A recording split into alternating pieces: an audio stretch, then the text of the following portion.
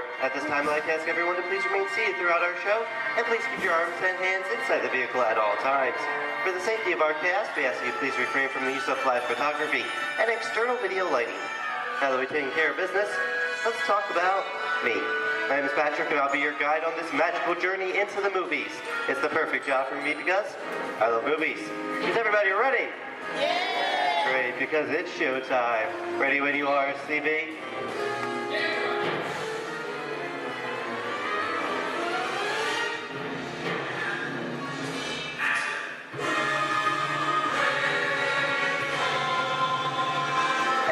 We are rolling.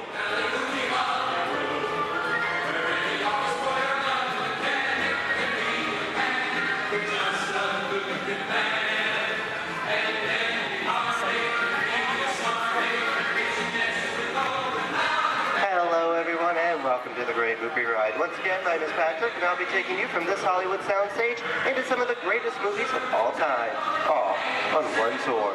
But between you and me, this is no ordinary tour because the Great Movie Ride brings these movies to life and puts you right in the middle of the action.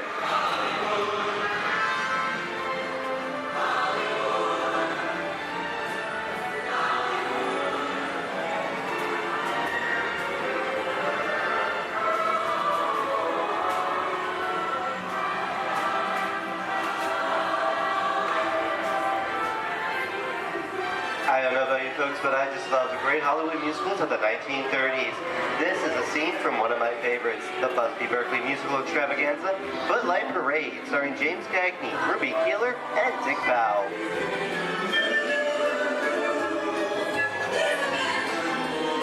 In 1952, Gene Kelly was Singing in the Rain with Debbie Reynolds and Donald O'Connor.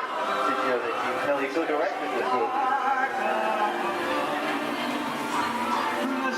Tell me what movie this is.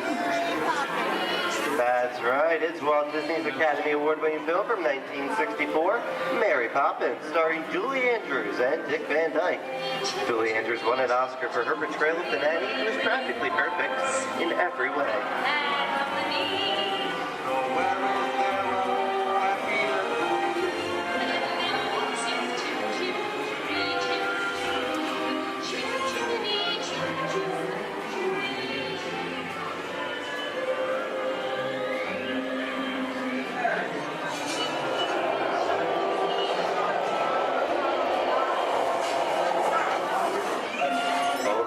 Walt and Bruce's folks. This doesn't look like a very good neighborhood. It looks a lot like the underworld. This seems such classic gangster films as The Public Enemy, starring one of my favorite tough guys, James Cagney. The working title for this movie was Beer and Blood, and in the United Kingdom it was known as Enemies of the Public.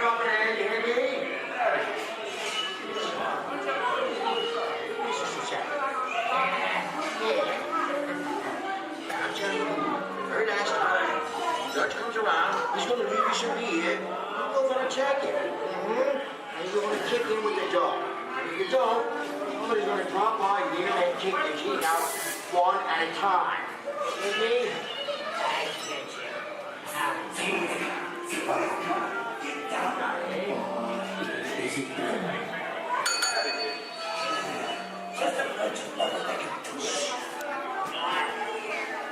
Sorry about the delay, folks, but I don't want to run a red light, even if it is just a movie. You talking to me? You talking to me? That's okay, I'm talking to the demon who's punishment out for the day. I'm talking to me. I'm not supposed to leave my vehicle. I say get away. Oh, okay, Monkey, whatever you say.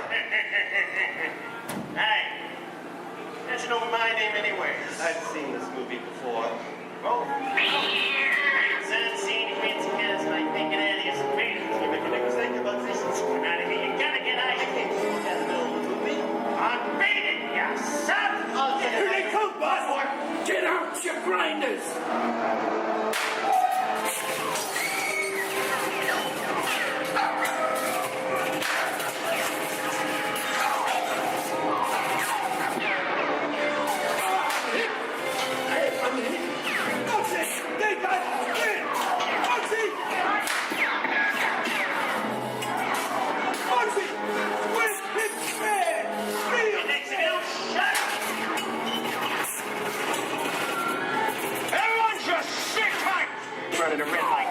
Barcelona. Never break the lie, lady. Watch this.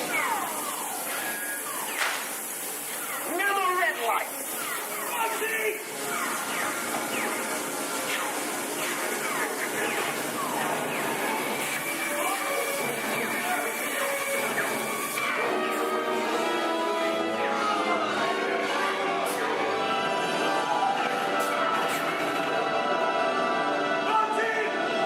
Sorry, boys, I'm making my getaway. Sayers in church. What are you looking at? Everyone mind your P's and Q's, and maybe you won't get hurt. What is this? Jay-Z? And now, the Old West, and two of Hollywood's legendary stars, Clint Eastwood and John Wayne.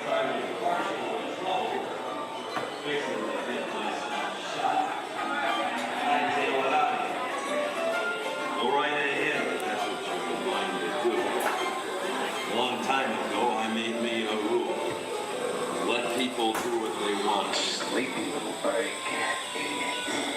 So, that's some mighty tough territory you're heading into, Pilgrim. I'd think about turning back if I was you. That is, if you want my opinion. Well, to make it clear, it's a perfect time for me to collect up all your valuables. Starting with the jewelry, going on to the cold hard cash. Perhaps work. Hey! It's the bank robber. Don't let him get I don't like this neighborhood, Kappa! This is nuts. Nuts! Tell us I'm getting out of here. do it, woman. Get yourself up. Looking at this one. Easy on you. Can't get any worse.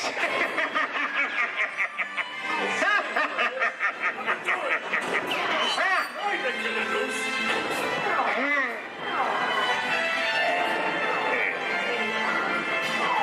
Okay. It's twice.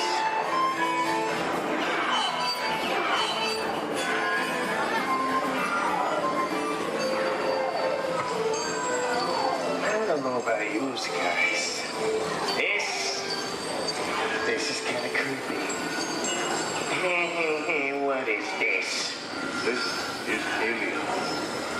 You are with Sigourney Weaver aboard the spaceship Nostromo. Something has gone wrong. One by one, the crew has vanished. And somewhere in the ship, a terrifying creature waits to claim its name. Pal, I ain't no victim. Warning, remain in your vehicle. The area you are entering is extremely dangerous. Proceed with caution.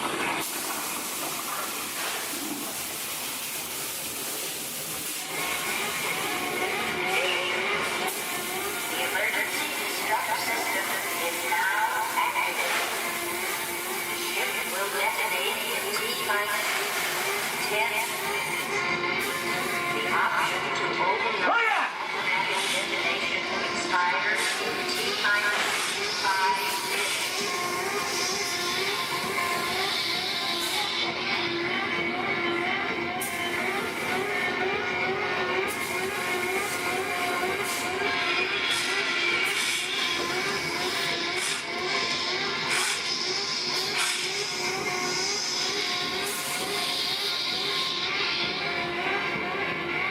There it is again!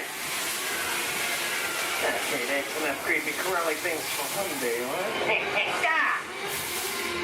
Wrong! Here in Raiders of the Lost Ark, amid 1,000 deadly snakes, Indiana Jones unearthed a great treasure.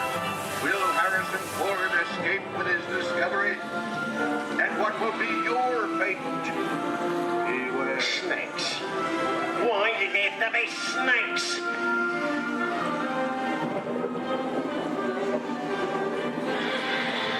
The dust of 3,000 years lies on the surface of this ancient burial chamber. And on the chest of the great stone goblet, a priceless Get a jewel. load of that chunk of ice. Time for me to get back to work. Tell nobody move while I go get the goods. I don't think they've noticed a few extra bodies around here. Know what I mean? But the jewel is guarded by a curse.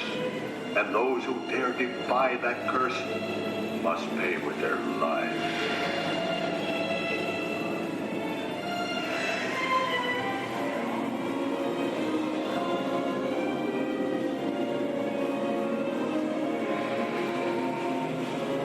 Halt, unbeliever. Disturb the treasure of the gods, and you shall all pay with your lives.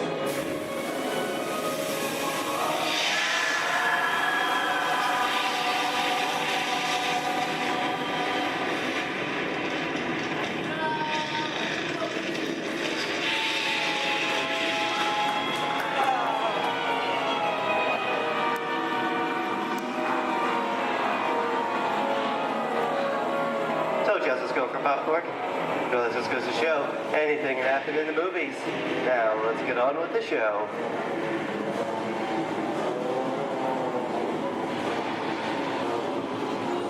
Ooh, I see dead people.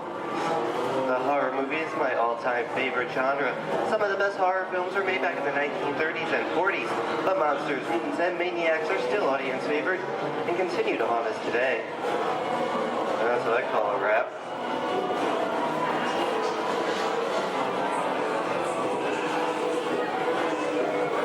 We are now entering the jungle home of one of the most beloved characters of all time. Now it's not George of the Jungle. Actually, it's Tarzan, portrayed here by Johnny Weissmuller. Over here we have Maureen O'Sullivan as Jane, and the lovely and talented Cheetah as herself.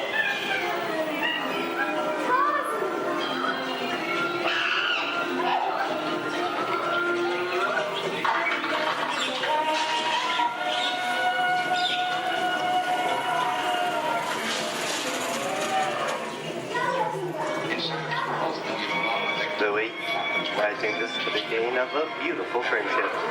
Best last line of a movie ever. Humphrey Bogart and Ingrid Bergman in the classic romance, Casablanca. Always have passed. You didn't have it. You lost it until you came to Casablanca. You got it back last night.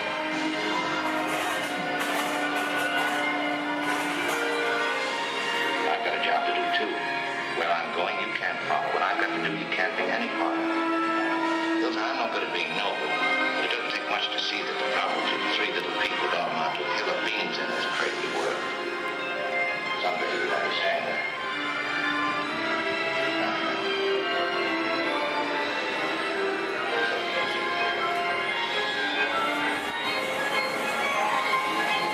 And here's one of my favorite movie stars, Mickey Mouse, in one of his greatest roles, the Sorcerer's Apprentice in Fantasia.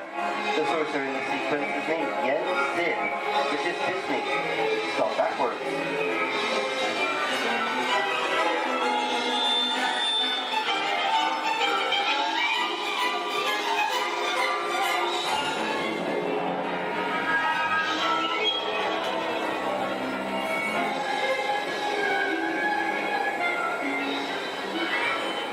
Toto, I have a feeling we're not in Kansas anymore. How often do you get to say that? I'd say we are definitely somewhere over the rainbow in one of the most beloved movies of all time.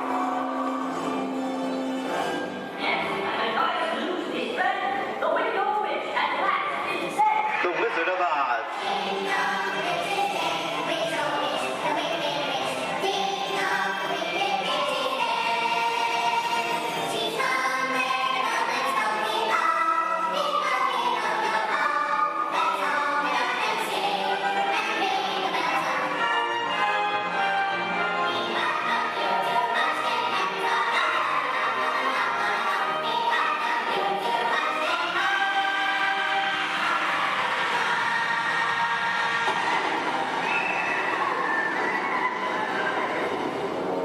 Who killed my sister? Who killed the Witch of the East? Was it you? No, it was an accident. I didn't mean to kill anybody. Well, my little pretty, I can cause accidents too. Oh, rubbish. You have no power here. Be gone before someone drops a house on you, too. Very well. I'll bide my time. But just try to stay out of my way. Just try. I'll get you, my pretty, and your little dog, too. I wonder how we get out of here. What do you folks think? Which way should we go? Follow the yellow brick road. Follow the Yellow Brick Road. No one I think of that. Bring along, folks. You know the way.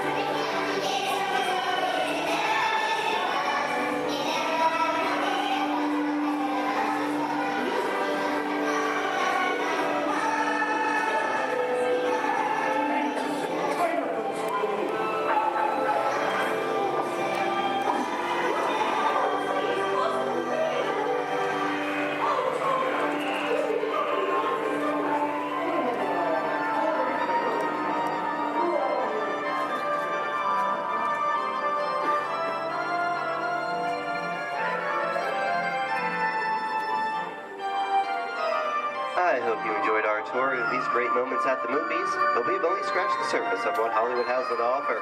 There are thousands of great movies out there just waiting for you to discover, and here are just a few of my favorites.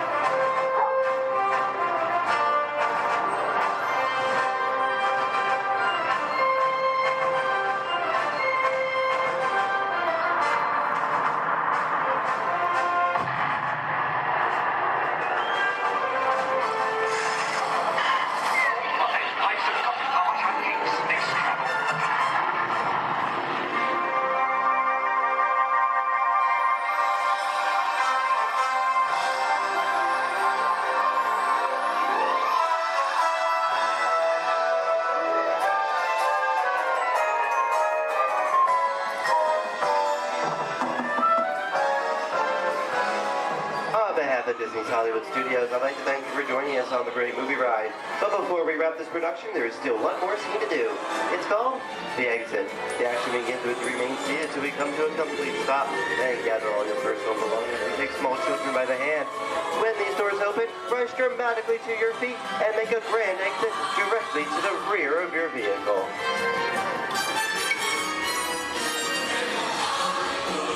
Oh, and one more thing. When I yell action, don't forget the thunderous applause for yours truly. All right, places, everybody, and action! Thank you, thank you. Have a wonderful day here at Disney Hollywood Studios, and we'll see you at the movies. The stuff movies are made of. Goodbye, everyone.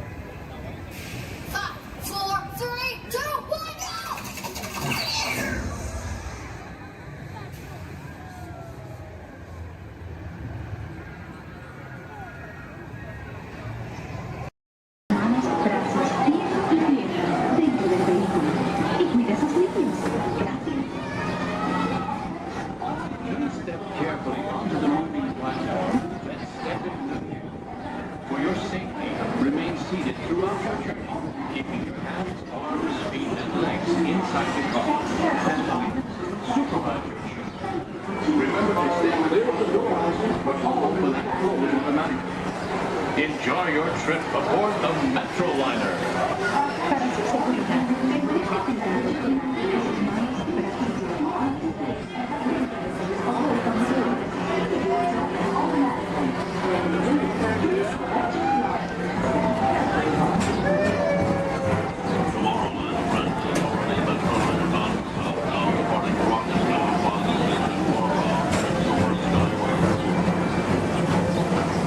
Welcome aboard, TTA travelers. We hope you enjoy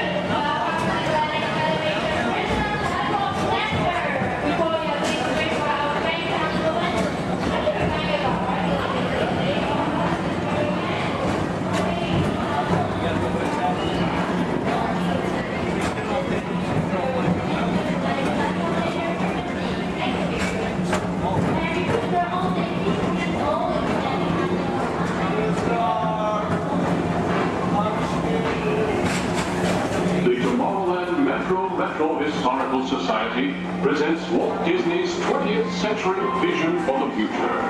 This model city dared to dream the perfect community in which to work, live, and live.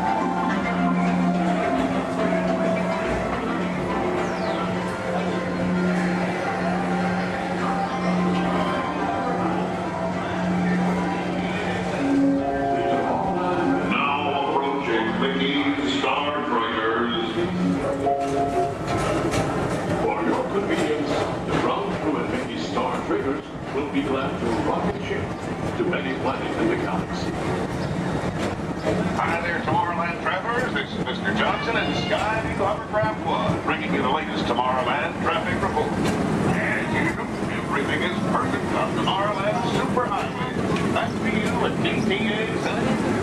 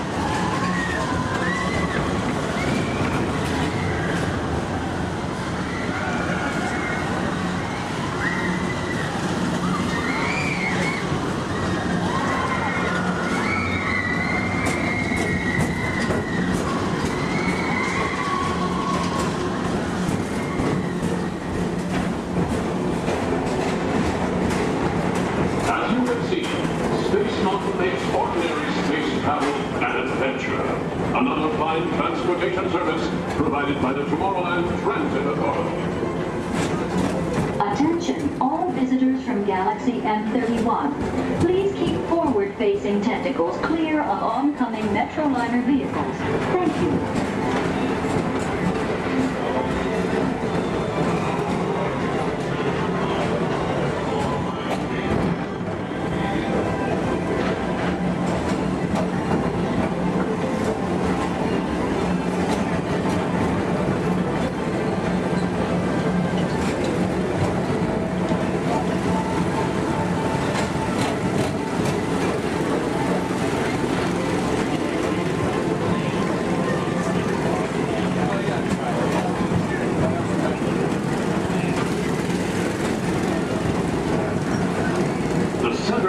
Rocket Tower Plaza is the League of Planets Astro Orbiter. This symbol of universal harmony and interplanetary fellowship provides all beings with an exhilarating spin around the planets.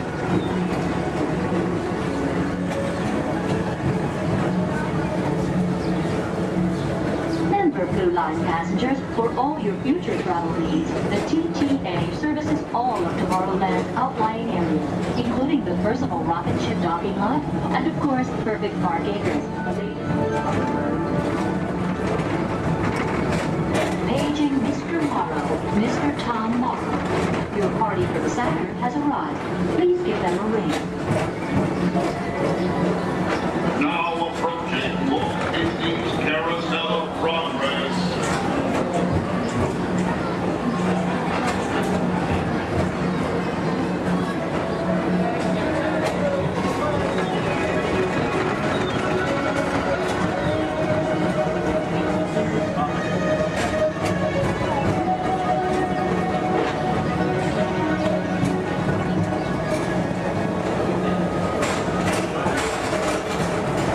Citizens of Tomorrowland, join Buzz Lightyear on a daring space mission to save the universe from the evil Emperor Zurg. Report to Star Command and Buzz Lightyear, Space Ranger Spin!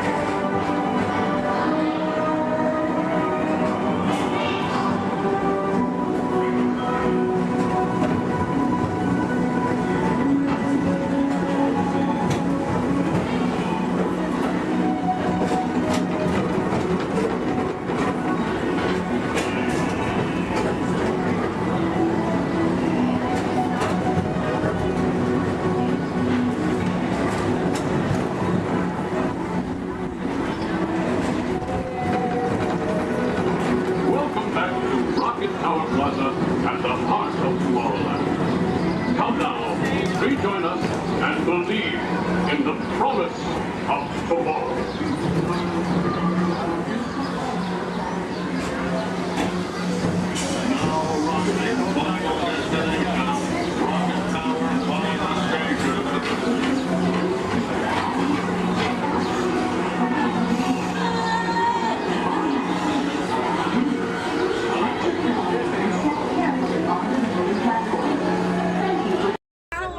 That means thank you. Another word that we say here on the reserve is Twin Day. Twin Day means let's go.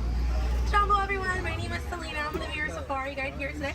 Before we get out in the reserve, I do have a few safety reminders. Please make sure that we keep our hands, arms, feet, and legs inside the vehicle at all times so that we remain fully seated throughout our entire journey today. Now, if you take a look above your head, we have an animal spotting guide. You can use that guide to help me spot some animals out here on the reserve. I can't promise that we're going to see all of them, but I usually have some pretty good luck. Now we're going to be heading into the Little Aturi Forest here first.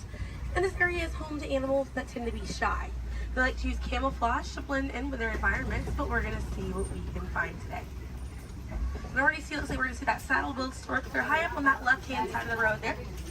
And the saddle-billed stork gets its name after the little yellow patch that's on its beak.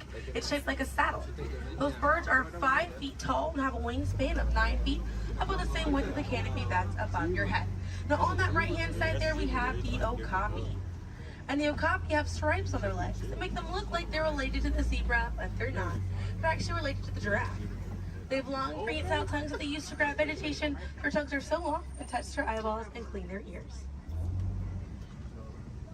As we're looping around here, you can see we have some greater kudu way up there, as well as the bongo. Now, the bongos are going to have that deep, almost penny color coat to them, with those antlers over there, and then the greater kudu, the tan colored coat right there. Now, the bongos are known as the ghosts of the forest because of how rare they are to spot in the wild. And their antlers, they angle backwards, and that's to help them get through thick vegetation and underbrush very quickly. Now, the greater kudu that we see right there, the greater kudu are one of the tallest antelopes in Africa, or the second tallest antelope here on the reserve. They stand at 55 inches tall at their shoulder, and they can leap about 8 feet forward. Now, coming up here on the left-hand side, we're going to see the black rhino.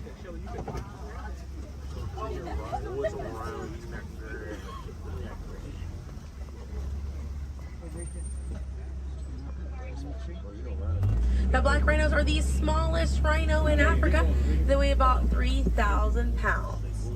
Rhinos are poached or hunted for their horns. Some people believe that they have medicinal value, but they do not. Their horns are not valuable at all, made out of keratin. And that's the same thing that our fingernails are made out of. Really good view of that bongo there on the right-hand side as we're passing by here.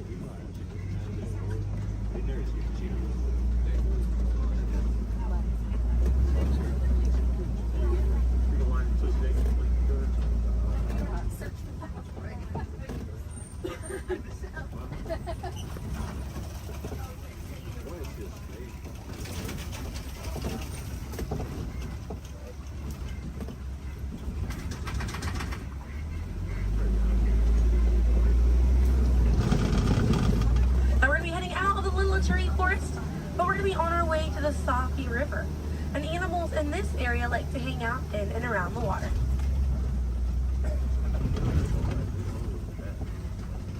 But coming up on the right hand side, we're going to see some pink-back pelicans. And the pink-back pelicans get their name for the pink skin that occurs on their back during mating season. Now those animals are colonial nesters, so they'll nest between 20 and 500 pairs. That's a group of 40 to 1,000 pink-back pelicans.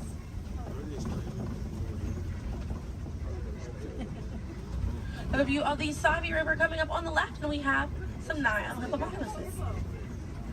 Now, a group of hippos is called a bloat, and they spend most of their time submerged in that water to avoid overheating, but they will come out to graze. And they can stay submerged in that water up to 8 minutes at a time. And instead of swimming through the water, hippos will actually walk or run along the bottom of the riverbank, helps them glide through that water right there. One of the ways you can help out your waterways is by checking your sunscreen to see if it's reef safe. Another way is just being aware of how much water that you use and trying to conserve as much as possible.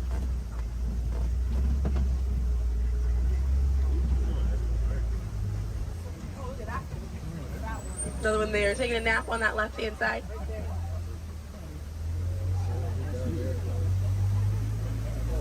Yeah, coming up on the left, we're going to see the Nile crocodiles.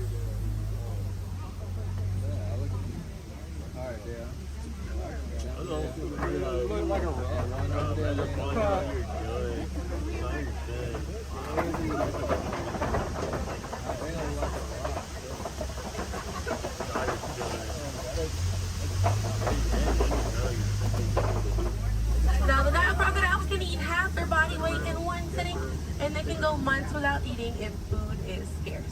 Now, mother and father crocodiles are great parents, and they'll gently roll their eggs in their mouth.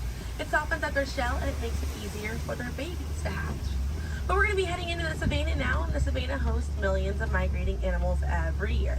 And it's home to Africa's most well-known animals, such as zebras and giraffes.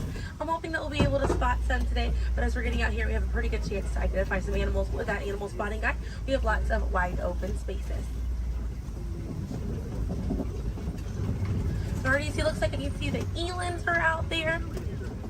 Wondering what other animals. I'm hoping it'll be a pretty busy day out there.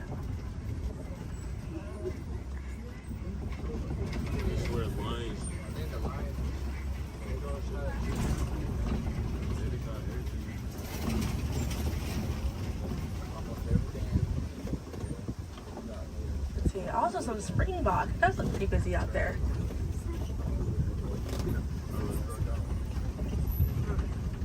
So we're still looking around here. Keep an eye on the right. They're going to be past this kind of rocky area. It's a herd of wildebeest way back there in that pathway. And the name wildebeest means wild beast in Afrikaans. And they'll travel in groups of 1.5 million, and they'll go about 500 to 1,000 miles every year. That's roughly the distance between here and New York. And during a wildebeest great migration, they can kick up so much dust that their dust cloud can sometimes be seen from space. Now, wildebeest are very impressive animals. They're able to run about 15 minutes after they're born. But this group of trees there on the right-hand side, they're all kind of pruned underneath to the same height, and that's about as far as those giraffes can reach. Like the vegetation on these trees all around this area here. Now that's going to be the Maasai giraffe, and the Maasai giraffes have an irregular coat pattern. They don't have those clean lines around their spots like the reticulated giraffe that's on your animal spotting guide does.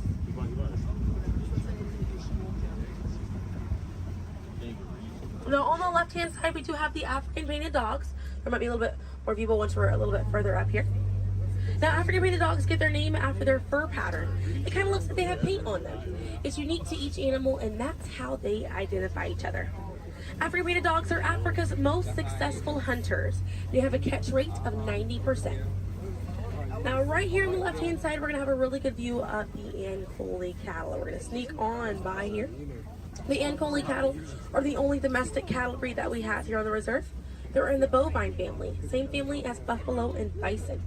And their horns right there, they grow about 3 to 4 feet in length, and they're filled with a honeycomb-like structure. It allows for blood circulation, and it helps keep them cool on hot days.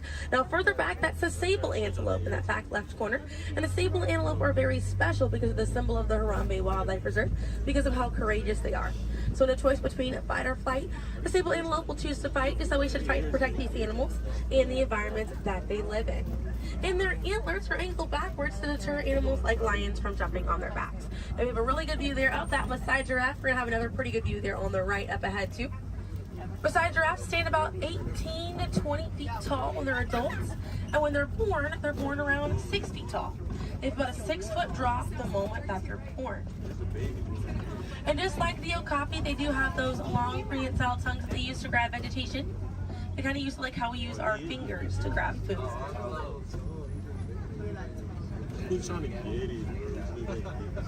Really good view of them right there. They're actually the same number of neck bones or vertebrae in their neck as we do in ours. Theirs is just bigger.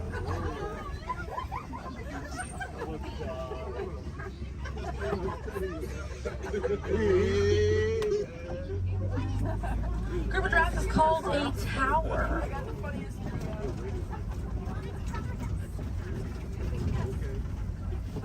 Now we're going to see on the left-hand side we have the elands. Now the elands are right next to the springbok. The elands are the tallest antelope on the reserve. They stand at 6 feet tall at their shoulder. One of my favorite eland facts is they'll make a flower crown with their antlers to impress the females during mating season. Now it's not a perfect flower crown. They'll kind of root up at plants and bushes, but it's the thought that counts. Another eland right there, a couple of elands right there. And then we have the springbok, and the springbok are the smallest antelope on the reserve. They're able to jump 6 feet straight up into the air repeatedly and about 13 feet forward. And they're a symbol of a lot of sports teams over in South Africa. Now those elands right there, they can weigh up to 2,000 pounds.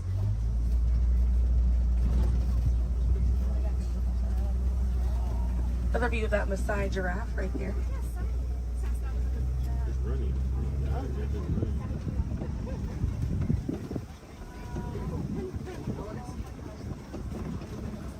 See what else we have waiting around the corner for us. Another Maasai giraffe there. But a bit big for these giraffes.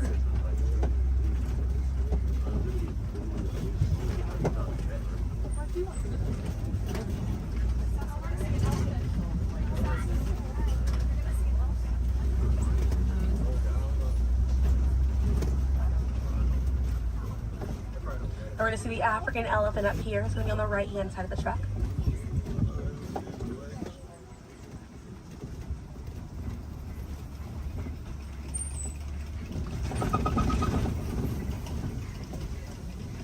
Really good view of that African elephant there on the right-hand side.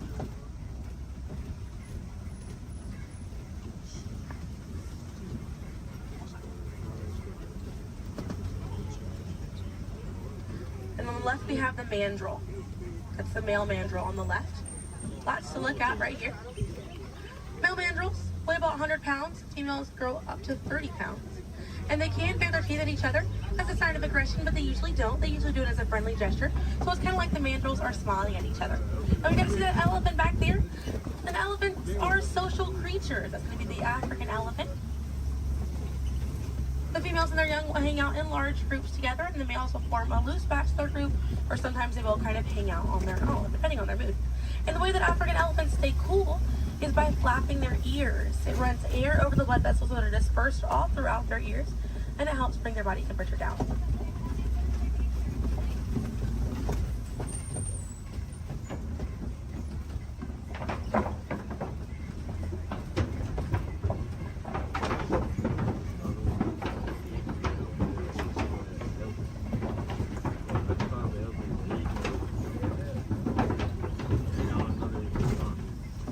We're going to be looping around this area here. We have lots of red clay on this right-hand side.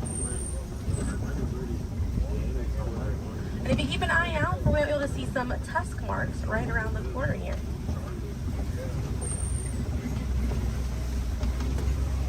So those tusk marks on the right were caused by African elephants. And they'll scrape up against that clay and they'll eat it. More elephants there on the left-hand side. And they eat it because it contains the minerals that they need, sort of like how we take vitamins.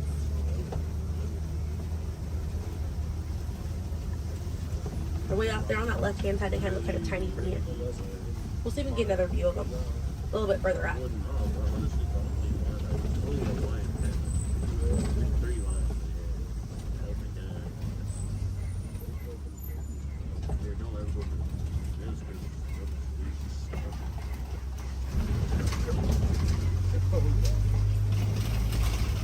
So on the right-hand side, we're going to pass by a couple of trees. There's one on the left by those elephants as well.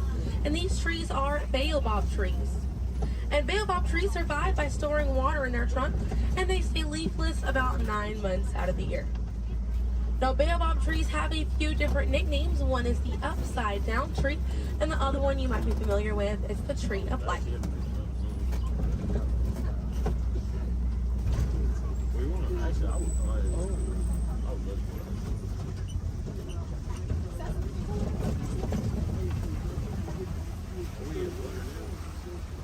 And we're coming up here on a group of flamingos.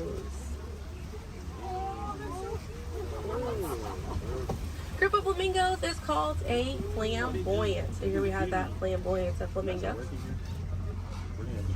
Now this particular species is the greater flamingo species, and they're the lightest colored flamingo in their family.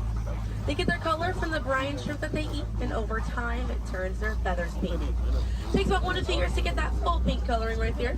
When they're born all gray and fluffy.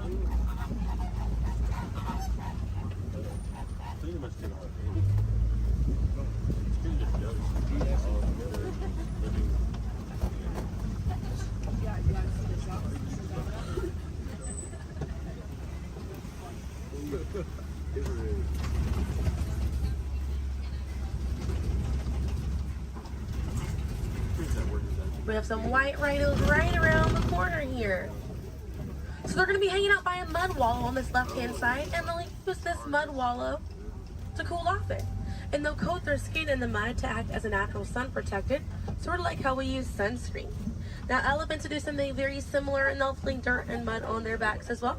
Just how important it is to protect ourselves outside in these environments by wearing hats, sunglasses, sunscreen, very, very important, as well as staying hydrated. Now that white rhino right there, they weigh about 4,000 to 5,000 pounds. A group of rhinos is called a crash, and they can run at 35 miles an hour. Now on the right hand side, those are some ostriches way back there. Ostriches are the largest bird. They have wings, but they do not fly. They use those wings for balance and to help them change direction. Comes in handy because ostriches can hit speeds up to 40 miles an hour.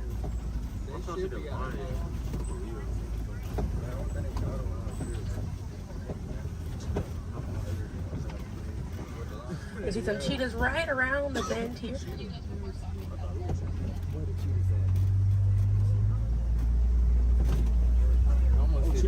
That's a good view of that cheetah here on the left. Now cheetahs are the fastest land animal. They run a little over 60 miles an hour. And they have 2 black lines on their face. Those black lines are called tear marks. And they help reflect the sun. Benefits cheetahs because cheetahs are daytime hunters. Now cheetahs do not roar. Instead of roaring, they'll meow and they'll purr. And their claws are not retractable, so they're out all the time. Now we're coming up here on some Kopi rocks. And Kopi rocks are rocks that jut out from the savannah. And a lot of times animals like lions will use these Kopi rocks as a vantage point to kind of scope out their territory and their prey. Really beautiful view of that male lion right there. Now at full volume, their roar can be heard up to 5 miles away. And they can sleep about 16 to 20 hours a day. Really impressive view of them posing right there. Now, female lions will do most of the hunting for the group, and the male lions will stay back and kind of guard the territory and guard their cubs.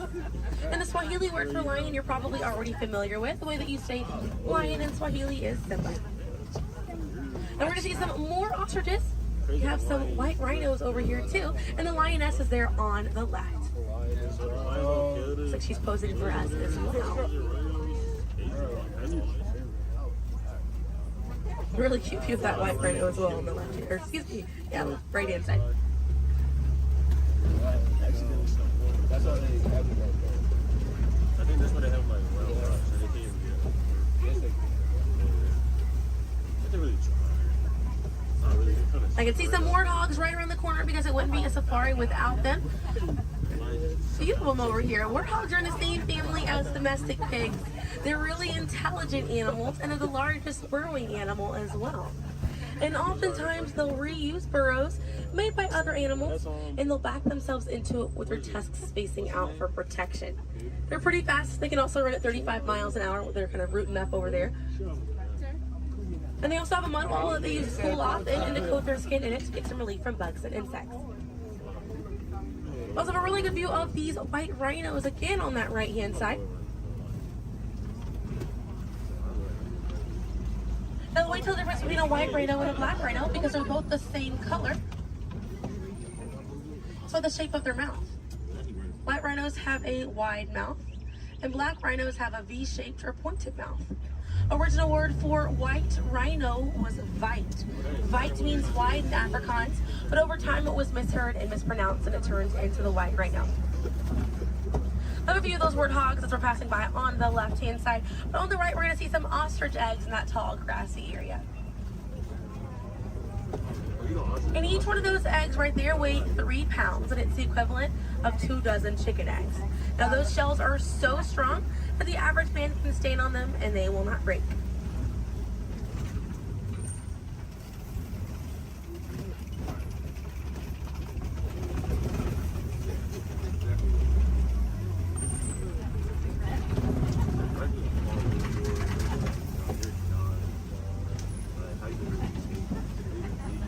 We're gonna see, looks like we have some Nigerian dwarf goats over here. And these goats are used for their dairy products, such as milk and cheese. So they take up a lot less land than cattle, so they're a bit easier on the environment, and they're very cute. Now their milk is considered high value, so selling that milk helps take away the need to rely on wildlife. Now if you do want to see some more goats today, you can head over to Rafiki's Planet Watch. They have a petting zoo area, an animators area, and a kind of behind the scenes look at Disney's Animal Kingdom.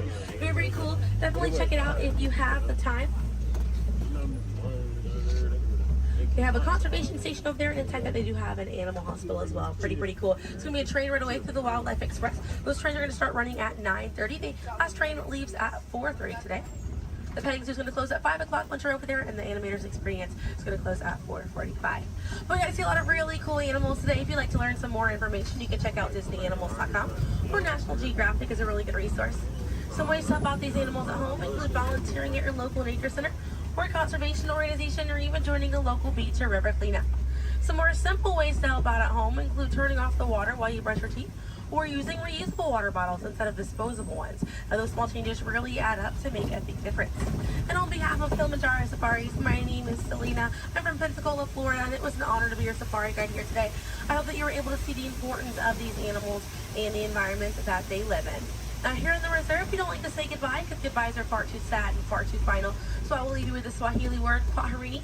And kwaherini means to go well, with the intentions of seeing each other again one day. So kwaherini, my friends. Another word that we say here on the reserve is asante sana.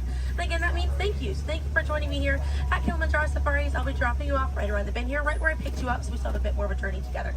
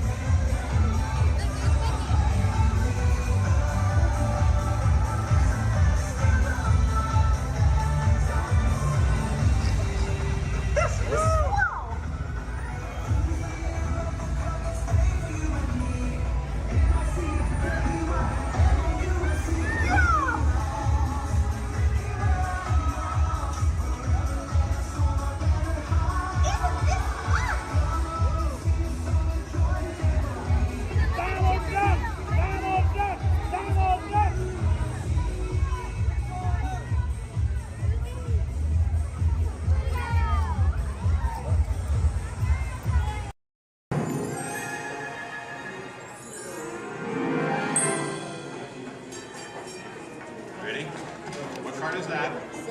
Okay, keep your eye on it. Wait. Please. Blow on it.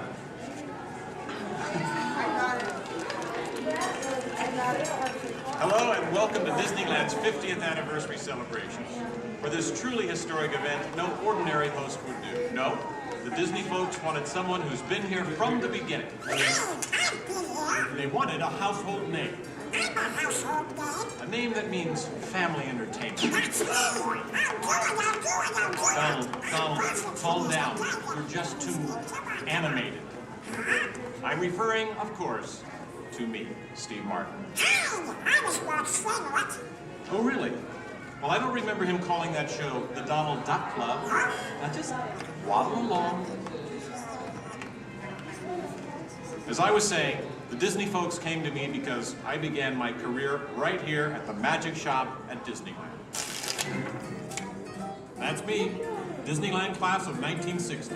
Magician, prestidigitator, and seller of fake vomit.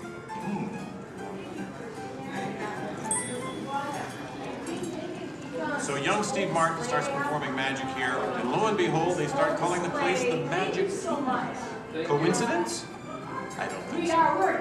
But right now, I'd like to introduce you to the man who started it all, Walt Disney. Walt, tell us how it all began. This is the original. Now this is the original, it's taken from the original show here at Disneyland. And then, So we start out. yes, it was Walt planning him, and then when they The merry-go-round, and let's go to different places. As I sit there, these things, sit on the bench, eating peanuts, I felt that this is something that parents and the children could have fun together. Great idea. So that's how Disneyland started. I'll take it from here. oh yeah, and I did not. This work at priceless Disney artwork show, shows but the I did first work design in for the Journey to Disneyland. Gettysburg show. A small park that would have With been the near the headset Disney show. Studios in It was a Burbank. headset show. It's sweet, They isn't could it? simulate a haircut. But he couldn't stop there. Not Walt. He wanted a world of the future, an exotic jump, a wilderness frontier, and this is just the most rare and valuable piece of art for Disney archives. It's the painting that sold the concept of Disneyland to the bankers. It was a painting. You guys really. Thank you. And just get this lobby just open this morning. So you were here day one. It just opened today. Then Walt heard about an orange grove in Anaheim. Thank you. Thank you. You're welcome. An hour away from any major city, at the end of a dirt road. Talk about impossible dreams. If I could take you back in time. Wait a minute. What am I saying? I'm a magician.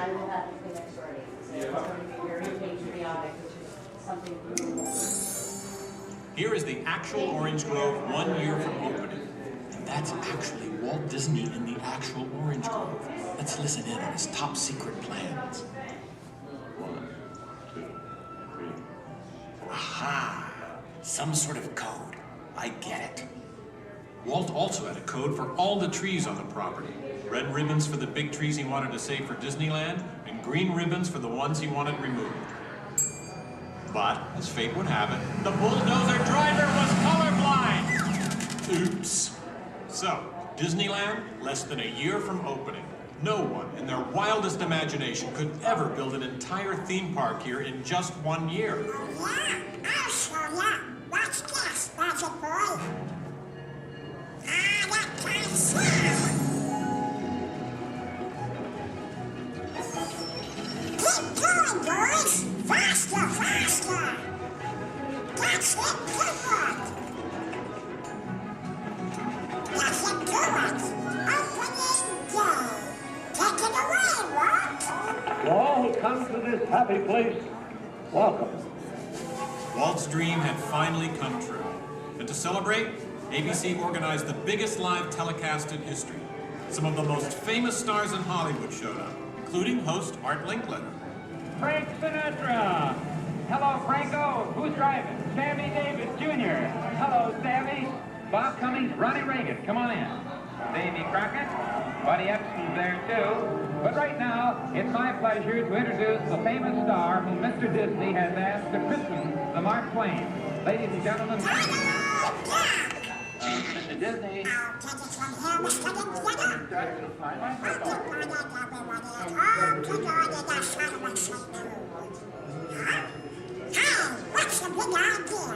I'm translating. Nobody can understand what you're saying. Cannot? Not. I'll show you. Ignore the duck. As I was saying, the lands that America saw on the Disneyland television show became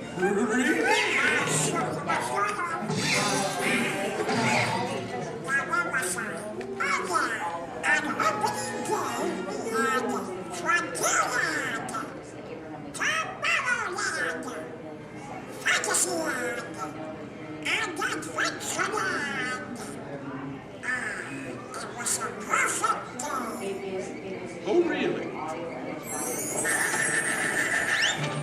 I wouldn't say perfect. It was 100 degrees in the shade, and the freshly poured asphalt was still wet. 11,000 people were invited, but 28,000 showed up. Newspapers predicted the worst for Walt and his park, and only 90 days later, 1 millionth guest walked through the gate. Disneyland not only survived, it thrived.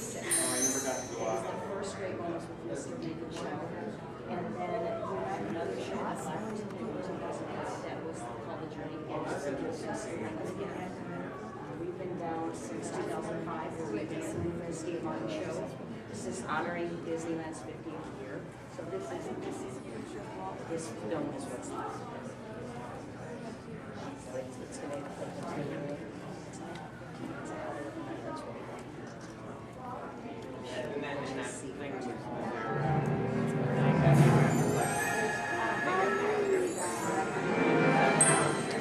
Walt wanted the magic of Disneyland to begin as soon as you walk through the gates. And your first stop is this turn-of-the-century street inspired by the small town where Walt grew up. He felt so at home here.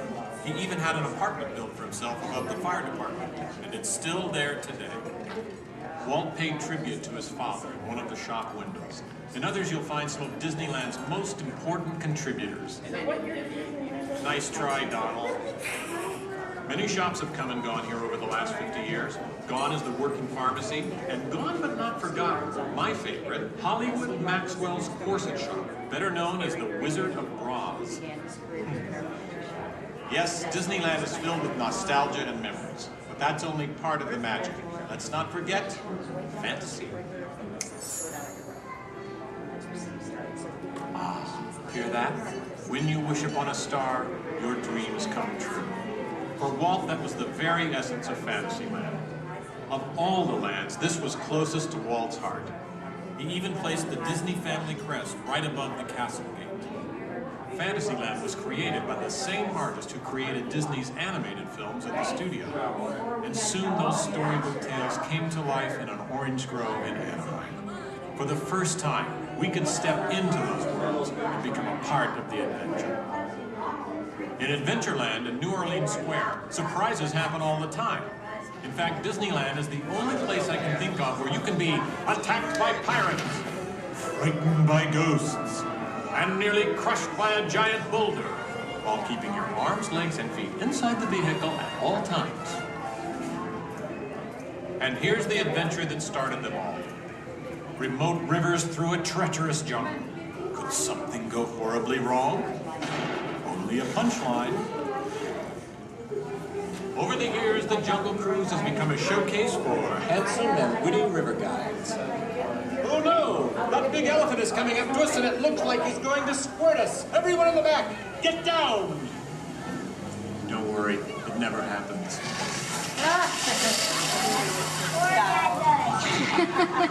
Yeah, Donald. It was a duck, right? The duck?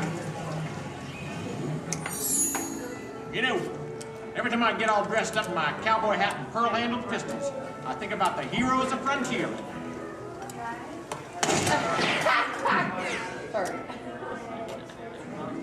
You see, Walt believed it was important to pay tribute to the pioneers who blazed a trail across frontier America, and I agree. especially when it involves saloon girls and blazing six guns. In Frontierland, you could meet popular Disney heroes of the day, like Davy Crockett and Zorro. For a while, there was an authentic American Indian village. And in the little mining town called Rainbow Ridge, you could board a mine train or pack mule to explore nature's wonderland. And then the West got a whole lot wilder. Big Thunder Mountain Railroad was a thrilling addition to Disneyland's growing mountain range. The first peak was the Matterhorn, one of Disneyland's first e-ticket attractions. But the most out-of-this-world mountain of them all is right here in Tomorrowland. When Disneyland first opened, Tomorrowland gave us a preview of the amazing, futuristic world of 1986. Okay, so the 1980s didn't turn out that way. But Tomorrowland is really about imagining the possibilities of the future. So we got to go to the moon before real astronauts did. We got to travel through the mighty microscope on atommobiles, beyond the realm of normal magnification.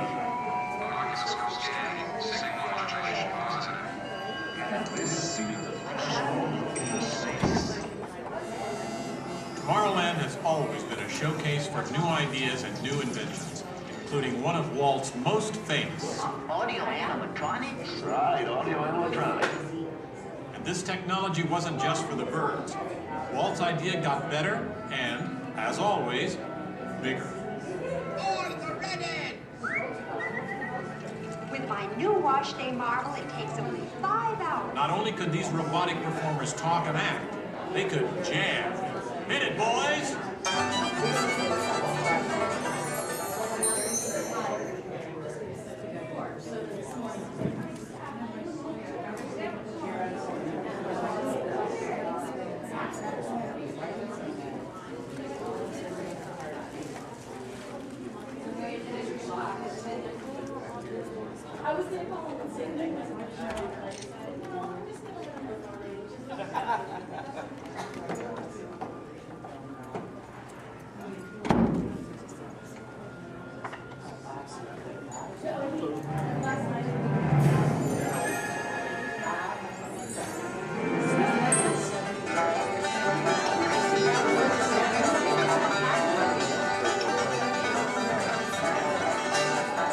Yes, Disneyland has had thousands of great entertainers over the years, and not all of them have had servos and circuit boards. I learned a lot about comedy by watching Wally Bowe, star of over 47,000 shows at the Golden Horseshoe Revue. And he was only one of the great homegrown acts that brought their unique magic to Disneyland over the years.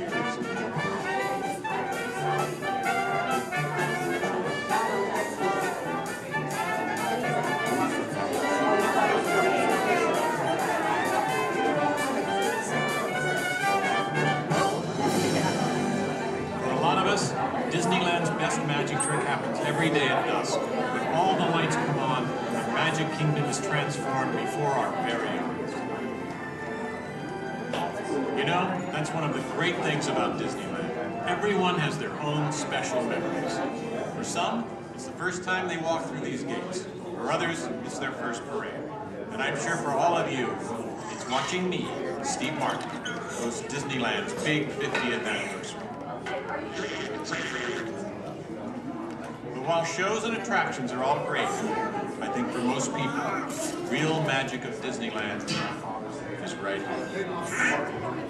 It's you, Donald. Yes, it's you and Mickey and all the rest of the gang who always make us feel like home friends.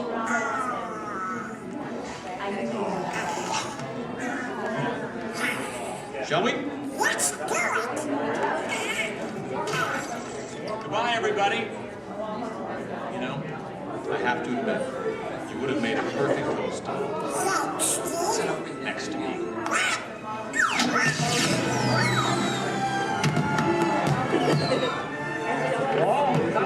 Happy place. Welcome. Disneyland is your land. Here age relives fond memories of the past. And here youth may savor the challenge and promise of the future.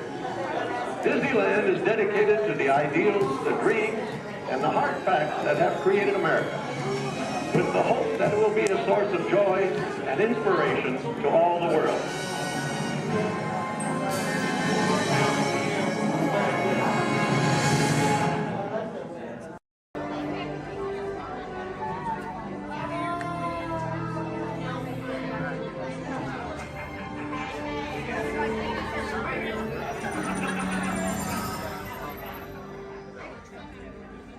Greetings, Terrans. I am Nova Prime Irani Rayal, Commander of the Nova Corps. On behalf of all Xandarians, I hope you have enjoyed exploring the wonders of Xandar. As you have seen, your world and ours were born of the same moment, one which you refer to as the Big Bang. As such, we are all galactic neighbors in a vast universe which we and countless others share. For you to travel to Xandar would take 2.5 million years, assuming you had a ship that could fly at the speed of light. So we decided to come to you. But even we could not have reached you so easily were it not for the Cosmic Generator, an advanced piece of Xandarian technology that creates jump points, artificial tunnels that act as shortcuts, linking distant points in space. It is our desire to share this wondrous technology with your people, so that together we might explore new worlds and create a brighter tomorrow. And now, as the culmination of the wonders of Xandar, you will be teleported to a Nova ship above your planet for a demonstration of the Cosmic Generator. I trust you will find it an unforgettable experience.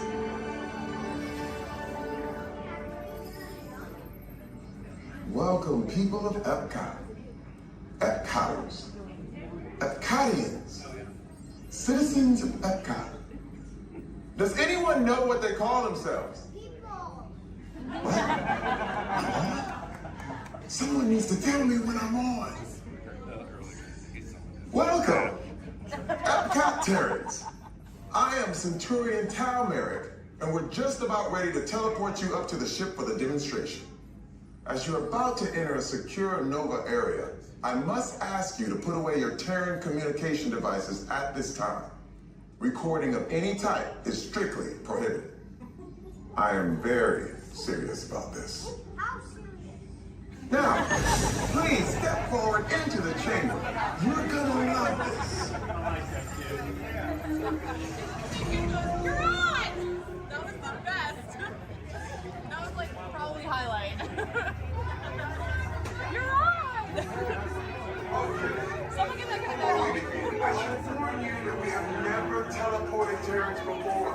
But since your molecular structure is very similar to Xandarians, it should work. It'll work. So long as you are standing inside the lighted ring. You do not want to know what happened last time someone did not stand where I told them to, okay? Stand by the teleportation. Here we go.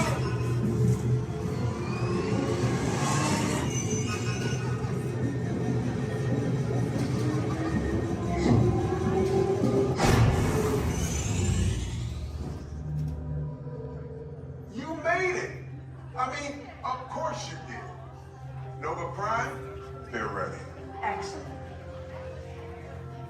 What you see before you is the Cosmic Generator. And in just a few moments, we'll be activating it so you can experience for yourselves what's happening. I'm not sure. Our power's out. And the Cosmic Generator is gone. Interior Mark, go to Code Red. Prepare the fleet. And call the Guardians. Now. There's no cause for alarm. Turn off that alarm. I've got an important transmission coming in. Hey, what's up, Nova Corps? Our Cosmic Generator has been stolen. What? How? Why didn't we think of that? That thing's gotta be worth a fortune. I am Groot. Good question. Yeah, who do you think took it? Perhaps that really big man outside your ship. Oh, that is a big man. I need to alert Nova Prime. I'm watching Terrans for That's not creepy at all. This species has failed. Wait, whoa. We didn't even know there was a test. He's got the cosmic generator. He's creating a new jump point. Jump point to where? Not where. It's some kind of mutant jump point. He's going back to the dawn of time. Dawn of time, why? To erase some error. Well, that doesn't sound good. Your time is over. Wait, what do you mean? What do you mean that's so vague? The jump point is closing. Hey, Nobudu, your Nova Corps need to follow that whatever it is until we get there. We can't. Our power is down, and I've got to get these Terrans onto evacuation shuttles. I got it. I reprogrammed the shuttles to follow them through the jump point. Wait, what? Look, they're our only chance of keeping track of that whack job until we get the cosmic generator back. Piece of cake. Wait! There's King. Where's this King? The odds are impossible, Yep. but it's our only shot.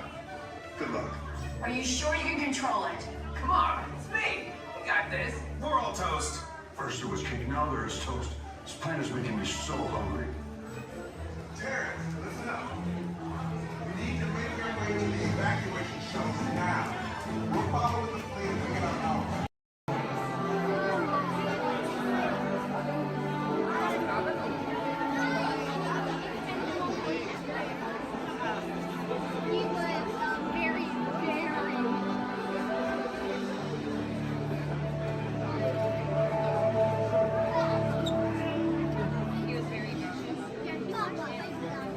The technology that makes Xandar most famous throughout the galaxy is our universal neural teleportation network. It generates artificial particles in the space-time continuum, which we call jump points. Jump points allow for ultra-rapid space travel. What do you think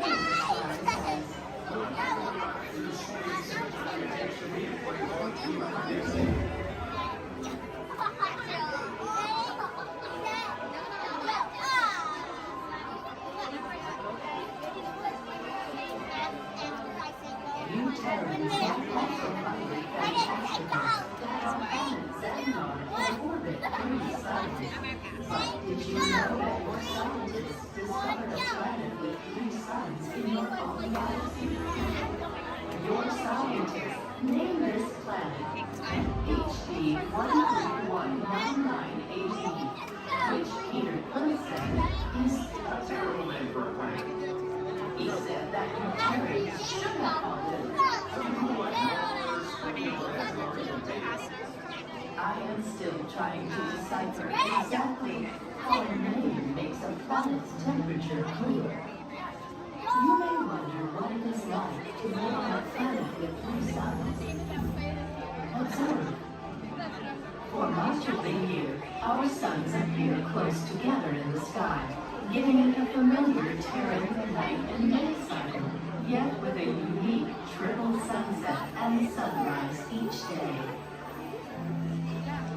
As our planet continues along its orbit, the suns grow further apart until they reach a point where the setting of one coincides with the rising of another. At this point, Xandar is in near constant daytime. Is that not wonderful? There are so many wonders in our universe. You will discover more of them as you continue your visit here in the wonders of Xandar. We welcome you, Terrans. Okay, so he was... Really, I just love to come down. For any reason.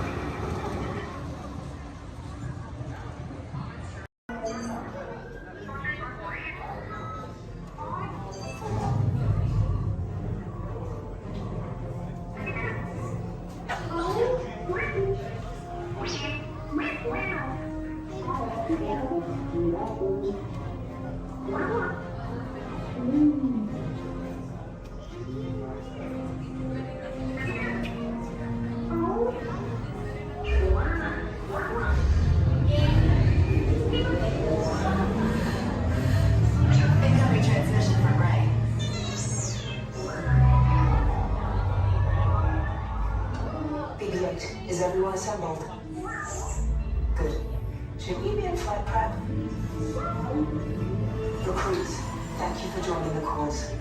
A covert resistance team led by my friend Finn has infiltrated a First Order Star Destroyer that is now headed to this system. Your outpost on Batu is no longer safe. We have transports waiting to take you to General Organa's secret base on Pucara. I'll regroup with you there. The Resistance desperately needs your help in our fight against Kylo Ren and the First Order. Remember, it is vital that you keep the location of the Pucara base secret. Lieutenant Beck, one of our top commanders, will lead you. Affirmative. Transport is ready. 9 I shall personally see them delivered. Thank you, Lieutenant. Welcome to the cause. May the Force be with us. Commander Poltam and a squadron of X-Wings shall escort us to the rendezvous point on Pucara. Roger, this is Black Leader. I hear you're a fine-looking group of recruits. Well, no time to waste. Let's get you on your way to the General. Stand clear. Deck doors opening now. Hurry, all recruits to transport. No need for safety gear, it'll be a smooth ride. Ground crews, deck is in motion. Recruits crossing to transport. Initiate pre-flight sequence on Deck 3 for Pucara.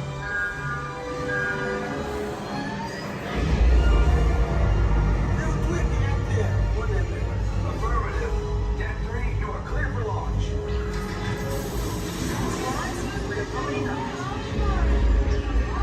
Pucara personnel, this is your final call on board. Transform away from the blast doors, all the way forward.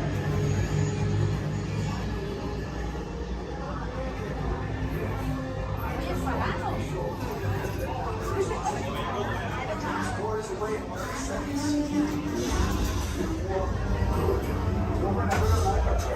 Yes, check the hyperdrive also. Transport takes off in 20 seconds. Good. Airspeed sensor. Thank you, Nina. Black Leader, are you and your team ready? Affirmative. Engines are hot. Red 2, Blue 5, reporting. Red 2, check. Blue 5 standing by. Engage repulsors and hold on, recruits. More ships. Launch.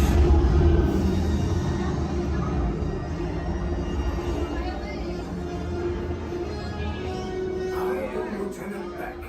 As you heard from Ray, I have been tasked with getting you to Pucara. Red 2, Blue 5, keep tight now. Let's get ready to make that jump to light speed on mark. Black Leader, we're picking up an unusual signal. Are you spotting anything? Yeah, I see it. We'll check it out. BB-8, what do you got? There appear to be a number of small craft heading our way. Raise the shields. We got company. First Order TIE fighters. Reroute. Reroute. Red 2, Blue 5, we got a clear path so transport can make the jump. They're all over us. We lost Red 2, more incoming. Blue 5 taking evasive action. Try to shake him, Blue. I'm trying. We lost Blue 5. I'm gonna try to draw him away. Copy that. Get us clear so we can make the jump. Be ready. You won't have much time. Where are all those TIE fighters coming from? Star Destroyers. Get out of there! We can't. We're caught in a tractor beam. It's pulling us in. Our lines are friends and make this a fair fight. Don't worry, I'll come back for you. Stay strong. Cargo vessel TR-141, identify yourselves and prepare to be boarded. This is TR-141. We are a civilian vessel. By whose authority are we being detained? By the authority of the First Order, resistance scum. Now bring down your shields and prepare to be boarded. They'll want the location of our secret base. Tell them nothing. The future of the Resistance is at stake. I have a bad feeling about this. Stand back from those doors. Attention, passengers of the TR-141. You have been identified as enemies of the First Order. You will disembark immediately and prepare yourself for interrogation. Proceed forward, now.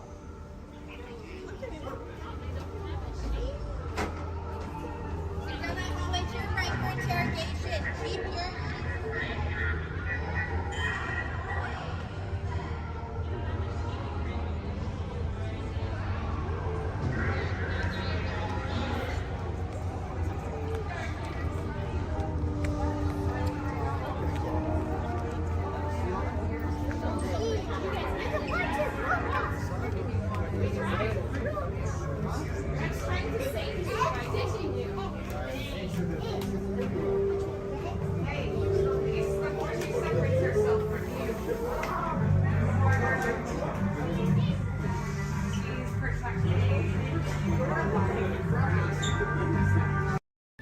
Look inside yourself.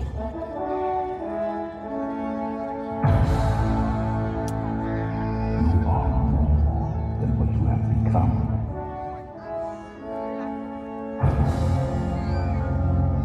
Remember who you are.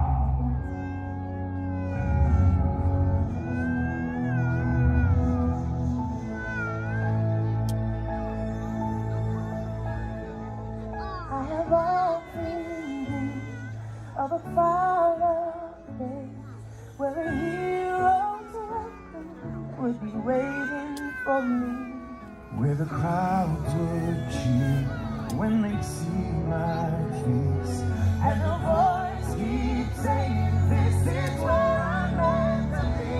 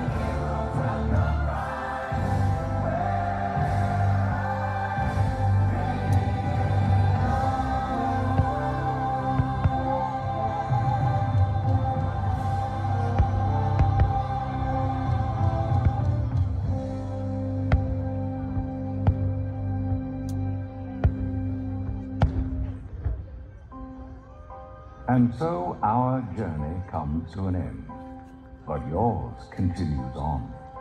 Grab hold of your dreams and make them come true. For you are the key to unlocking your own magic. Now go, let your dreams guide you. Reach out and find your happily ever after. The battles, the stories, the losses, and all the glory were changed by the way we live every day. Just look up and reach to the sky. We all have the courage to fly.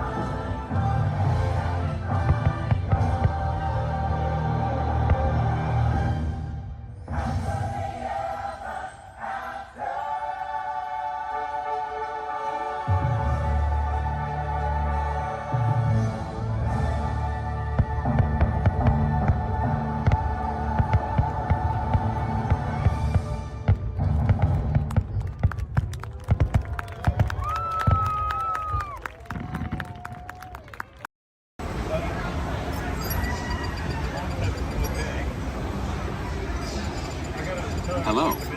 The seatbelt check is around the corner. For your safety, remain seated with your seatbelt fastened and your hands, arms, feet, and legs inside the vehicle at all times.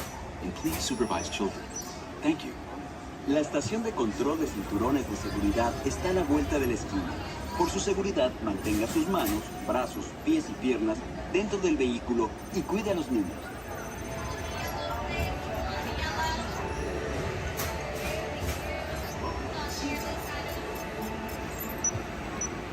Automated driving technology activated. Welcome to the sim track.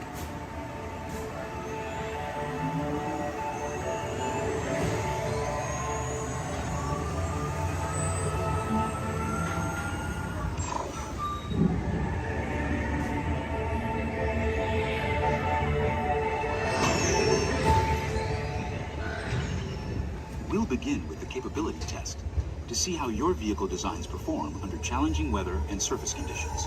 Monitoring road surface. Connecting to OnStar. SIM card performance data acquired.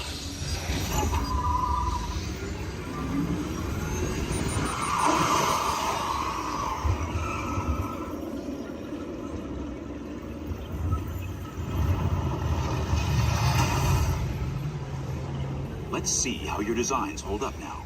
Commencing SIM car off-road and extreme weather sequence.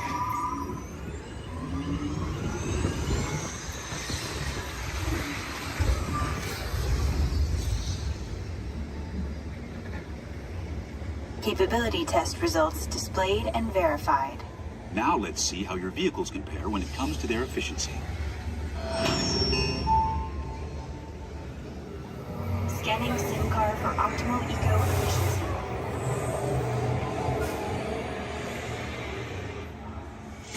Engaging eco scan for aerodynamic efficiency.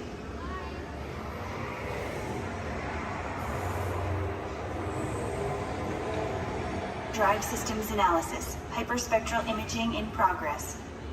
Calculating total enviro impact.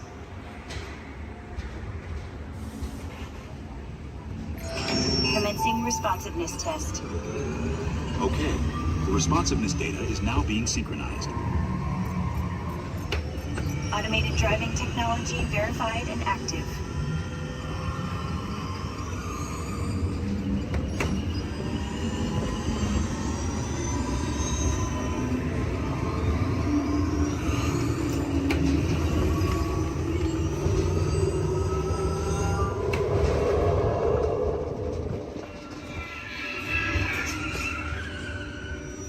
Automated crash avoidance technology disengaged.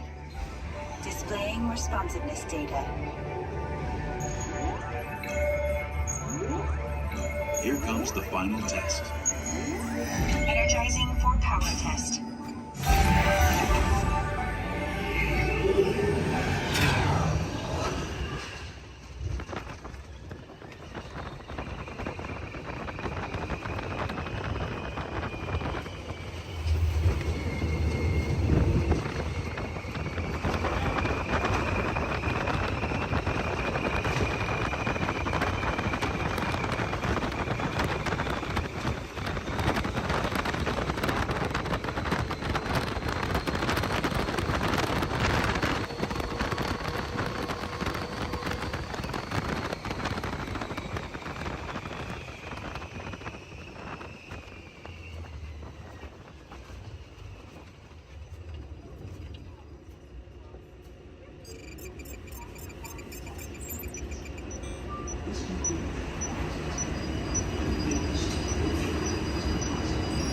Displaying power test results. SimTrack performance testing complete. This concludes your performance testing. You'll be able to see how your Chevrolet custom concept vehicle designs compared with the sim car after you disembark.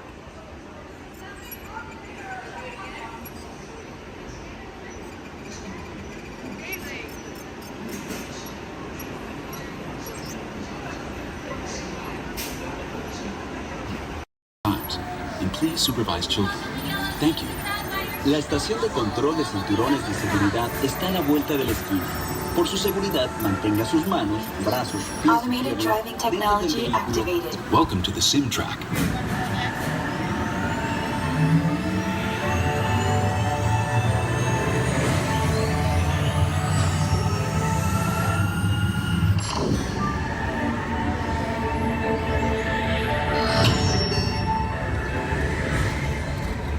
We'll begin with the capability test to see how your vehicle designs perform under challenging weather and surface conditions. Monitoring road surface. Connecting to OnStar. SIM car performance data acquired.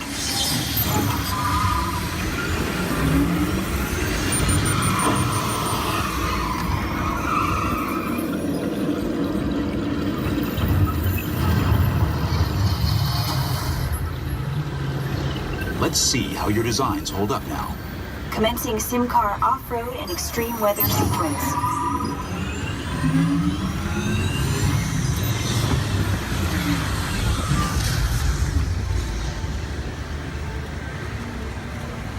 Capability test results displayed and verified. Now let's see how your vehicles compare when it comes to their efficiency.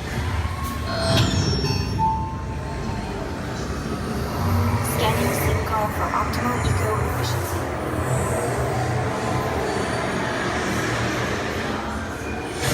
Engaging eco-scan for aerodynamic efficiency.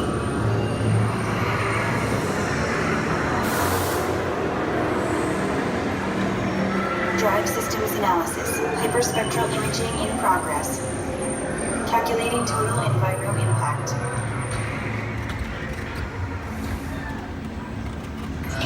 Commencing responsiveness test. Okay, the responsiveness data is now being synchronized. Automated driving technology verified and active.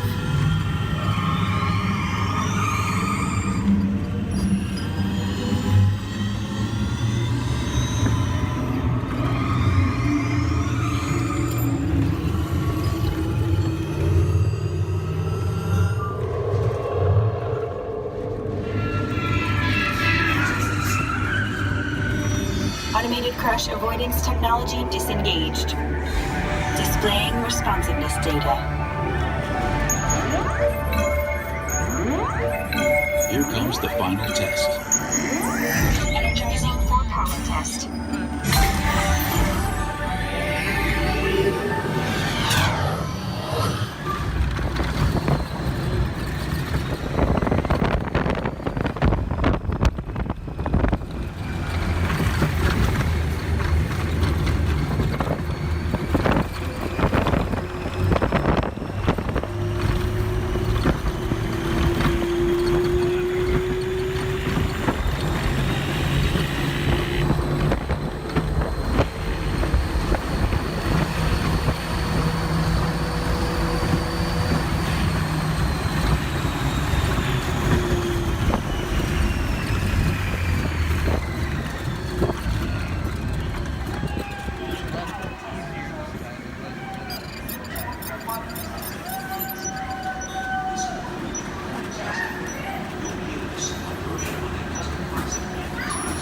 Displaying power test results.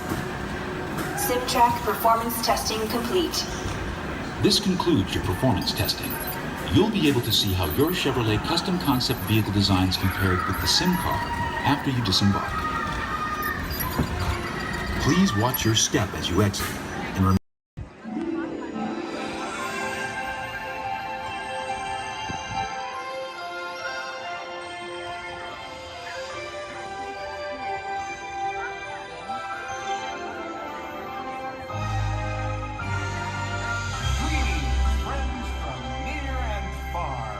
Welcome to the magical Friendship Fair!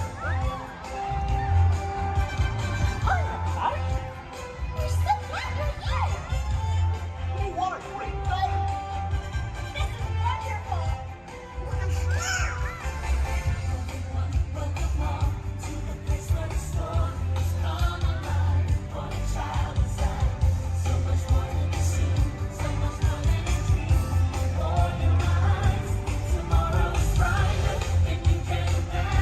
From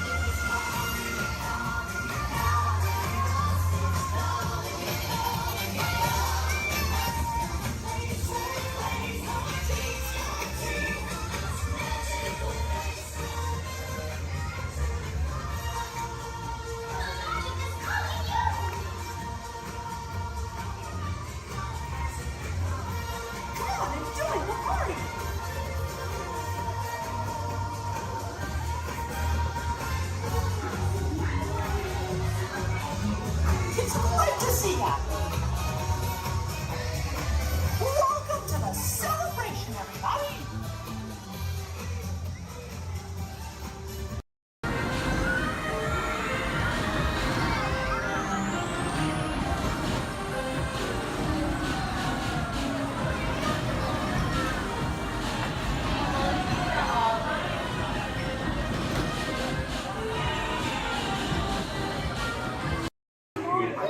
Wait to get to go back and ride Horizons. Also want to see the energy, dinosaurs, and of course, hear the Veggie Veggie Fruit Fruit. Oh, it's the best. Anyway.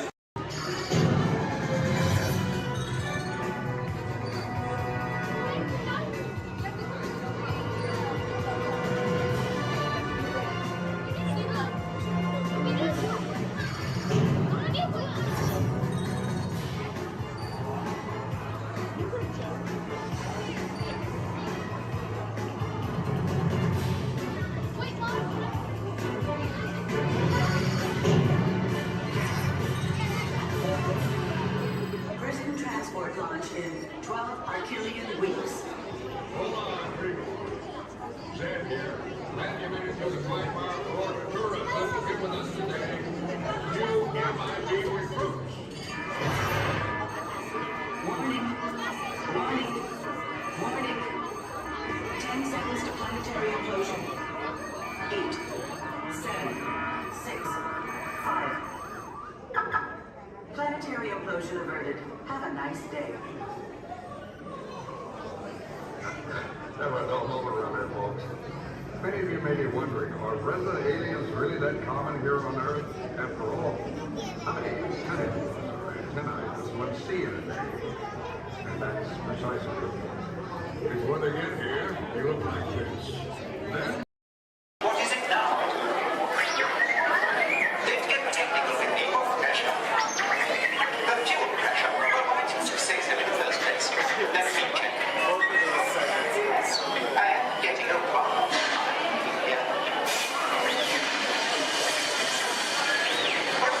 Yes, I'm jumping off the main line right now. Just you get that and fix that motivator. These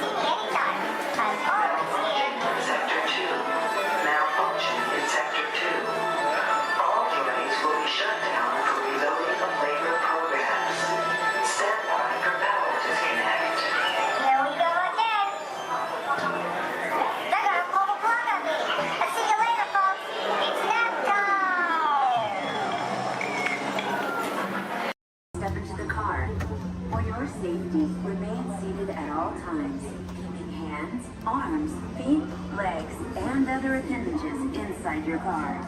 And please supervise younger beings. Stay clear of the doors, which will open and close automatically. Enjoy your journey.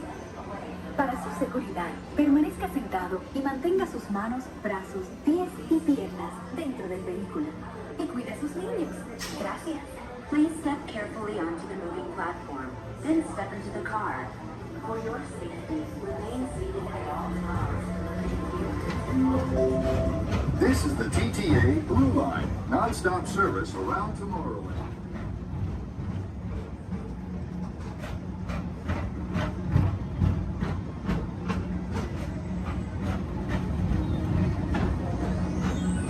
Greetings, intergalactic travelers. Welcome aboard the People Mover, presented by Enterprise.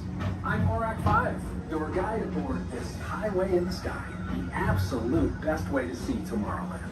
And my stars, is there ever lots to see? From spacecraft to monster labs, there's really nothing like today in Tomorrowland. For your safety, if you have wings, jetpacks, or gravity polarizers, please do not take flight while on board. Thank you.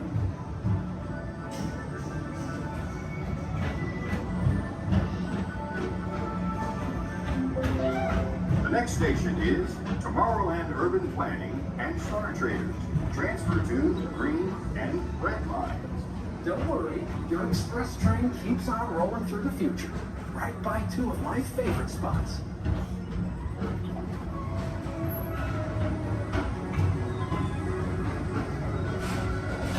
First up, Progress City, Walt Disney's amazing dream for a community of tomorrow.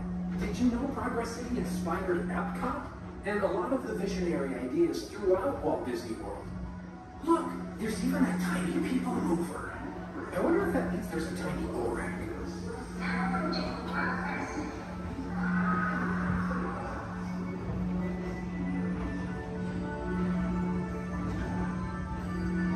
On your right is Star Traders, home to the greatest goods in the galaxy. Except actual stars. Those are no longer sold.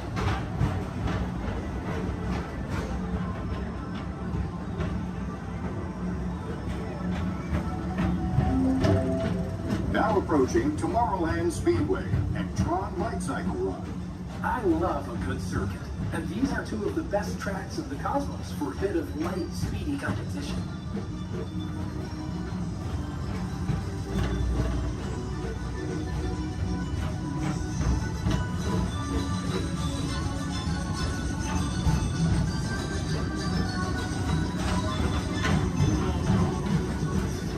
Attention all visitors from Galaxy M31. Please keep forward-facing tentacles clear of oncoming vehicles. Thank you.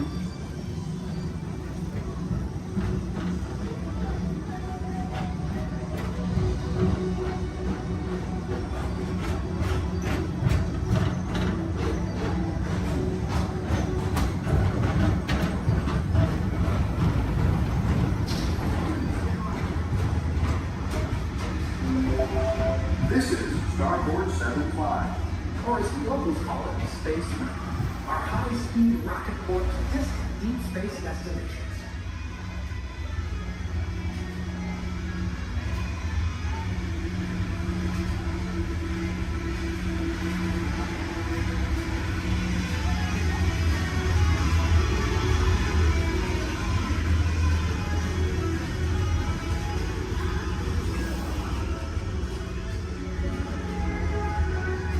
Let relaxation wash over you at the most refreshing retreat in the galaxy, the coral rooms of Pisces 7. You H2O it to yourself.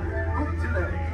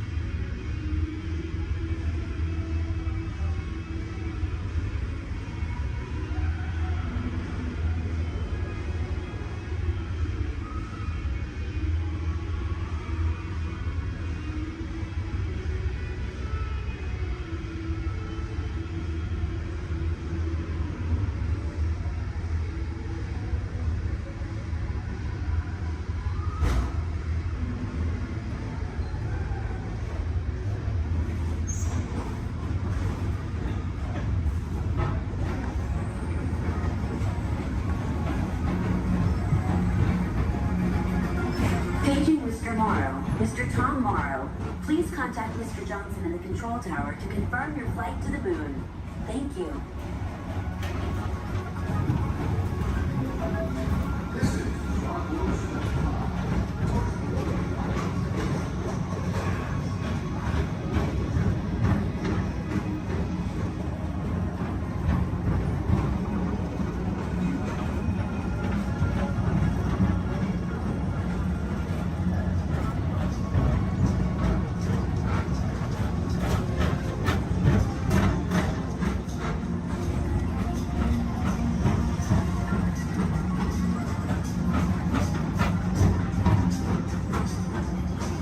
Attention all visitors.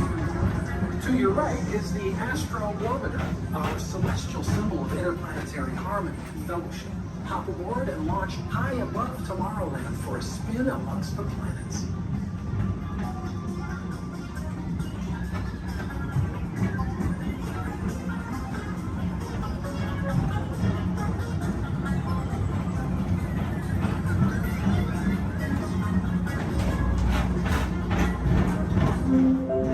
The next station is Walt Disney's Carousel of Progress. As usual, we'll keep moving ahead, and so does the carousel. Like progress itself, this theater...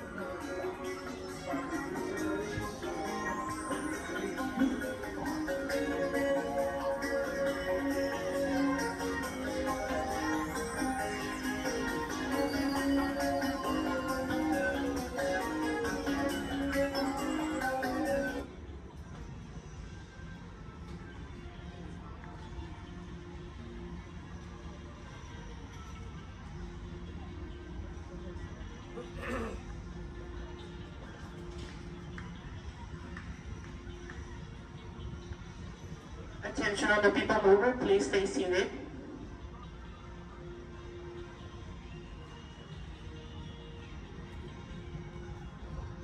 Attention all people mover passengers, for your safety, please remain seated with your hands, arms, feet, and legs inside the vehicle as vehicle bumping may occur. This ride will begin motion immediately. Thank you.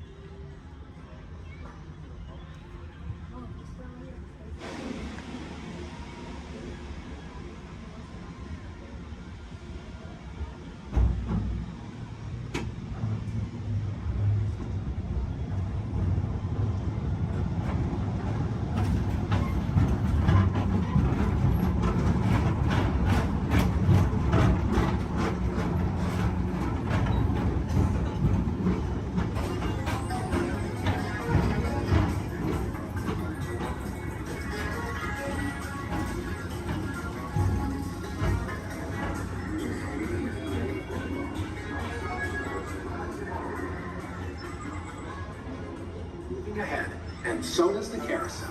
Like progress itself, this theater never stops, inspiring new generations to dream of a great, big, beautiful tomorrow.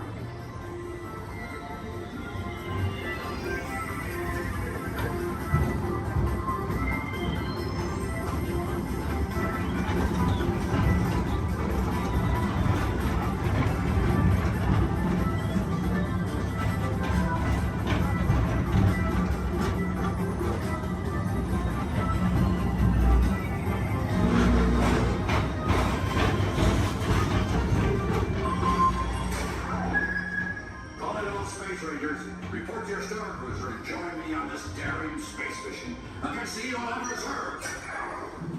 Affirmative. We run it, Buzz. You can count on us.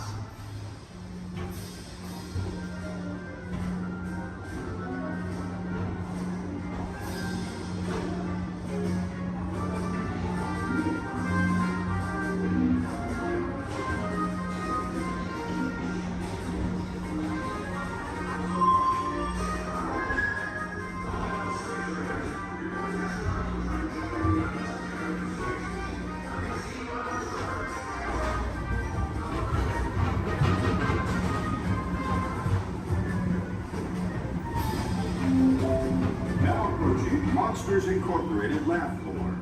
Mike Wazowski has brought in some real monsters of comedy. Whether you have one eye or 9, take the time to see this show. Now approaching Tomorrowland Transit Authority Station. My fellow sentient life forms, our people mover journey has nearly come full orbit. Thanks for riding with us. It's been a pleasure to have you aboard. And even though we're concluding, this is always my favorite part. Because now is the time, now is the best time to go out and explore tomorrow, today. See you in the future.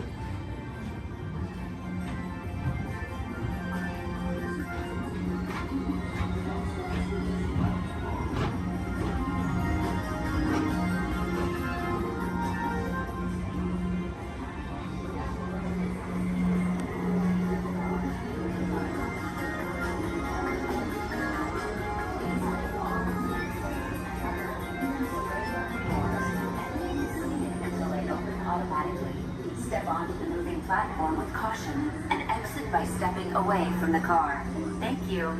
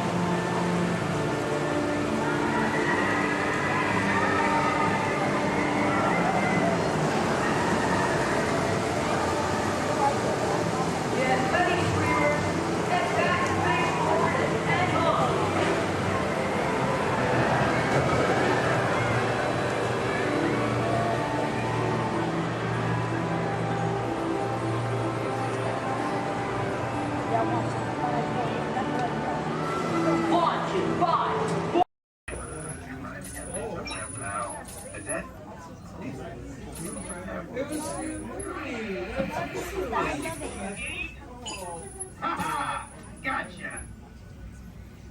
Oh, what are you guys still doing here? Tour's over.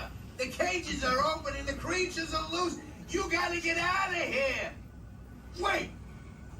Don't get out of here. I could use a hand. My little pal Groot is lost in the fortress somewhere, and I need to find him before he gets ate. I found his tiny little heat signature, see? All those other heat signatures are, well, don't worry about them. Listen up. You guys can be a big help while I look for my pal.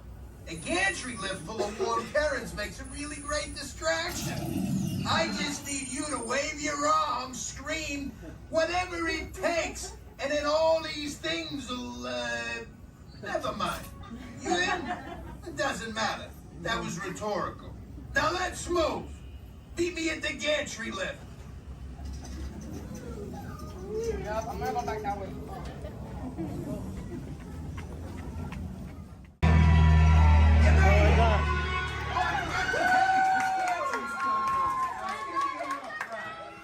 Remember, if you see a scary creature, scream real loud and look delicious.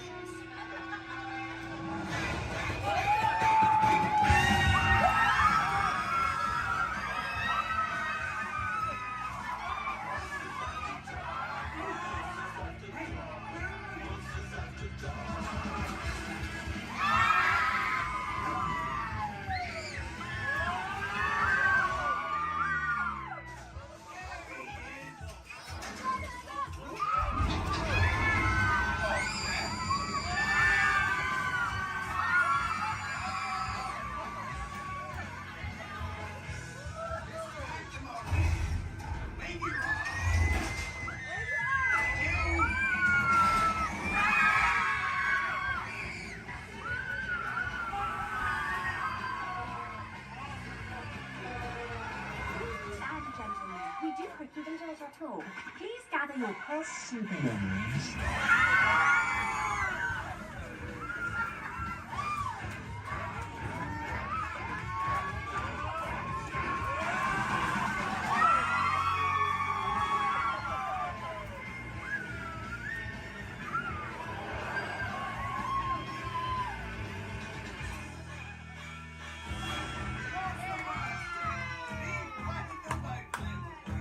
Spit that out, it's not candy.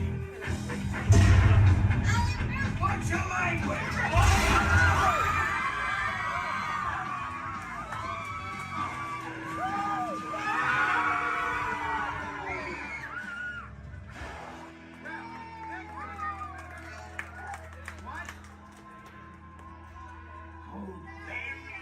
Very still.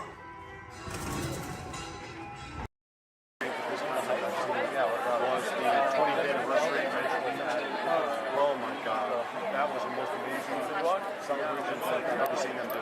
What they do? It was.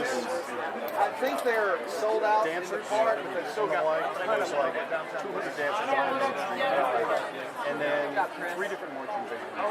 And the full day of the answer, you just get nothing going on.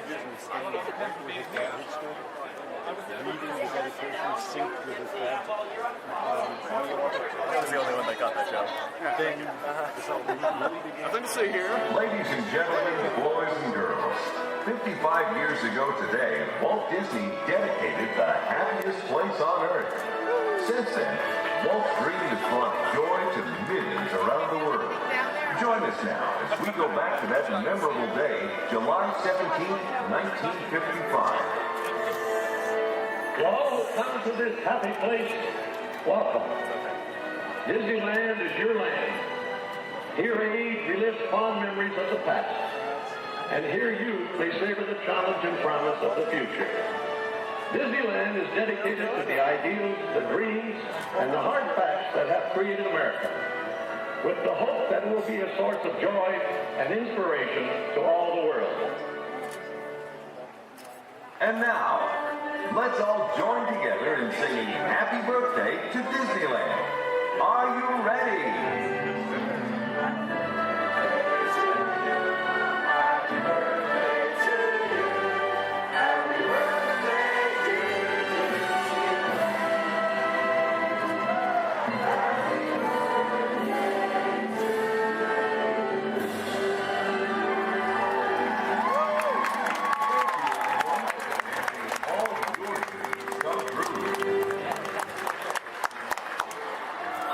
That's it. All right.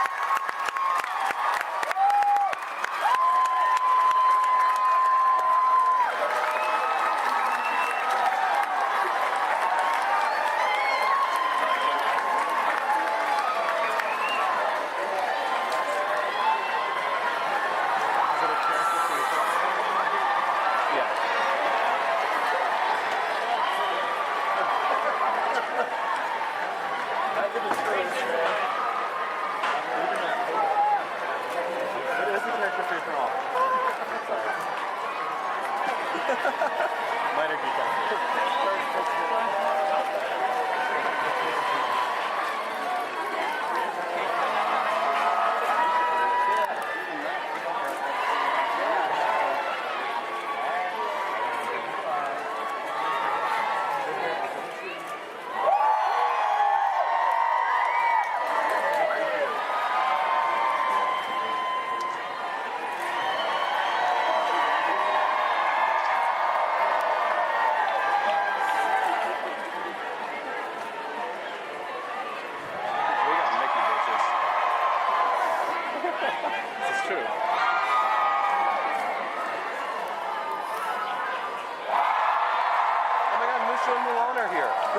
Right there. Behind the light post. They keep doing this like cool Oh, Pluto. We should go say hi to Pluto.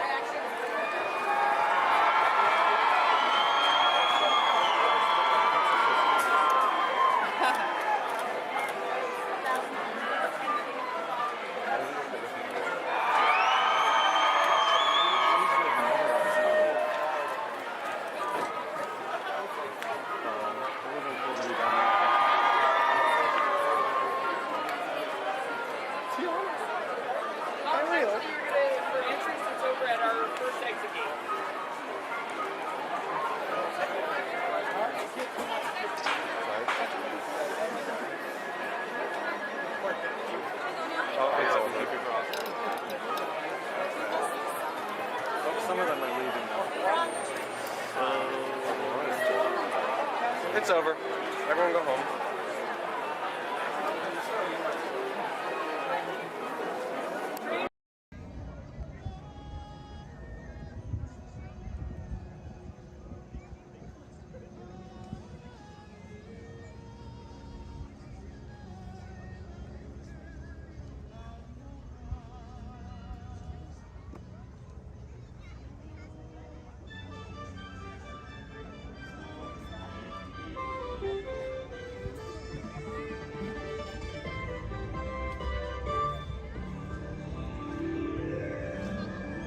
Guests of Disney's Polynesian Village Resort, aloha! Since 1971, the electrical water pageant has lit up the shores of Bay Lake, entertaining generations of dreamers from the young to the young at heart. As we celebrate 50 years of magic here at Walt Disney World Resort, we invite you to join us in this time-honored tradition. Enjoy the lights, the music, the magic of Disney's electrical water pageant.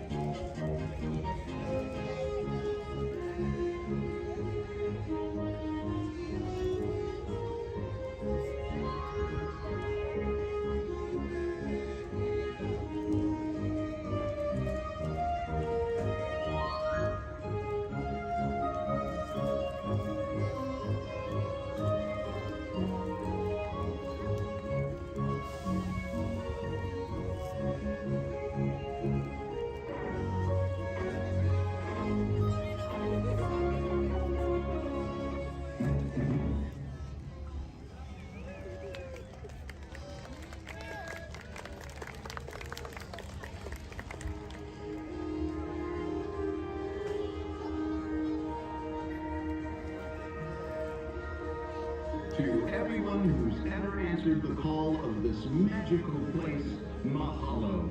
We have shared the breath of magic. For 50 years, you have trusted us with your dreams, and tonight we hope you feel them twinkling in your eyes, enduring like the sparkle of Disney's electrical water patches. From all of us to all of you here at Disney's Polynesian Village Resort, we bid you aloha and hope you wake tomorrow to find your dreams are even brighter in the light of a new day.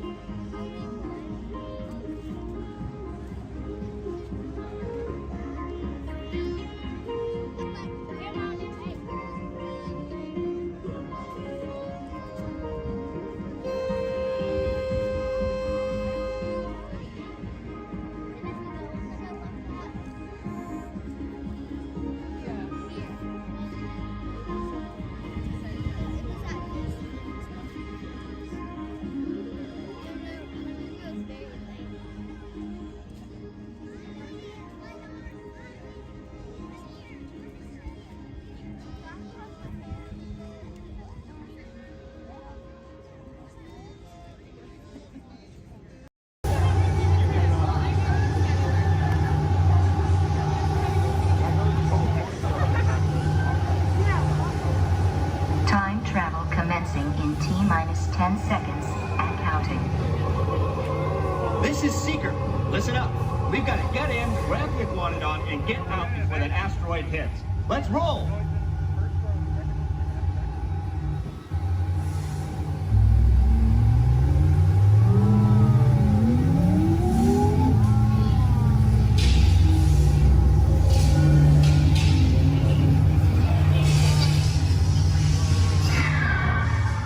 Okay, now, let's go get that dino. Computer, what are you tracking? Styracosaurus. Not our dino. Warning, meteor shower in range. Just little one. Oleoramus. Hadrosaur. Raptor. Time to get serious. Locking autopilot on homing signal now! Hang on! I'm tracking a big dino on the scope. Could be ours. Computer, full stop. Identify. Carnotaurus.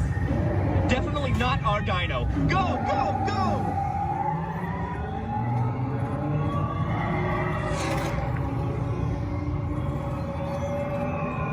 Another big guy coming up. Computer. Slow and identify. Sauropod. Still not our dino, but at least this one's a vegetarian.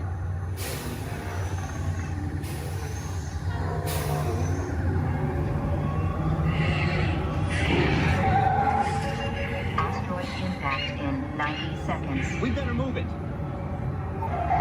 Pterodactyl. Incoming! Asteroid impact in 60 seconds. We can't stop now. Keep going, keep going. Compsognathus. Computer, what's happening? Loss of traction. Four-wheel drive, move it! Warning, meteor strike. Evasive maneuver! Left, right, left, right! That was close. Computer, now what? Carnotaurus. That's it! Abort mission! Abort! Abort! Iguanodon. Forget it! Get them out now!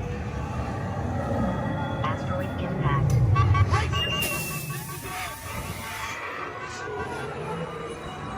They're not gonna make it! They're not gonna make it! Mission accomplished. You made it! I knew you would, and guess who made it back with you? I better find him before security does. Thanks for everything!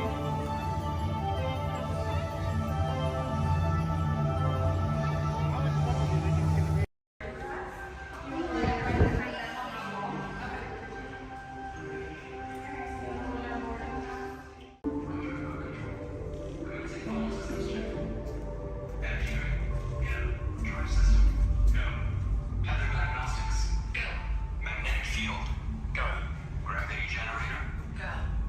Epcot Station. This is Centauri Control. Checklist is complete. You are confirmed. Go for departure. Stand by for liftoff. Roger, Centauri. Standing by. Welcome aboard the Stellarator. In just a few moments, you'll be on your way up to Space 220 aboard the Centauri Space Station. Enjoy the ride. SV1, you are clear for departure. Initiating in 3, 2, 1, liftoff. You're riding aboard the Mark V Stellarator, the latest in space elevator design and technology. Today, you'll have a spectacular view of Florida and the eastern seaboard. Enjoy the ride. I'll be back in a bit with arrival information.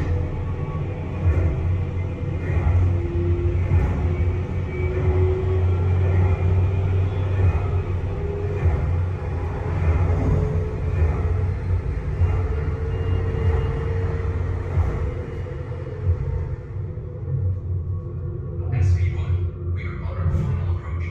Roger that. If you look above, you'll see Centauri Space Station coming into view.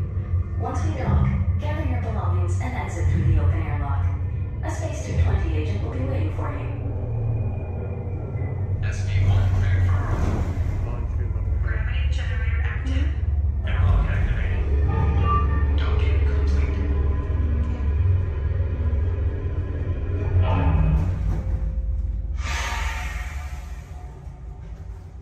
Welcome aboard. Where we go down? Yeah. Give me one moment. You guys gonna head right down this way. Somebody should meet you there. If there's nobody, oh, there is somebody. Okay. Head on down. Thank you. All right, guys. Woo. You're slow. You okay? Good. We're safe.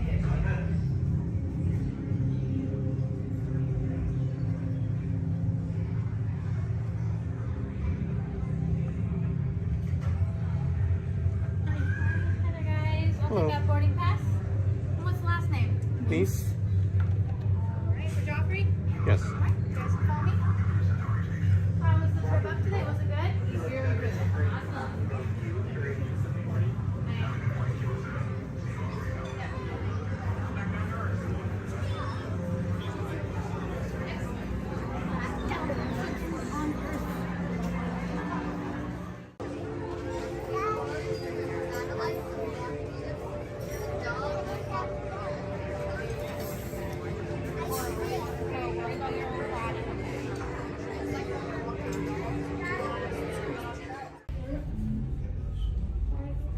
SV2, you are cleared for departure. Initiating descent in 3, 2, 1. Your journey back to Epcot will be a smooth and quick one today, so enjoy the ride.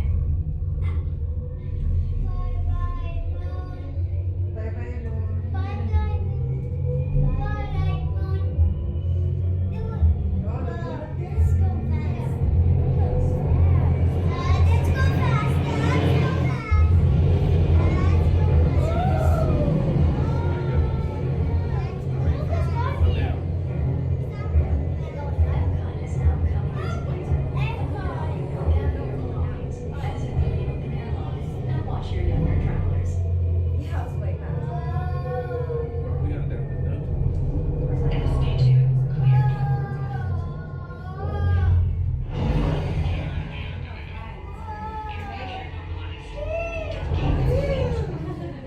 We hope you enjoyed your visit to Space 220 and look forward to seeing you again The soon. ground is on this in the sky.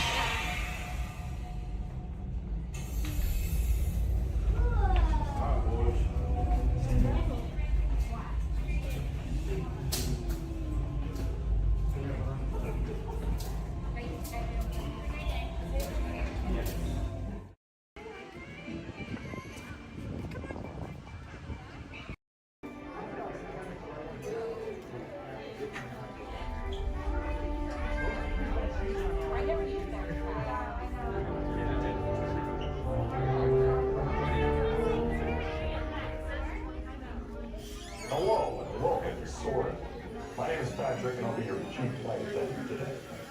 We'll be getting boarding in a few minutes, but first I'd like to acquaint you with some important safety information. When the doors to your flight open, please take a seat and store all carry-on items in the under-seat compartment. This includes cameras, purses, hats, and of course, these little beauties. Next, fasten your seatbelts, inserting them into the buckle on your right. If smaller aviators don't measure up to the height indicator on the seat, just put the belt through the loop in the center strap before buckling it.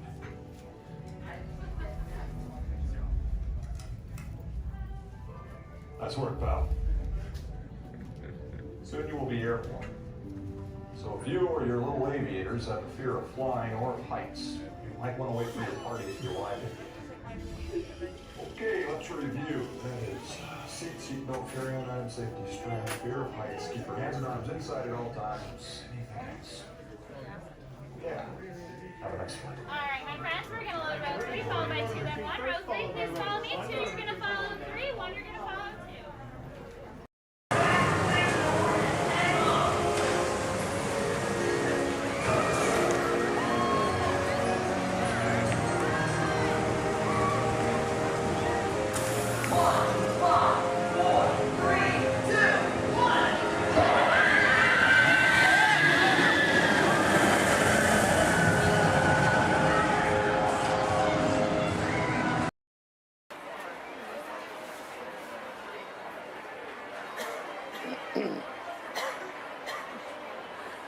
Ladies and gentlemen, boys and girls, before we do the party dance, everyone, please maintain for some hour time for the train's motion.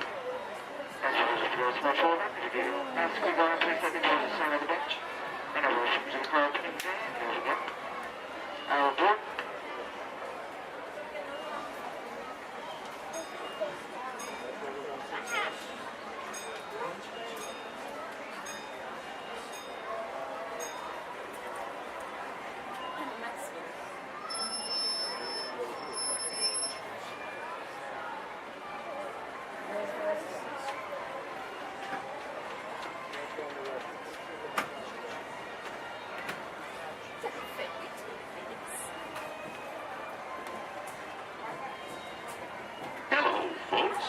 Welcome aboard the Disneyland Railroad. We're now embarking on a grand circle tour of the Magic Kingdom, with stops at New Orleans Square, Mickey's Toontown, and Tomorrowland, followed by a visit to the Grand Canyon and Primeval World. We got a lot of traveling ahead of us, so remember, for a safe trip, you need to stay seated, keeping your hands, arms, feet, and legs inside the train. And please, watch your children. Bienvenidos a bordo del Disneyland Railroad.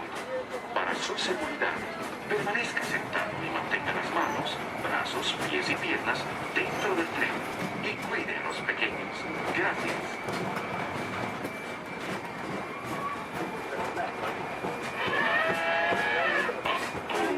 Did you folks hear that? Sounds to me like we've reached the wilds of Adventureland, where you just might run into a lot of savage critters out there, including lions and tigers and tiki birds. Everybody best be on the lookout. You never know just what may show up. We're approaching our first stop, New Orleans Square Station. This station serves Frontierland, New Orleans Square, and Critter Country. If you'll be leaving us here, please remain seated till the train comes to a complete stop. Then watch your step while getting on. Have a good time at the frontier, yeah? Those of you continue on with us, we'll resume our journey in just a moment. This is New Orleans Square.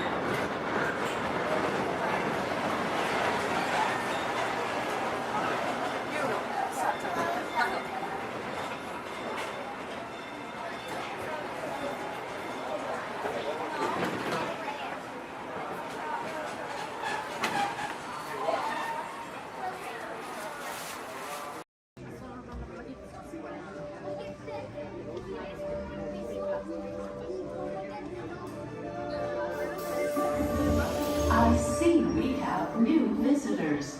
Welcome, Terrans, to the wonders of Xandar. I am World Mind, sentient intelligent supercomputer of Xandar. I hold the knowledge, memory, and experiences of all Xandarian citizens, past and present. This gives me extensive knowledge, yet I am constantly learning, and I am now learning about you and your planet, Terra.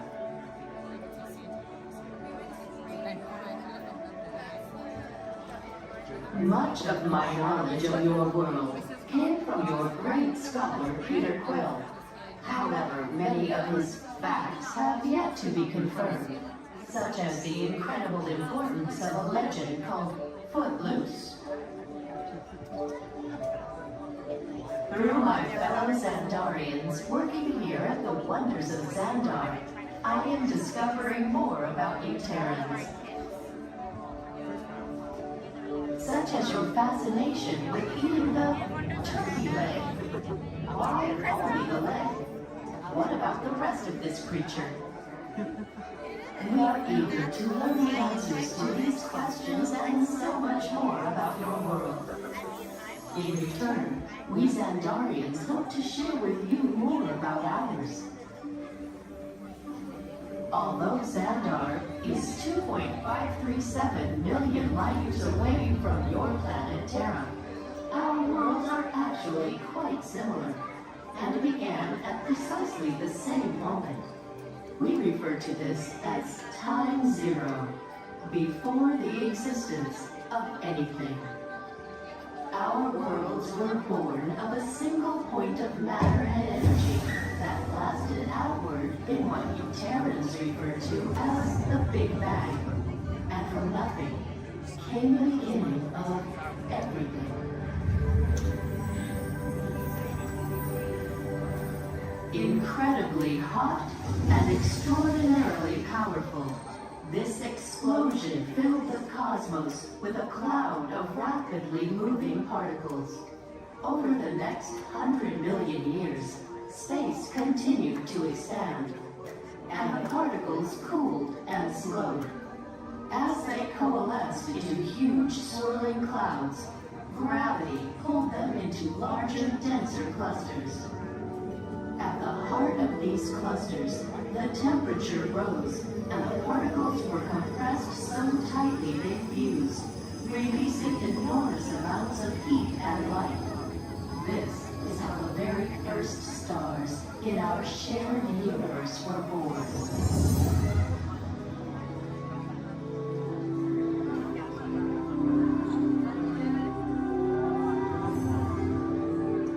The singularity is just one of the commonalities between our two worlds that we will explore today.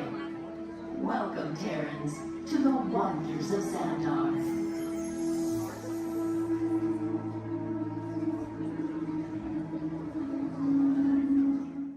We recently learned that your Terran visionary, Walt Disney, had a similar goal in mind with his early concepts for the experimental prototype Community of Tomorrow.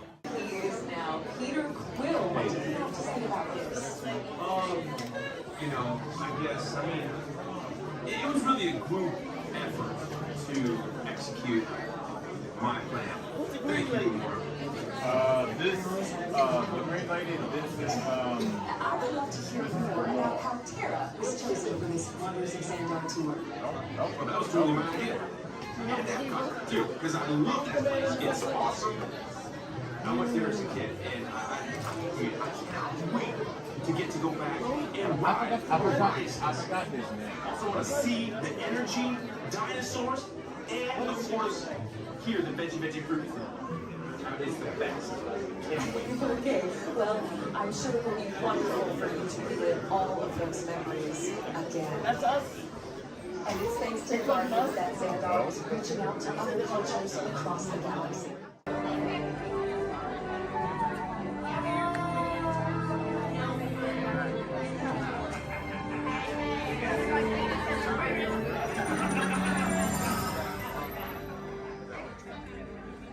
Greetings, Terrans.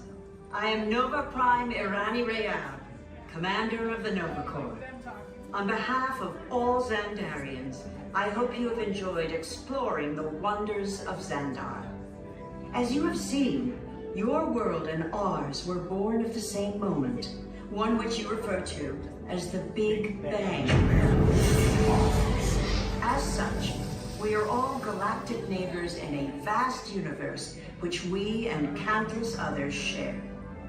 For you to travel to Xandar would take 2.5 million years, assuming you had a ship that could fly at the speed of light. So we decided to come to you.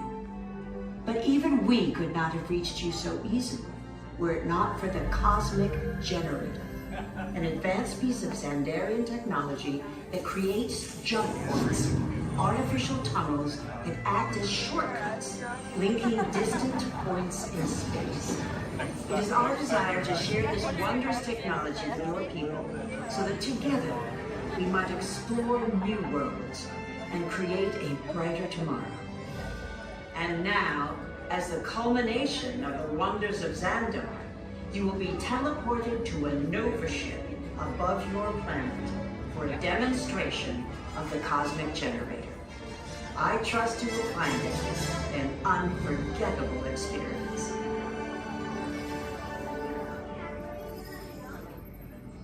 Welcome, people of Epcot, Epcoters, Epcotians, citizens of Epcot. Does anyone know what they call themselves? What? Someone needs to tell me when I'm on.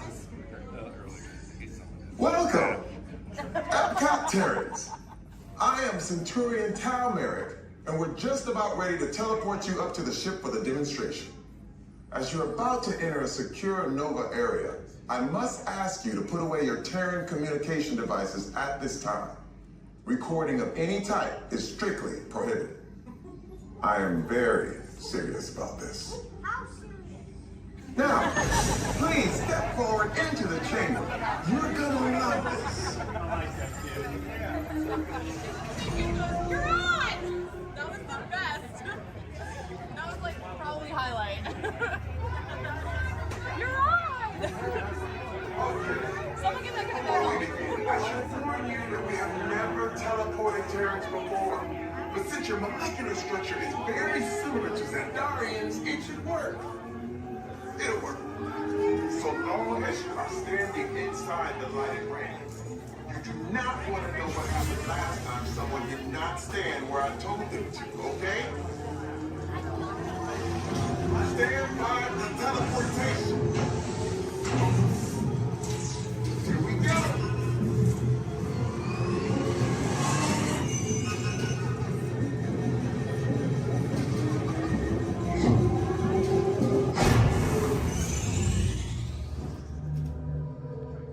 You made it. I mean, of course you did. Nova Prime, they're ready. Excellent. What you see before you is the Cosmic Generator. And in just a few moments, we'll be activating it so you can experience for yourselves what's happening. I'm not sure. Our power's out. And the Cosmic Generator is gone. Interior Mark, go to Code Red. Prepare the fleet. And call the Guardians. Now. There's no cause for alarm. Turn off that alarm. I've got an important transmission coming in. Hey, what's up, Nova Corps? Our Cosmic Generator has been stolen. What? How? Why didn't we think of that? That thing's gotta be worth a fortune. I am Groot. Good question. Yeah, who do you think took it? Perhaps that really big man outside your ship. Oh, that is a big man. I need to alert Nova Prime. I will be watching Terrans for the odds. That's not creepy at all. This species has failed. Wait, whoa, we didn't even know there was a test. He's got the Cosmic Generator. He's creating a new jump point. Jump point to where? Not where. When. It's some kind of mutant jump point. He's going back to the dawn of time. Dawn of time, why? To erase an error. Well, that doesn't sound good. Your time is over. Wait, what do you mean? What do you mean that's so vague? The jump point is closing. Hey, Nova Dude, you're Nova Corps need to follow that whatever it is until we get there. We can. power is down, and I've got to get these Terrans onto evacuation shuttles. I got it. I reprogrammed the shuttles to follow him through the jump point. Wait, what? Look, they're our only chance of keeping track of that whack job until we get the cosmic generator back. Piece of cake. Wait! There's King. Where's the King? The odds are impossible. Yep. But it's our only shot. Good luck. Are you sure you can control it? Come on, it's me. We got this. We're all toast. First there was King, now there is toast. This plan is making me so hungry.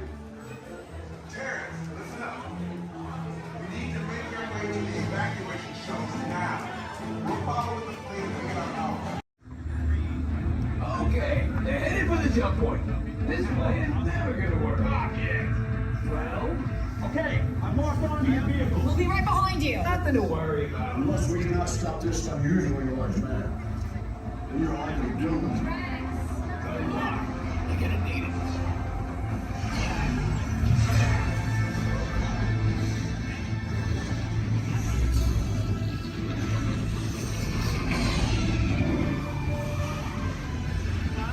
Who seems to follow me? What is that noise? Boys, no one's gonna stop rock and roll from existing. What have we done? I think we're jumping back.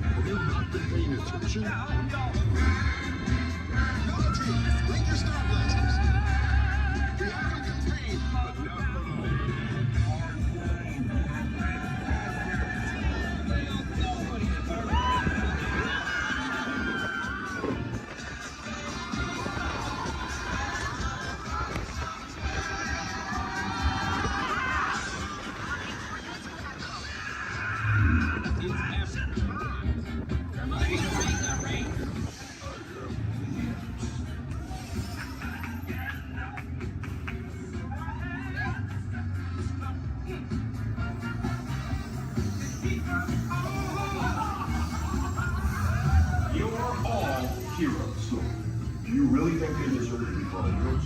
Do you see how they dress? It's just a figure of speech, Drax. You are lying to them. Now I understand. Welcome to the Guardians of the Galaxy.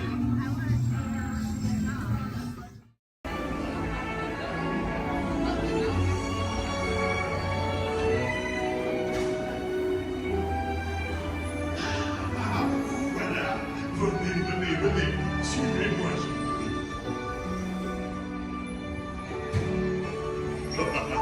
Mes chers amis, je waited for you. This way. Qu'attendez-vous?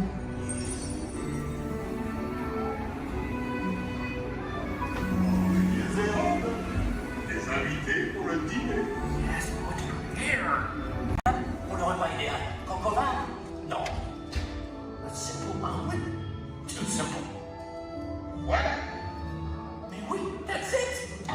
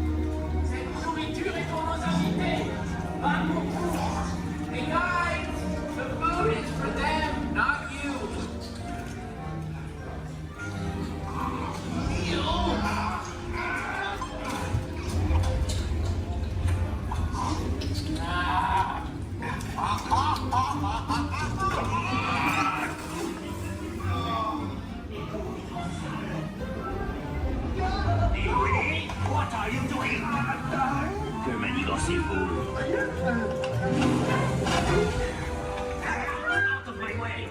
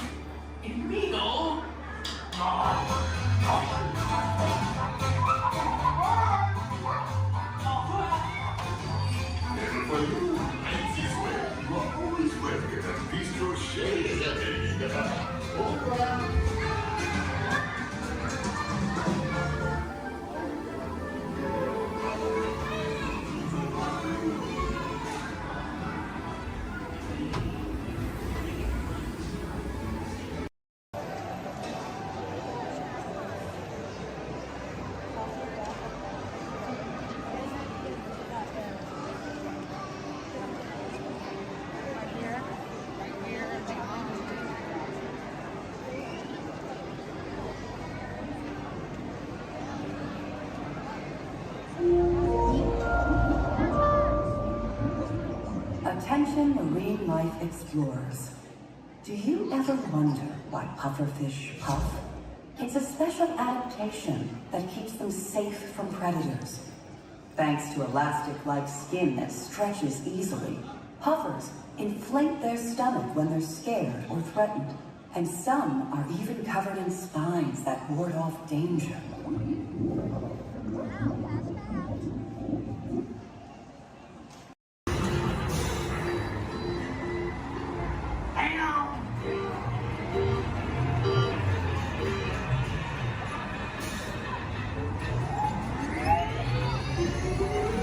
Here we go!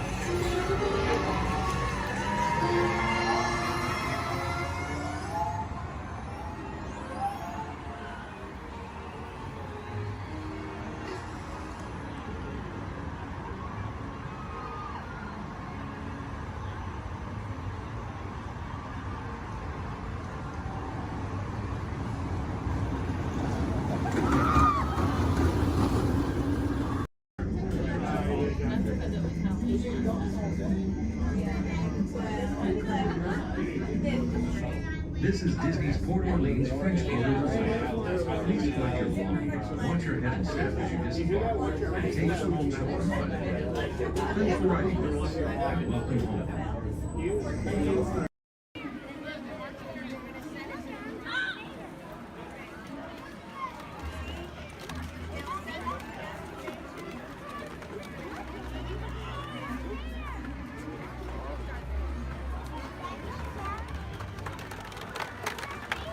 Go Empire! Yay!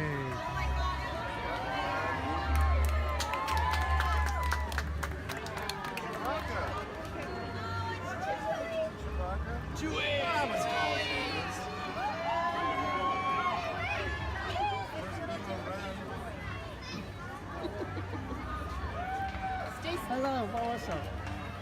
嘿嘿嘿。哦，这谁啊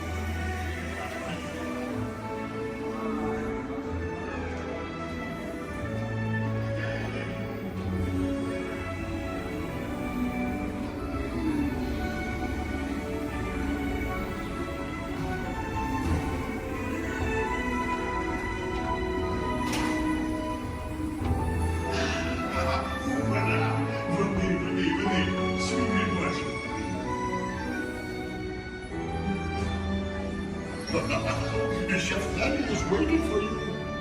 This way. Qu'attendez-vous?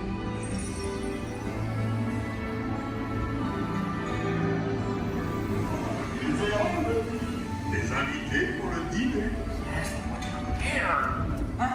Pour le repas idéal. En commun? Non. A simple omelet? Too simple. What? Mais oui, that's it!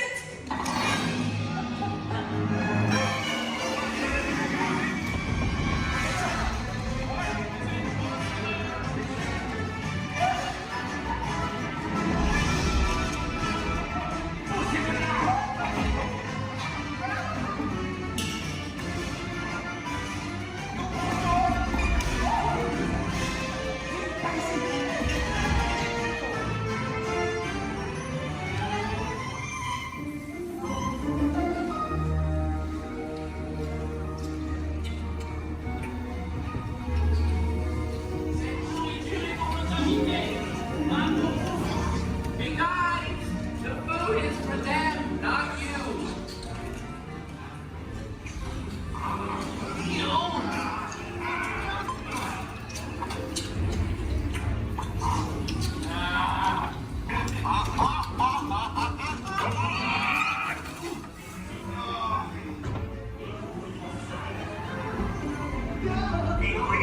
What are you doing? Que manigance-vous? Out of my way!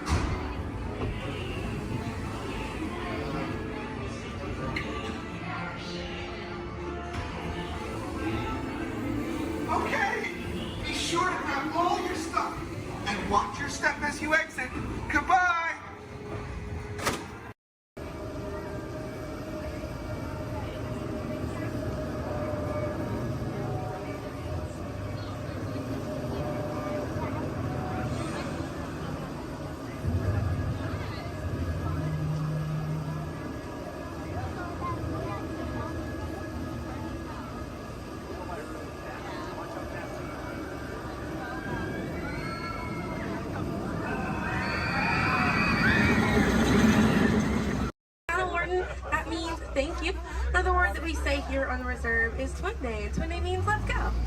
Jumbo everyone, my name is Selena. I'm going to be your safari guide here today. Before we get out on the reserve, I do have a few safety reminders. Please make sure that we keep our hands, arms, feet, and legs inside the vehicle at all times so that we remain fully seated throughout our entire journey today. Now, if you take a look above your head, we have an animal spotting guide. You can use that guide to help me spot some animals out here on the reserve. I can't promise that we're going to see all of them, but I usually have some pretty good luck. Now, we're going to be heading into the Little Aturi Forest here first. And this area is home to animals that tend to be shy. They like to use camouflage to blend in with their environments, but we're going to see what we can find today. We already see, looks like we're going to see that saddle-billed stork. They're high up on that left-hand side of the road there. And the saddle-billed stork gets its name after the little yellow patch that's on its beak. It's shaped like a saddle. Those birds are 5 feet tall and have a wingspan of 9 feet, about the same width of the canopy that's above your head. Now on that right-hand side there, we have the okapi. And the okapi have stripes on their legs that make them look like they're related to the zebra, but they're not. They're actually related to the giraffe. They have long, prehensile tongues that they use to grab vegetation. Their tongues are so long and touch their eyeballs and clean their ears. As we're looping around here, you can see we have some greater kudu way up there, as well as the bongo. Now, the bongos are going to have that deep, almost penny color coat to them, with those antlers over there, and then the greater kudu, the tan colored coat right there. Now, the bongos are known as the ghosts of the forest because of how rare they are to spot in the wild. And their antlers, they angle backwards, and that's to help them get through thick vegetation and underbrush very quickly. Now, the greater kudu that we see right there, the greater kudu are one of the tallest antelopes in Africa, or the second tallest antelope here on the reserve. They stand at 55 inches tall at their shoulder, and they can leap about 8 feet forward. Now, coming up here on the left-hand side, we're going to see the black rhino.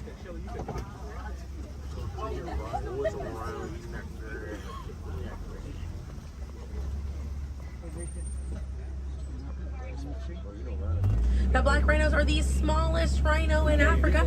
They weigh about 3,000 pounds. Rhinos are poached or hunted for their horns. Some people believe that they have medicinal value, but they do not. Their horns are not valuable at all, made out of keratin. And that's the same thing that our fingernails are made out of. Really good view of that bongo there on the right-hand side as we're passing by here.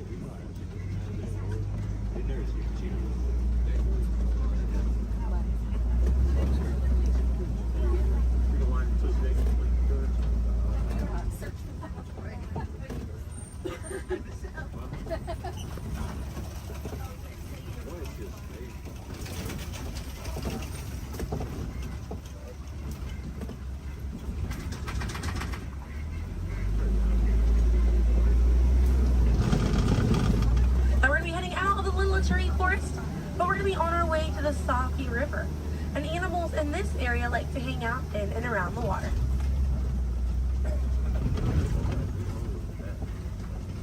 Now, coming up on the right hand side, we're going to see some pink-backed pelicans. And the pink-backed pelicans get their name for the pink skin that occurs on their back during mating season. Now, those animals are colonial nesters, so they'll nest between 20 and 500 pairs. That's a group of 40 to 1,000 pink-backed pelicans.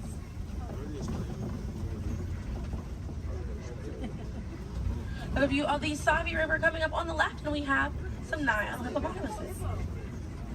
Now, a group of hippos is called a bloat, and they spend most of their time submerged in that water to avoid overheating, but they will come out to graze. And they can stay submerged in that water up to 8 minutes at a time. And instead of swimming through the water, hippos will actually walk or run along the bottom of the riverbank, helps them glide through that water right there. One of the ways you can help out your waterways is by checking your sunscreen to see if it's reef safe. Another way is just being aware of how much water that you use and trying to conserve as much as possible.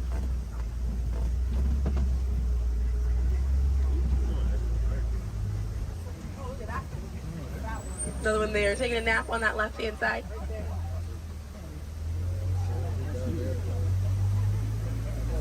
Now, coming up on the left, we're going to see the Nile crocodiles.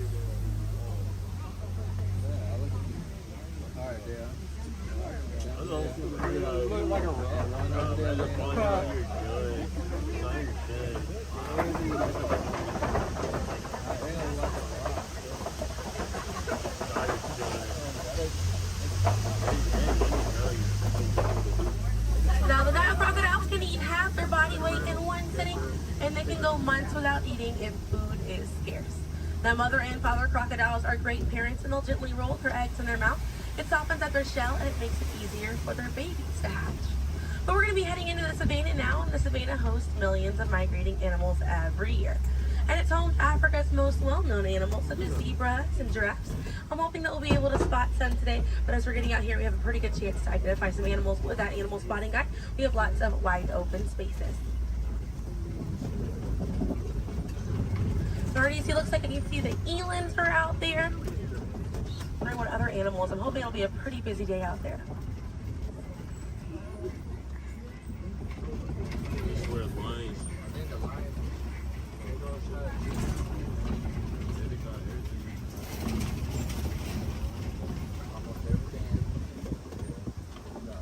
Let's see, also some springbok. It does look pretty busy out there.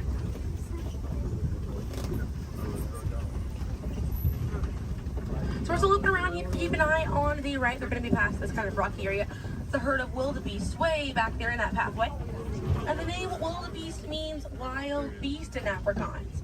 And they'll travel in groups of 1.5 million, and they'll go about 500 to 1,000 miles every year. That's roughly the distance between here and New York. And during a wildebeest great migration, they can kick up so much dust that their dust cloud can sometimes be seen from space. Now, wildebeest are very impressive animals. They're able to run about 15 minutes after they're born. But this group of trees there on the right-hand side, they're all kind of pruned underneath to the same height, and that's about as far as those giraffes can reach. Lucky the vegetation on these trees all around this area here. Now that's going to be the Maasai giraffe, and the Maasai giraffes have an irregular coat pattern. They don't have those clean lines around their spots like the reticulated giraffe that's on your animal spotting guide does.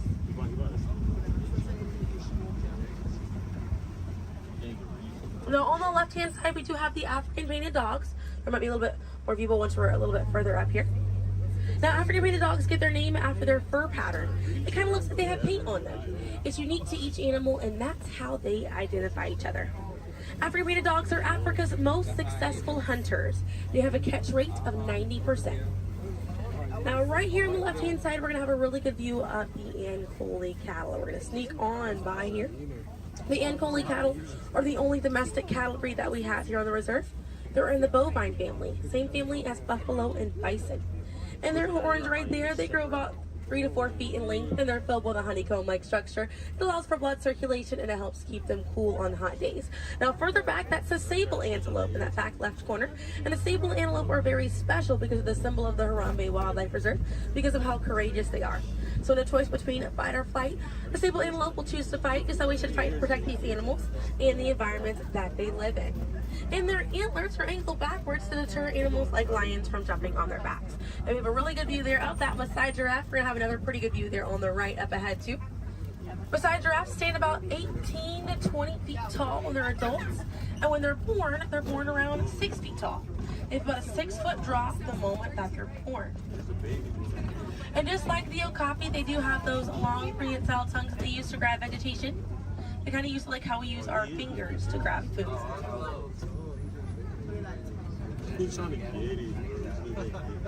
Really good view of them right there. They're actually the same number of neck bones or vertebrae in their neck as we do in ours. Theirs is just bigger.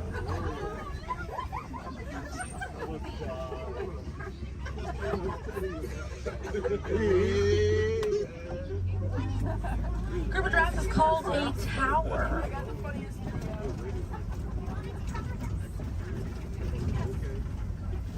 Now we're going to see on the left-hand side we have the elands. Now the elands are right next to the springbok. The elands are the tallest antelope on the reserve. They stand at 6 feet tall at their shoulder. One of my favorite eland facts is they'll make a flower crown with their antlers to impress the females during mating season. Now it's not a perfect flower crown. They'll kind of root up at plants and bushes, but it's the thought that counts. Another eland right there, a couple of elands right there. And then we have the springbok, and the springbok are the smallest antelope on the reserve. They're able to jump 6 feet straight up into the air repeatedly and about 13 feet forward. And they're a symbol of a lot of sports teams over in South Africa. Now those elands right there, they can weigh up to 2,000 pounds.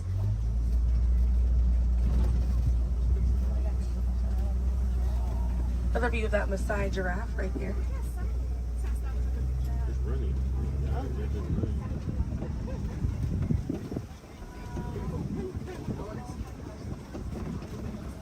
See what else we have Waiting around the corner for us. Another Maasai giraffe there. But a bit big, these giraffes.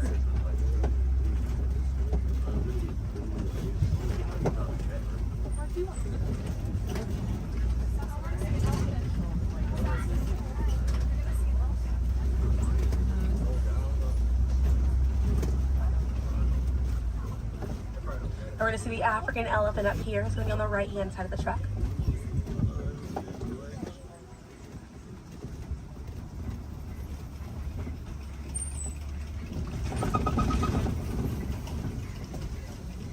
Really good view of that African elephant there on the right-hand side.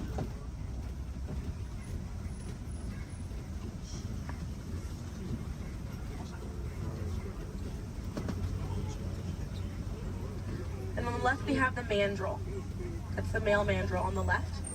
Lots to look at right here. Male mandrills weigh about 100 pounds. Females grow up to 30 pounds. And they can bare their teeth at each other as a sign of aggression, but they usually don't. They usually do it as a friendly gesture.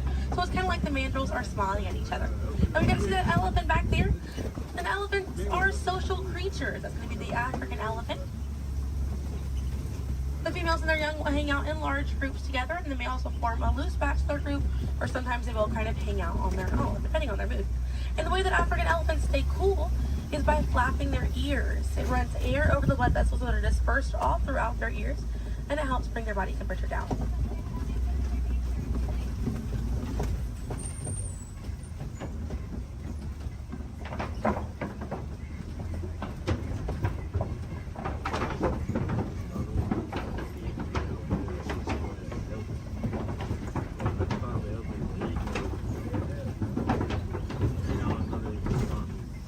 We're going to be looping around this area here. We have lots of red clay on this right-hand side. And if you keep an eye out, we're going to be able to see some tusk marks right around the corner here.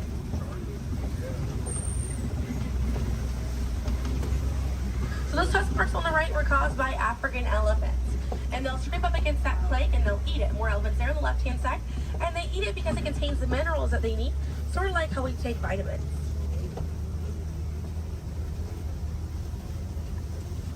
They're way off there on that left-hand side. They kind of look kind of tiny from here. We'll see if we can get another view of them a little bit further up.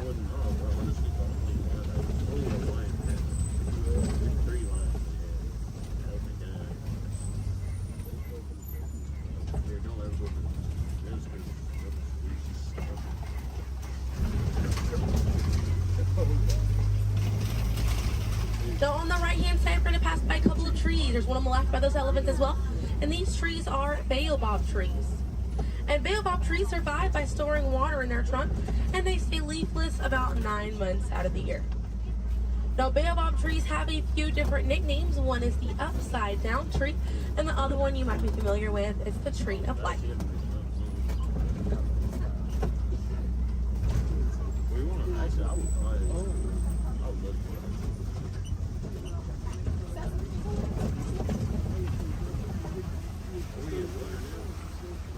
And we're coming up here on a group of flamingos.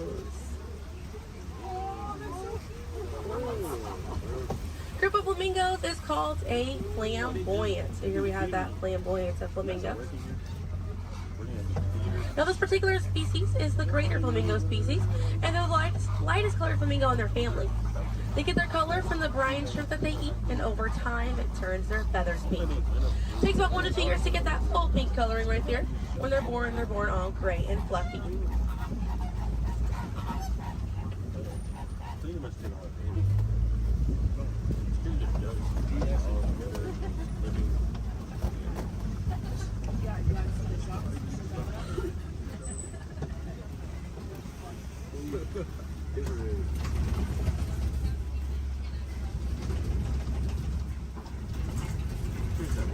We have some white rhinos right around the corner here. So they're going to be hanging out by a mud wallow on this left-hand side, and they'll use this mud wallow to cool off it. And they'll coat their skin in the mud to act as a natural sun protectant, sort of like how we use sunscreen. Now elephants will do something very similar, and they'll fling dirt and mud on their backs as well. Just how important it is to protect ourselves outside in these environments by wearing hats, sunglasses, sunscreen. Very, very important, as well as staying hydrated. Now that white rhino right there, they weigh about 4,000 to 5,000 pounds. Group of rhinos is called a crash, and they can run at 35 miles an hour. Now on the right hand side, those are some ostriches way back there. Ostriches are the largest bird. They have wings, but they do not fly. They use those wings for balance and to help them change direction. Comes in handy because ostriches can hit speeds up to 40 miles an hour.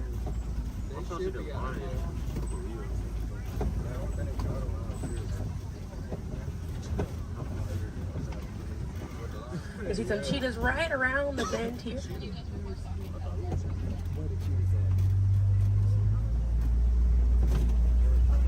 Really good view of that cheetah here on the left. Now cheetahs are the fastest land animal. They run a little over 60 miles an hour. And they have 2 black lines on their face. Those black lines are called tear marks. And they help reflect the sun. Benefits cheetahs because cheetahs are daytime hunters. Now cheetahs do not roar. Instead of roaring, they'll meow and they'll purr.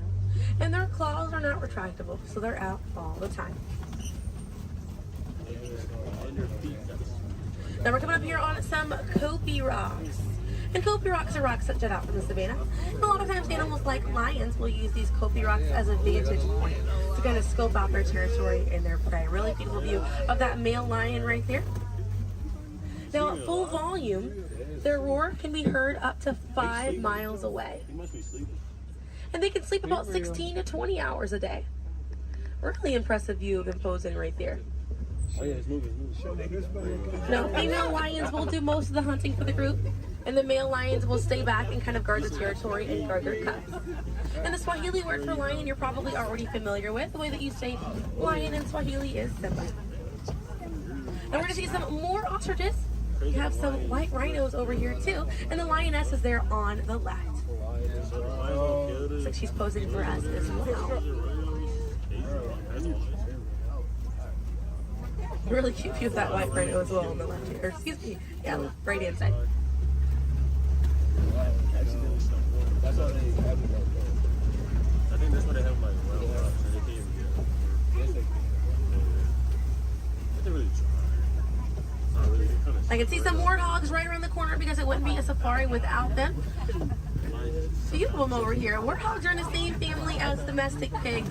They're really intelligent animals and are the largest burrowing animal as well. And oftentimes they'll reuse burrows made by other animals and they'll back themselves into it with their tusks spacing out for protection. They're pretty fast. They can also run at 35 miles an hour. They're kind of rooting up over there. And they also have a mud wall that they use to cool off and to coat their skin in it to get some relief from bugs and insects. We also have a really good view of these white rhinos again on that right hand side. Now the way to tell the difference between a white rhino and a black rhino because they're both the same color. So the shape of their mouth.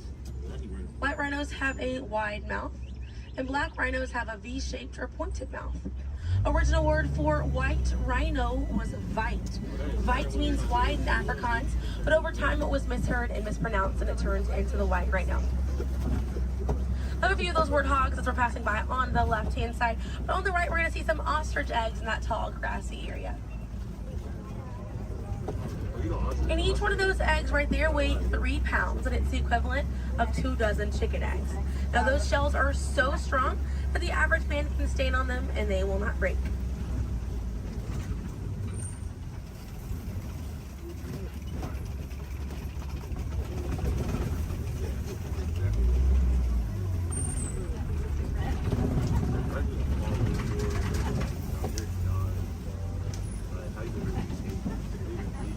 We're gonna see, looks like we have some Nigerian dwarf goats over here.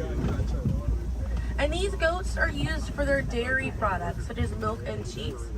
So they take up a lot less land than cattle, so they're easier on the environment, and they're very cute.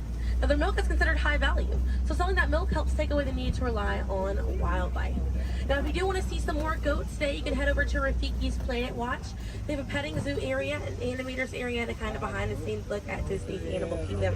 Very, very cool. Definitely check it out if you have the time. They have a conservation station over there, and inside that they do have an animal hospital as well. Pretty cool. It's going to be a train right away through the Wildlife Express. Those trains are going to start running at 9:30. The last train leaves at 4:30 today. The petting zoo is going to close at 5 o'clock once you're over there, and the animators experience is going to close at 4:45. But we got to see a lot of really cool animals today. If you'd like to learn some more information, you can check out DisneyAnimals.com, or National Geographic is a really good resource. Some ways to help out these animals at home include volunteering at your local nature center, or conservation organization, or even joining a local beach or river cleanup. Some more simple ways to help out at home include turning off the water while you brush your teeth, or using reusable water bottles instead of disposable ones. Now, those small changes really add up to make a big difference. And on behalf of Kilimanjaro Safaris, my name is Selena. I'm from Pensacola, Florida, and it was an honor to be your safari guide here today. I hope that you were able to see the importance of these animals and the environment that they live in. Now, here in the reserve, we don't like to say goodbye because goodbyes are far too sad and far too final. So I will leave you with the Swahili word, kwaherini. And kwaherini means to go well, with the intentions of seeing each other again one day. So kwaherini, my friends. Another word that we say here on the reserve is asante sana. And again, that means thank you. So thank you for joining me here at Kilimanjaro Safaris. I'll be dropping you off right around the bend here, right where I picked you up, so we still have a bit more of a journey together.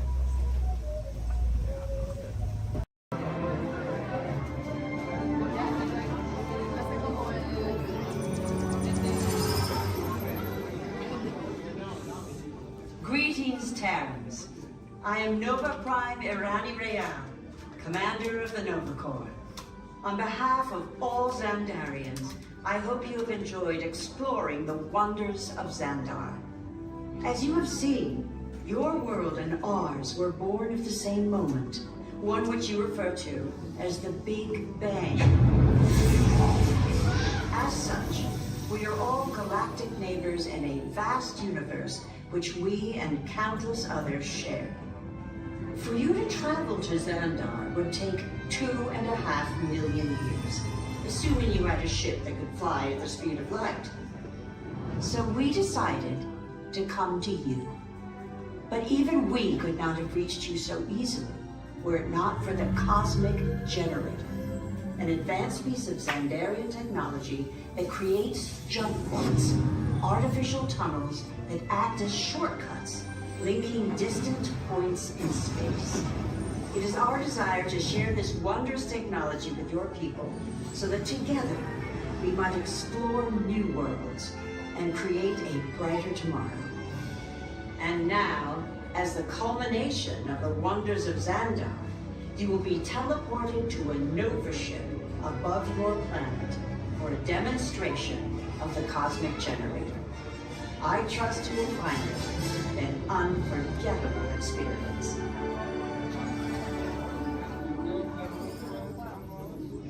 Welcome, people of Epcot, Epcoters, Epcotians, citizens of Epcot. Does anyone know what they call themselves? What? I'm on? Someone needs to tell me what I'm on. Welcome, Epcot-tarians. I am Centurion Tal Merrick, and we're just about ready to teleport you up to the ship for the demonstration.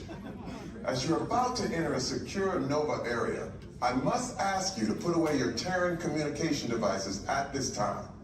Recording of any type is strictly prohibited. I am very serious about this. Now, please step forward into the chamber. You're gonna love this.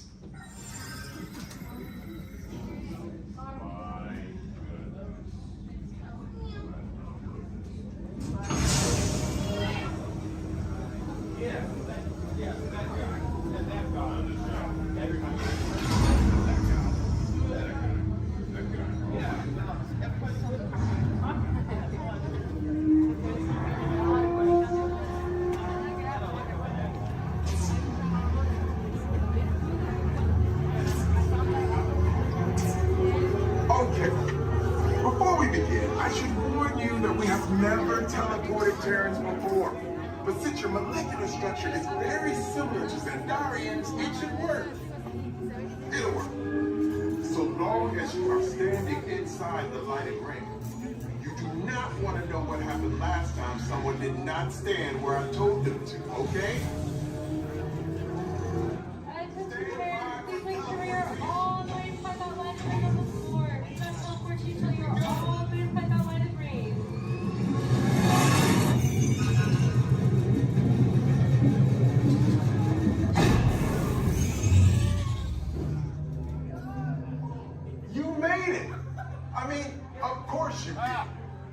Nova Prime, they're ready. Excellent. What you see before you is the cosmic generator. And in just a few moments, we'll be activating it so you can experience for yourself what's happening. I'm not sure. Our power's out. And the cosmic generator is gone. Cheerio, Monarch. Go to Code Red. Prepare the fleet. And call the Guardians. Now. There is no cause for alarm. Turn off that alarm. I've got an important transmission coming in. Hey, what's up, Nova Corps? Our cosmic generator has been stolen. What? How? Why didn't we think of that? That thing's gotta be worth a fortune. I am Good question. Yeah, who do you think took it? Groot. Perhaps that really big man outside your ship. Oh, that is a big man. I need to alert Nova Prime. I have been watching Terrans for eons. That's not creepy at all. This species has failed. Wait, whoa. We didn't even know there was a test. He's got the cosmic generator. He's creating a new jump point. Jump point to where? Not where. When. Some kind of mutant jump point. He's going back to the dawn of time. Dawn of time, why? To erase an error. Well, that doesn't sound good. Your time is over. Wait, what do you mean? What do you mean it's so vague? The jump point is closing. Hey, Nova Dude, you're Nova Corps need to follow that whatever it is until we get there. We can't. Our power is down, and I've got to get these Terrans onto evacuation shuttles. I got it. I reprogrammed the shuttles to follow them through the jump point. Wait, what? Look, they're our only chance of keeping track of that whack job until we get the cosmic generator back. Piece of cake. Wait! There's cake. Where's this cake? The odds are impossible, Yeah. but it's our only shot. Good luck. Are you sure you can control it? Come on, it's me. I got this. We're all toast. First it was cake, now there is toast. This plan is making me so hungry. Terrans, listen up. And my name is Alexis. How's everyone doing this wonderful evening? Good. That was the most believable I've heard all night. But we're going to try it again anyways, folks. How's everyone doing this wonderful evening? Great. Woo! All right, once again, my name is Alexis. I'm going to be your storyteller and captain for the evening. Just as a friendly reminder, please keep your hands, arms, and fingers inside the boat because Monstro does not like finger food. Oh, my folks, it looks like we are being swallowed by Monstro the whale. This is the very same whale that swallowed Pinocchio. But not to worry, folks, because Pinocchio was a smart little puppet. He lit a fire in here that made Monstro sneeze, and Monstro sneezed so hard that he blew his tail right off. Now, Monstro's not half as scary as he used to be. Haha. Around the bend to your left, you'll find the cave of the big bad wolf. And across the way, the homes of the three little pigs, the one made of straw, the one made of sticks, and the one made of 100% wolf-proof brick. Just beyond this bridge to your left, you'll find the village of Alice in Wonderland. Alice's home is the one in the corner with the thatched roof, and if you follow the small cobblestone walkway, you'll find the home of the White Rabbit. This is where Alice fell down and began her adventures in Wonderland. To the right, in the center of the canal, you'll find London Park, made famous by the film Peter Pan. This is where Wendy, Donna, and Michael, with a hunk of Tinkerbell and a few happy thoughts, followed Peter Pan all the way to Neverland, where you never have to grow up. Straight ahead, you'll find the city of Agrabah, city of mystery and enchantment. The busy marketplace below is where Aladdin and Jasmine first met, and Aladdin, being that prince of thieves that he is, he not only stole bread that day, he stole Princess Jasmine's heart. Aww. And it's underneath these rose-covered arches where Aladdin and Jasmine took their first magic carpet ride into a whole new world.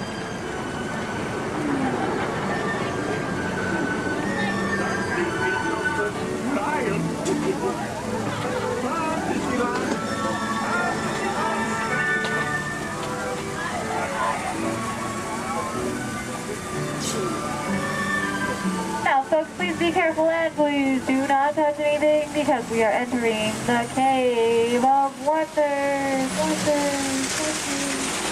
As Aladdin and Abu discovered, this cave holds one treasure more important than all the others. A magic lamp complete with its very own genie.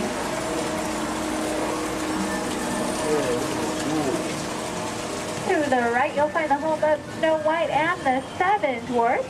The Seven Dwarfs are still back up in that jewel mine, whistling while they work. See? And to the left, you might recognize this French chateau is the home of Cinderella and her evil stepsisters and wicked stepmother. But not to worry, folks, because Cinderella now lives in that pink castle high atop the hill, where her and Prince Charming have lived. Does everyone know the rest of the sentence? Happily ever after. To the right, folks, in case you are like Dory from Finding Nemo with a short-term memory, you'll find the city of Agrabah, city of mystery and enchantment.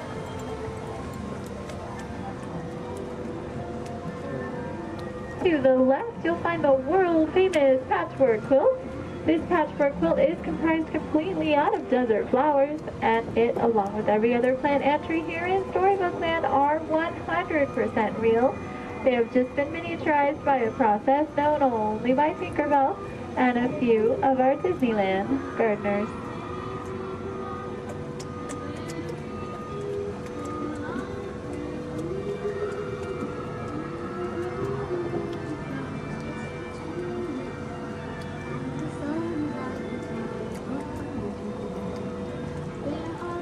Coming up on your left, you'll find the humble home of Mr. Mole. And just beyond that, the not-so-humble home of Mr. Toad. Doesn't look like either of them are home right now. I've heard it's because they're on some wild ride. Bordering the canal to your left, you'll find the 3 Dutch windmills. The windmill in the center is best known for sheltering the local animals in Disney's animated film, The Old Mill. Straight ahead, below those Alpine mountains, you'll find the village of Geppetto and Pinocchio. That workshop near the waters where Geppetto made his wish for Pinocchio to become a real live boy. If you listen carefully, you just might hear them still celebrating inside.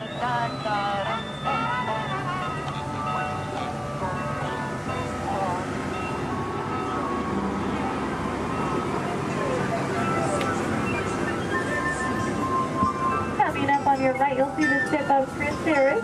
The sandy beach nearby is where Ariel took her first steps on land and saved Prince Eric. That castle on top of the beach is where her and, you guessed it, Prince Eric, now lives happily ever after.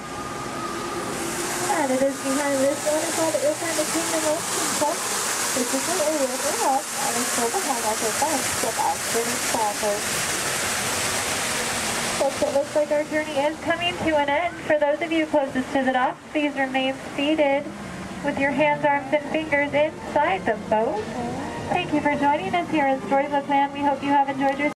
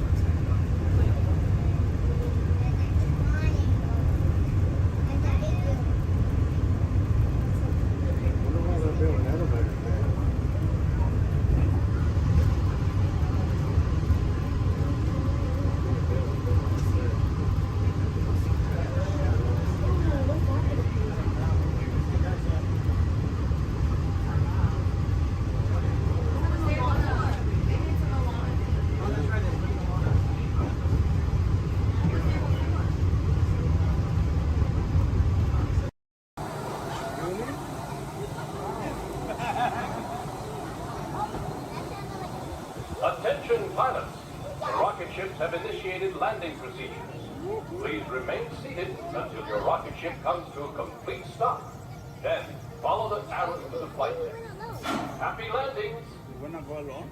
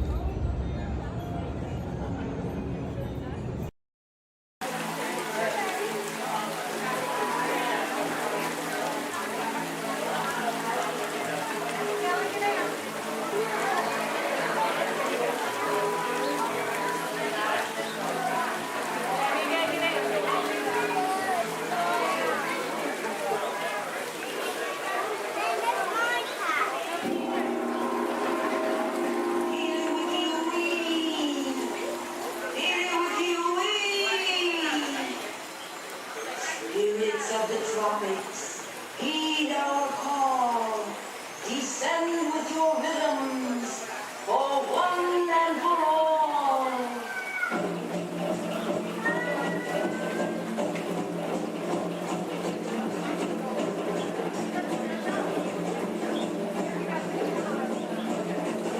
Goddess of fire, daily by me, transform our pool to an ocean of flame.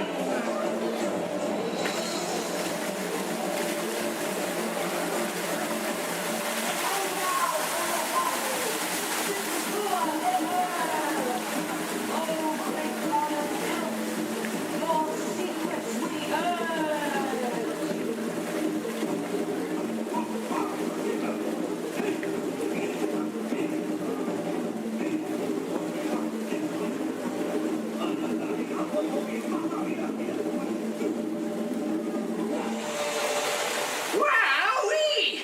Phew, that's almost as much fun as New Year's Eve in the orange groves. My word, we did get a mite carried away. Yeah. I say, look out there across the water. There's a little bit of company. Law me, yes. Welcome, you all. Permit us to introduce ourselves. My name is Claude, and my loquacious cousin over here is... I'll introduce myself, if you don't mind. Hi there. I'm, well, now, let's see now. It's right on the tip of my beak. Clyde Birdbrain. Oh, yeah. I'm Clyde Birdbrain. Yo, I say, perhaps you good people have never conversed with toucan birds before. Well, neither did we, till one day we discovered this magic sunshine pavilion. By Jove, yes. I remember just how it happened, many, many bird baths ago. There we were in an explorer's launch on a mysterious river in deepest Adventureland. Off in the distance comes the fierce roar of an African lion. And as we round a bend in the river, a huge bull elephant bellows forth in protest of our intrusion. Suddenly, the treetops explode in a frenzy of outraged birds. Oh, come, you can jolly well do better than that. I can jolly well do one at a time.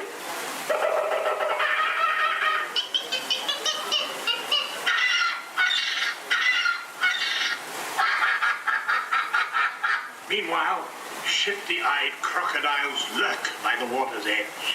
Lurk, lurk, lurk. And the giant python slithers down from an overhanging limb. What's happened? What's wrong? I can't stand snakes. Don't be ridiculous. I'm only relating a story. All right, Clyde, enough is enough. That wasn't me. I never even opened my beak. Huh? Excuse me, I hate to interrupt with an exciting story, but they're calling us to the show. Land's sakes, it's already showtime? Land's sakes, yes, it's already time for the show. And Claude, I do believe it's your turn to make the announcement. Righto. Ladies and gentlemen, boys and girls, gather up all your cameras, purses, and other articles, and now turn to your left towards the tall doors. When the drums begin, they'll open magically to lead you right into the Sunshine Pavilion. Is everybody ready?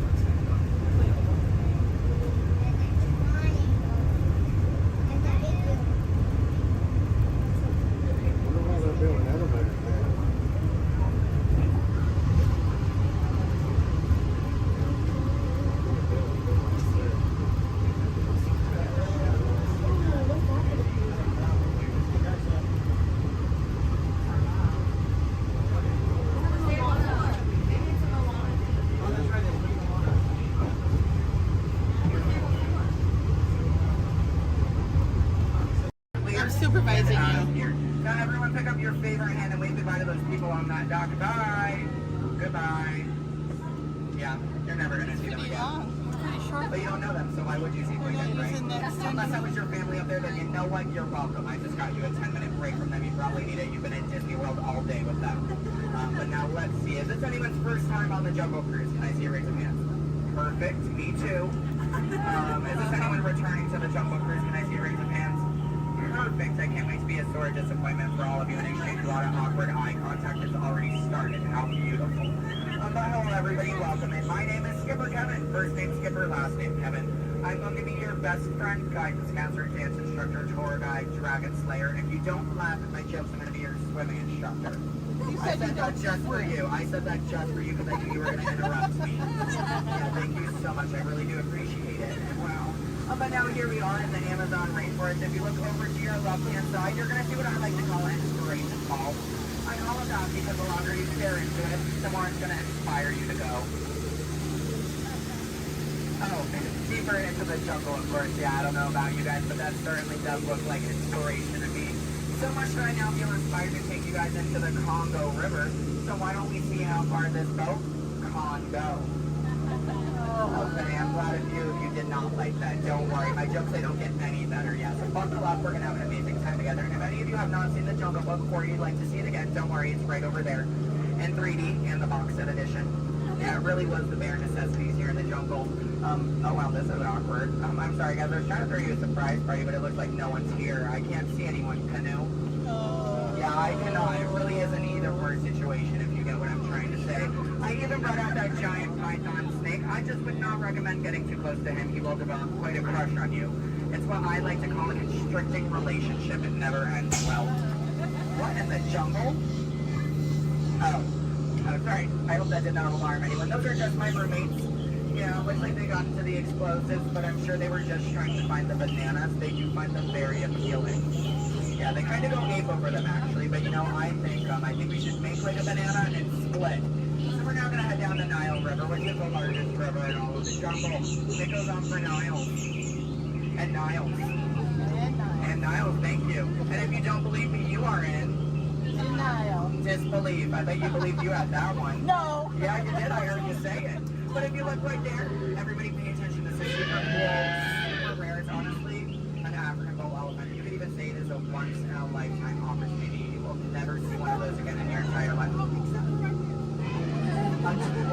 once-in-a-lifetime opportunity. You will never see one of those again. And how majestic that is to common an African elephant. Okay, but now here we are on our African belt, which has some of my favorite animals on it. If you look up behind those boulders, you're going to see those tall-necked cheetahs. Right here in the front, those are the ones that killed Mufasa. Over there, we have the scary-looking chickens. Look at all those chickens.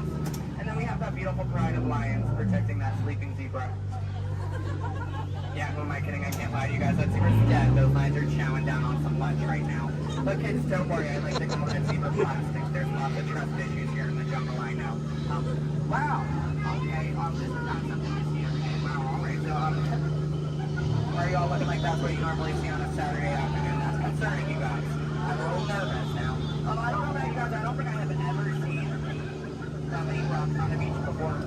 Yeah, there's like, what, 200 rocks up there? Maybe 300 rocks, but then again, I'm not a geologist, so what do I know? Yeah, but what I do know is we're not going to look above the rocks. That just sounds like a lot of paperwork, and I hate paperwork, so instead we'll ignore it and hope it goes away. Yeah. Oh my goodness, there they are. Those are my friends who are going to go to that surprise party. We have Old, Smiley, and Ginger. Just be careful, Ginger snaps. Yeah, she is one tough cookie, and I'm not sure why, but my jokes, they kind of get crummier from here. I guess it's just the way the cookie crumbles. I don't really understand. It's unfortunate. But behold, straight ahead, we do have Schweitzer Falls, named after our famous and beloved founder of the Jungle Navigation Company, Dr. Albert. Wow.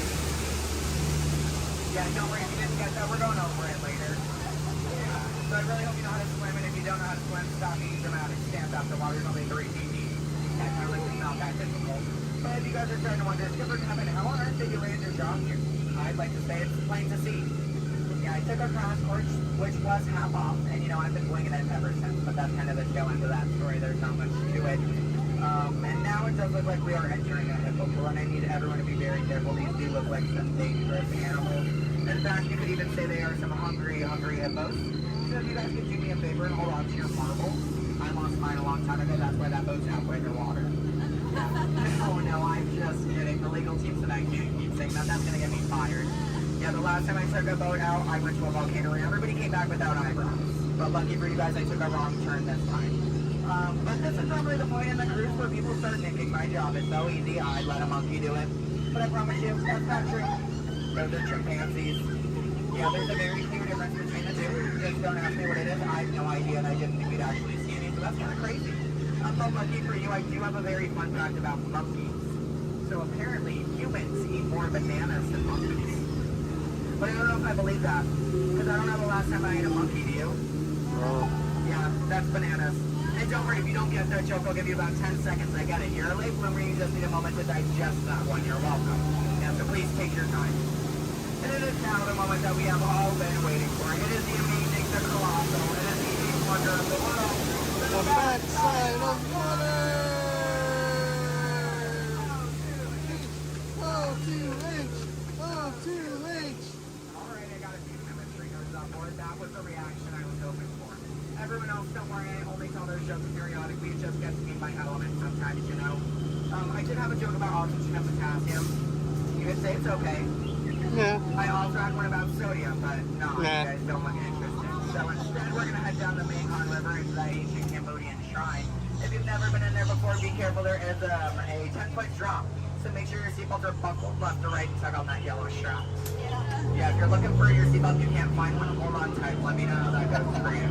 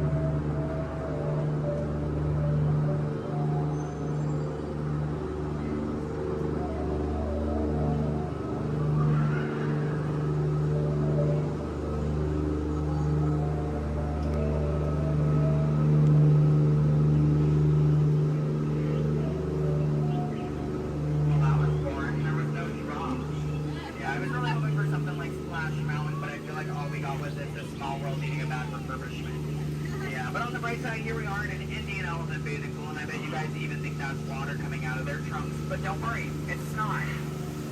Yeah, and as a double feature, if you look up ahead to your right, you're going to see those two baby elephants playing under a full moon. Yeah, I bet you don't see that very often, do you? No, I'm just kidding. Don't answer that. If you do see that often, I don't want to know why that's weird. Please keep that to yourself, okay? But you know, since we are here in the jungle and there are plants everywhere, I'd really like to take a moment and show you guys some of my favorites. So, that one.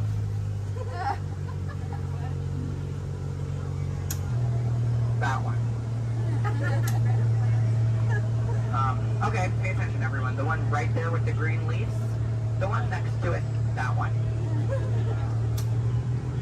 Yeah, they're great, aren't they? Yeah, sorry if you wanted their names. I don't know any of them. I barely know how to do this thing forwards. Yeah, so I can only give you so much. But what I can tell you is I'm sorry to let you know we're coming up to the end of our cruise. And you know that's happening because look to your left. That's a gift shop. Everything at Disney ends with a gift shop. It's how we steal your money. Yeah. And it's our Lost Bound gift shop, which is sponsored by everything you've left behind over the last 5 or so years. So thank you so much for keeping us in business. I really do appreciate it. And if you're curious about who's in charge of this gift shop, I know it can be kind of confusing because there's a sign that says back in 15 minutes by Sam. That sign's been there for a few years. I have not seen Sam. I don't think he's coming back. It's also not those monkeys, because you know that'd be a monkey business, and we don't monkey around here in the jungle. That's completely unacceptable. It's actually that elephant. Because did you guys know that elephants have the best memories in all of the jungle? I wish I had a memory like that. It really helped me with my job. Oh, fun fact about elephants. Did you guys know that elephants can grow up to 4 feet? Which is super impressive. We only grow up to 2, one on each leg. And if you don't get that, look at your legs, look at theirs, you're going to see an extra pair. If you see any more than 2 legs on yourself, go to a doctor immediately. Yeah, that's not normal, okay? And then if you're looking in that gift shop and you see anything you like, you might notice we have a whole bunch of hats in all different shapes and sizes. Once you get off the ride, just ask one of us skippers about it because, you know, we're really great at capsizing. It's something I think we've honestly perfected. But what I can tell you is that if you did enjoy your time here today, my name is Skipper Kevin. I'm trying to give you my full name. And I do spell it a little weird, so I'm going to go ahead and spell it out for you. It is spelled H-E-L-P space M-E. Do it that way, you will, okay? If you did not enjoy your time here today, then you know what? That's unfortunate for you. You willingly got in my boat and wasted 10 minutes of your own time. My name is still Skipper Kevin. Thank you for leaving. And I think I would go one step farther to say that out of all of my cruises today, you've been the most recent. No, I'm just kidding. You've actually been outstanding. Especially those of you who just awkwardly stared at me for 10 minutes. It's been mutually awkward. Yeah, I'm not a robot plot twist. I'm not an animatronic. I can move my feet off the floor, and I can hear and see everything you haven't done since you sat down. And you know what? That makes us like a family. As I say to my own family after 10 minutes of quality time together, look at that. She's even giving me a heart. This is why I have attachment issues. You're going to get out of my boat in about 2 minutes, and it's going to make me cry. You need to leave is what I'm going to say. So in just a moment, you're going to be outstanding on that dock. Yeah, it really is great. Oh, and while we're looking over at the dock, let's do a little bit of a dock orientation. Everybody on this side, this is where we're going to be getting out. So if any of your rebels are hanging out of the boat right now, leave them there, stay comfortable. But when we get over there, you might want to pull it in the boat because that dock is really hard to replace. Yeah, your elbow, I can send you to an urgent care lab dock. I don't have a contact card for it. I don't know how to replace it. But you're going to see those 2 docks in between the boat. I like to call them the paradox. Yeah. The 2 skippers, they're paradorks. Yeah, they really are adorkable, aren't they? And you can tell them I said that. They're going to hate it, but I love it. Yeah, and thank you for saying I'm so funny. You're really inflating my ego as we speak. Yeah. I'm getting some compliments from you. She's falling in love with me. She's stealing my jokes. He's recording me. This is like a reality TV show. I'm better than the Kardashians. Yeah. Oh my goodness. And what do you do? What's your story? Do you walk across the country? Yeah. You do? That's I insane. have medals for it. So. Do you? Yeah. What kind of medal? Golden ones, silver. Do you sell them? No, I just wear them. You just, but, so have you not won any? No. You haven't, yeah, you're not wearing any, so I kind of assumed. Yeah. When you get one, are you just going to wear it all the time? Yep. Oh, are you going to name it? Why not? If it's going to be that important to you, I think it deserves a name. Why do you think your mother named you? I'm just saying. Okay, your story's boring me now. What is your story? Talk to me, Miss Epcot Center. She's wearing a shirt that says Epcot. Is that your story? Yeah. That's it? Yeah, and I'm sticking to it. That was a pretty short story. Yeah. It's been a long life. Short story for a long life. Something about that doesn't make sense. Oh, goodness gracious. My friend in the middle with the Leia shirt. Hello. Are you a Star Wars fan? Good to know. What's your story? Alabama? My friend's from Alabama. He's bald.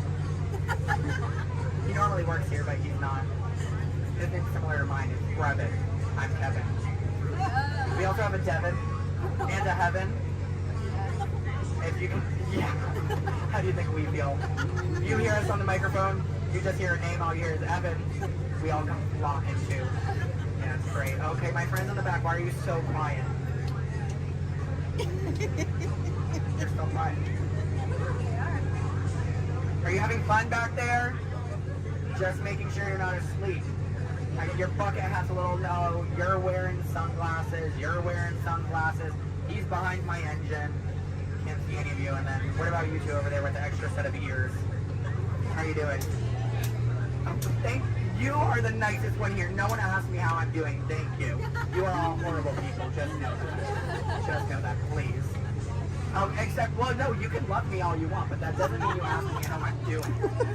You know what? I think I'm ready to cut our time a little short together. So, now this is a word for legal.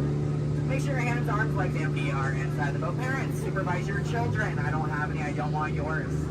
Children, supervise your parents. I don't trust them, neither should you. And then number 2 they're holding, that means that we have to do this 2 more times because you guys just didn't make me feel good enough about myself. So hello everybody, welcome aboard the world famous Jungle Cruise. My name is Skipper Kevin and I would never do that again. That's treacherous. The only thing I'm going to do is make you 2 times farther from the exit for your inconvenience. You're welcome. And I really would like to tell you what my parents told me on my 18th birthday. They looked at me and they didn't say, Skipper Kevin, happy birthday. Why are you staring at me? That's all they said. Okay, well now that you guys are just doing weird things, get out. Goodbye. Yeah. Yay. Stop. Don't stop. I need it. Yeah, guys, give me a standing ovation. I am a middle child. I love validation. Yeah, thank you.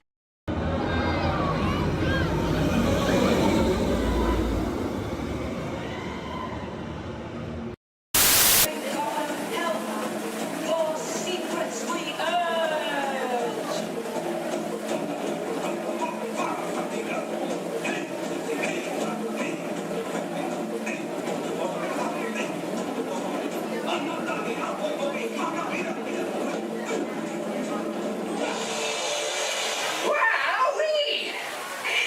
That's almost as much fun as New Year's Eve in the Orange Groves. My word, we did get the mind carried away, huh? Yeah. I say, look out there across the water. Appears to be a bit of company. Law, me, yes. Welcome, you all. Permit us to introduce ourselves. My name is Claude, and my loquacious cousin over here is... I'll introduce myself if you don't mind. Hi there. I'm, well, let's see now. It's right on the tip of my beak. Clyde Birdbrain. Oh, yeah. I'm Clyde Birdbrain. Y'all, I say, perhaps you good people have never conversed with toucan birds before. Well, neither did we, till one day we discovered this magic sunshine pavilion. By Jove, yes, I remember just how it happened. Many bird baths ago. There we were in an explorer's launch on a mysterious river in deepest Adventureland. Off in the distance comes the fierce roar of an African lion. And as we round a bend in the river, a huge bull elephant bellows forth in protest of our intrusion. Suddenly, the treetops explode in a frenzy of outraged birds. Oh, come, you and Johnny will do better than that. I can jolly well do one at a time.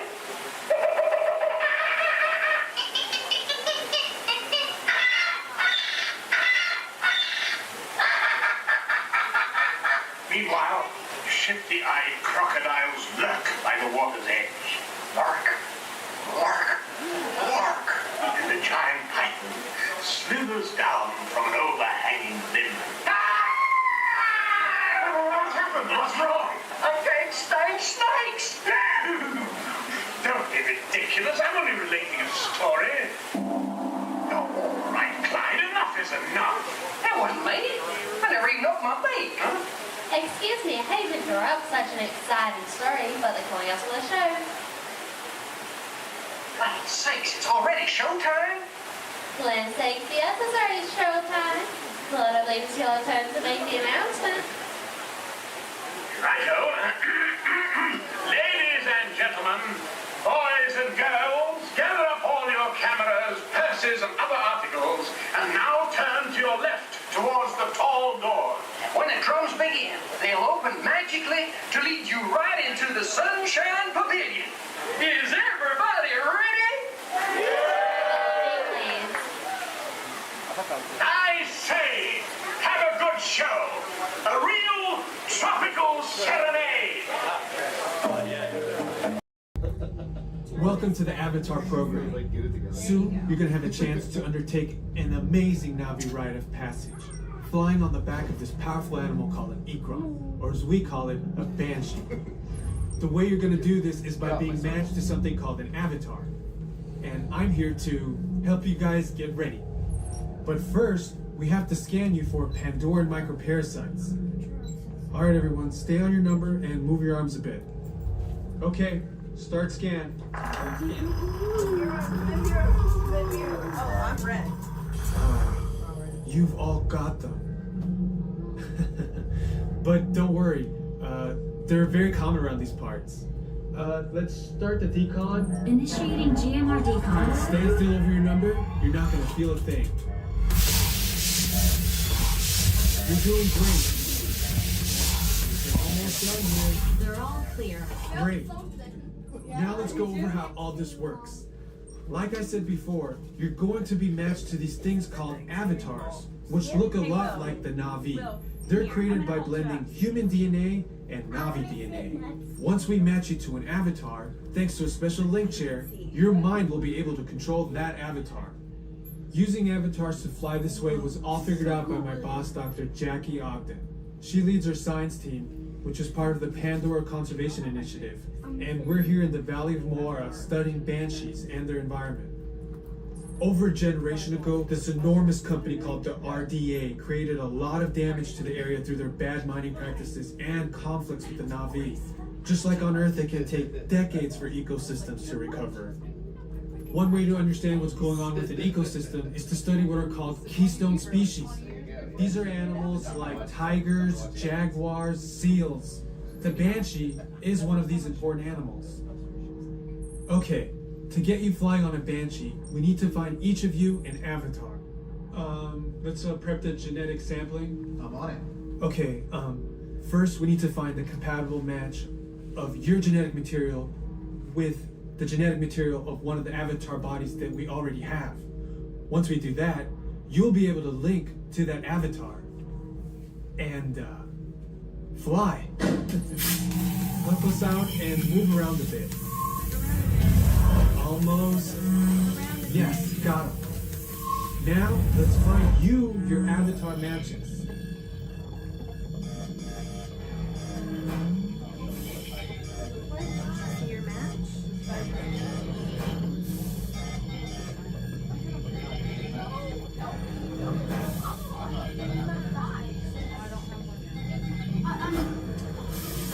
All right, you've all been matched with avatars. Looks like they're ready for you in the next room. When the door opens, please go inside, all the way in, and stand over the same number that you're standing over now. And I'll see you in there. I'll be for me.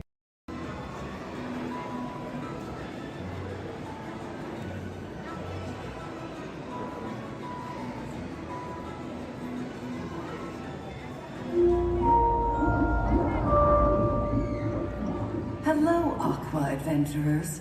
Here's a little fish food for thought. Sea turtles often confuse trash, like plastic bags, for food, but you can make a positive impact by recycling and limiting the use of single-use plastics.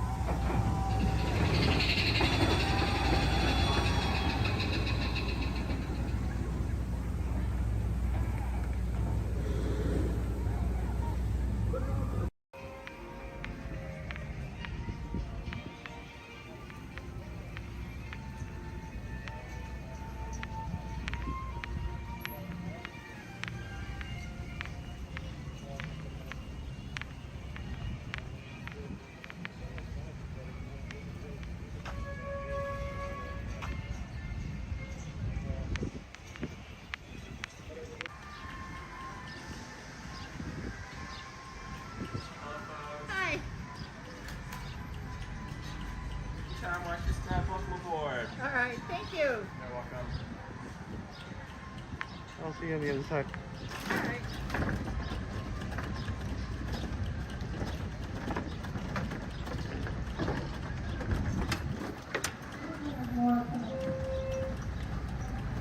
I believe there's some more coming. Oh, okay. I'm gonna fill my water bottle in the ballot.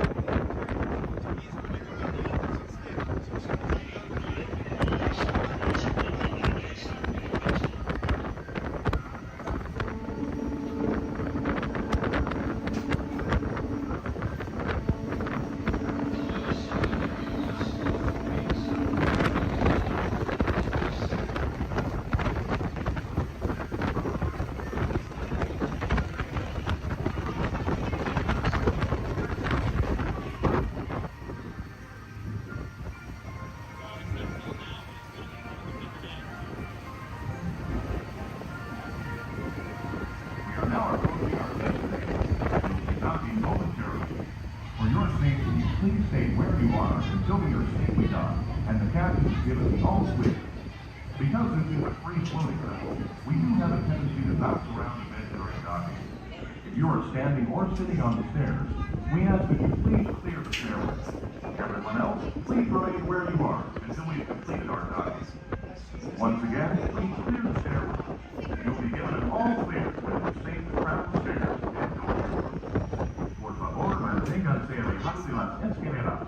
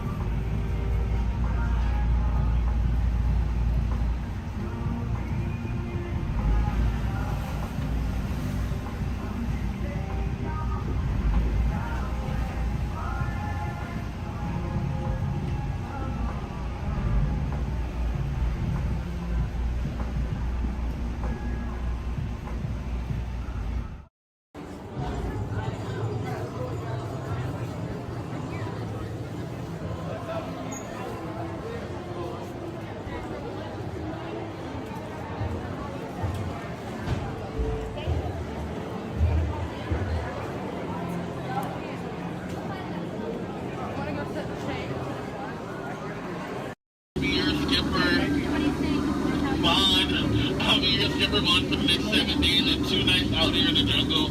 But before we go any further to increase our chances of fun and survival, please keep all hands, arms, legs, and feet inside the boat at all times, and please remain seated. Oh, and watch our children. Because if you don't, the crocodiles will. Yeah, they have an excellent day here. So now we start our venture off in the Amazon River. It's the home of some of the most beautiful butterflies. Did you guys know that their wingspan can grow from 12 inches to a whopping 1 foot? Yeah, we call them the rulers of the jungle. True monarchs for you. And now we come upon Inspiration Falls. We call this Inspiration Falls because the longer you stare at it, the more it inspires you to go. Like deeper and deeper into the jungle, that is. Can everyone say ooh? Everyone say well, that sounds like inspiration means that we're going to keep on traveling. Well, we're not just crossing different rivers, we're actually crossing into another continent. We're now on the Congo River in the deepest, darkest part of Central Africa. Ooh. I didn't say so. Now, if you guys have not seen it before, there's a Jungle Book. You might get it because it's like a book in the jungle. Never mind. So now up ahead, we have a big welcoming party just for you guys. Everything's in full swing. Everyone should hear, as you tell from the music, that no one is here. I cannot see anyone.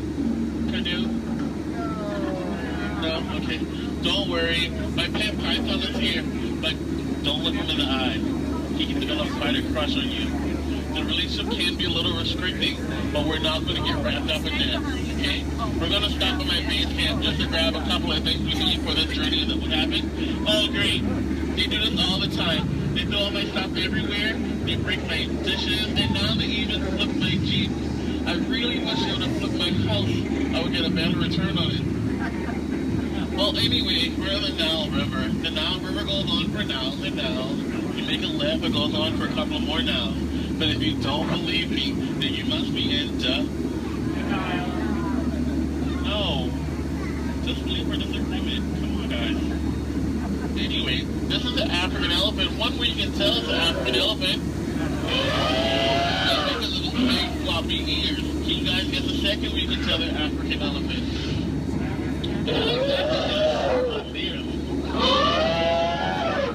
Well, anyway, now those African elephants actually trod down the path here on the African belt for all these beautiful animals to come play together on the Nile River.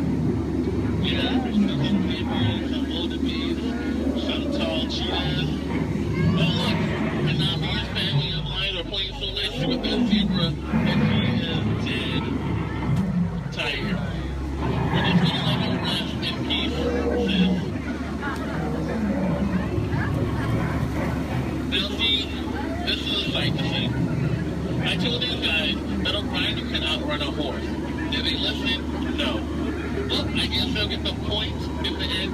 Oh look, that's my friend Ina. Everyone say hi, Ina. Alright, bye, Ina. So now we're going into crocodile country. Please hold your favorite child close. You know who they are. Here we have Smiley and his girlfriend Ginger. Be careful, Ginger Snap. Yeah, she is one top cookie. I'm sorry, that was a crummy joke. I thought I was milking for what it's worth. And look up ahead, we have what we call falling water, named after Dr. Albert Falls. Did you guys know that there's 100,000 different types of bacteria in that one waterfall? Yeah, feel that mist on your face. If you don't feel it now, you're gonna feel it later. Oh, and now it's time to talk about me. Now, as it is pleased to see this is when I landed my job here. I actually took a crash course. My career never took off the way I thought it would. Ever since then, I was winging it. But that'll the tail end of that story. Thank you guys for listening. And now we have that house. Don't worry, guys. I will scare them away with my trusty gun and some discouragement. Down, Hippo. Bad Hippo. What would your mother think? Thank you. Yay, I'll see you later. So now we are headed to Headhunter territory. This is a terrible place to be headed. Yeah. Now up ahead, this is my last group. They're a bunch of boneheads. The guy in the front, that is art, and that's a sculpture. Now these guys are dancing in a circle only for one reason. They forgot how to square dance. And they're attacking. Everyone, get down! Use your children as shield. I mean, shield your children. Shield your children. They're the future. Yeah, ricochet, ricochet. Ricochet. If you guys get hit with a spear, please take it out and throw it back. We cannot take any souvenirs with us. And now this is awkward. We're going behind a waterfall. Please, nobody move, okay? I don't want to get my hair wet.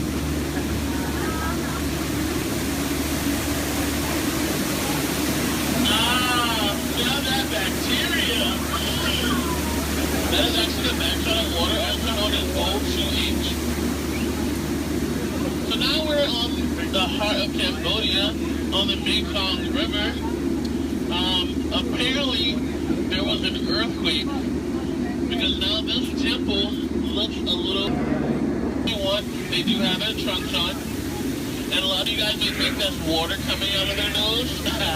Well, it's not. And this guy here, if you guys can make practical joke, sometimes he sprays your bullet. So I think we're going to miss him this time. So if we go back really, really fast, we can miss him. Maybe not. You might want to duck, duck, duck, duck, duck, duck. Goose is a very fun game to play. I'm actually a two-time world champion of Duck, Duck, Goose. Ooh. So now this is my favorite part of the cruise. I want to point out some of my favorite plants. Pay attention, please. That one. That one over there. The green leafing one right there. And then the tall one in the back. Did you see that? Okay. And here we have Trader Sam. Everyone say hi, Sam. Hi, guys. So, Sam is actually the head salesman of the jungle, but recently his sales have been shrinking. So he's got a great offer going on for you guys. 2 of his heads for 1 of yours. So no matter which one you guys place it or dice it, you always come out ahead. returning back to civilization, please keep your hands, arms, legs, and feet inside the motor all the time, and please remain seated. This is kind of awkward. I'm horrible with goodbyes, so I'll leave you guys with these parting words. The same thing my mom told me when I turned 9 3/4. She said, "You're a stripper, Bond. Now get out." Oh, please watch ahead and watch your step. If you miss your step, How'd you know my name anyways? Well, the ain't something seeing your fancy cars about to get out of here, so beat it. You're making a big mistake there, Monkey. I said scream at me, you're gonna get what you... I can't just walk down the middle of a movie. Go on, bitch, just say... Here they come, Bust! Get out your grinders! I'm gonna go back to Mr. Osborne!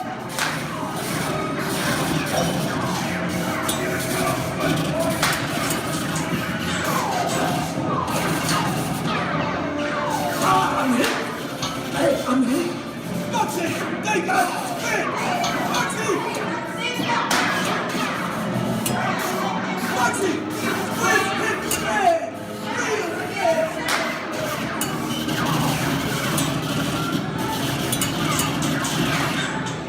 Hey, everybody, just sit tight. Run the red lights, get the law, and I would never break the law. Hey, watch this. No more red light. Moxie!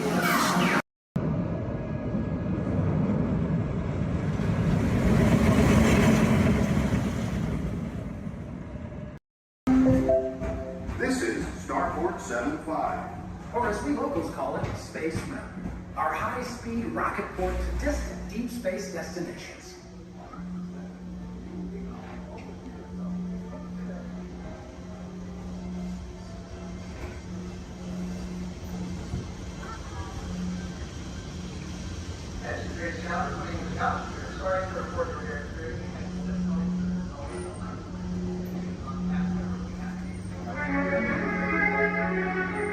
Let relaxation wash over you at the most refreshing retreat in the galaxy, the coral moons of Pisces 7.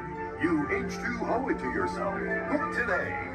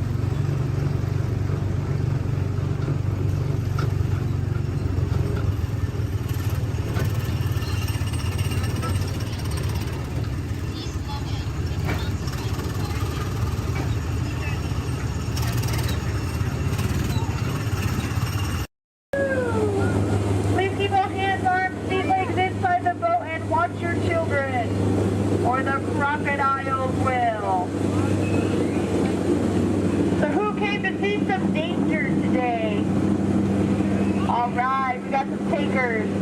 It's right there, big white letters. Good thing I can read. You might have missed all signs of danger. Oh, look at this to the right. You'll see our first sighting of wildlife here in the jungle. Right there's a prime example of why some wildlife destroy their children at birth. We're now approaching ancient Cambodian shrines built by ancient Cambodian Shriners. This place is loaded with crocodiles.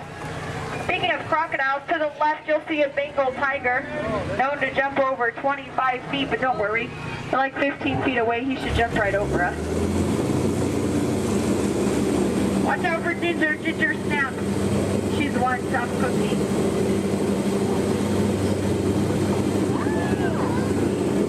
We are now entering the sacred bathing pool of the Indian elephant. Oh, looks like they all came out to play. You know, they say an elephant never forgets. I'd have to agree. Somehow they never forget to be here when my boat comes by. Feel free to take pictures. Looks like they all have their trunks on. Oh, there's Bertha. She's been in that shower so long you can tell by all her wrinkles. Oh, look at Squirt. Hi, Squirt. Uh-oh. That's why we call him Squirt. Here we go. Oh, no, get down, I'm not kidding, I'm not kidding, I'm not kidding. I'm just kidding. Little dry humor. Oh, that looks dangerous. Let's get closer.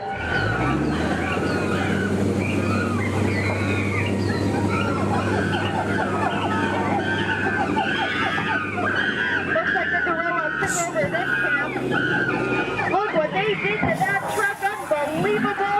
They left the lights on. What a shame. Uh-oh. Come on, kids, guys. Let's get out of here. Woo! Now, if you look over here to the left, real hard through the trees, through the bushes, you'll see absolutely nothing.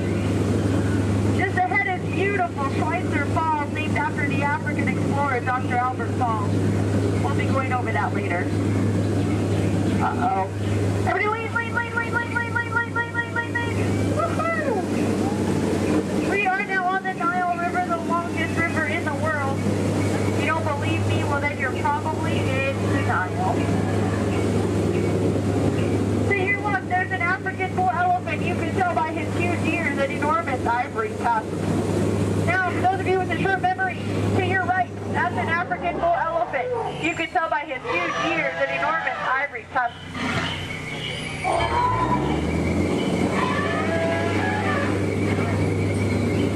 We are now in the African belt where the hand of man has never set foot.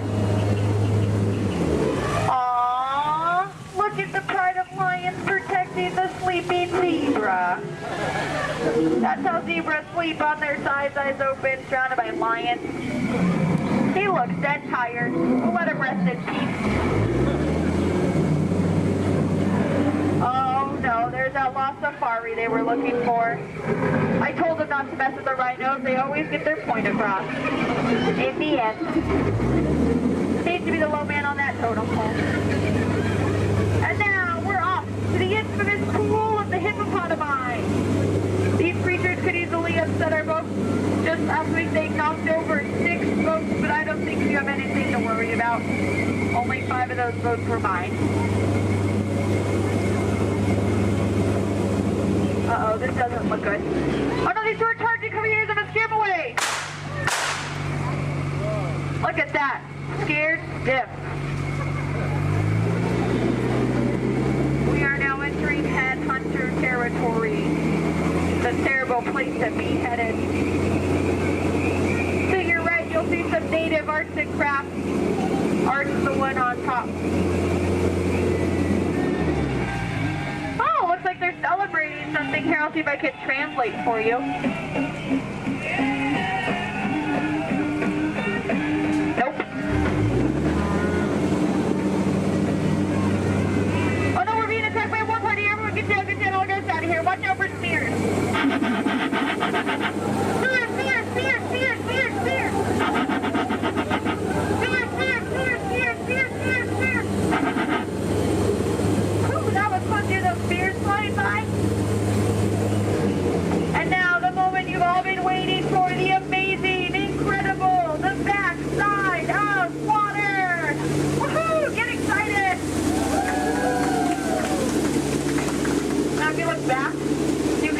sight of water. We're now in the Amazon. I heard it's a killer place to fish. Just stop, drop a line, and the fish are always biting. I think this looks like a pretty good spot right here. Uh-oh.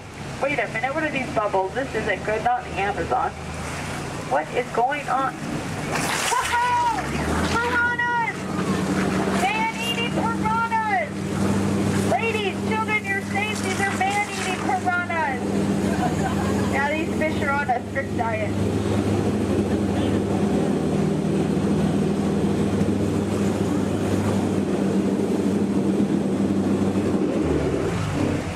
Here's Trader Sam. He's our head salesman here in the jungle. Business has been shrinking, but it looks like he's having a special today. 2 of his heads for just 1 of yours. Anyway, you slice it, you'll come out ahead. Trader Sam's actually... Whoa. Oh, there's Ellie! I thought she was coming with us today. Looks like she's already unpacked her trunk. You might think that's water, but it's not. And now for the most dangerous part of our journey, the return to civilization. I don't know how, but you just survived the jungle cruise. Woohoo! Please keep all hands, arms, elbows, fingers inside the boat.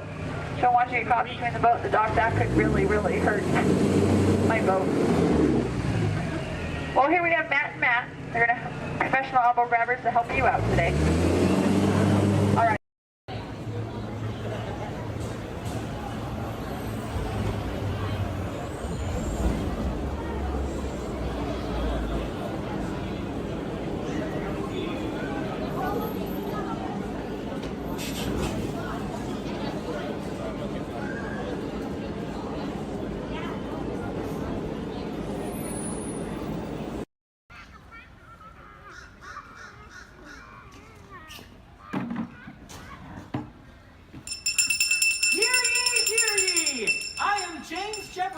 The town crier of Liberty Square.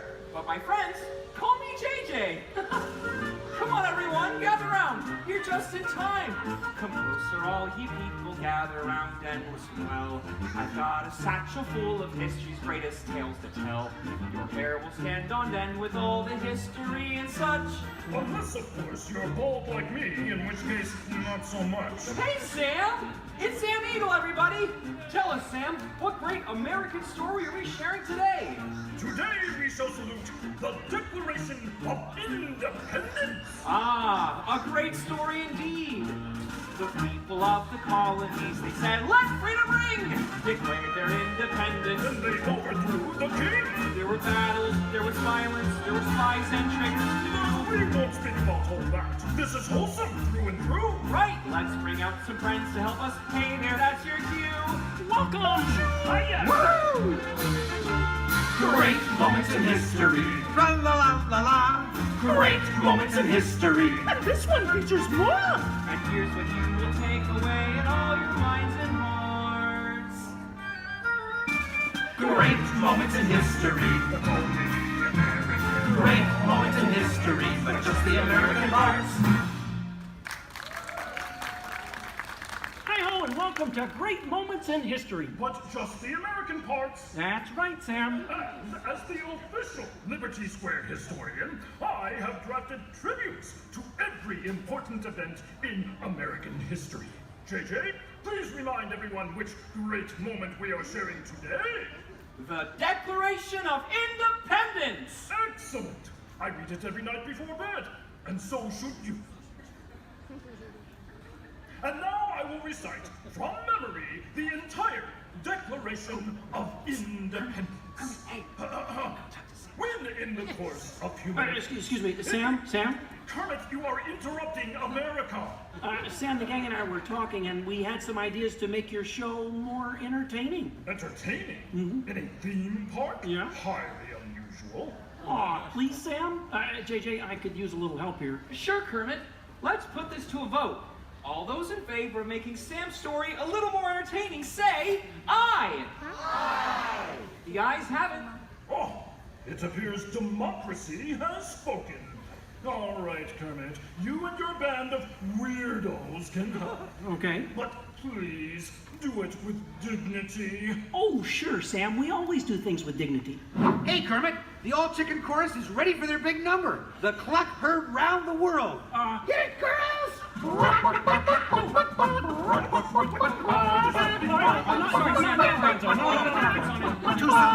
Back to the dressing room. Oh, Kermit! What part will Walt be playing in today's performance? Well, Piggy, this is a story about the founding fathers. There's no part for you. No part for moi? Oh, we'll see about that. Sheesh. Okay, places, everyone. Sam, JJ, take it away. All right, friends, what do you say? Want to help us make some history? Cue the patriotic music. The year is 1776. 1776. We are in Philadelphia. Philadelphia? JJ, why are you doing that? I'm the town crier. Well, cheer up and allow me to continue.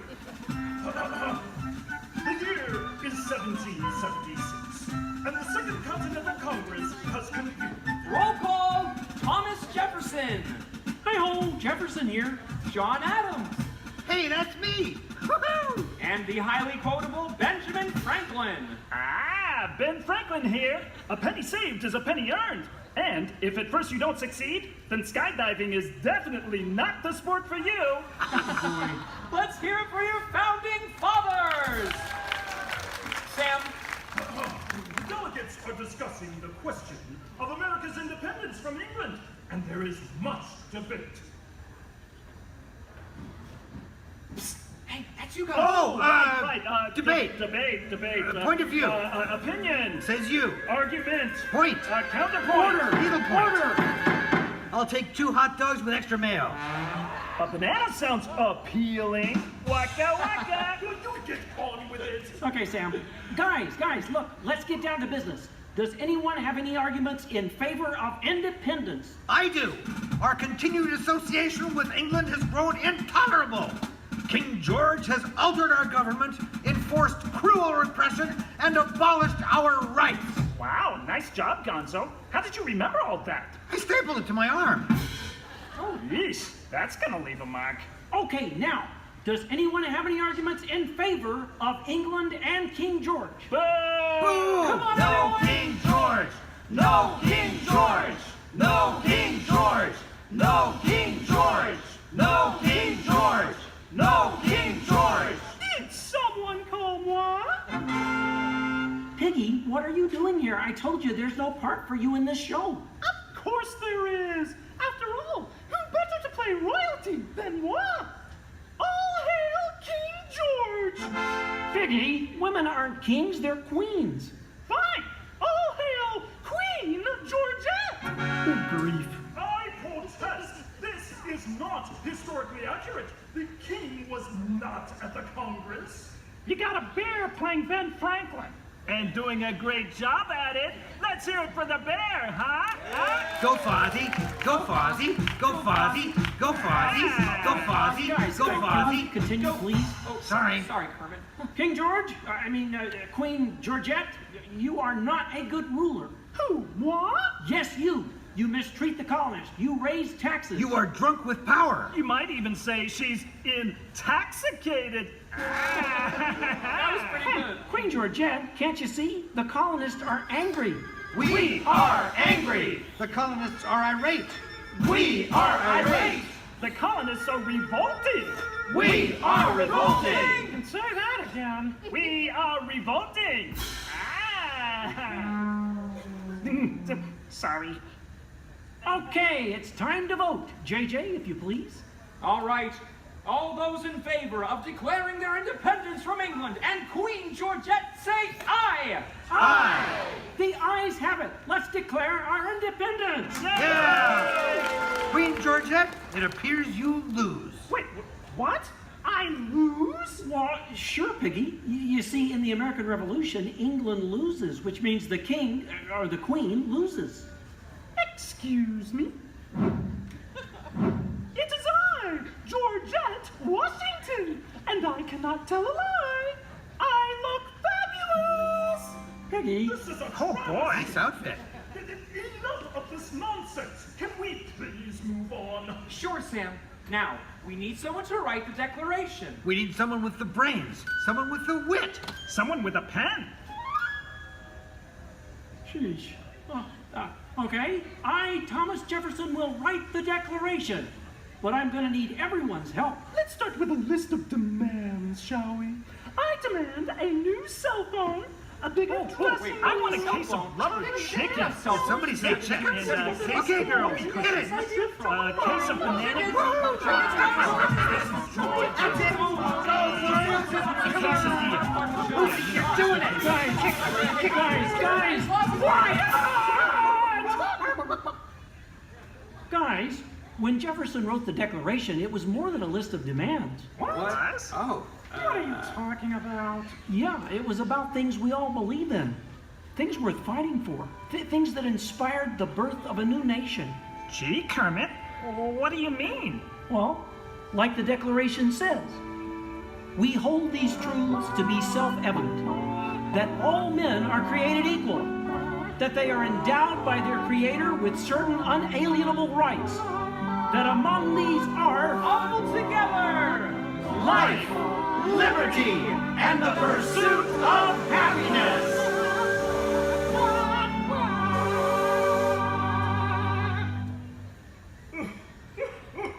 Sam, why are you crying? I thought that was pretty good. It wasn't good. It was glorious. Yes! Way to go, everyone. Hey, Sam, looks like now you're the town crier. Just ring the bell. Let freedom ring! Great moments in history, the 4th day of July. Great moments in history, we said King George goodbye. And here's what we will take away in all your minds and hearts. Great moments in history, great moments in history, great moments in history. Great moments in history, with just the American parts. Thanks, everyone. We couldn't have done it without you. And to England, no hard feelings. You're still one of our best friends. Thank you all for joining us for a great moment in American history. We hope you come by again soon and have a magical stay here at the Magic Kingdom. Bye-bye. Bye-bye. Bye-bye. Bye-bye. So long, everybody.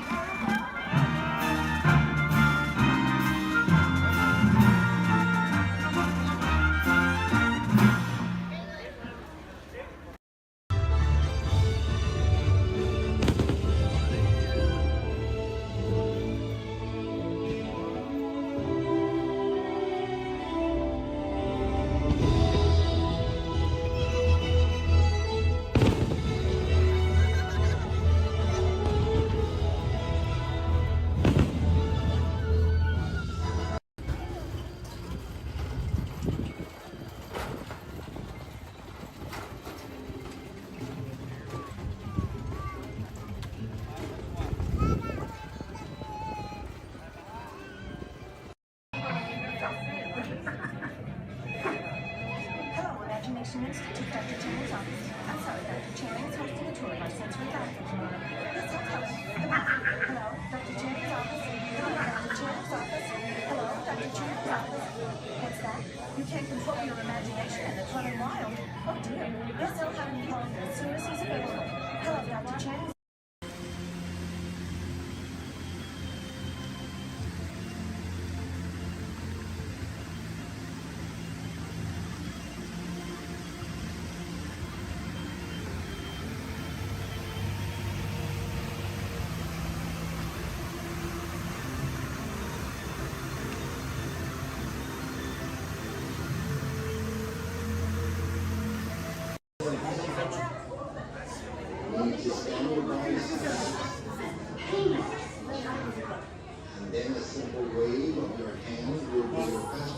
Raise your hands for security clearance.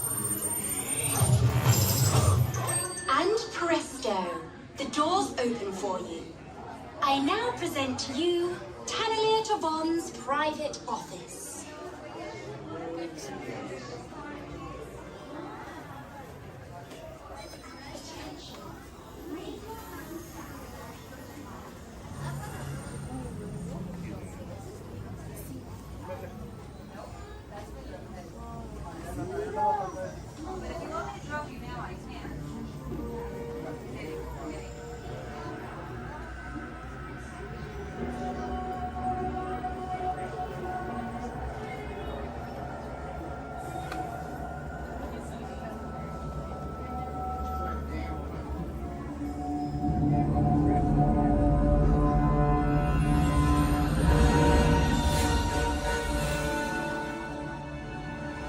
friends. You're one step closer to your exciting encounter with the Guardians of the Galaxy. You're now standing in my private office. I know. Where I Carefully scrutinize each and every piece that comes to me from different parts of the galaxy let's shoot this guy. Getting consistent slandering on a constant loop was big motivation for me to escape. I go, ouch! Ouch! That was not part of the plan. What? Of course I escaped. For those of you who have not been paying attention, the name's Rocket, one of the Guardians of the Galaxy. The smart one. Listen up. He's gonna put you on a gantry lift for your tour. I'm gonna sneak on top of your lift and take us all the way to the big old generator control room. I'm gonna blast that thing and destroy all the control systems, which will open up every cage in this freak show and free my friends. Our buddy Mantis is in the getaway ship waiting for my signal, and then we'll be on our merry way. But this plan won't work unless you help. I don't have clearance. My hands don't scan. Yours do. If you raise your hands, I get the clearance and the chaos begins. It's a foolproof plan. 35% of the time. Oh. I'm gonna take this. Now move it.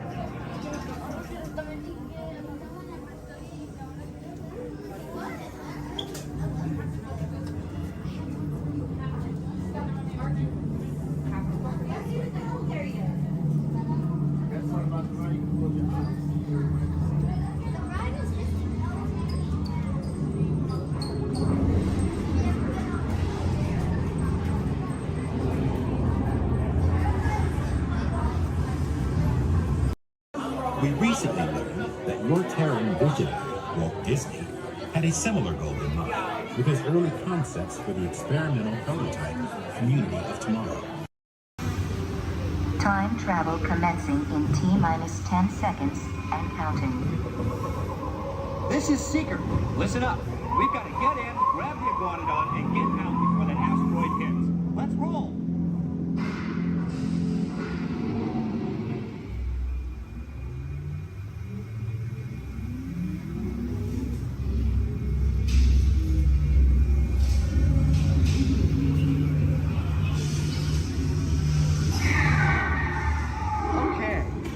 Let's go get that dino.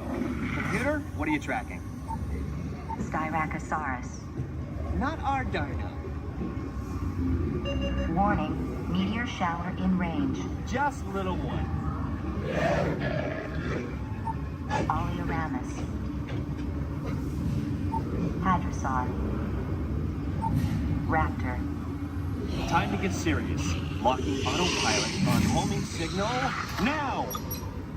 Hang on! I'm tracking a big dino on the scope. Could be ours. Computer, full stop. Identify. Definitely not our dino. Go, go, go!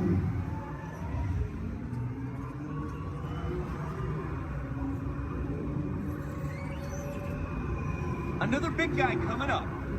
Computer. Slow and identify. Sauropod. Still not our dino, but at least this one's a vegetarian.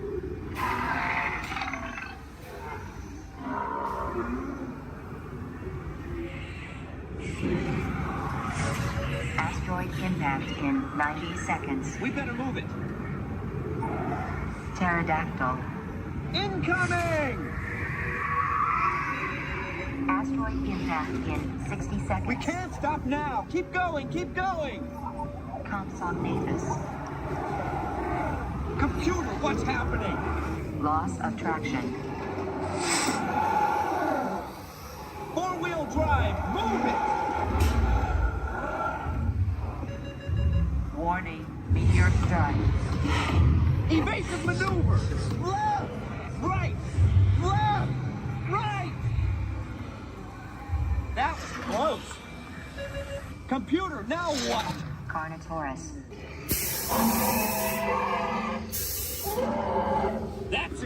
Abort mission! Abort! Abort! Iguanodon. Forget it! Get them out now! Asteroid impact. Brace yourself! This is it!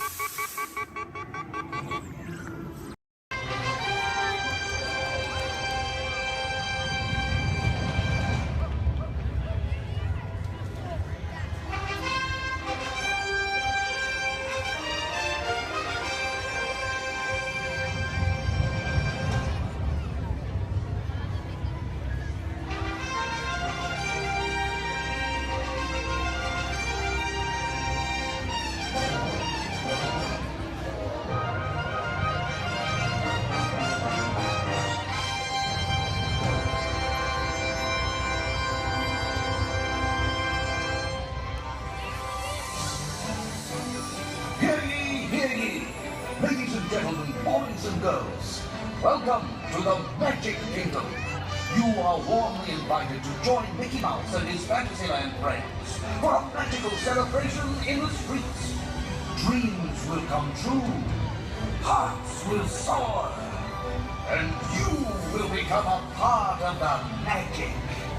For the time has come to take your places and prepare to welcome the wondrous and wonderful Disney Festival of Fantasy Parade!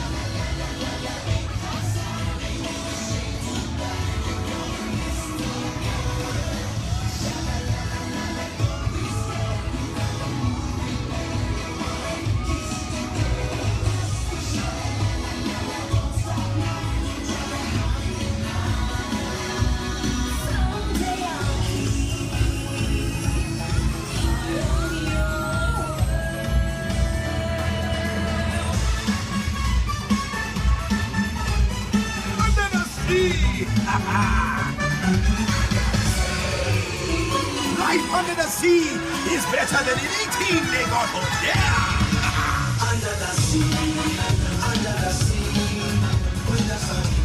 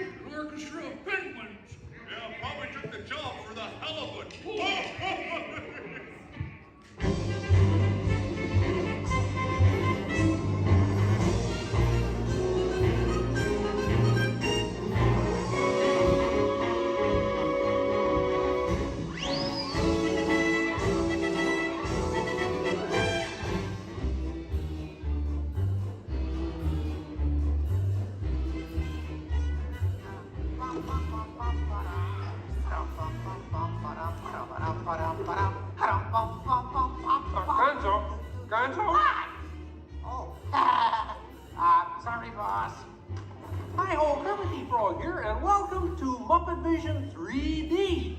Now, let me show you around our research center. See, here in this modern high-tech facility... Hey, careful! Here in this modern high-tech facility, we have perfected Muppet Vision 3D, a new film process which we're about to demonstrate. Now, working the projector is an old friend of ours, the Swedish chef. Chef, everything okay? Exactly. And our demonstration includes a little song from Miss Piggy. Little? Did I say little? I meant to say it's a huge, show-stopping, major song from Miss Piggy. That's more like it. Good. And we've also got a big musical finale from Sam Eagle. Sam, what's it about? It's called A Salute to All Nations, but mostly America. Great. So it's going to be a swell demonstration, and at no time will we be stooping to any cheap 3D tricks. Did you say cheap 3D tricks?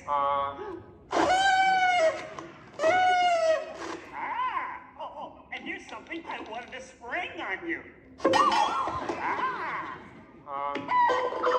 Walmart, it's that dumb bear again. Hey, Bear, you're not even funny in 3D. Oh, not you guys. How did you get here? We entered a contest. Yeah, we lost. Oh, yeah? Well, my new 3DX gonna shower you all with humor. Waka waka. He's trying to drown us. What kind of act is that? An act of mercy. Well, listen, better luck next time, Fozzie. Okay? And now, if you'll come this way, I can show you our secret laboratory. You see, we invited distinguished scientists from all over the world to come and work here. Unfortunately, none of them showed up. So instead, I'd like to introduce you to the guys who invented Muppet Vision, and they can show you some of their... right now, I'd like to turn you over to Dr. Bunsen Honeydew and his assistant, Beaker. Well, thank you, Mr. Kermit. Today, let's look at the advancements we've been working on for Muppet Vision. Beaker, would you turn on the machine?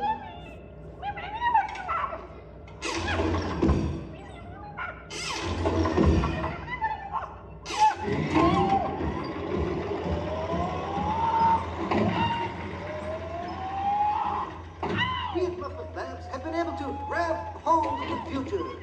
The wheels of progress turn swiftly here as we strike upon ways to bring science safely to you. This user-friendly machine will now generate the first living 3D effect just by flicking a simple switch.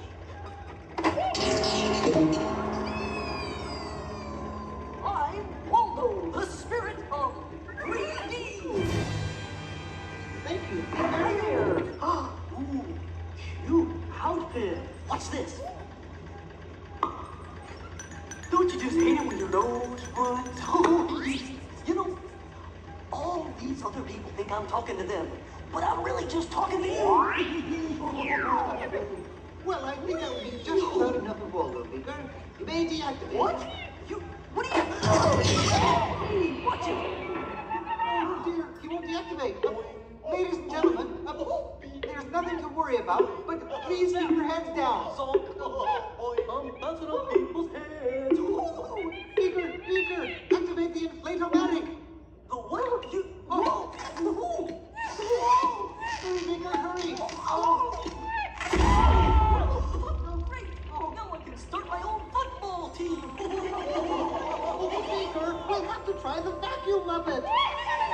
Yes.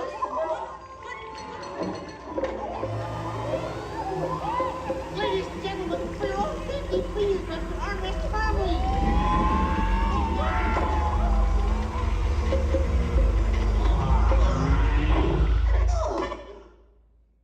Hey, I'm free! Taxi! All right, now I'm getting out of this place.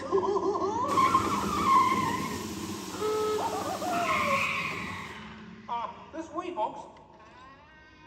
I'm sorry, but Muppet Labs seems to have been temporarily sucked up. But, what is that? Hey, Kermit, see, it's my new remote control banana cream pie. Yeah. Hey, Kermit, watch this. What?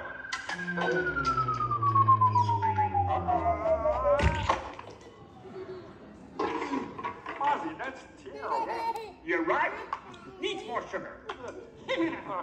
And now, ladies and gentlemen, for the first musical portion of our demonstration, we have Miss Piggy in a wonderful 3D number. That's you, penguins.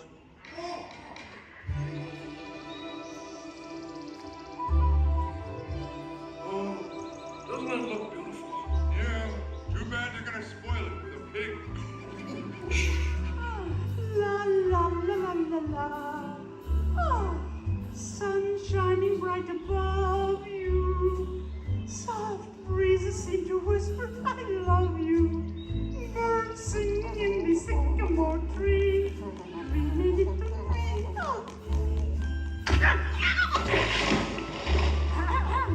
Look in my eyes and kiss me. Just hold me tight and tell me you miss me.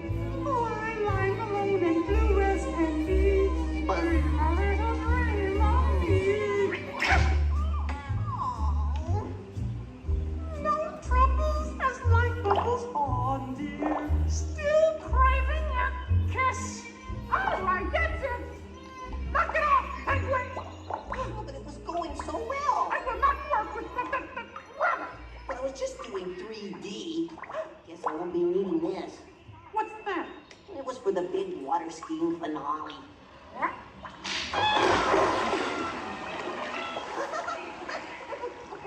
Peabody, what are you doing?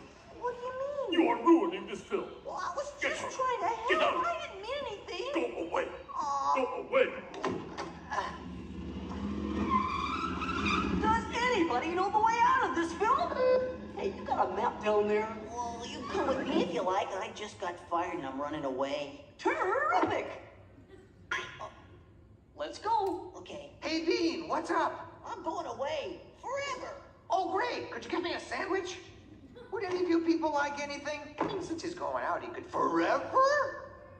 Bean? Bean? Oh, Kermit! Kermit!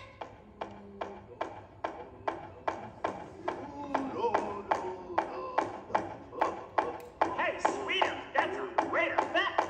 Hey, Fuzzy, Kermit! What is it? Bean Bunny ran away! Oh, no. Yes, our ribbons. We gotta find him. I know. All right, everybody spread out and look for me. Right. I'll go this way. Ladies and gentlemen, we'll continue the show in just a moment. But in the meantime, if you see a rabbit, holler. Bean. Bean? Oh, Bean! Bunny! Bunny! Bean! Where are you? Bean! Bean! Bean!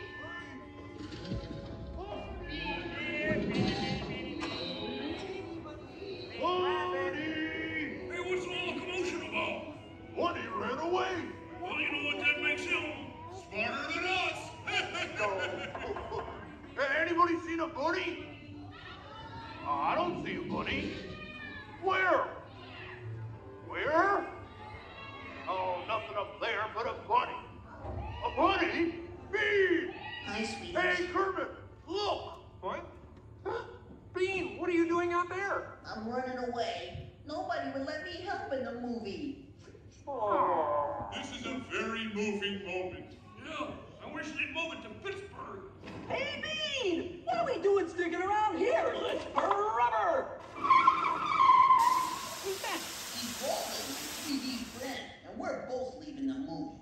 Right. Look at Bean! If you leave, you'll miss all the fireworks! Right, yeah! Fireworks? Ooh, okay, I'll stay. But I want to help. Gee, is there anything Bean can do in the final number? Oh, gosh, maybe Bean could set off the fireworks. That sounds great! Yeah, and I'll stay and help. I love fireworks! Well, okay. Sam, are you about ready? Yes, it's a glorious 3-hour finale. You got a minute and a half. Okay, everybody, get ready. Right. Ladies and gentlemen, the Muppets proudly present the final demonstration of Muppet Vision 3D.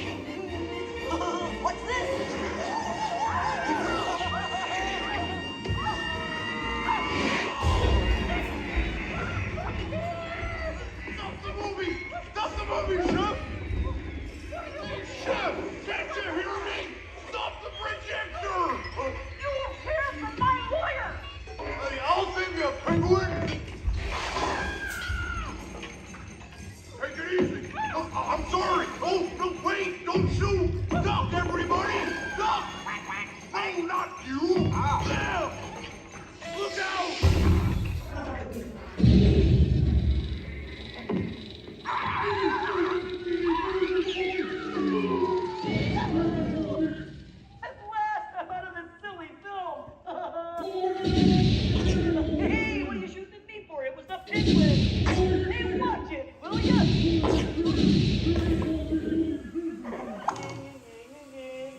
You could hit me with a cannon? Hey, everybody, he's got a cannon!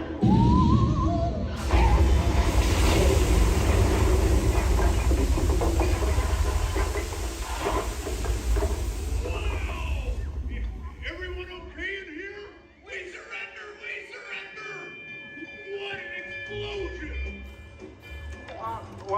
Ladies and gentlemen, I'd like to apologize for our slight technical difficulties, but I do wish to assure you that no one was hurt and this theater suffered only minor damage. So thank you very much for coming to see this demonstration of Muppet Vision technology, and enjoy the rest of your stay, and come see us again sometime.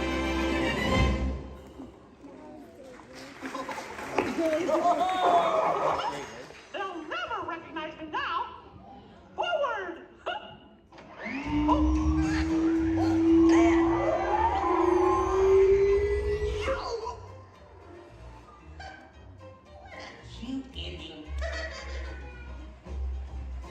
Well, what do you think? We have time to go to the bathroom before the next show?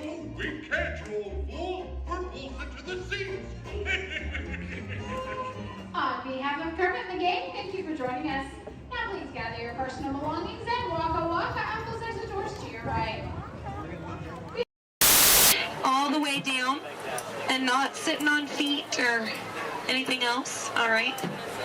Well, here we go. Everyone say bye. Bye. Bye. Bye. Everyone say hi. Bye. Hi. Now say bye. Bye. Bye. Now say hi. Bye.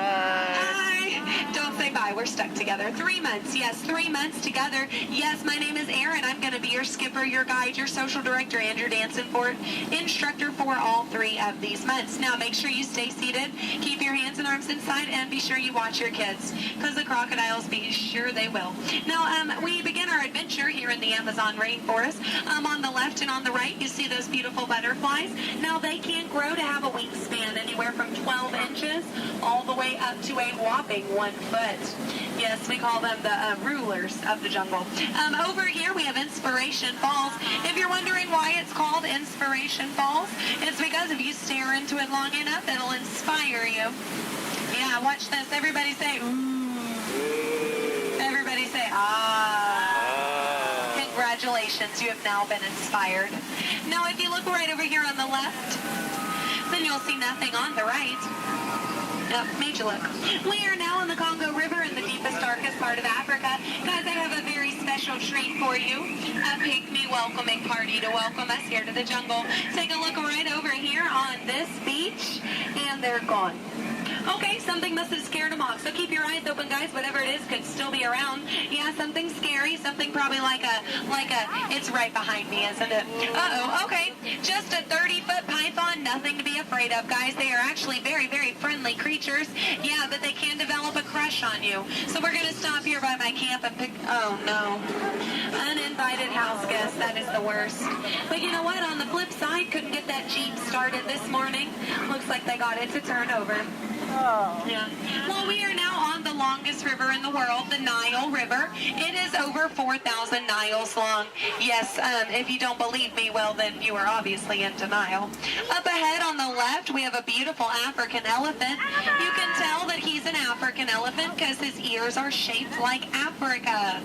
Yeah. He actually knows a, oh, he's not going to show off? What about this one over here?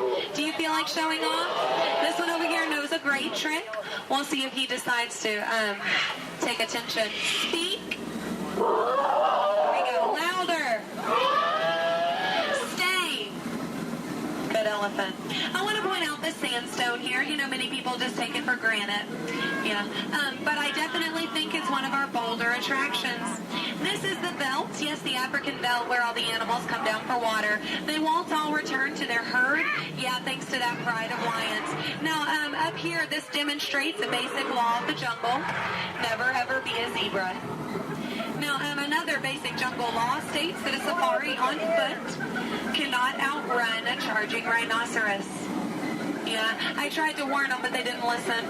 But you know what? I feel like they got the point. In the end,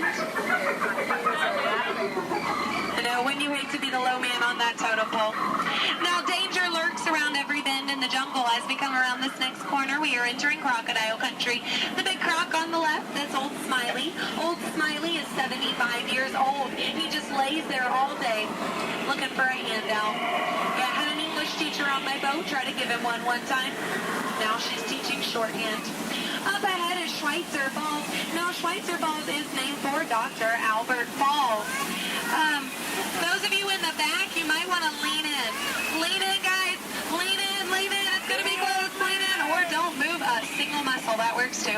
Paralyzed with fear, sir, I understand. Now, people ask me all the time how I landed my job here at the world-famous Jungle Cruise. I think it's plain to see. I took a crash course. Because when you've been here as long as I have, you just start to smell. Smell danger, that is. Like up ahead, this pool of hippos. Guys, I know they look cute, but they can actually capsize the boat. I'm going to use my gun to scare them off. Cover your ears, guys. This is going to be loud. Shoot! Shoot! Shoot! Shoot! Shoot! Shoot! There we go. Yeah, it's actually a little known fact about hippos. They are terrified of shoes. Now, up ahead, headhunters. This is bad. This is bad. This is a very bad place to be headed. All right, stay calm, guys. Don't lose your heads. Yeah, there's my last crew in that boat over there. Bunch of numbskulls. Now, that dance that they're doing, that does mean they are going to attack. But they only attack from the right-hand side. Stay focused on the right, and they can't ambush us. Over the top of the hill. Mirror on the left. Get down. Get down. Get down. Get down, sir. Don't worry about looking stupid. I'm doing it for you. Get down.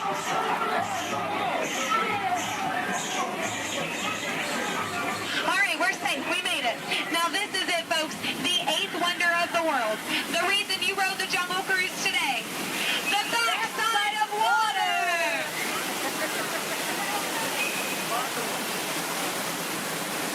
Woo! Yeah, you feel that mist? Kind of nice, kind of cool. That is the largest concentration of bacteria in the jungle. You're welcome. Well, we are now in Southeast Asia, deep in the heart of Cambodia. Up ahead, we have a temple. Uh-oh. Guys, I was going to take you in this temple. I think there's been an earthquake or something. This is a new entrance. I don't know where it leads. It could lead to danger. It could lead to treasure. Should we go in? Yeah. Yes? Good. I do not know how to reverse.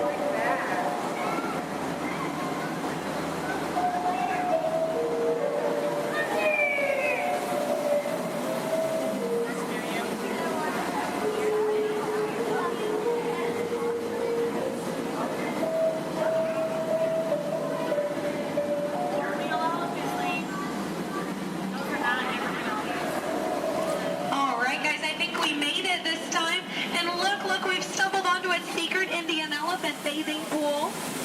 Now guys, I know this is their bathing pool, but feel free to take as many pictures as you like, because look, they all have their trunks on. It's fine. Now, some of these elephants are very, very friendly, and they might try to spray the boat. So we are just going to scoot on through. Oh no, up ahead. Up ahead. Get down. Duck, duck, duck. Goose. All right. No, oh no. Oh no. Both sides. Oh no. Get down. You fell for it twice. Yeah. No, that one over there, don't worry. He always forgets to pack his trunk. Now, guys, I'm going to take this time to point out some of my favorite jungle plants. That one. That one. And that one. There we go. Those are my favorites. Any questions? No? Good. Over here on the left, you'll see our dear friend Trader Sam. Trader Sam is actually our resident head salesman here in the jungle. Yeah, due to the economy lately, sales have been shrinking. But he is offering a special, 2 of his heads for just 1 of yours. Yeah, think about it, because, you know, any way you slice it or dice it, you're going to come out ahead. Yeah. All joking aside, Sam is a really lucky guy. He was the only man from his entire tribe to go to college. Yeah, he actually got kicked out, though, before getting his degree. He got caught trying to butter up one of his professors. Yeah. But he's a nice guy. He actually threw a dinner party last night. Yeah, he invited all the skippers. I got there 20 minutes late, though. All I got was the cold shoulder. Nothing left but finger foods. Yeah, and I was looking forward to it. I mean, his wife makes a great stew. I told him so, and he said, I know. I'm going to miss her. Yeah. You know what Sam's favorite Disney song is? You Got a Friend in Me. Yeah. I'm not making these up, guys. They're actually written in the script. Yeah. Yeah. Now we are approaching the dock, yes, which means it's the most dangerous part of our journey. My attempt to dock the boat. So make sure you stay seated. Watch your elbows over here on this side. We don't want unnecessary peer pressure up ahead. Now, when the boat and the dock reach the same speed, you'll exit out the same way you came in. Everybody over here will use the back door. Everybody over here and in the center will use the front door. Just remember not to cross the crates. Yes, don't cross over the boxes. I don't want you to trip and fall. You'll have 2 bad trips on the same boat. I thought one was enough. Now, guys, we've really been through a lot. I have to tell you, out of all the crews I've had today, you guys have been the most recent. There we go. No, really, that is an honor only a few thousand people get a day. So you should feel very, very special. No, really, guys, if you find yourself passing by the Jungle Cruise later, I understand. Yeah. But if you want to stop and say hi, I'll be around. And around. And around. Stay in school. No, I'm kidding, guys. I'm kidding. 4 years of college. Yeah. My mom is so proud of my brother. He's a doctor. I tried to be a doctor. I really did. But I don't have the patience. Yeah. No, is that... Those are raindrops I hear hitting the top of the boat. So, yeah, it looks like we're going to get a little wet. Just a reminder, our dock is made out of pure hickory. Yes, so as you exit, you will be stepping out onto a slippery hickory dock. Make sure that you watch your step on the way out. Yes, watch your step, but don't step on your watch. That is just a waste of time. Yeah. Now, guys, if you did enjoy your cruise today, my name is Skipper Aaron. If you did not, the name's not important. No, it's not. Now we are, here we go. Oh, here we don't go. But I'm out of jokes. Ooh, why is Cinderella so bad at soccer? She keeps running away from the ball. Yeah, but I mean, can you blame her? She had a pumpkin for a coach. Yeah. Oh, why does Peter Pan fly everywhere he goes? Because he can never land. Yeah. Why does Tigger bounce everywhere? He would really hate to step in poo. Yeah. What was Aladdin doing in the Haunted Mansion? He was looking for a boo. Yes. Well, I guess if we're still here, I could leave you with a few words from our sponsors. Yes, today's cruise has been brought to you by the Miracle Boat Engine Company. Yes, if this boat made it all the way around the river, well, it must have been a miracle. Yes, and Animal Crackers of the World, teaching children everywhere that all animals taste exactly the same. Delicious. And, the Cannibal Cafe, finding new and interesting ways to serve you every day. Now serving shish kebabs, shish freds, and shish teds. Yes. Now, guys, if you are planning on catching the fireworks tonight, just make sure you let them go. Okay? They're going to be very hot. They can explode in your hands. Yes. All right, here we go. Now, guys, there's a dock on the left and a dock on the right. It is a paradox. Don't let it confuse you. Yeah, but the skipper on the left and the skipper on the right, we just call that a paradox. Look, they can't even deny it. It's true. Guys, I really don't want to say goodbye to you today, so I won't say goodbye, but I will say this. I mean it from the very bottom of my heart. Get out. Dante Sana Warden, if everyone's ready, here in Harambe we say Twende, and that means let's go. Jumbo friends, my name is Rachel, and I'm going to be your safari guide out on the Harambe Wildlife Reserve. Just a couple friendly safety reminders before we do head on out, though. Make sure we stay fully seated the entire time. It does get pretty bumpy out there. We're also going to make sure we keep our hands, arms, feet, and legs inside the truck, and hold on to any loose items that could fall out, because unfortunately I cannot stop to retrieve anything if it does fall out. Now, the first part of the reserve that we are heading into is the Little Aturi Forest. Now, the animals here in the forest are known for their camouflage, so we may have to look a little bit harder for them. Although over on the right side, that brown colored animal with those striped legs, that is an okapi. Now, okapis might look like they are related to zebras with those striped legs, but they're actually one of the only living relatives of the giraffe. Now, if you look closely at its head, they kind of have the same skull shape the giraffe has. They also have the same tongue that helps them get into the vegetation. Now, that black and white bird that's hanging out down there kind of by the water as well, that is a saddle-billed stork. They can stand at about 5 feet tall with a wingspan all the way up to about 9 feet long. So if you look up above you, that is about the length of the canopy that's on top of your head. Now, they get their name from the yellow saddle shape on their beak, and they do also mate for life. So once they find their partner, they're with them for the rest of their life. Definitely be on the lookout for another one. There's usually another one that hangs out pretty close.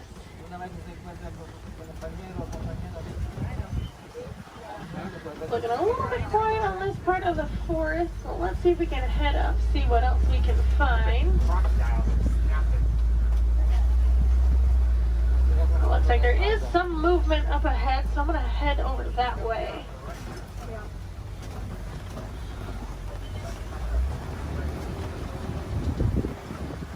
Alright, so coming up on the left, you might see there's some light tan colored animals kind of huddled underneath the trees, kind of by that bamboo.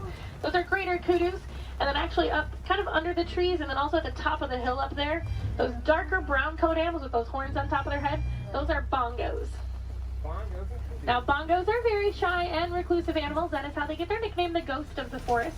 Both males and females do have those horns on the back of their head. And if you notice, they're angled backwards. That's to help them get through any of that thick and tangled brush here in the forest they usually live in. Alright, it looks like we're going to cross over some water, so that means we're heading out towards the Safi River. You're going to want to keep your eyes near the water, looking for any kind of shadowy figures. A lot of times you'll see Nile crocodile or even Nile hippos. Now, hippos will spend most of their time in the water, and even spend about 8 minutes at a time underneath the surface. The average male hippo does come in at about 5,500 pounds, and they do kind of float to the bottom of the water and walk along the bottom rather than swim. Although, to be fair, if I was 5,000 pounds, I'd probably do the same thing. It takes quite a bit of energy for them to swim around. I haven't seen any yet, but they do have a couple spots here in the river, so we'll head up. Now, those white and gray birds that are hanging out on the island, those are pink-backed pelicans. They do get their name from the pink coloration that their feathers get during mating season. That's not actually the feathers that turn pink, though. It's their skin that turns that color. It kind of makes their feathers look it.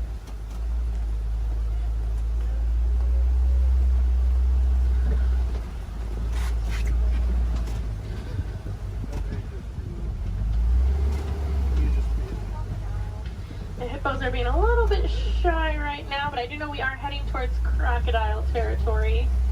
Aha, down there on the left, there are some crocodiles down there. Now, the average Nile crocodile does come in at about 16 feet in length, weighing about 500 pounds. Although they can grow to be about 20 feet long, and I do know there's at least one down there that's a little bit over 700 pounds. Now, when it is super hot, you will see them hanging out with their mouth open. That's because, unlike you and I, they can't sweat. So they do open their mouth. It does help them regulate their temperature, keeps them a little bit cooler. You'll notice a lot of the animals here in Africa actually have some sort of natural cooling capabilities. It does get pretty hot out there.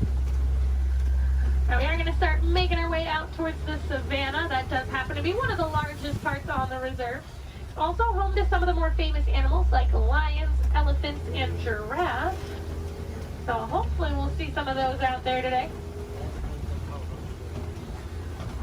Now, coming up on the right side of the truck now, this tree that almost looks like it was planted upside down. That is a baobab tree, also known as the tree of life or the upside down tree.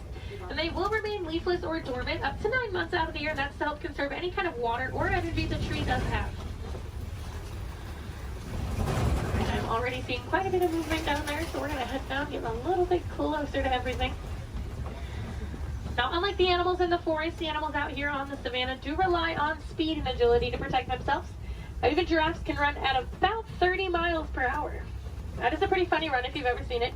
Kind of see the head move way before you see any other part of the body move. Alright, coming up, those animals with those really big horns hanging out there on the right, those are Ankole cattle, also known as the Watusi cattle, after the Watusi tribe that did first domesticate them. They are one of the only domesticated animals here on the reserve, and those horns might look really big and heavy, but they are actually mostly hollow with kind of a honeycomb structure on the inside, so they are fairly light. Now, these zebras that are hanging out here pretty close, these are Hartman's mountain zebras. If you look closely underneath their neck, you'll see a little flap of skin. That is called a dewlap. Now, that does help them regulate their temperature. They're also the only zebra species that has it, so it does help us identify them as Hartman's mountain zebras. Now, a group of zebras is called a dazzle. And if you've ever wondered if a zebra is black with white stripes or white with black stripes, just look at their nose.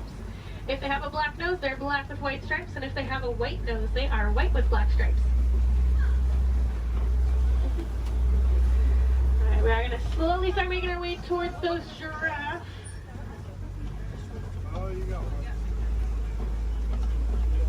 Now, looking at the coat pattern of these giraffes, it looks like they are Maasai giraffe. Once we get up there, they do have that kind of jagged puzzle-like coat pattern. Also over on the left, kind of hanging out in the back by the trees over there, those are sable antelope. If they do look at all familiar, they are the emblem of the Harambe Wildlife Reserve, so you might have seen their pictures out and around in the village out there.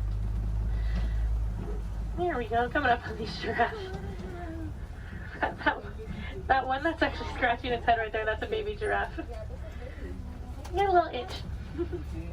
Now, the reticulated giraffes will have a much smoother, almost net-like pattern to them. They can stand at about 18 to 20 feet tall. That does make them the tallest animal in the world. Now, even their young come in at about 6 feet tall when they are born. So they're already fairly big when they're babies. I believe that little one came in at about 5'11", so he was already really, really tall, definitely taller than I will ever be. Now, these two animals that are hanging out here on the right, they're both Patterson's eland. Now, that darker colored one that's a little bit bigger, that is a male, and then the lighter colored one, that's a female. Now, they are one of the larger species of antelope, coming in at about 6 feet tall at the shoulder. Can also jump up to 9 feet in the air. Now, with those giraffes, just like your fingerprint is unique to you, the coat pattern of the giraffe is unique to them. It does help them tell each other apart when they're in groups. And a group of giraffes is called a tower. Seems to be a pretty fitting name for something so tall. They do also only sleep for about 30 minutes a day. The rest of the time is pretty much spent eating. There's a really good view of those Ankole cattle there.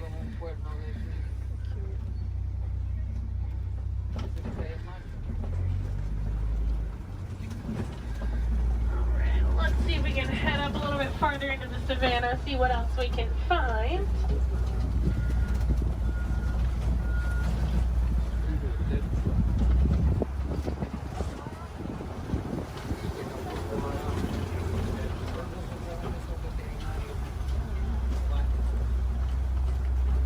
It looks like there's a couple animals coming up on the hillside up ahead here.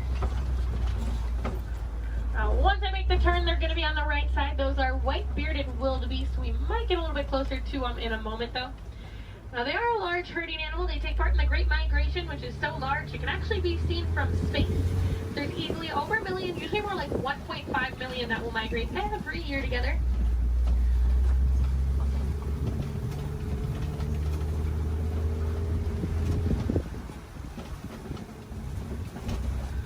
There they are. You can kind of see them there.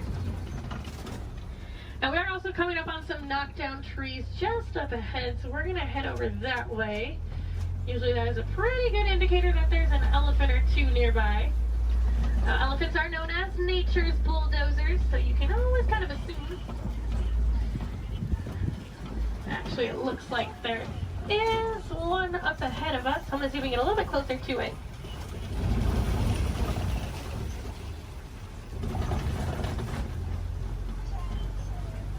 Now, in the meantime, while we are heading up to that elephant, also over on the left, there's a bunch of mandrills walking around on top of the rocks there. Now, mandrills are one of the largest species of monkeys. An adult male can come in at about 100 pounds. They do have those vibrant blue cheeks, and as they get more excited or even more angry, they actually get even more blue. Well, it's a view of an elephant. Probably not the best view. I do know there is usually another herd of them that like to hang out a little bit farther up as well, so we'll see if we can head over that way, maybe get more of a frontal view of an elephant. That would be nice. Now, as male elephants grow older and more mature, they do get kicked out of the herd by the female elephants. They can live in solitary or smaller groups of male-only elephants. They do tend to get a little bit too rough with the young ones, and the females are not a huge fan of that. Well, I can kind of see that one a little bit better. Now, we can also tell that's an African elephant, not only because we're in Africa, but if you look at the ear shape, it almost looks like the continent of Africa. Makes it super easy to identify. Let's see if we can head up and find the herd.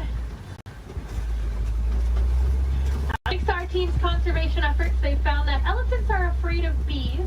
So because of that, farmers have been putting up beehives around their crops.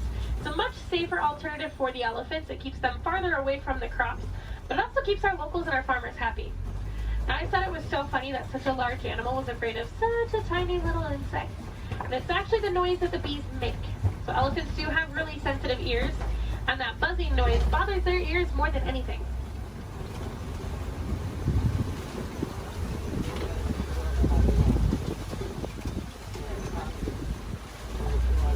And I am seeing some tusk marks in the red clay, so hopefully that is a good sign that the herd has moved through here fairly recently.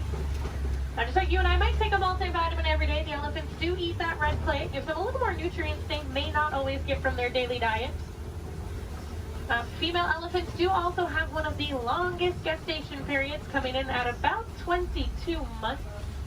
So I'm not sure I blame the females for wanting to kick the males out after a while. Personally, I might do the same thing if I had to go through that. Looks like there were a few of them moving up ahead, so we're going to see if we can get a little bit closer to them.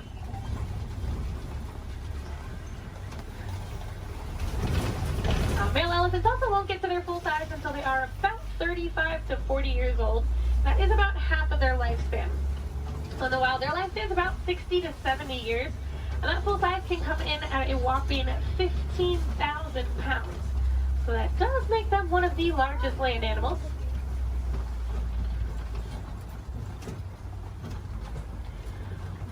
And they do also have really sensitive skin, so you will see them throwing dirt and mud up on their back. That acts as a natural sunscreen for them.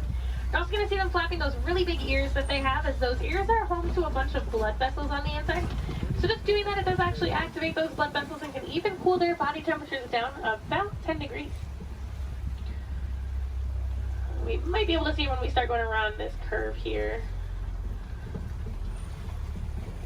Now, in the meantime, we are coming up on some greater flamingos as well. Now, those greater flamingos actually start out as a gray color, and as they get older, they get their vibrant pink color from their diet, which does consist mostly of beta-carotene, like brine shrimp. If you actually look on a couple of them, the back of their head and neck, you can still see some of the gray feathering on some of them. Now, they are one of the lighter colors of flamingo species, as well as one of the largest. You might have seen their cousins, the lesser flamingos, out on Discovery Island when you were coming in today. They're quite a bit brighter in color than these ones, but they're also a little bit smaller. And if you didn't see them, they like to hang out very front of the tree line, kind of down to the left-hand side.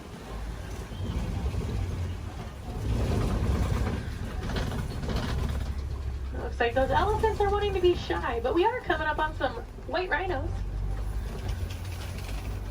Now, white rhinos don't get their name from their skin color. They get it from the Afrikaans word weit, which means wide. Now, if you look, they have a very wide mouth. Now, they're also one of the larger rhino species, coming in at about 5,000 pounds. Now, one of my favorite facts about them, even though they are 5,000 pounds, when they run, they can actually get all four of their little legs off the ground. So kind of like how a horse gallops. So they are very graceful for how large they are. Oh, there's one running. It was, for like a hot second, it was actually doing like the actual full run. I'm mad he stopped. Oh, he said, I got snacks over here. I'm coming over here. And usually if you see a couple, there's quite a few. So there might be some more around. So we'll definitely be on the lookout for some more. A group of rhinos is also called a crash. That is a pretty good name for them because they are almost blind. They kind of seem more like shadows. It's really funny when they stand really close to the road. Sometimes when you try to sneak behind with the trucks, they don't realize we're there until they hear the truck and they're like, oh, they like jump and run back. Well, we are coming up on a couple cheetahs. There's a cheetah laying down right on top of the hill there that's really close, and there's a couple more walking in the back. Yeah. Now, cheetahs are one of the fastest land animals. They can go from about 0 to 60 miles per hour in just about 3 seconds. Now, they do get to that speed fairly quickly, but they can't actually maintain it for very long. It's more like a short sprint of a couple hundred yards. Looks like there's a couple more walking up ahead here.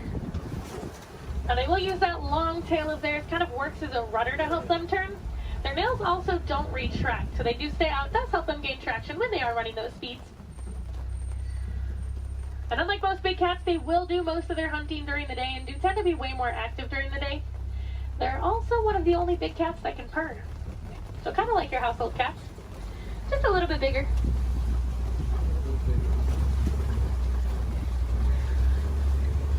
Oh, it looks like there's some lions hanging out on top of the Kobe rock. Ah, they're so pretty. Like there's a male and a female here, and there's another female up ahead a little ways. Now, lions do sleep about 16 to 20 hours a day, so we're pretty lucky that we're actually seeing them kind of moving. I mean, they're not moving around, but they have their heads up and not sleeping. Now, they do tend to be more nocturnal and will do most of their hunting at night, and it's actually the females that will go out and do the hunting while the males stay back and protect the pride. Now, during the day, their eyesight is pretty much identical to ours, but at night, it gets about 6 times better. So they have super good eyesight at night. Now, when they vocalize, they can vocalize up to 5 miles away. You can hear it. So if you do plan on staying here all the way up until park close, I highly recommend while you're walking out to your car, keep your ears open because sometimes you will actually hear them vocalizing. It's really cool. Now, I know everyone's excited about the lions, but there's a really cute little brown and white animal over on the right. And that is a bontebok. Now, he's related to the white-bearded wildebeest that we saw earlier, and within 5 minutes of birth, he can stand. Within about 10 to 15 minutes, they can also walk and run. That's a super good survival technique for them. That way, once those little ones are born, they can get up and get on the move as quickly as possible. Now, also hanging out in the trees there on the right, those are waterbuck. Now, waterbuck do drink an excessive amount of water, hence the name waterbuck. But they also have kind of an oily, greasy feel to their fur. Now, that is supposed to help them be a little more waterproof when they are hanging out in the water. Now, we're coming up on some fairly big burrows. We'll be on the lookout for warthogs. Actually, down in that burrow there on the left, there is a warthog. Now, warthogs are one of the largest land burrowing animals. They like to back up into their burrows, just like that one's doing. That way it keeps their tusks out, so if anything tries to sneak up on them, they can try to deter that animal. They've also been known to recycle other animals' burrows, so they might find when an animal has abandoned and call it their home. Isn't the ever so lovely ostriches over there, too? Now, while we are heading over there, it looks like those ostriches have also dropped some eggs there on the right. Now, individually, each one of those eggs can weigh about 3 pounds, and they are so strong that just about any one of us can stand on them and absolutely nothing would happen.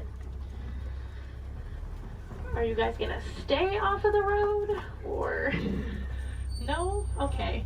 Now, ostriches are the largest species of bird. They are flightless birds, though. They use those wings to help them turn, kind of like how the cheetah uses its tail. They can run speeds of about 30 to 40 miles per hour, so they are fairly quick.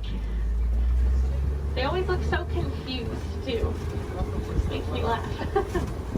They are notorious for long animal stops, so when you can sneak by them when they're that close to the road, it's your lucky day.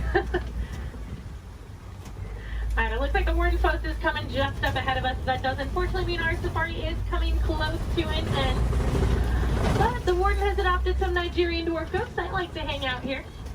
Now, they do help our warden keep the grass looking nice and the weeds down low, and in return, they produce some milk that the villagers here find very sweet and actually high in value. So that does allow the village to rely less on the wildlife out there. They are small, but they won't get any bigger than that. They are full-grown adults. And they are one of the many examples of how humans and animals can live in harmony together. It just takes a little bit of effort from us. Some small things that you guys can do at home but make a huge difference for these animals. Planting some native trees or plants in your yard maybe building a few bird houses here and there, or even some bat boxes. A lot of these animals, including the elephants that we saw, are losing their habitats due to mining for metallic ore, otherwise known as coltan. And that's found in many of your small electronics, so things like cell phones, laptops, tablets, anything like that. So next time that brand new shiny iPhone comes out and you guys decide to go and purchase it, just make sure you recycle the old one. That will help keep mining down to an absolute minimum and saving those habitats for those beautiful animals out there. And if I have any wilderness explorers on board, you guys have been on board the Simba 1. That's SIMBA 1. And I am going to get you guys back up to that dock that we originally came from, so you're going to have to bear with me for just a little bit longer. Hopefully we should be able to buzz through some of the docks fairly quickly.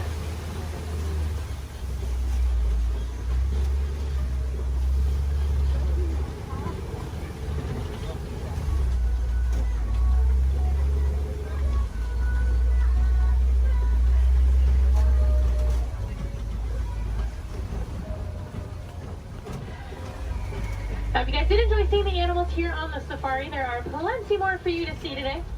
Now actually, when you guys get off of the truck, when you hop down that little pathway there and go down the hill,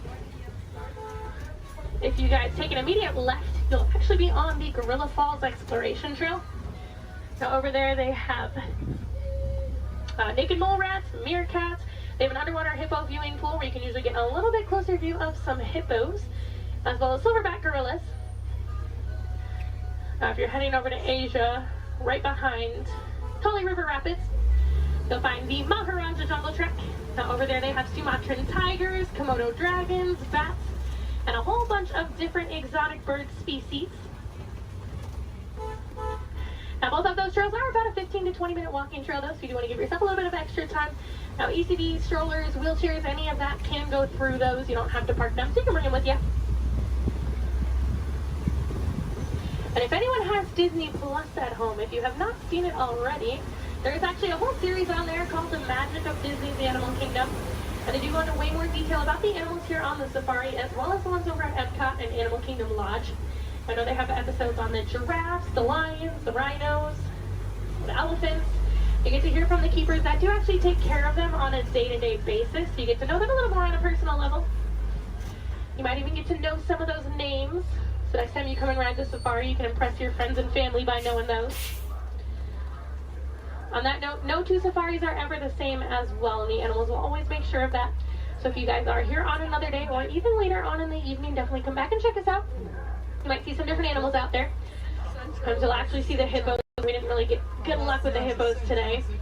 But you might see some hyenas. They do tend to be a little more nocturnal, so they'll tend to come out a little bit later. And you might see the lions actually up and moving around. You never know. They'll probably have a different safari guide as well, so you might learn some different facts you guys didn't hear from me this time around. As you guys are walking around the park too, I encourage you guys to be super aware of your surroundings. A lot of times you'll walk past different animal habitats and you guys won't even know it. On front of the trail life, you'll see those lesser flamingos that I kind of touched on a little bit. You'll see some kangaroos hopping around, some vultures, all kinds of stuff. And then towards the front of the park, actually one of my favorite animals likes to hang out there, the giant anteater. Now that's like, if you're heading out of the park when you go over the bridge and there's like the spot where you can go on the left side and the right side to exit, she likes to hang out on the right side. So if you go down there, she tends to kind of hide those. So you have to look into her habitat a little bit to see her. But she's usually there. Alright, it looks like this truck ahead of us is just about loaded, so they should be on their way. So it's a really good time. Double check your rows. Make sure you do have everything. You don't want to leave anything behind because I will be heading out on another safari as soon as I drop you guys off. So it'll take a little bit of time to get those items back to you. The warden knows we are on our way, so we should be able to get cleared up and undocked here fairly quickly.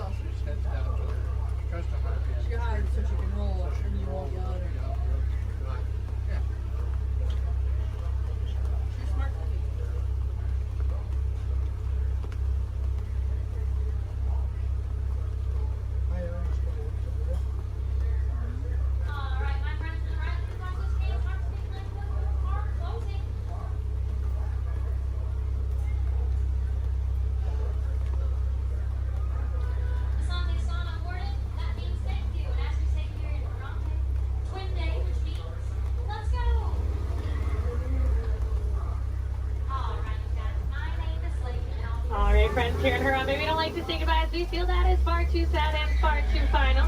So it's time to leave you with Kuaharini. So Kuaharini friends, go well, go wild, go make a difference out there and enjoy the rest of your day here at Disney's Animal Kingdom or wherever else your adventures might take you.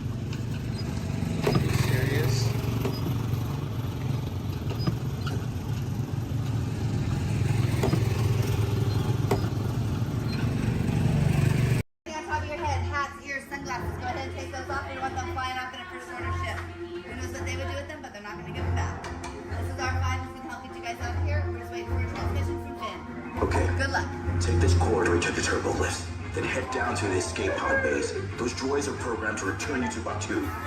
Hurry and don't get caught. Lieutenant Beck will guide you. Recruits, for your safety, stay seated with seatbelts securely fastened. Keep hands, arms, feet, and legs inside the transport and supervise your children. Tell them it's a prisoner transfer. Did it work? Good. Now get a move on. There's a clear path to the turbo lifts at the end of the hallway. Turn right. Probe droid. You're lucky it didn't spot you. Take those turbo lifts and stay out of trouble. Hey, you're not authorized. Wait, the ghost of the prisoner.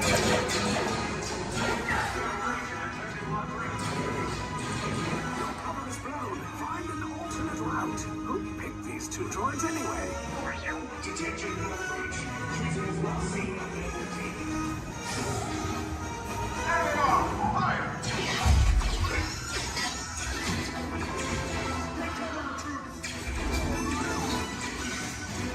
The escape pod just below us.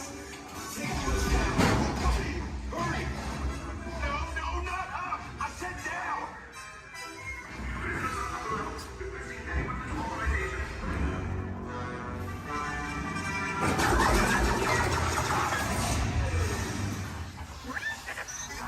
This does not look good. Try to find another way down to the escape pods. The Resistance will attempt to rescue the prisoners. They have neither the resources nor the courage to engage us. You underestimate their conviction. Raise the shields! Shields? I see no evidence. Sound the alarm! All personnel to their stations! Sir, the prisoners have escaped. How brave, but ultimately hopeless. There's nowhere to run.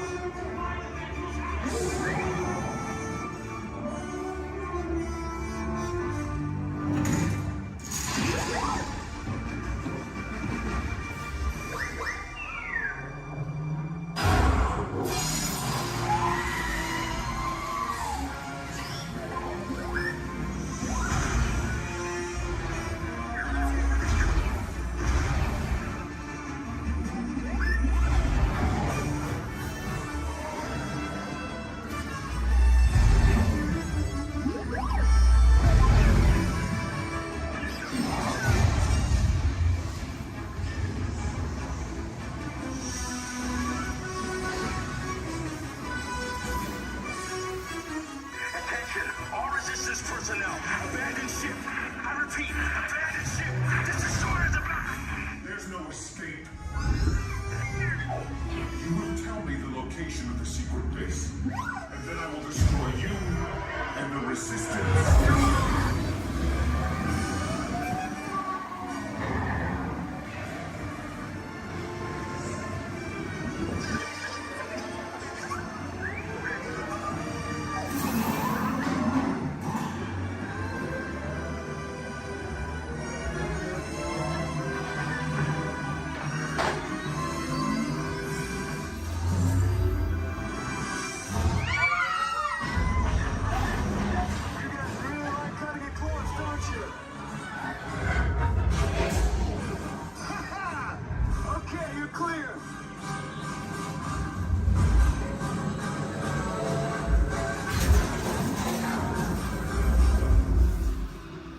Escape pods came in a little off target.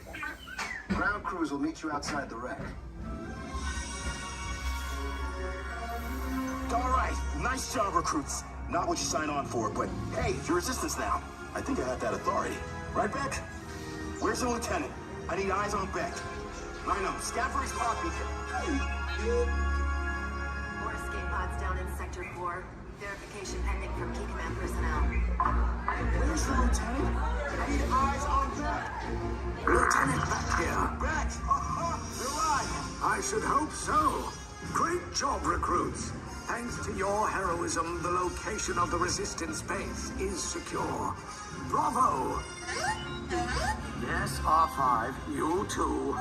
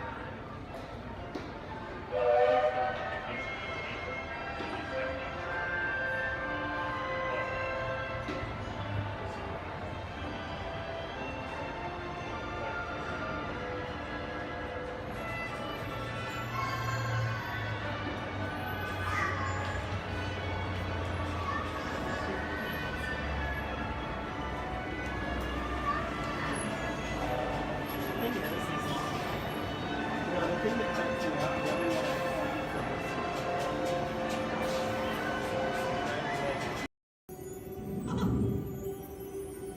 boy! Oh, steady! Whoa! Hi, Mouseketeers! Well, here we go again, so hang on. Anything goes. You ready? And let the show begin! Here's my pal Walt to tell you how the magic is made. There's a lot of satisfaction in developing ideas into reality. When we consider a new project, we really study it. Not just the surface idea, but everything about it. And when we go into that new project, we believe in it all the way. We have confidence in our ability to do it right, and we work hard to do the best possible job. There's really no secret about our approach. We keep moving forward, opening up new doors, doing new things, because we're curious. And curiosity keeps leading us down new paths. We're always exploring and experimenting. Everybody ready? Then on with the show! On top of your head, hats, ears, sunglasses. Go ahead and take those off. We want them flying off in a first order ship. Who knows what they would do with them, but they're not going to give them back. This is our five. We can help get you guys out of here. We're just waiting for a transmission from Finn. Okay. Good luck. Take this corridor to the turbo lift. Then head down to the escape pod base. Those droids are programmed to return you to Batu. Hurry and don't get caught. Lieutenant Beck will guide you. Recruits, for your safety, stay seated with seatbelts securely fastened. Keep hands, arms, feet, and legs inside the transport and supervise your children. Tell them it's a prisoner transfer. Did it work? Good. Now get a move on. There's a clear path to the turbo lifts at the end of the hallway. Turn right. Probe droid. You're lucky it didn't spot you. Take those turbo lifts and stay out of trouble. Hey, you're not authorized. Wait, go to the prisoner.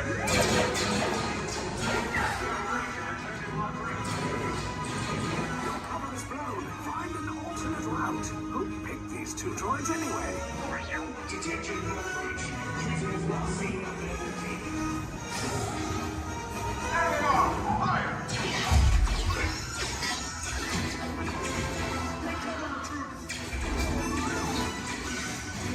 The escape pod just below us. Take those down. Copy. Hurry!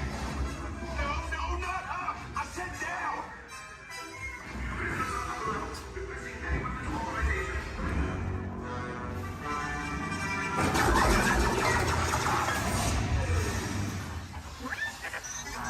This does not look good. Try to find another way down to the escape pods. The Resistance will attempt to rescue the prisoners.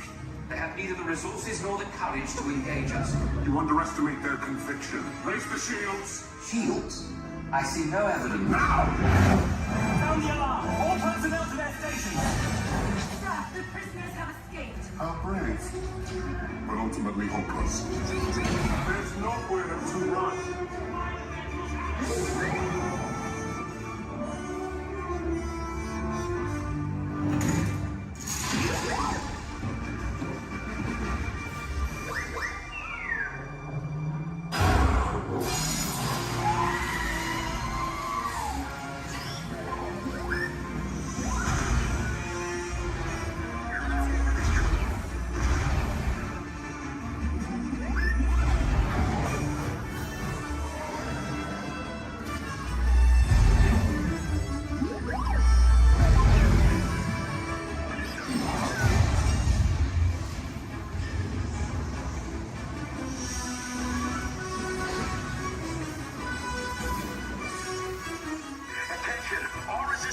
personnel. Abandon ship. I repeat, abandon ship. This destroyer the back. There's no escape. You will tell me the location of the secret base, and then I will destroy you and the Resistance.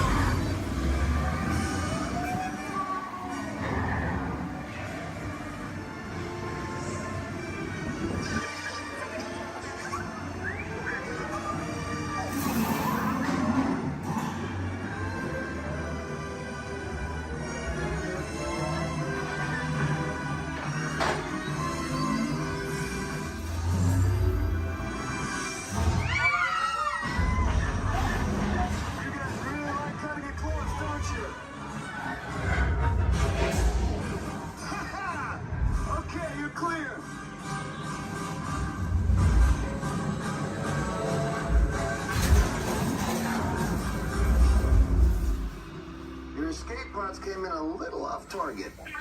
Ground crews will meet you outside the wreck. All right, nice job, recruits. Not what you signed on for, but hey, you're resistance now. I think I have that authority. Right, Beck? Where's the lieutenant? I need eyes on Beck. I know, Scaffold's copy. More escape pods down in Sector 4. Verification pending from Key Command personnel. Where's the lieutenant? I need eyes on Beck. Lieutenant back here. Beck! You're right. I should hope so. Great job, recruits. Thanks to your heroism, the location of the resistance base is secure. Bravo! Yes, R5, you too.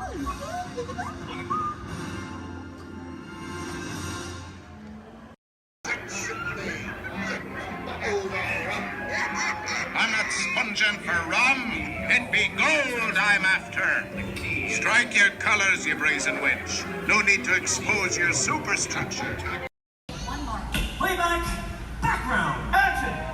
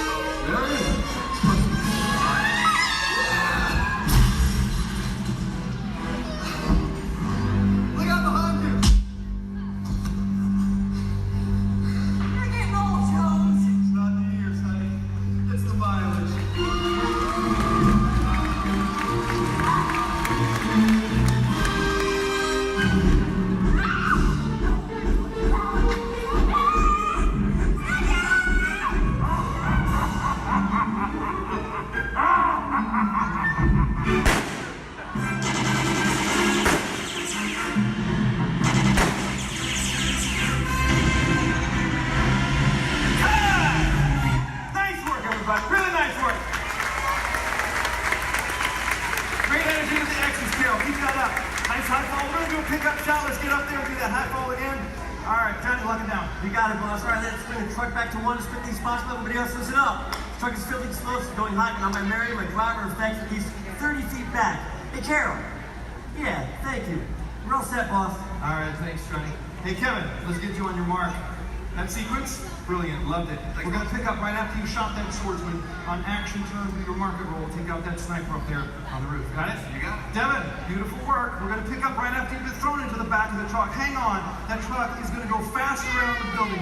Most importantly, though, Chaz has loaded this truck with a lot of explosives, so you've got to get out fast. You too, Zach. All right, let's do this. Johnny? You got it, boss. All right, places, everybody, please. Places. All the extras. Thumbs up, everybody, if you're ready. Thank you very much. Everybody, set. Camera's ready. Camera's ready. Thank you, Jason. Quiet the set, everybody, please. Roll cameras. Rolling and speed. Count 6124 Apple. Power pickup shot. Take one, Mark.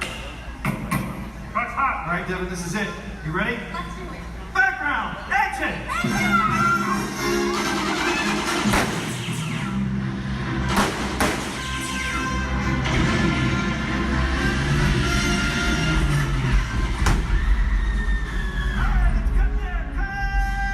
Nice work, everybody. Really nice work. We're moving on. All right, look at that. Get them.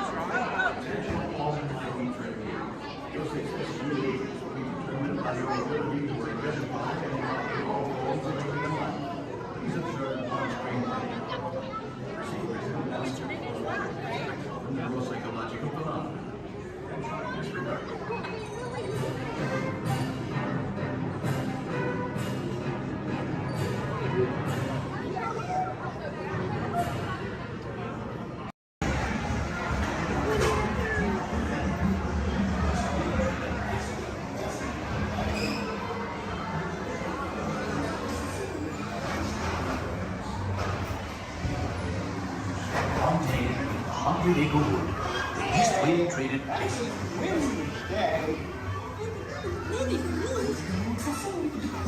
If you ask me, he'll never reach there. Why me? Why me? Oh dear. Hang on tight there, Hunter,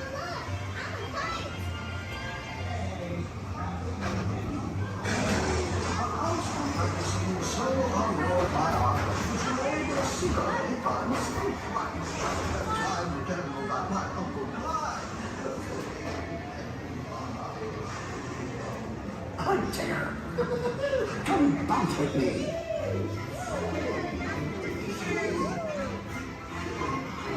Music makes you feel just great, doesn't it?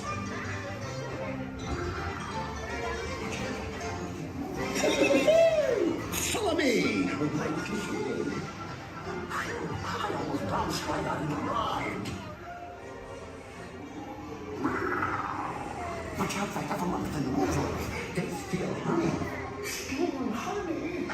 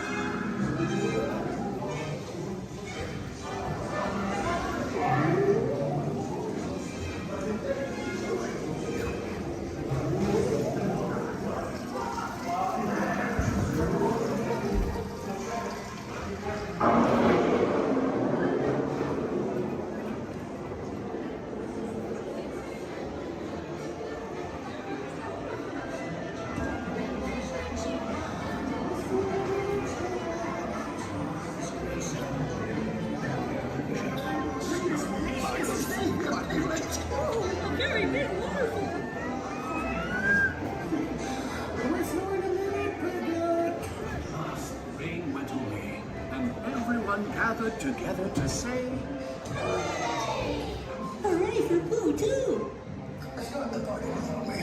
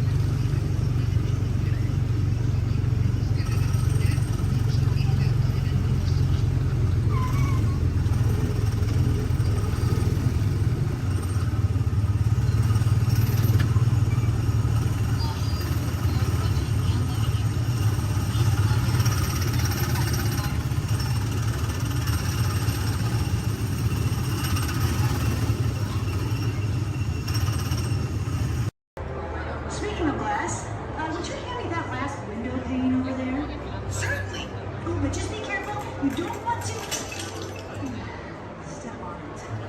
Oops. Looks like it's break time.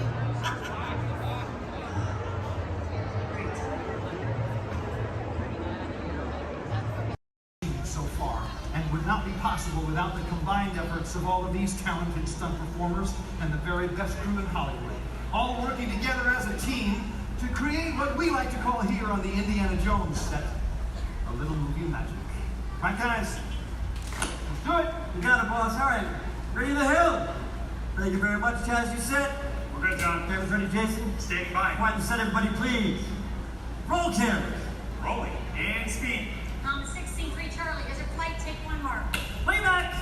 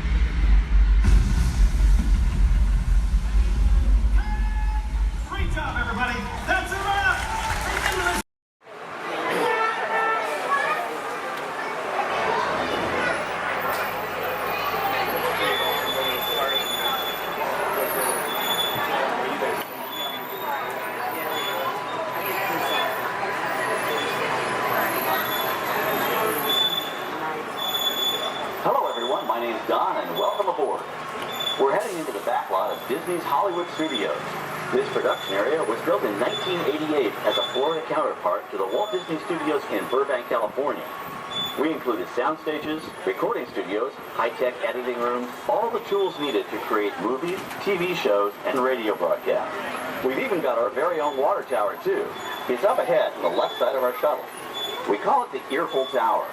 It's inspired by the water tower Walt Disney had built for his Burbank studio in 1939. Our Florida tower stands a lucky 13 stories high, and we added our own creative touch, a giant set of Mickey Mouse ears. If you wanted to wear those ears, you'd have to have a hat size of 342 3/8. Up ahead, after the next bend in the road, you'll have a perfect opportunity to take a picture of this famous icon. In the world of entertainment, every project starts with a screenplay and a lot of creative ideas. A production studio is where the ideas of writers, producers, and directors are transformed into an on-screen reality. Within these huge spaces, filmmakers can literally create their own worlds. Our Florida sound stages are soundproof, weatherproof, and most importantly, air-conditioned, all vitally important for the cast, crew, and equipment. Many of the crafts needed for filmmaking are located right here on the lot. On the left, we have our own greens department. It grows flowers, trees, shrubs, and topiaries. A few well-placed plants can cover up empty spots in the set and add a touch of natural beauty to a scene. On the right are two of the aircraft from the 2001 blockbuster hit Pearl Harbor. These exact full-scale replicas of P-40 fighters were used in the special effect fight sequences. Of course, many of the planes we saw flying through the aerial battles or sitting on the ground weren't real at all. They were created entirely within a computer. Oh, keep your cameras focused to the right. We're coming up on that perfect angle of the Earful Tower I told you about. It's a true masterpiece.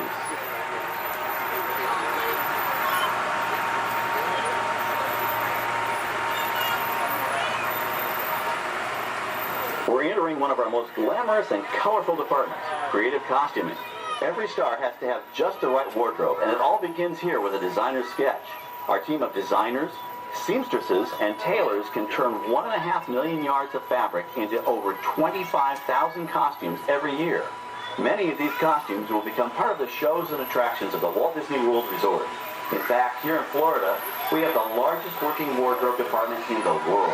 Why, Mickey Mouse alone has over 175 different outfits to choose from, while Minnie Mouse keeps more than 200 unique costumes in her wardrobe.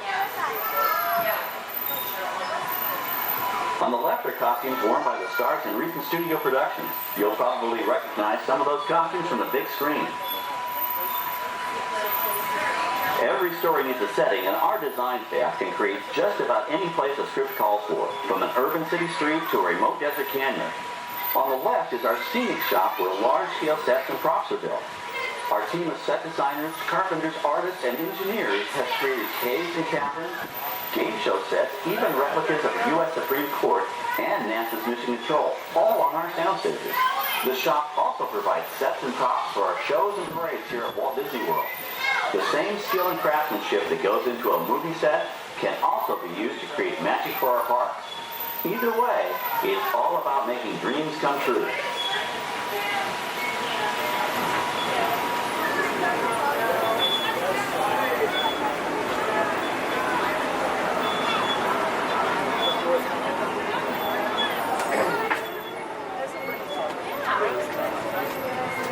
Now we're entering a zone we call the Boneyard. It's an outdoor storage area for oversized props and vehicles. Cars, trucks, boats, planes, we often save these props in case we need them for future productions. In this backlot collection, you may find real working vehicles, non-working mock-ups, and even large-scale miniatures used in special effects shots. Large-scale models create a more convincing illusion on camera. We even place small cutout passengers in the windows of the plane.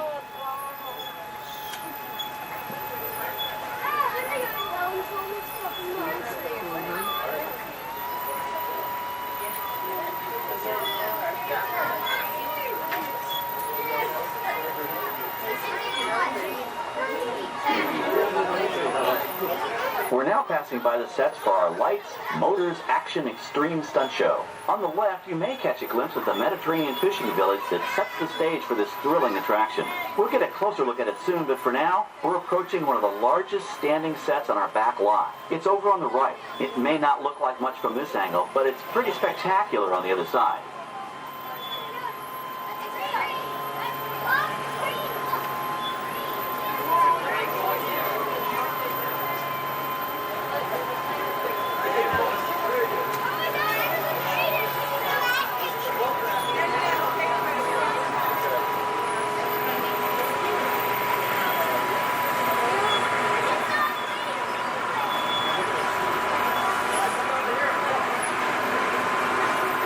This is great, folks. The production crew has just given us clearance to enter the set.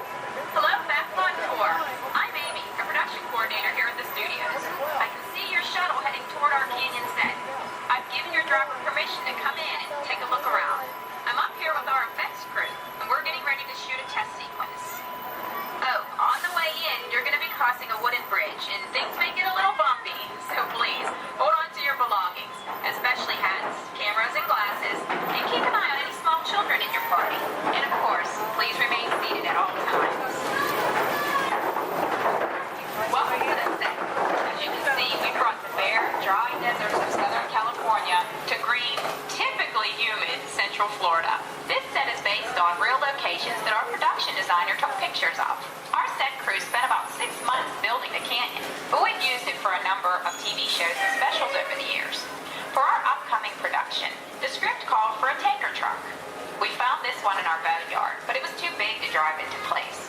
So we picked it up with a crane and set it down here.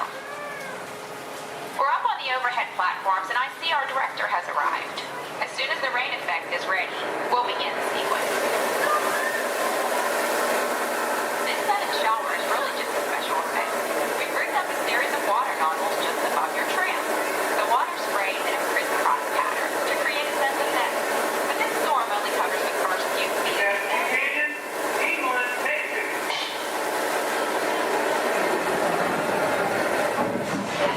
Okay, it's showtime.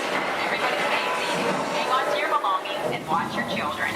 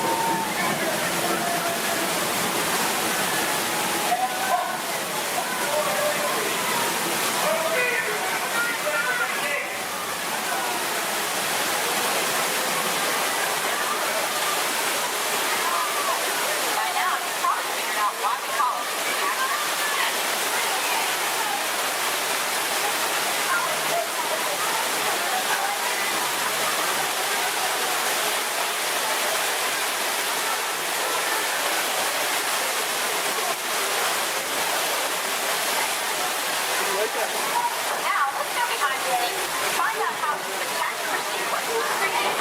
The canyon itself is a facade, a steel structure covered with wire mesh and layers of concrete, sculpted and painted to look like natural rock formation. Narrow yellow pipes carry propane gas, fueled explosions and fireplace. For the flash flood, we used 100% real water, about 70,000 gallons of it, dumped from overhead tanks. Oh, but don't worry, we recycle. All of that water will be pumped right back up to the top for the next take. We shoot some of the water through air cannons for an extra dynamic effect. Those air cannons are powerful enough to shoot a basketball over the top of a skyscraper the size of the Empire State Building. To top it off, our shuttle was sitting on hydraulic shaker tables. They provided the shaking, rattling, and rolling sensations for the scene. The entire sequence can be reset in 3.5 minutes. That's just enough time to bring in the next shuttle. Well, I've got to get ready for our next take. Thank you all for being part of the action. Hey, I'm needed back on the set, so enjoy the rest of your tour. Okay, well, thanks, Amy, for giving us access to the set.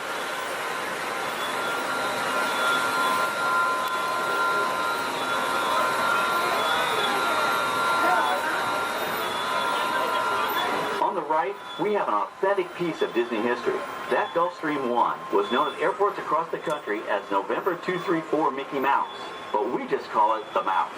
In 1964, Walt Disney and his hand-picked team used this plane to scout locations for what he called the Florida Project.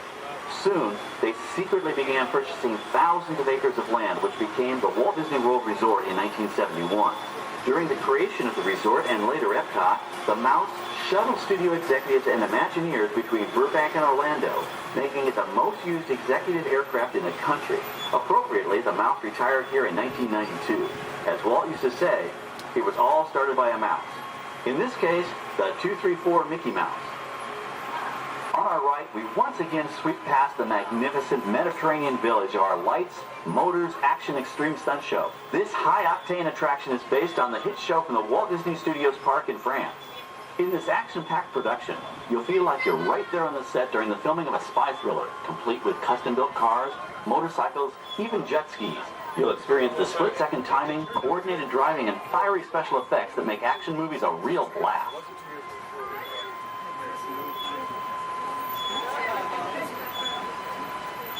The staging area to our right is known as Acceleration Alley. Here, the custom-built stunt show vehicles rev their engines up to 70 miles an hour before making their high-speed entrances onto the stage for our lights, motors, action extreme stunt show. Of course, these are professional stunt drivers. We hope you'll enjoy their daring driving skills, but please, don't try them yourself.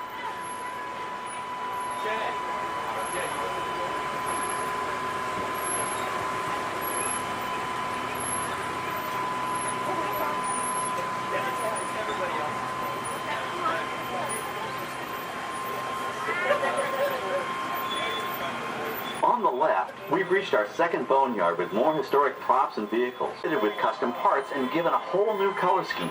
You might not even recognize them the next time you see them on screen. For instance, coming up is our friend Herbie the Love Bug. He went through a special demolition derby makeover. Those dents and dings were added on purpose, but he can be polished up as good as new for his next starring role.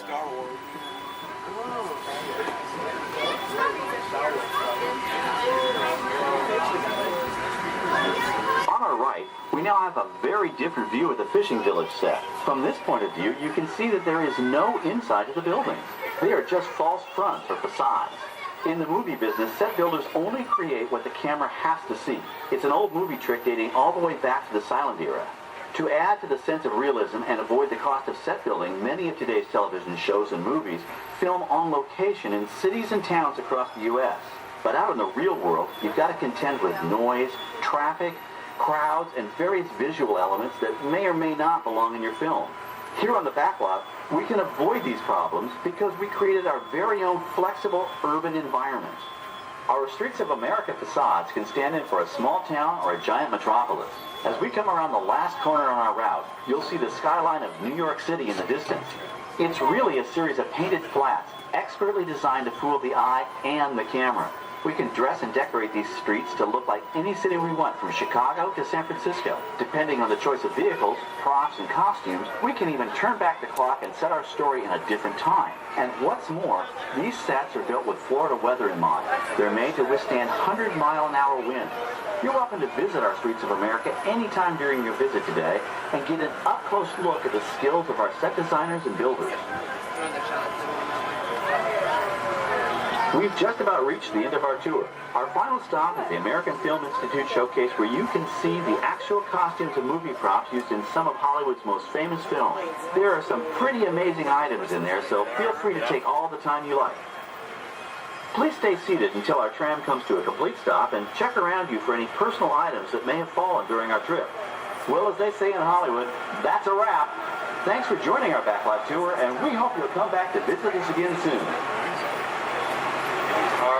Stop up here in just a moment. I'll open these doors.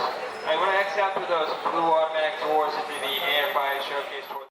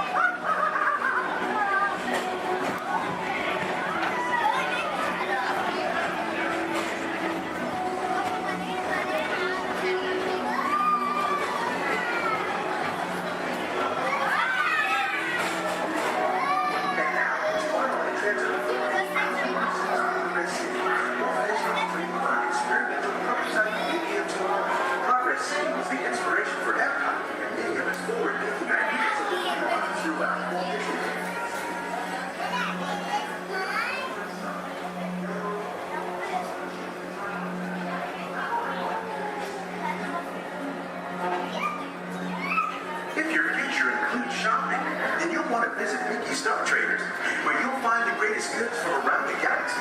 That's right. It's out of this world.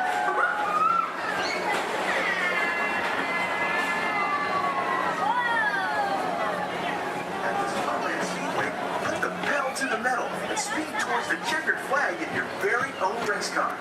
Young or old, this is your chance to drive in the fast lane without worrying about getting a speeding ticket.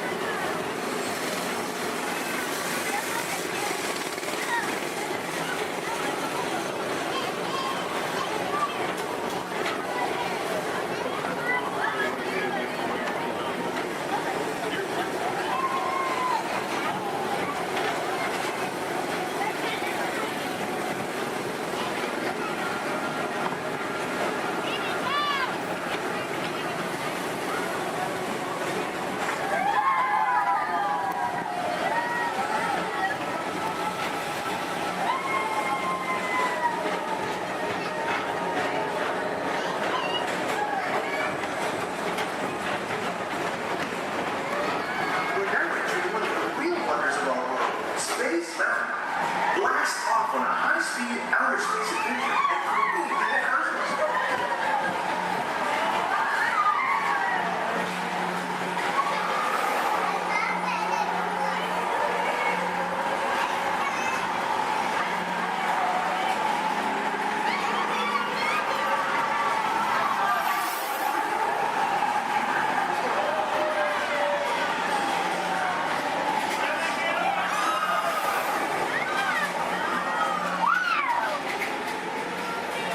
Paging Mr. Morrow, Mr. Tom Morrow. Please contact Mr. Johnson in the control tower to confirm the flight to the moon.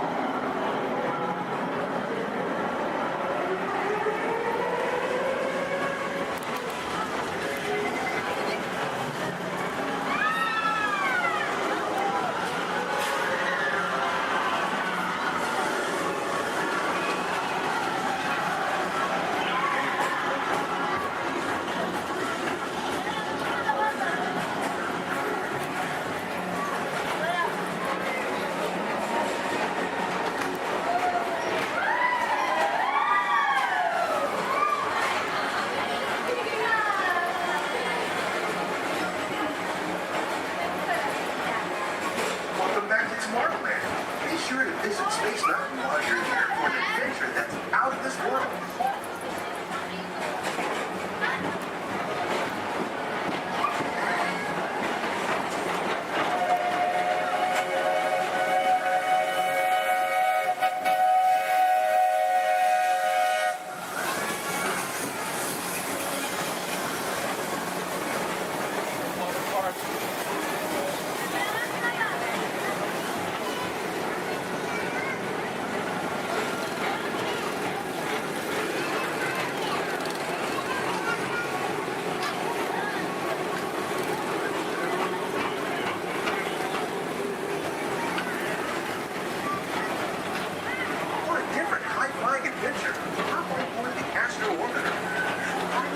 Spacecraft as you take a spin around the planet and ascend to otherworldly heights.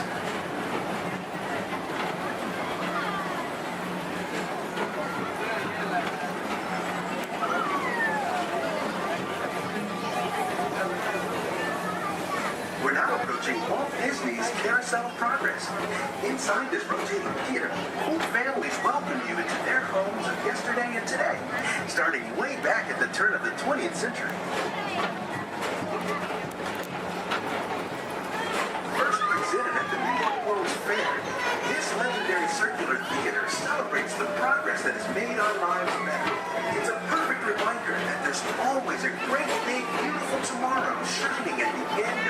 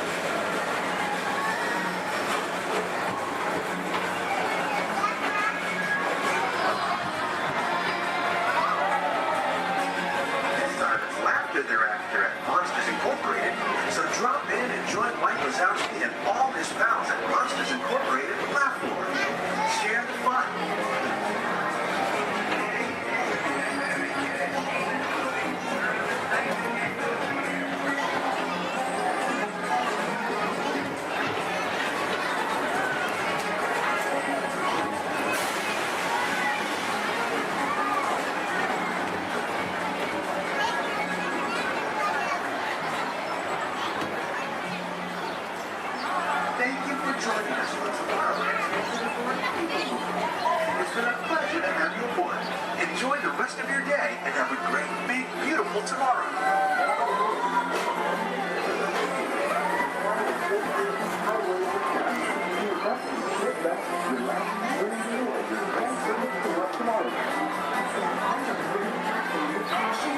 Exit by stepping away from the car.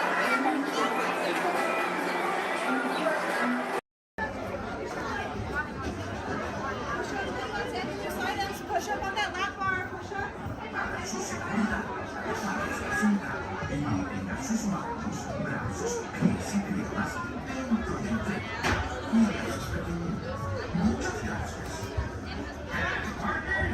For your safety, remain seated with your hands, arms, feet, and legs inside the train, and make sure to watch your kids.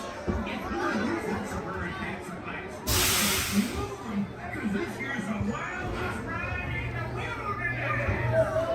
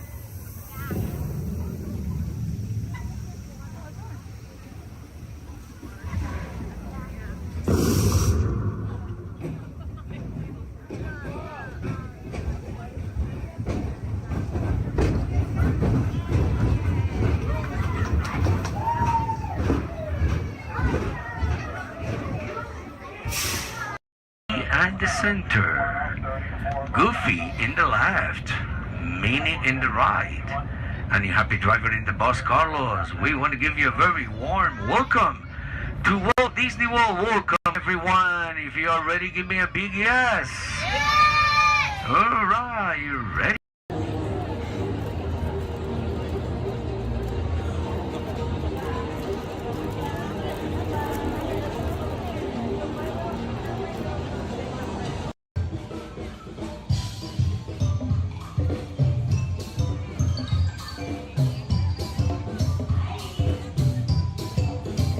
Yes!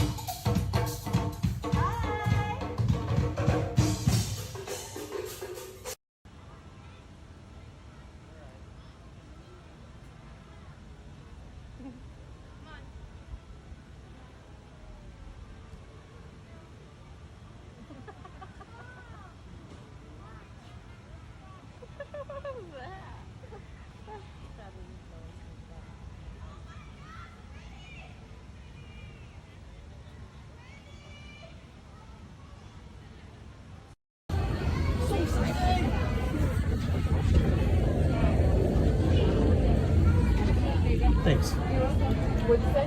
That's what we created. You did? Oh! So I said, like, no, I know I like Motion tracking, assigning individualized color profiles, web shooters calibrating. Woo! You there, Spider-Man? I'm here. Where are you? On our way. Okay, please sit back and enjoy your ride until we experience a disaster. Wait, I thought you had a still an exponential laser. Yeah, disaster sounds right. I got you, Dave.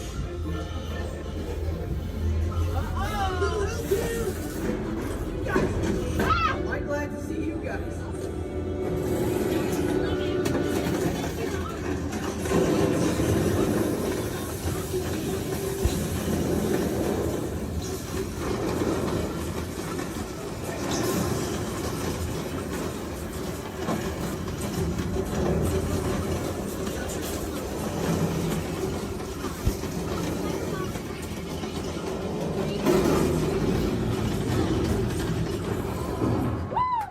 They're heading into the tunnels. They're gonna catch you. Nice. Elevating threat level to out of control. Should I call for more help now? No. We can handle it. It's just slow down. Actually,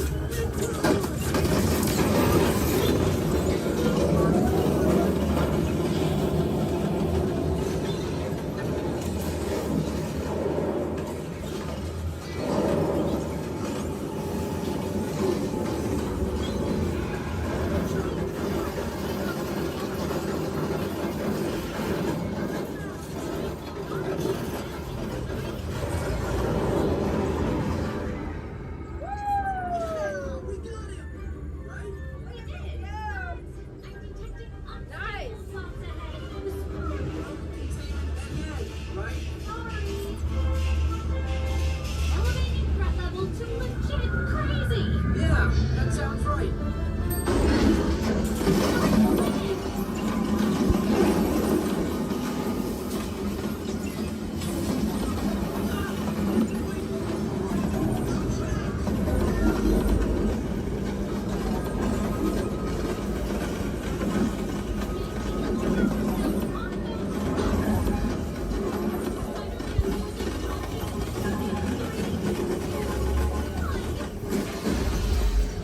That was close.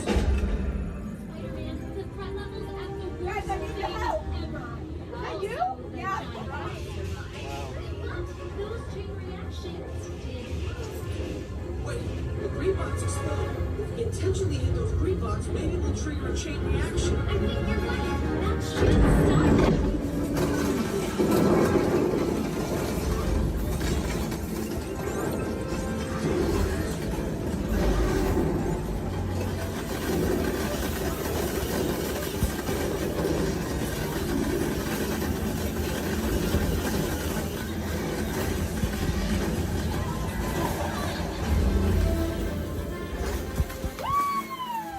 We did it!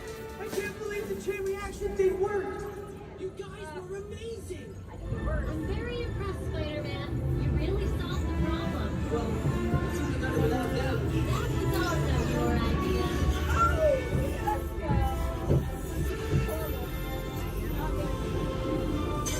Dang it!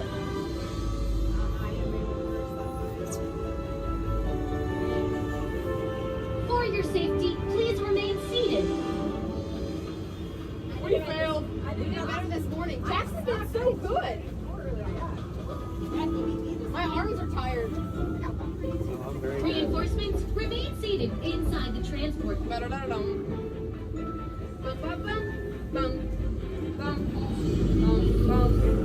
Hey, thanks for attending our open house presentation and preventing the destruction of the world as we know it. Please collect your wits and any personal belongings as you exit the vehicle. See you later.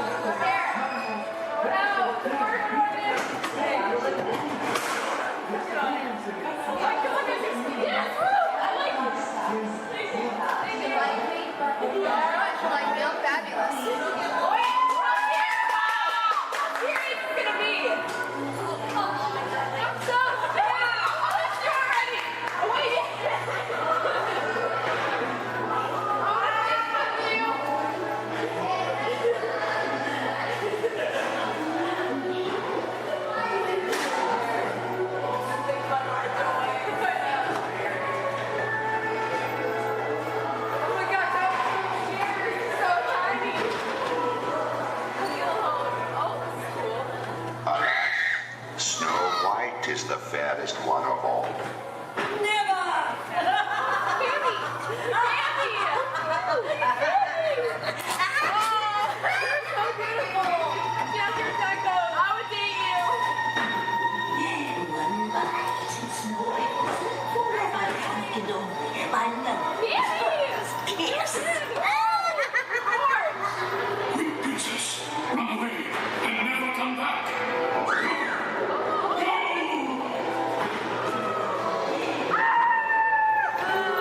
Fine Snow White.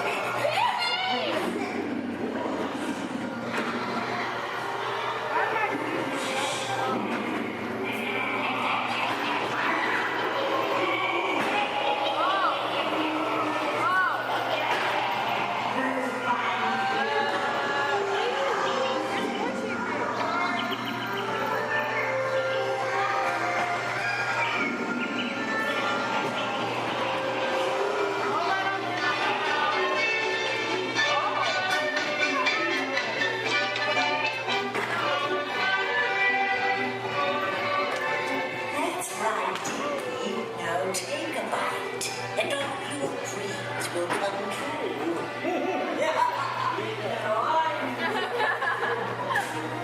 It's the quick of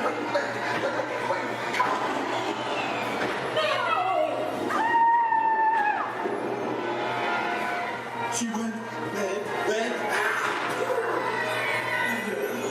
She's getting away. Hurry! She's up on the cliff. Let's go.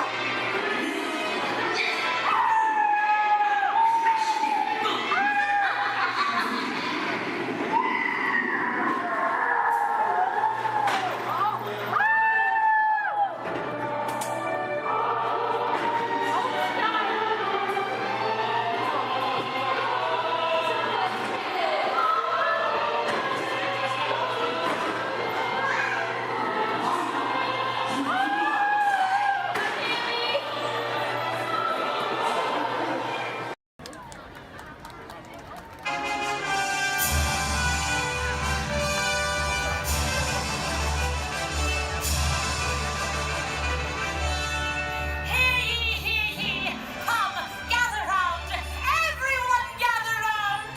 Welcome to this magical kingdom! My name is Lady Llewellyn, one of Cinderella's royal majesty makers here in the beautiful fantasy land, and oh my goodness, did you see the time? We've got to get started! Ahem. It is hereby decreed that all are welcome in this happy place, where the young and the young at heart can explore and laugh and play together. Here, where magic awaits you around every corner, just bursting with joy and inspiration to make your dreams come true. And to officially welcome you, the one, the only, Mickey Mouse!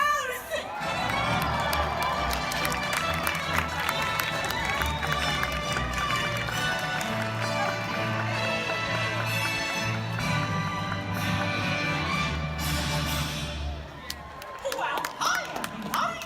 Oh gosh, it sure is great to see so many good friends. So, are you excited to be here today? Well, I thought so. Oh, hey pal, thanks for getting things started. And now that we're all together, I've got a surprise for you. You see, when folks from around the kingdom heard you were going to be here, well, they just had to come and give you a great, big welcome!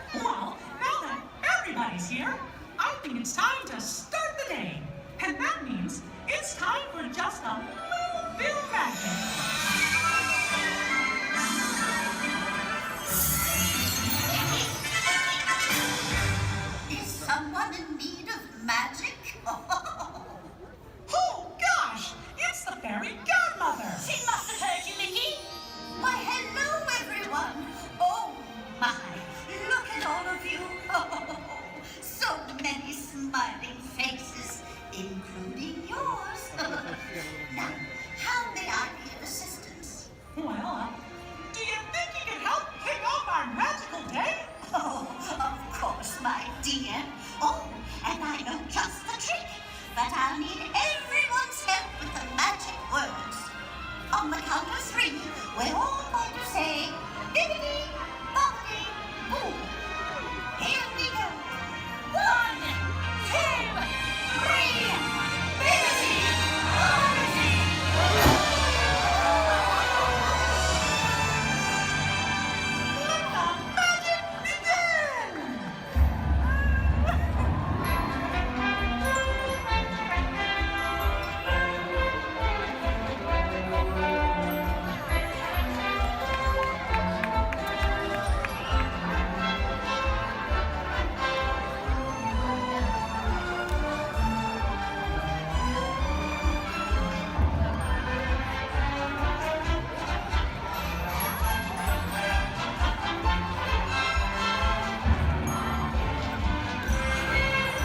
Thank you for your escape, Magical Kingdom. Have a wonderful day. Well, what are we waiting for? Let's get going. See you real soon.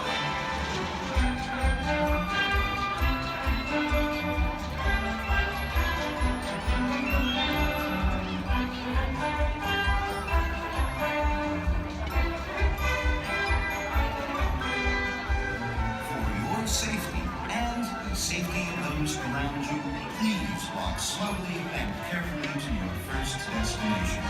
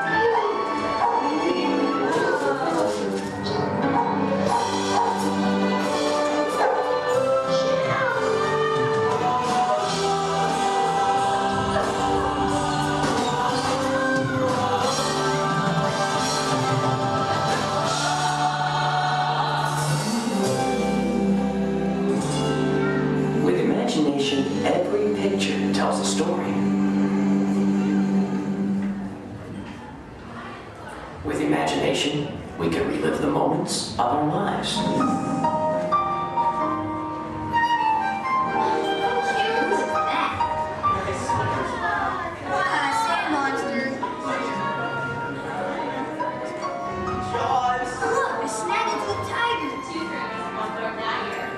Here's my little shortstop. She's got frog feet.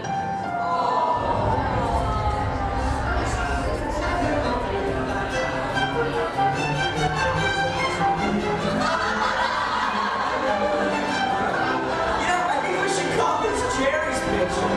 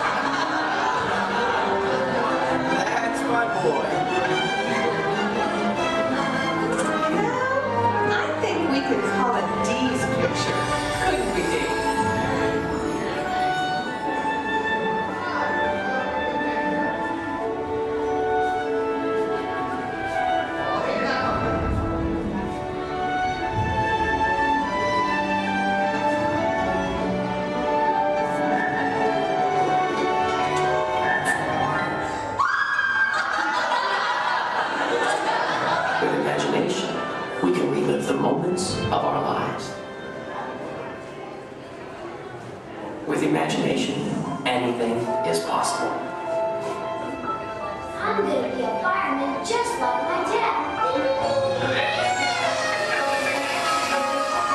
It's Billy Cartwright stepping up to the plate. Bases are rolled on to the mound. One, two, three, fresh to air it back.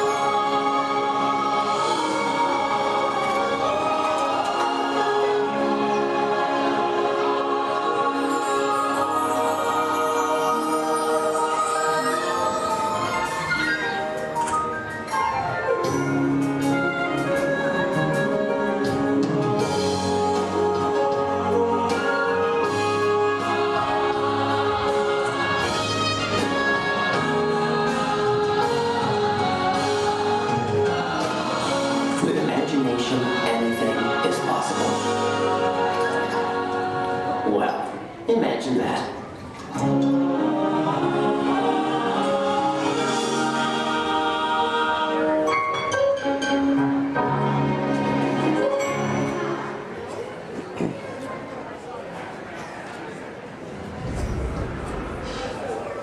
Testing. 1, 2, 3. I don't think this... Is this thing on? I don't think this thing is on. Can anyone hear me? Good, you can hear me. Hi everyone, I'm Christy Smithers, an assistant here at the Institute. We're just about ready for you next door, but before we go in to see today's presentation, here's a message from my boss, the head of the Imagination Institute.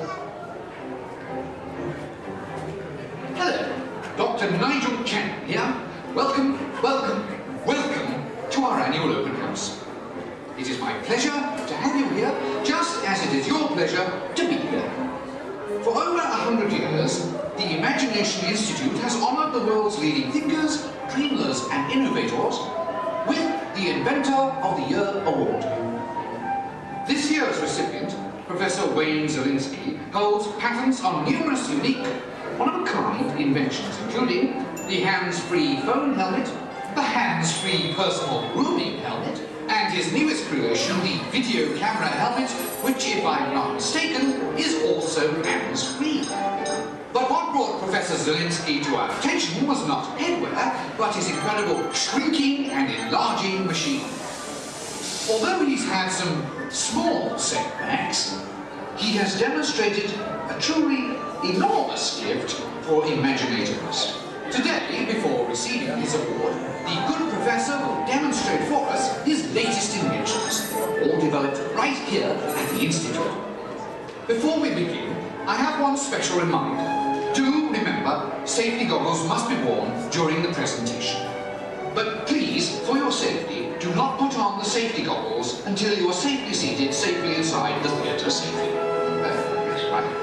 Now, please gather up your personal belongings and move all the way into the auditorium. See you in a few moments. Cheerio.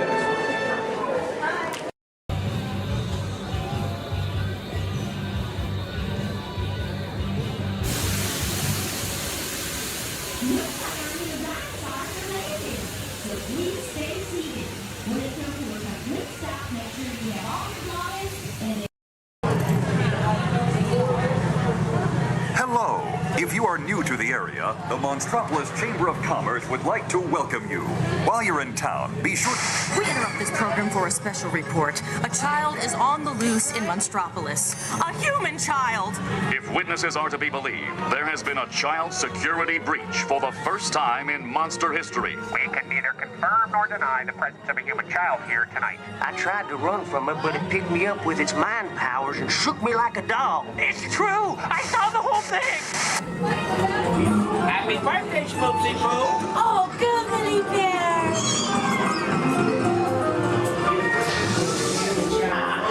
It's telepathic control. Lazy dance like a chicken. My thoughts were not my own. Then it grabbed me with its giant forked tongue and rolled me up and down like a... Oh, we gotta get you home.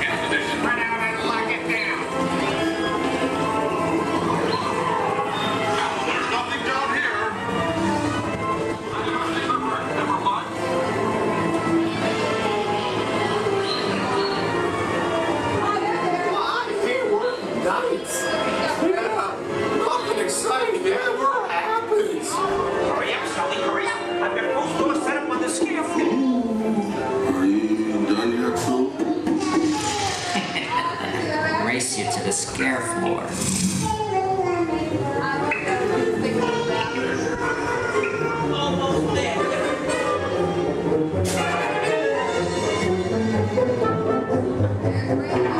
They'll never find her door now.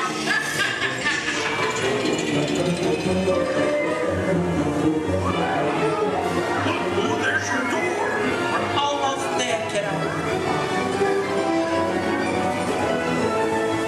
Not so fast, Sullivan. We'll never get her home now.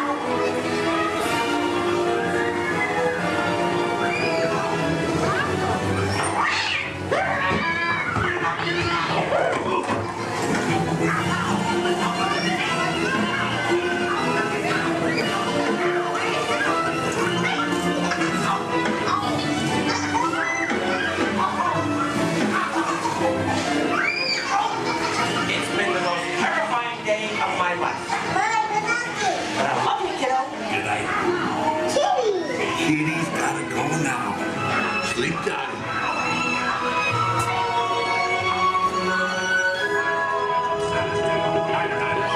Get ready, folks. We have to decontaminate you. Sorry, Eddie. We have to do this for your own good.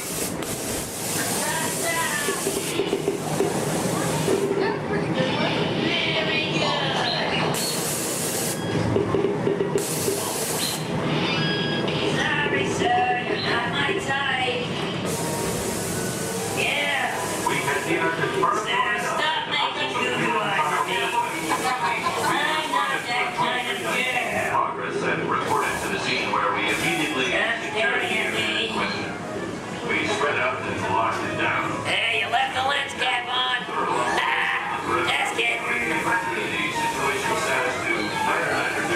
stern silence is very reassuring. Duh! Ta-ta! Oh gosh, it's great to have so many friends here. Now we can all dance together.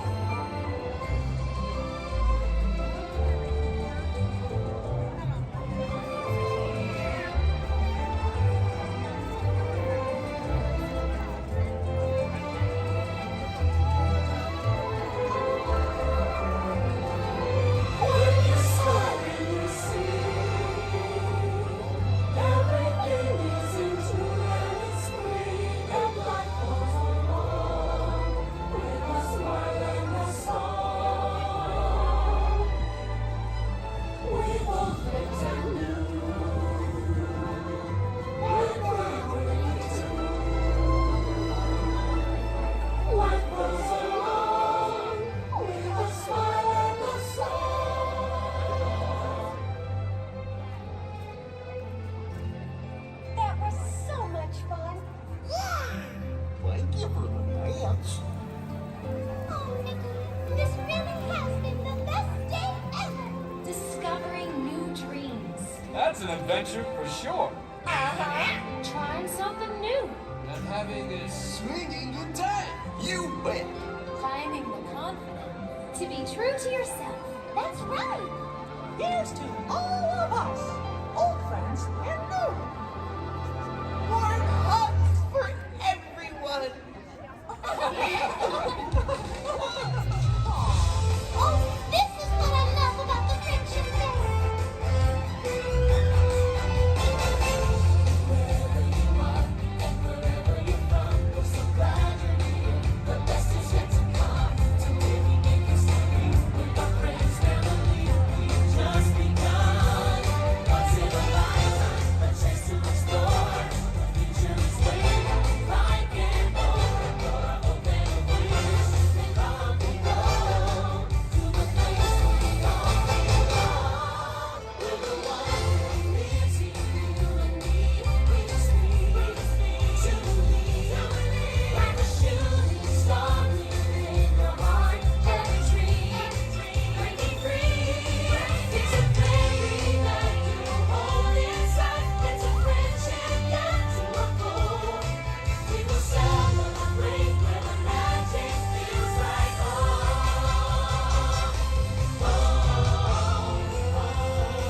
Let's go where the magic feels like home. Let's go where the magic feels like home. Let's go where the magic feels like home.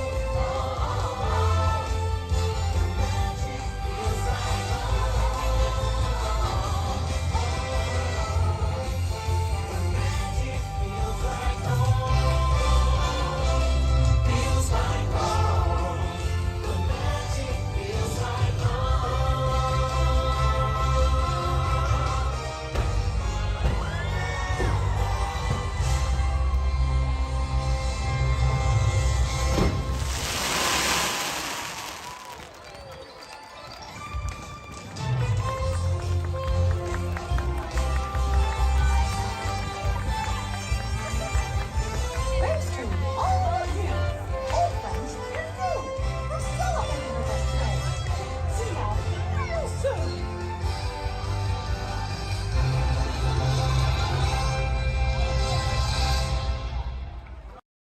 Journey into the movies is the perfect job for me because I love movies. So is everybody ready? Great, because it's showtime. Ready when you are, CB.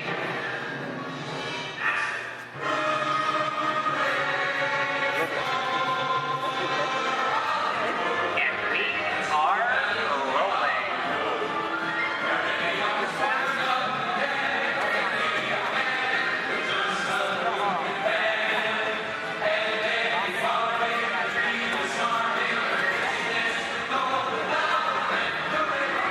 Hello everyone and welcome to the Great Movie Ride. Once again, my name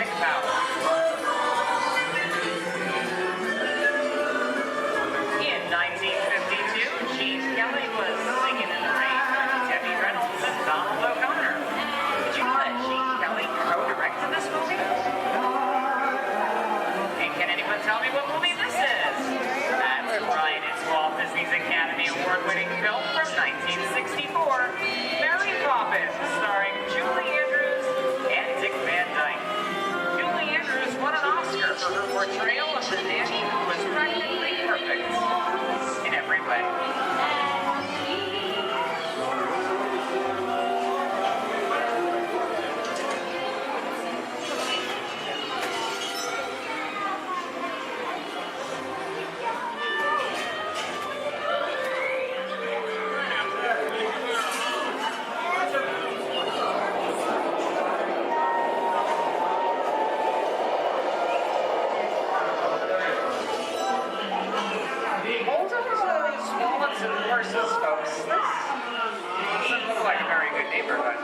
In fact, it was a lot like the underworld.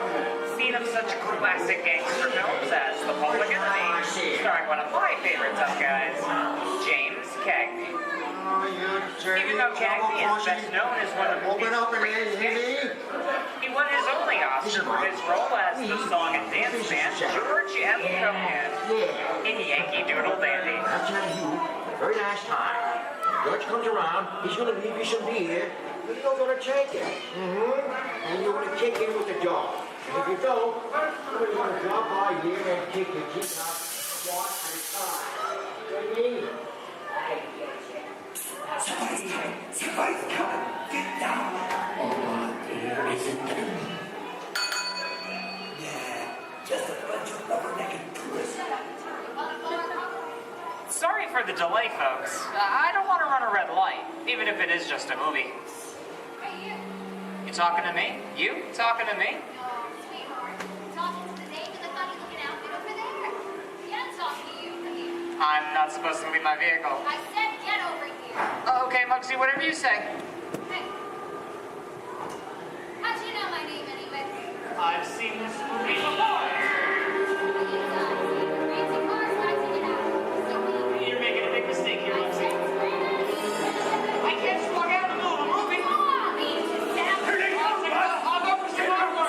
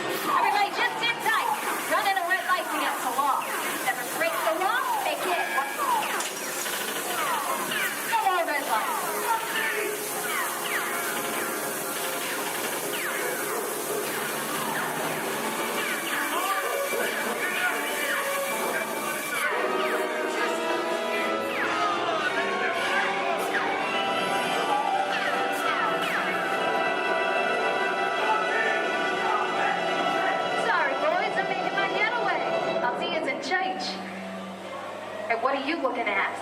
Everybody mind your P's and Q's, maybe you won't get hurt. Ah, must be the west side of town.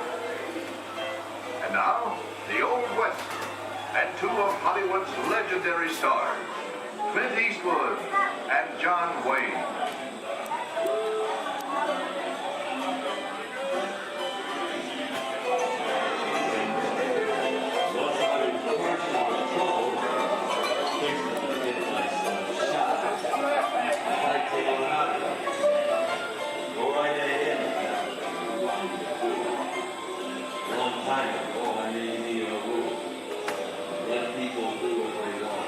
Sleepy little bug, ain't it? That's some mighty tough territory you're heading into, Pilgrim. I think about turning back. That is, not my opinion.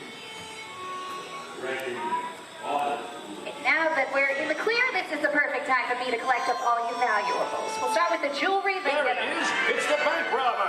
Don't let him get away. Look out, the report, Miss Neighborhood Copper. Drop your gun. You're under arrest. Nuts. Nuts to this. Get out of here. Dig yourself up. Well, look at it this way. It can't get any worse.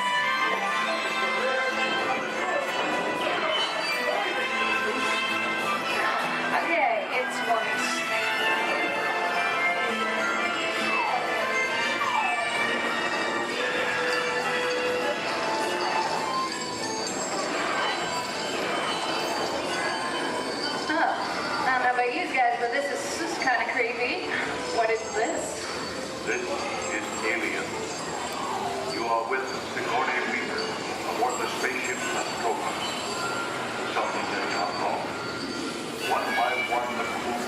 vanishing. And somewhere in the ship, a terrifying creature waits to claim its next victim. Look, pal, I ain't no victim. Warning, remain in your vehicle. The area you are entering is extremely dangerous. Proceed with caution.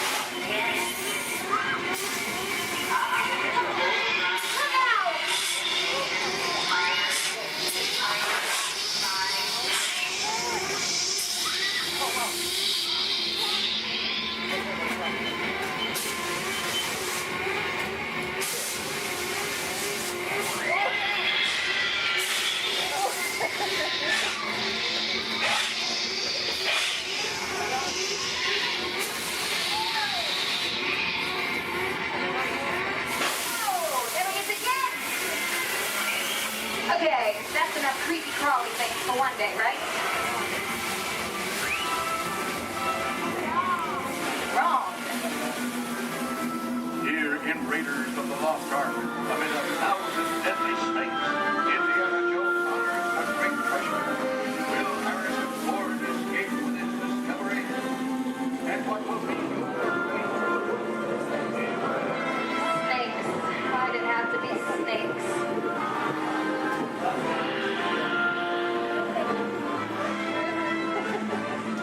Dust of 3,000 years lies undisturbed in this ancient burial chamber.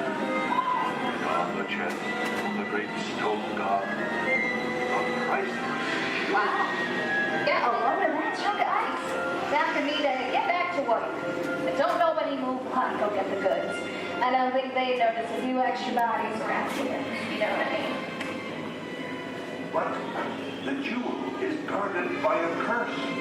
And those who dare defy that curse must pay with their lives.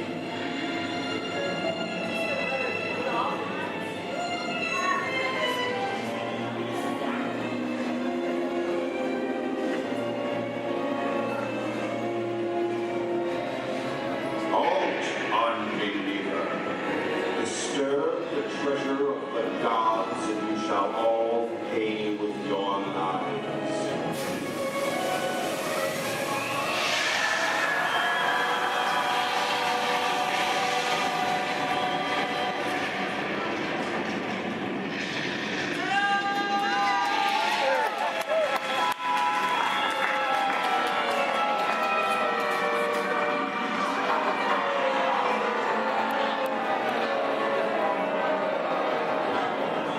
Yeah, just going for popcorn.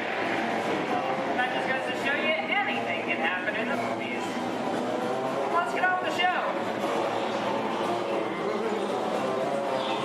I see dead people. The horror movie is my all-time favorite genre. Some of the best horror films were produced back in the 1930s and 40s, but monsters, mutants, and maniacs are still audience favorites and continue to haunt us today. Hollywood has produced dozens of other movies over the years, beginning with a silent version back in 1912. We are now entering the jungle home of one of the most beloved characters of all time. No, it's not George the Jungle, actually it's Tarzan. Represented by Johnny Weissmuller. There we have Maureen O'Sullivan as Jane and the lovely and talented Cheetah as herself.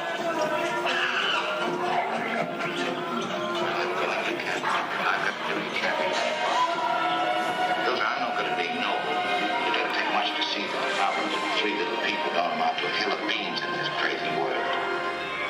Someday you'll understand that. Louis, I think this is the beginning of a beautiful friendship. That's the last line of a movie ever. On the Pringles Garden, favorite friendship, fantastic romance. Inside of us, we both know you belong with Victor. Part of his work, the thing that keeps him going. If that plane leaves the ground and you're not with him, you look better. Maybe not today,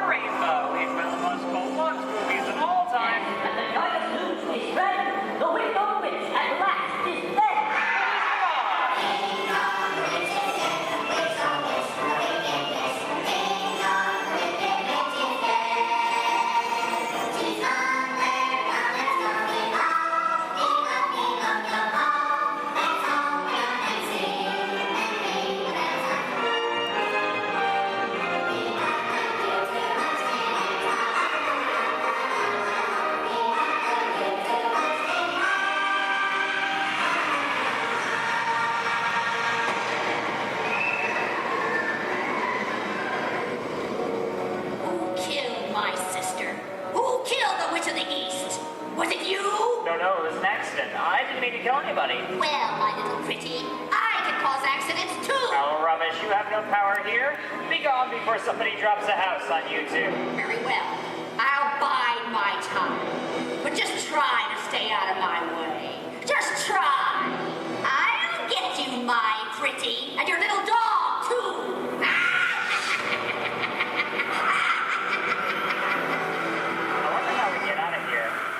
Folks think, which way do we go? Follow the yellow brick road. Follow the yellow brick road. Why didn't I think of it? Sing along, folks. You know the words.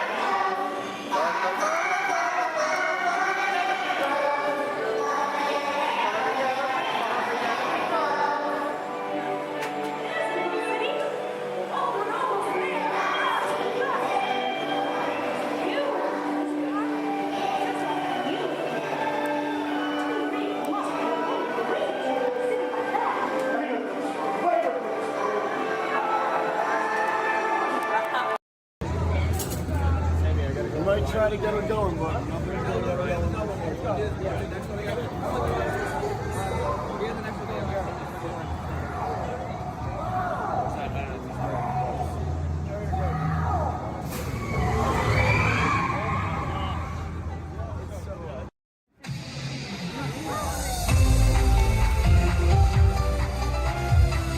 to all who come to this happy place, welcome and good morning, everyone.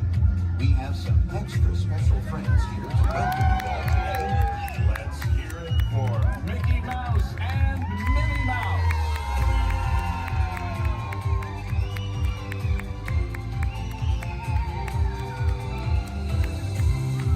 Well, hi, everybody.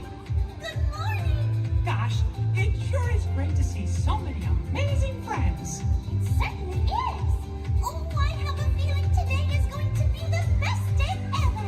You said it, Minnie. And now that we're all together, we've got a surprise for you. When everybody heard that you were going to be here, they just had to come and give you a great big Magic Kingdom welcome.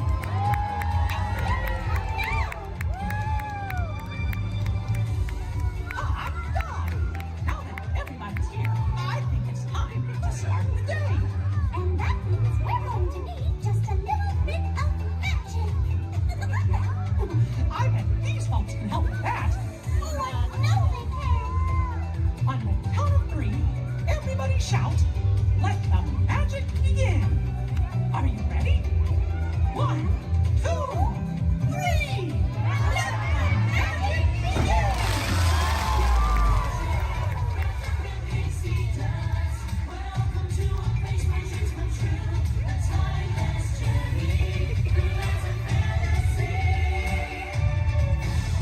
Where only a wish creates things like this to appear. The most magic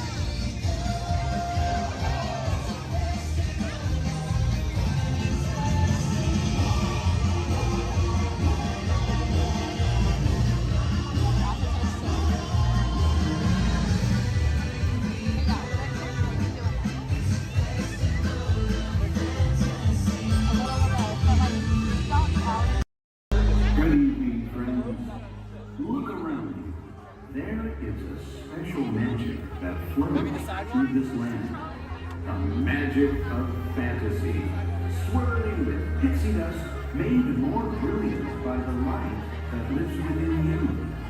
It inspires us to wish upon stars, follow our hearts, and find our happily ever afters. Tonight, as we gather together under the spires of this majestic castle, our dreams ignite the magic to create a beacon shining out and celebrating 50 years of the most magical place on earth.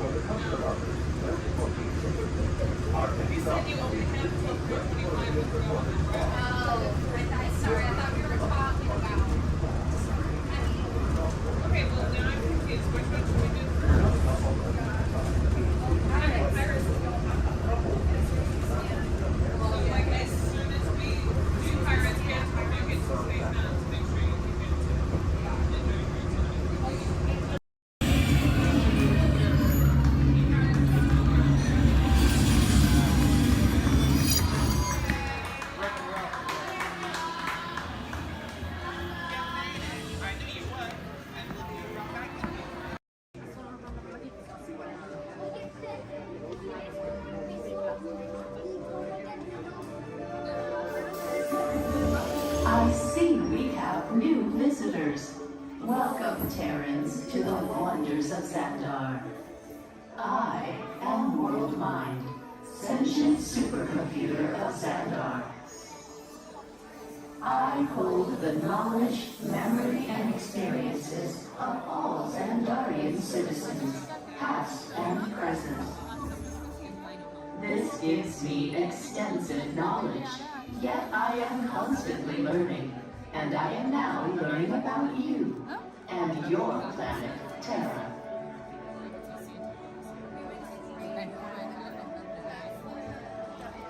Much of my knowledge of your world came from your great scholar, Peter Quill.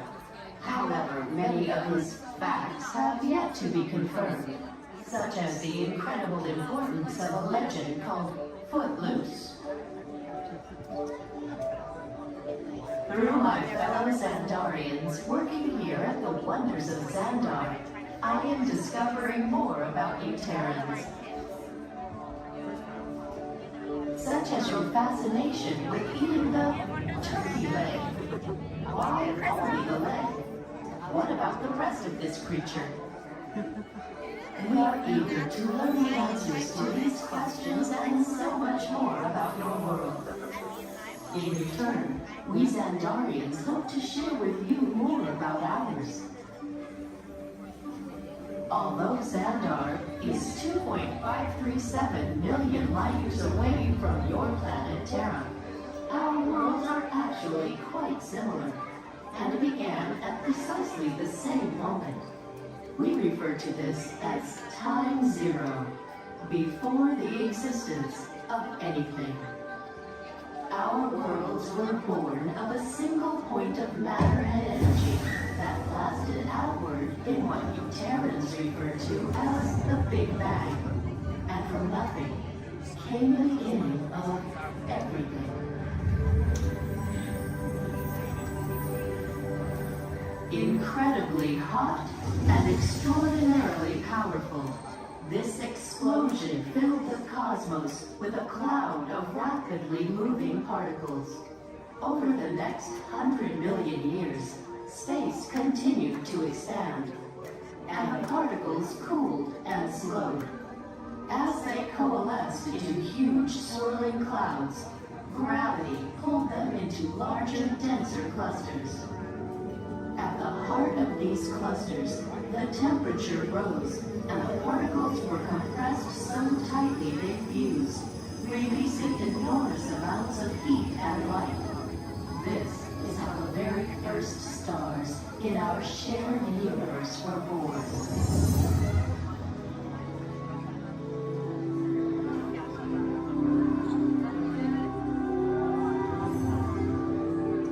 The singularity is just one of the commonalities between our two worlds that we will explore today. Welcome, Terrans, to the wonders of Xandar.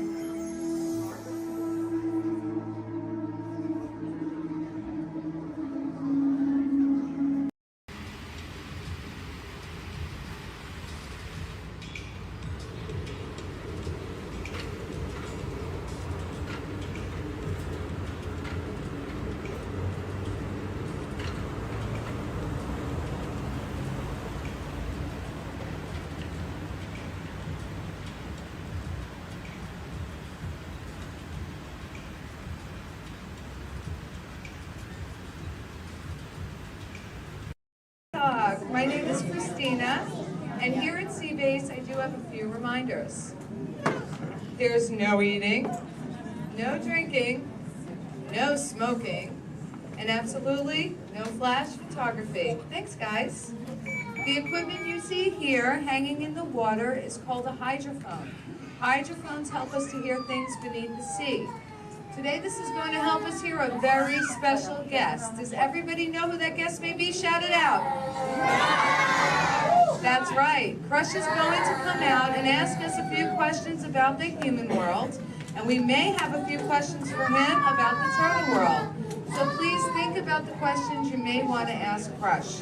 I do know Crush is out catching a wave, and he asks, on the count of 3, as part of a year of a million dreams, we are going to have Joseph count out from South Carolina. 1, 2, 3, and everybody else, scream out, "Hey, Crush." Ready? Joseph? Hey, Chris. Hey, righteous, dude! Oh, dude, I totally heard my name while I was catching that totally tasty wave, and I was just totally, whoa.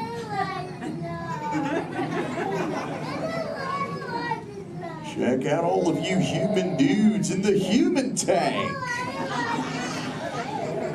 Hello, dudes! Oh, they live. Hey, dudes! Whoa, there's a little Brahmin sub-level. Awesome! You know, where there's little dudes and dudettes, I bet there's some fellow moms and pops. Let's hear it from all the moms and pops! Yeah! Awesome! Let's meet some humans up close. Hey, there's a dude here with a light lid and a gray shell. Hey, dude. What's your name, miniman? Mitchell. Mitchell. Mighty Mitchell, dude. Where are you from, dude? Kansas. Whoa. Never heard of it. That's cool though, Mitchell. Do you think any of your friends back home knew you would be talking to a turtle? Not really, no. Yeah. Well, dude, if you told me earlier I'd be talking to a human, I'd have been like, no way. Hey, Mitchell, dude, it's really nice to meet you. I'll just assume the feeling is mutual, dude. Totally, dude. Hey, there's more humans on this side. There's someone with a blue lid and an orange shell, I think, right in the front here. What's your name, dude? Michaela. Minnie Michaela, who brought you here today? Your mom. Where's the mom to Michaela, dude? Oh, way in the back. Sorry to get stuck with the cheap seat. Standing room only, dude. Sorry. Hi, name's Crush. What's your name? Shelly. Shelly. Oh, that's the name of my wife. Shelly. Yes. That's your little offspring, Michaela. Do you have multiple offspring? Yes, I have 3. Awesome, dude. Do they ever ask you questions? Yes, I do. They never stop, do they? No. I bet some days you're like, am I right, Dudette? You are very right. Sure. You know what, Shelly? What? From one parent to another, we just shared a moment. Totally did do that, y'all. Because my offspring Squirt, he always asks me questions about all of you humans. So if you dudes can answer some of his questions, everybody here really loud say Cha! Awesome, dudes! Now, dudes, before we can answer any of his questions, we gotta make sure we're all on the same page, lingo-wise. Do you dudes know what the most important word, dude, in the turtle language is, dudes?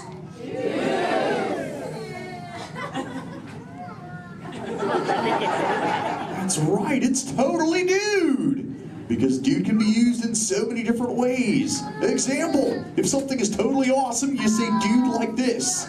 Dude! Let's try that, dudes, really loud on 3. Here we go. 1, 2, 3. Awesome! But when you get bummed out, you go, dude. Try that one, dudes. Whoa, you're bumming me out. But no worries, dudes. If something is bogus, yet semi-humorous, you say dude like this. Try that, dudes. Dudes, you are totally talking turtle.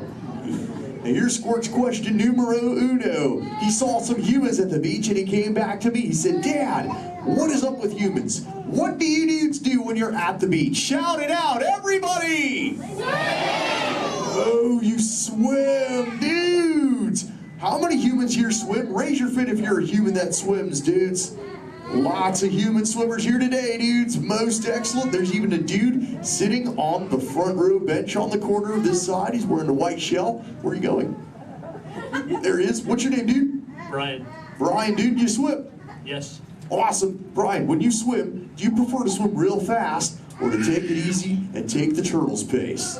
The turtle's pace. Turtle's pace. No shame in the turtle's pace, right, Brian? No shame. Awesome, dude. Hey, Brian, I've got a question for you, dude. All right. Does this look familiar? Yes. I'm Brian. Yes. Awesome, Brian. Thanks for your help, dude. Hey, dudes. I just realized I am the only one here asking questions. Does anyone have a question for me, dudes? Raise your fins, and I shall try to find you. Who's got questions, dudes?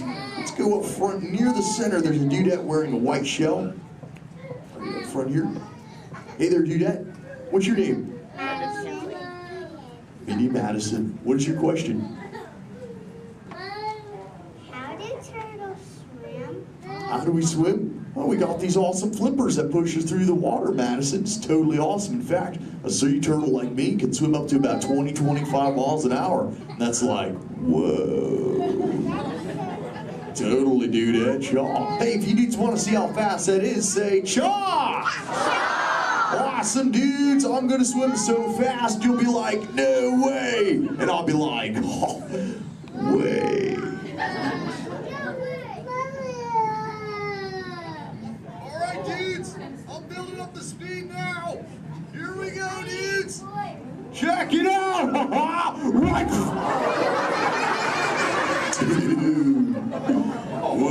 dudes, that was bogus. Yet semi-humorous. What do we say, dudes? Totally. But you know what, dudes? I've got other questions. Who else wants to ask me a question, dudes? Oh, let's go back to the center. Right in that second row, she's got the red shell here. She's got a question for me. Right there in the center with the red shell. What's your name, dudette? Cameron, what is your question? What do you like to eat? Oh, I love to eat green sea grass and green sea kelp. Cameron, what do you like to eat? Chicken. Chicken. Does chicken ever give you bubbles, Cameron? Sometimes green seagrass gives me bubbles, dude. It's kind of bogus.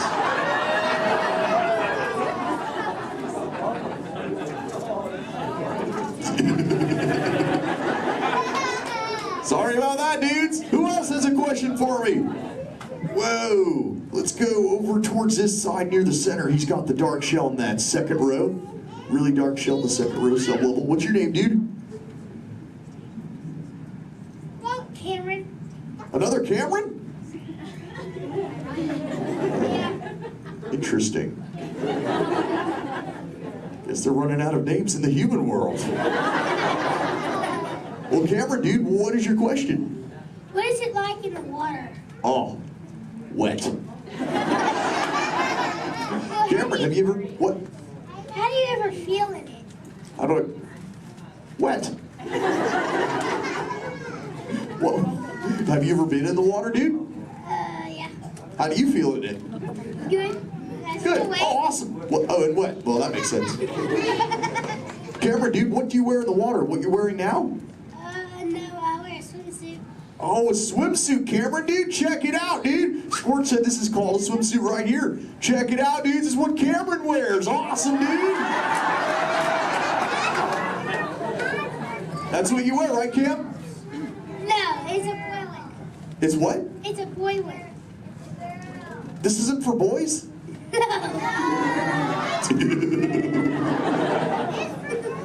I didn't know that, dude. Cameron, dude, can I ask you a personal question, dude? Yeah. Does this make me look fat? No. No? Oh, thanks, dude. Cameron, dude, remember, when you get older, you'll find that will always be the correct answer to that question. Totally. What, dudes? No, dude's name's Crush. Where you see Little Blue? On the other side? No way, dudes. That'd be awesome if she were here, dudes, but she's totally not. Hey. Whoa, Little Blue. I know you. Jaw. Hi, I'm Dory. Totally. I remember you. You're Mush. Little Blue, the name's Crush. But what brings you here on this fine day? What brings me here? Jaw. My fin, silly. Watch. Woo ha, chee ha, woo. Ow, ow, yeah. Ow, ow, ow. Wow, that really clocked me there. Am I bleeding? Little Blue, I hope not, but... Look. It's a people tank. Hi, hi. Hola. Ooh, bonjour. Welcome. Ni hao. Ohio. Hi. You're like a little linguist, Little Blue. You know, I just taught these human dudes how to talk turtle. It'd be so awesome if someone could teach us all how to speak whale. I can speak whale. Awesome. Okay, everyone, repeat after me. Hello.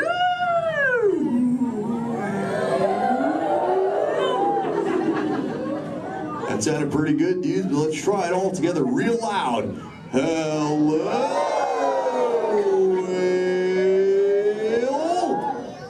Awesome. You know, sometimes you speak whale and there are like 80 whales swimming around you. Not today. What do you mean, dude? No whale. Where? You see one behind me? Whoa! Little Blue! Oh! There's totally a whale, Little Blue. Swim, Little Blue!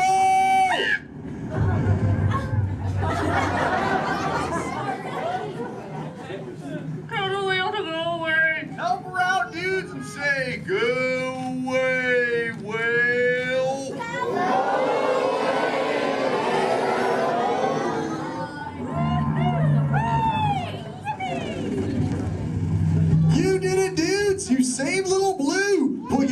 together. That was awesome. You so totally rock, dudes. You know, I could hang out with you all day, but I have to make sure Little Blue is okay. So before I go, remember, do not fight the current, learn to ride it, and it will totally take you where you're meant to go. And little dudes and dudettes, do the Crush Men a big favor. Keep using that word dude for the rest of the day. Your parents will love it. Bye-bye, dudes. Let's give it up for Crush!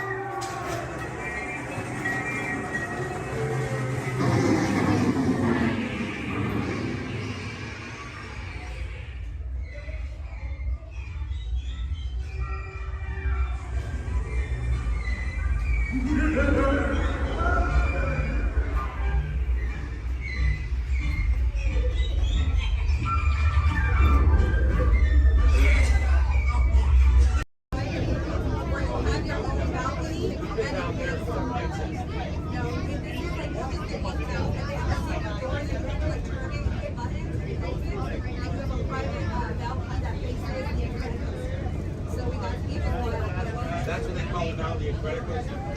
Yeah, it's not screaming help for me. But I remember the first time I ran, I went on it. There was a guy who had a cigarette in his mouth and he came in. He was so proud that he had it lit the whole time. That's like I remember the first time I ran. I was like, okay, glad. I went on a ride with the kid. He was at the time. My shoulder. Yeah, it's fun. That's a good one. It is. I grew up in Santa Clara and then Marriott to America. California after that. He's from Redondo, and so we're like 30 minutes. I grew up in Dallas. And we just moved here to Oregon. And Oregon for a while. And years of like the tiger, it's crab, it's fish. So when we got Florida, I was like, you're gonna enjoy it. I have. We played hooky lots of times. Tell the girls your stomach hurts. But you never use smart. This is our second time coming. We just got our pass. We got our pass maybe a month ago. We've been here like 6 times already. But it's hard with the next one.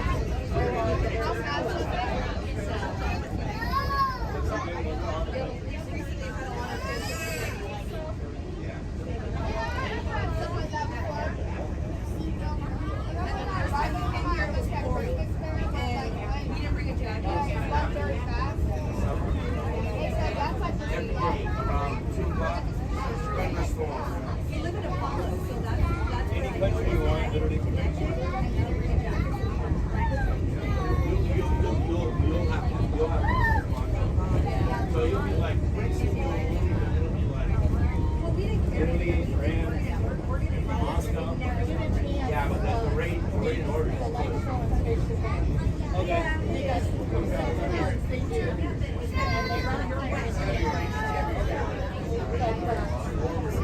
I like it better than the building here and here. Moana. That's Moana? Moana's water. That's super.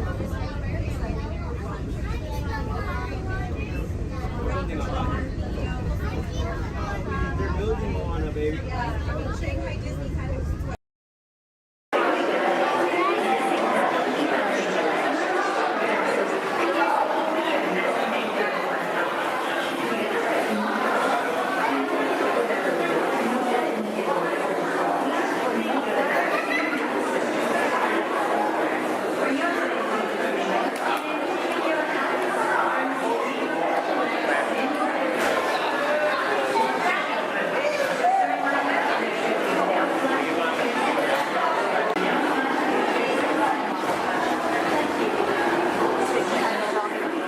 Permanezca sentado y mantenga las manos, brazos, pies y piernas dentro del barco. A manera de recordarlo, no se permite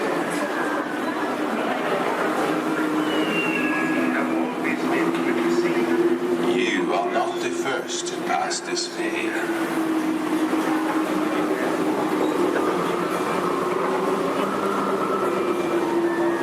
Nor shall you be the last. Those who seek the spirit of Norway face peril and adventure, but more often find beauty and charm.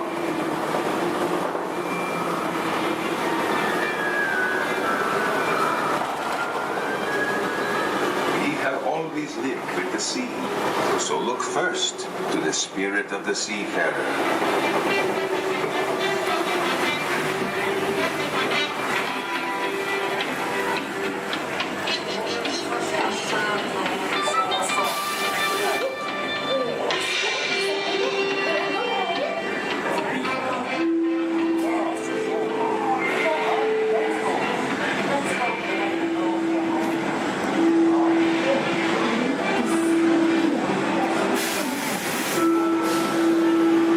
There are those who see Norway's spirit veiled in a land of forests and mystery, where trolls still prowl the water's edge. What is? How dare you come here? Invaders! Stop! This is troll country! The domain, be gone! I'll cast a spell. Yes, yes! You'll disappear! Disappear! Disappear! Back! Back! Over the farms!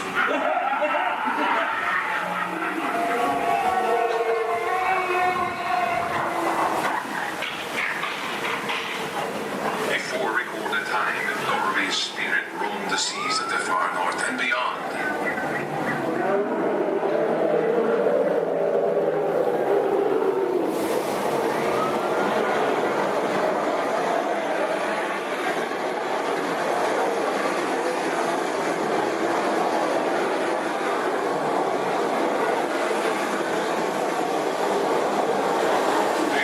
Norway's spirit still thunders in her great fjords.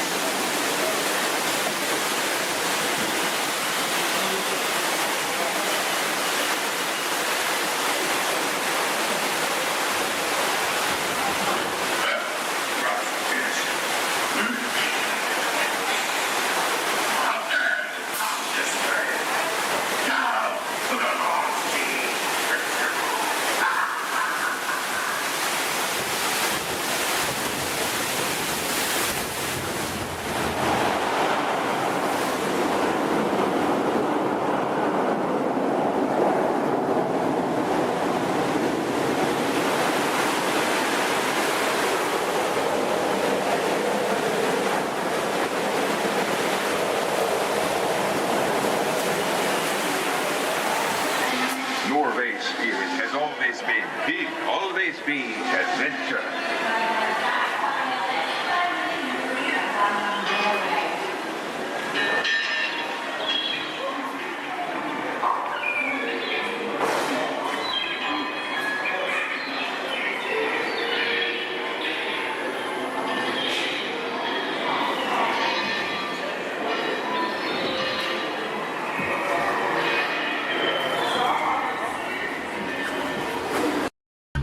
My name is Skipper Melanie. That's first name Skipper, last name Melanie. And for the next 5 days and 8 romantic nights, I'm going to be your skipper, your guide, your lion tamer, your dance instructor, and if you don't laugh at my jokes, your swimming instructor. Off to a long ride.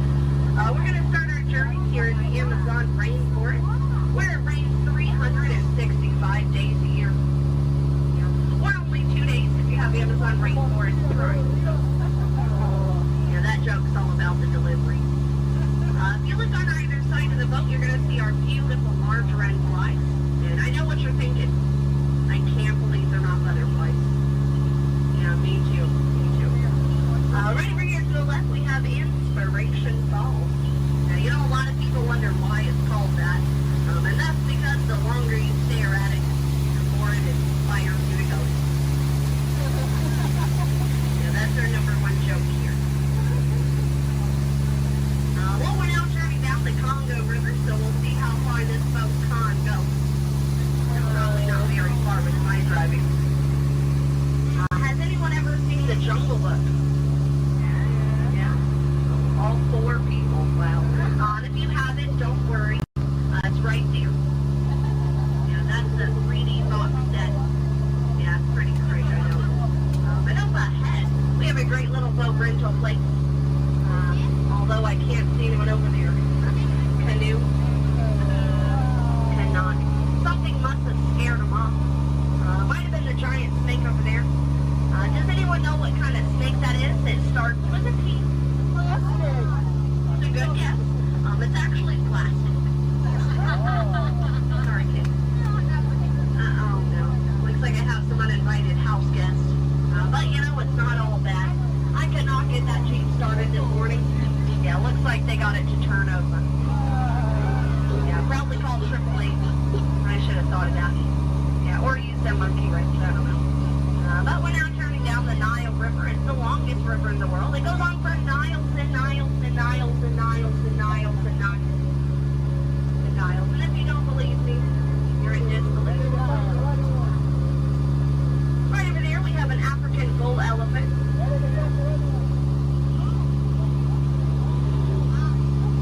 Now that elephant right there is actually the fastest elephant in the entire world.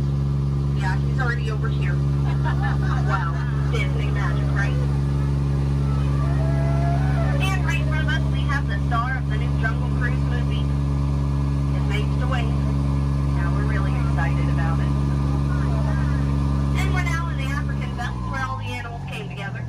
We have some long-necked cheetahs, some 1970s impalas. Oh, look at those lions protecting that sleeping zebra. He's dead. Tired, dead tired. You know, it must be hard to eat a zebra. Yeah, because it's like white meat, dark meat, white meat, dark meat, white meat, dark meat tail. You know? Oh, but there's the lost safari everyone's been looking for. You know, I tried to tell them that they could not outrun the animals here in the jungle, but what a rhino, right? I guess they'll get the point in the end. But that's my best friend right over there. Her name is Ina. Everyone say hi, Ina. The jokes do not get better from here. But now is a great time to point out some of my favorite plants, so I'll go ahead and get started.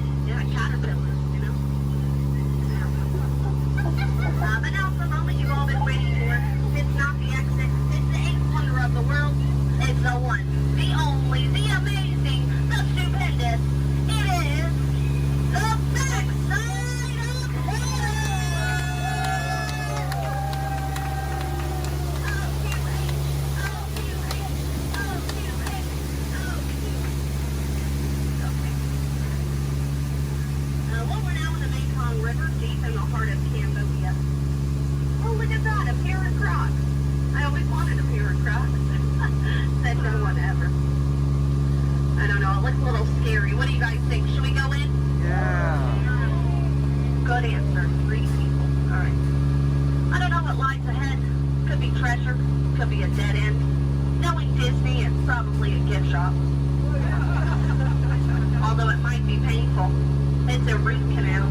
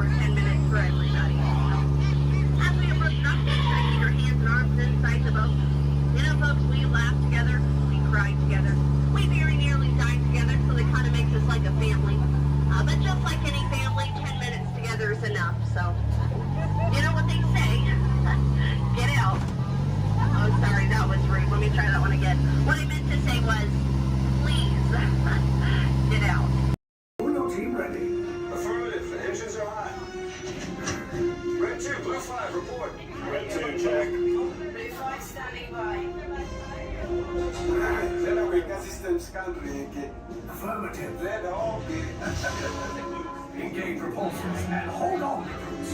More ships. Launch.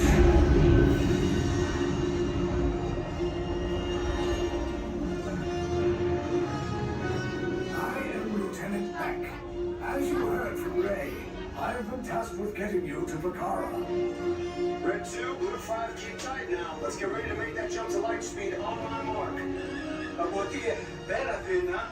Black Leader, We're picking up an unusual signal. Are you spotting anything? Yeah, I see it. We'll check it out. BB-8, what do you got? There appear to be a number of small craft heading our way. Raise the shields. We got company. First order TIE fighters. Reroute! Reroute! Red 2, Blue 5, we got a clear path so transport can make a jump. They're all over us! I'm hit! We lost Red 2, more incoming. Blue 5 taking evasive action.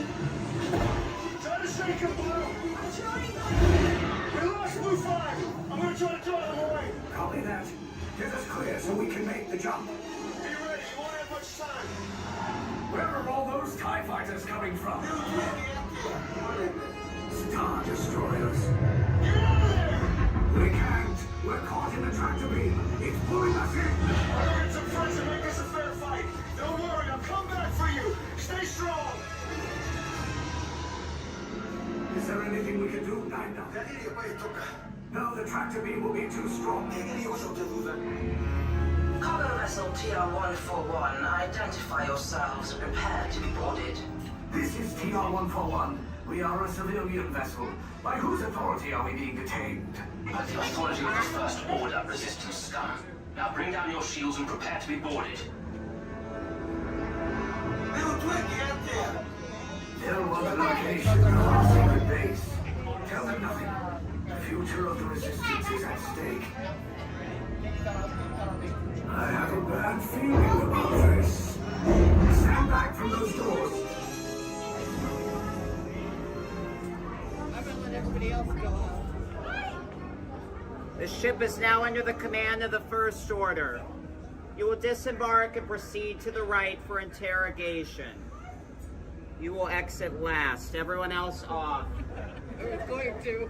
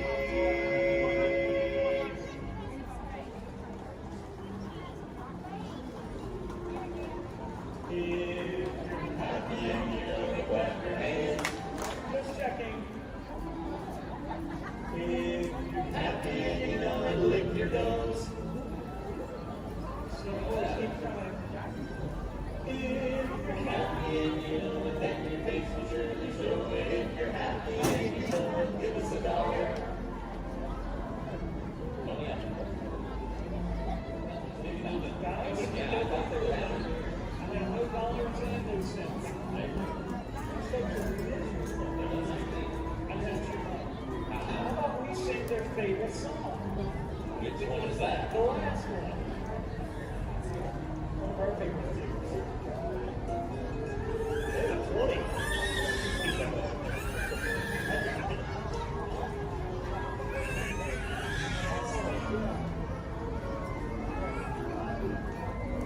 Secret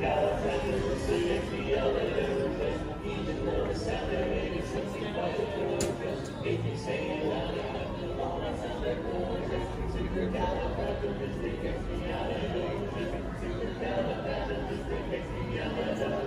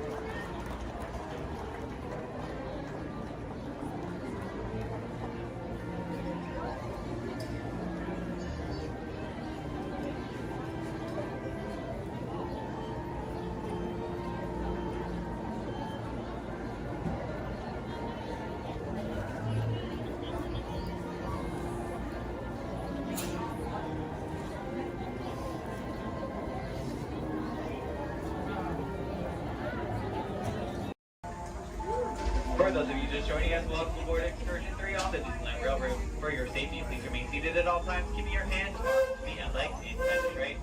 Please supervise all children, making sure they are seated away from the train openings, either fully on a lap or on a bench. Our next stop will be Beacon to Town Depot, your gateway to all Fantasyland attractions. We'll meet at the front. We're taking the train to the front. Perfect.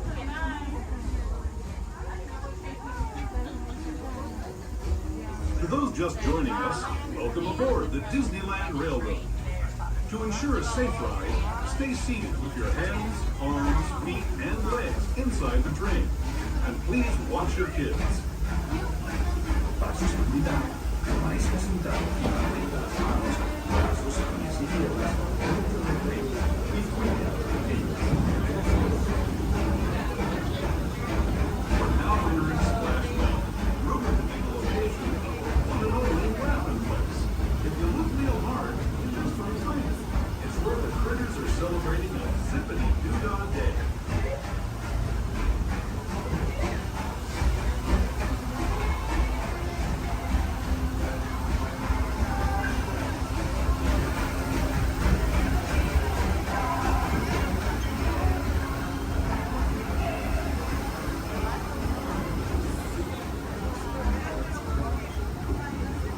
Speaking of critters, this place we're passing over is home to a whole bunch of them. Here in Critter Country, you can join Winnie the Pooh, Tigger, Brer Rabbit, and Brer Bear on their fun-filled adventures.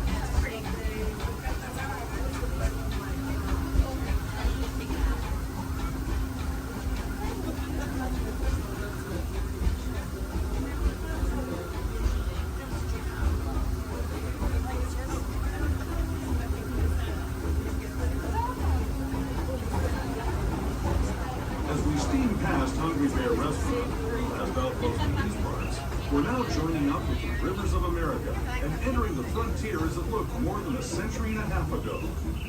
This is my favorite part of the journey. Around every bend, there's natural beauty as far as the eye can see.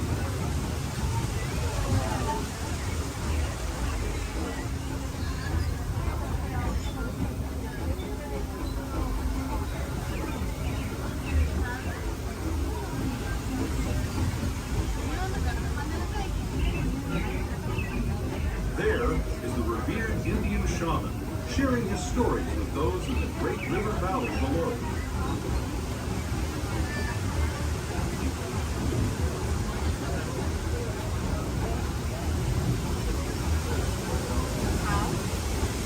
People like you have been riding these rails since the 1800s, traveling through nature's wonderland in a matter of days, rather than the months it used to take by mule or stagecoach. Steam power not only fueled these iron horses, but the dreams of a whole new generation as it moved west into this great frontier. Of course, some of those dreams, and the stories that went with them, were pretty darn wild and downright unbelievable, like on Big Thunder Mountain, where I hear that mysterious spirits have grabbed hold of those mining trains and turned them into the wildest ride in the wilderness.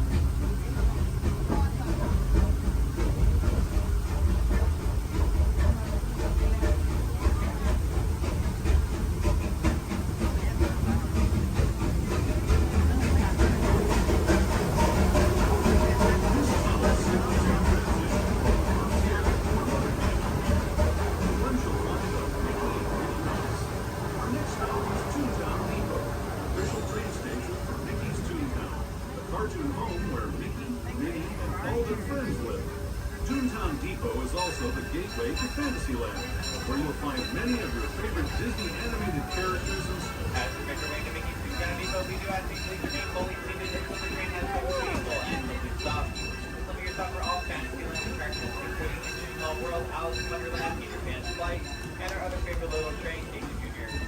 Once again, please remain fully seated so we have complete full and complete stop. Toontown Depot, Mickey's Toontown.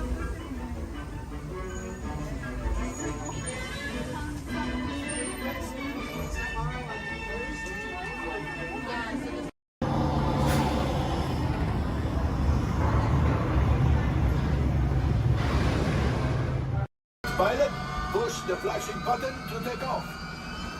Pilot on the left. Move your stick to fly right and left. Pilot on the right. Pull back on the stick to fly up. And push forward to fly down. Oh, that's it. Julie, sorry. This will be easy, hey? Weapons are online. Sorry. Pilot, hit the booster. Let's go get that fly down. Pilot, make the jump to light speed.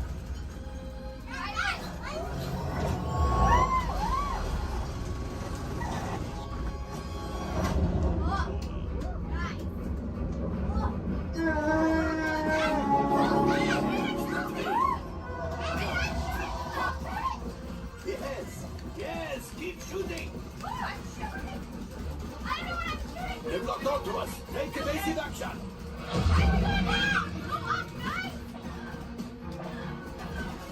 Gunners, we need to defend ourselves. Open fire.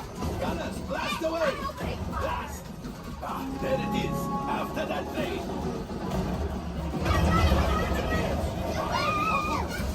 Excellent. Now, gunners, shoot the cargo free. The pilot brakes. I can't stop! That could have been much worse. Okay, it's much worse.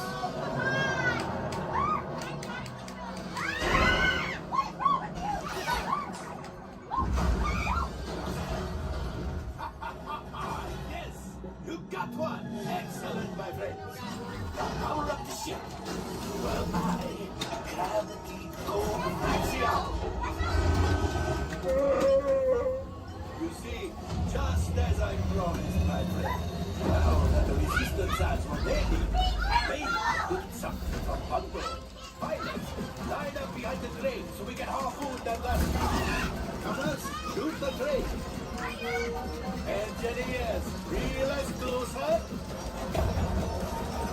Broncos, Brendan, keep shooting. Jump, my friends. Yes. We got the towards you. I will grab it. You keep up to the train.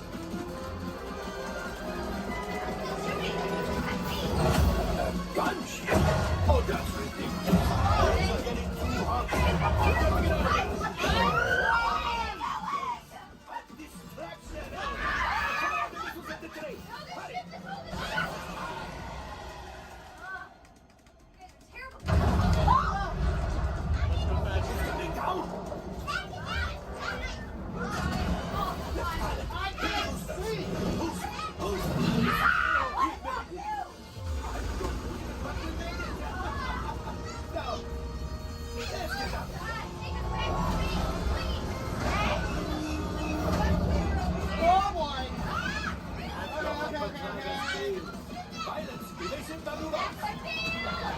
We've got company. Who is right? We need them back there fighting the resistance. Only 3 left. He's the last. Watch out!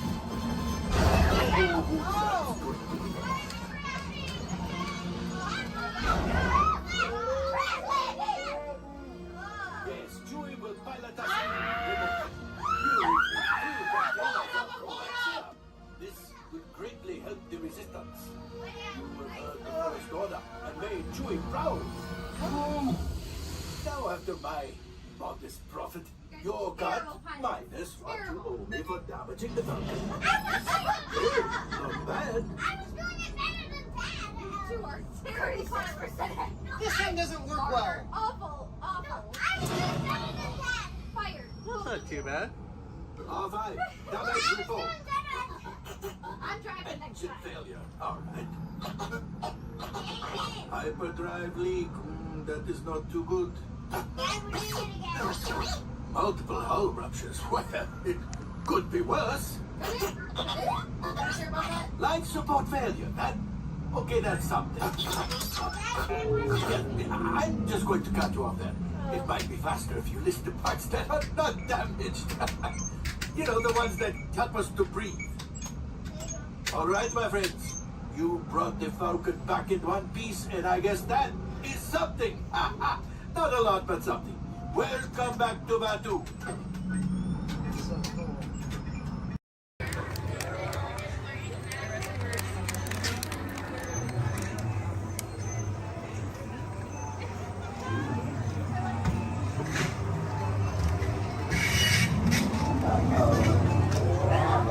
We've got some unauthorized people entering the base.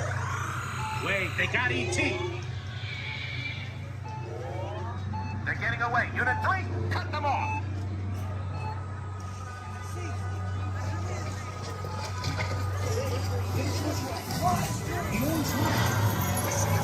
Let's go.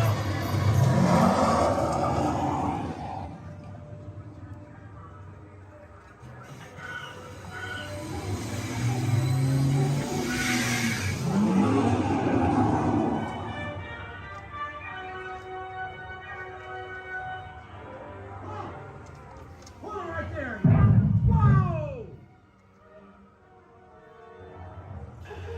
Got him. At the bottom of the hill.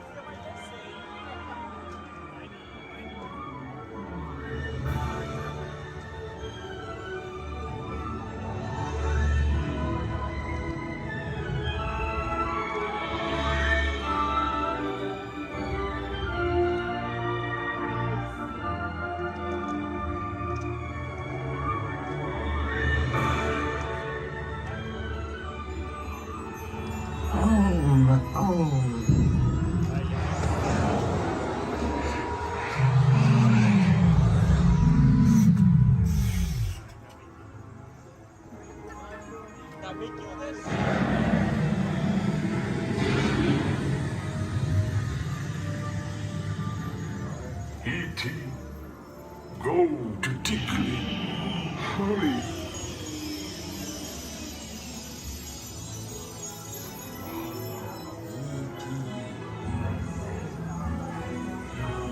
Tickly. Ouch. Welcome home. You returned to the Poor God. Welcome home.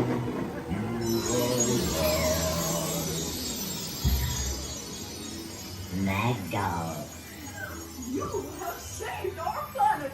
Come, celebrate with us.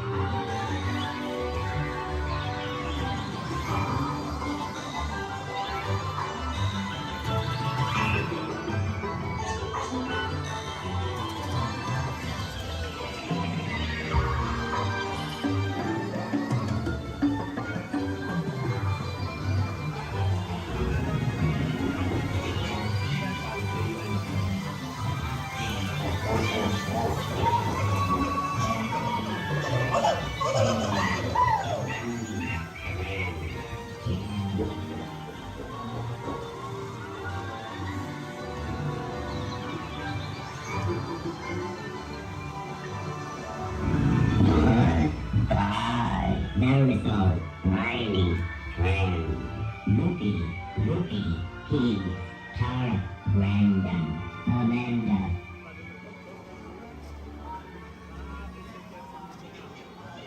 Attention, please remain seated, keeping your hands and feet inside the ride vehicle.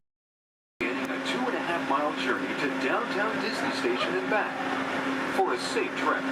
Remain seated, keeping your hands, arms, feet, and legs inside the cabin. Be sure to watch your children, and no smoking, please. Bienvenidos.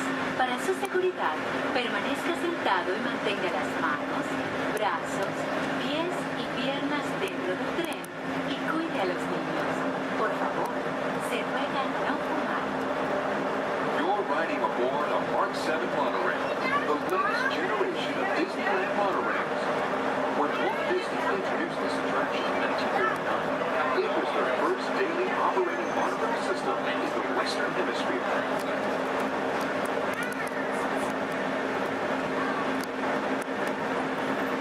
Just ahead is Disney's California Adventure, where you can live the ultimate California dream through attractions and live shows that are as diverse as the Golden State itself.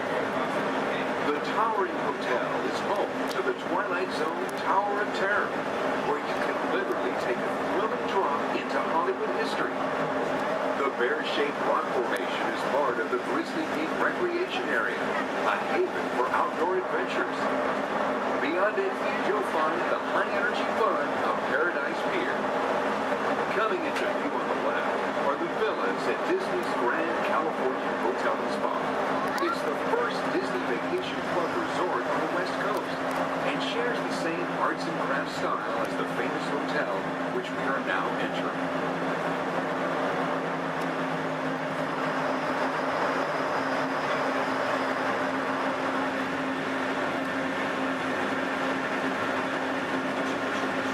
Now arriving at Downtown Disney Station, gateway to the Downtown Disney District and the Disneyland Resort Hotels.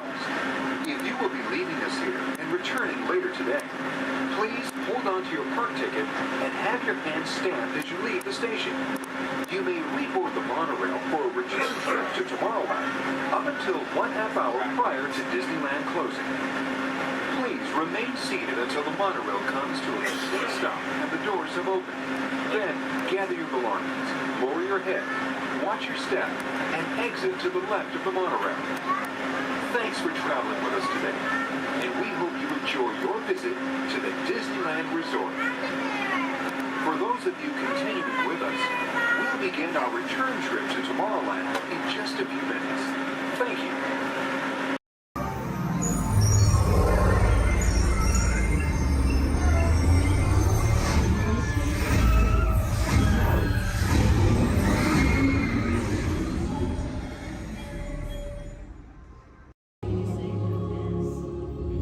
In 1923, a young man from the American Midwest, along with his older brother Roy, started a cartoon studio in the back rooms of a small real estate office in Hollywood, California. This was the small beginning of a family entertainment company that would create unforgettable stories, characters that become beloved friends, wondrous experiences, and music that has become the soundtrack of our lives. That young man was Walt Disney, a master storyteller whose imagination knew no bounds and who delighted in making the impossible possible. Disney 100, the exhibition, is a journey through 100 years of Disney magic, presented in themed galleries based on Walt Disney's creative concepts and philosophies. These include storytelling, creating believable characters, the spirit of adventure and discovery, the magic of sound and music, the world around us, real and imagined, curiosity, imagination, and technological innovation, the worldwide wonder of the Disney parks, and an everlasting sense of optimism about the future. Walt Disney famously said that it was all started by a mouse, but it really was all started by Walt himself. His philosophies became the foundation of the Walt Disney Company. They still inspire Disney's artists, filmmakers, Imagineers, and the storytellers of today. Oh boy! Oh, steady! Whoa! Hi, Musketeer! years. Well, here we go again, so hang on. Anything goes. You ready? And let the show begin. Here's my pal Walt to tell you how the magic is made. There's a lot of satisfaction in developing ideas into reality when we consider a new project we really studied. Not just the surface idea, but everything about it. And when we go into that new project, we believe in it all the way. We have confidence in our ability to do it right, and we work hard to do the best possible job. There's really no secret about our approach. We keep moving forward, opening up new doors, doing new things, because we're curious. And curiosity keeps leading us down new paths. We're always exploring and experimenting. Everybody ready? Then on with the show!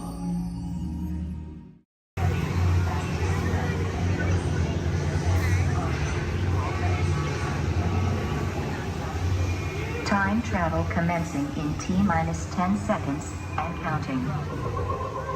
This is Seeker. Listen up. We've got to get in, grab the iguanodon, and get out before that asteroid hits. Let's roll!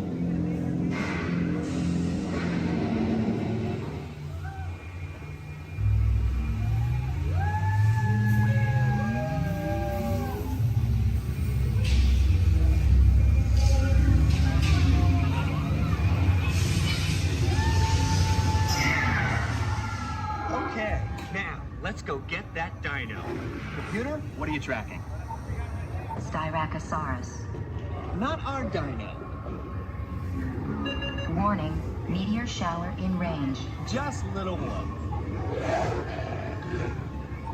Oleoramus. Hadrosaur. Raptor. Time to get serious. Locking autopilot on homing signal now! Hang on! I'm tracking a big dino on the scope. Could be ours. Computer, full stop. Identified. Carnotaurus. Definitely not our dino. Go, go, go!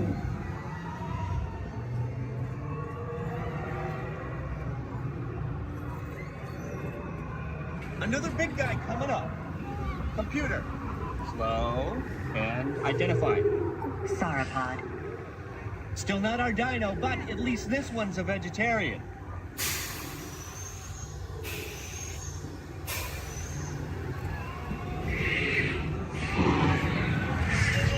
Asteroid impact in 90 seconds. We better move it. Pterodactyl. Incoming! Asteroid impact in 60 seconds. We can't stop now. Keep going, keep going. Compsognathus. Computer, what's happening? Loss of traction.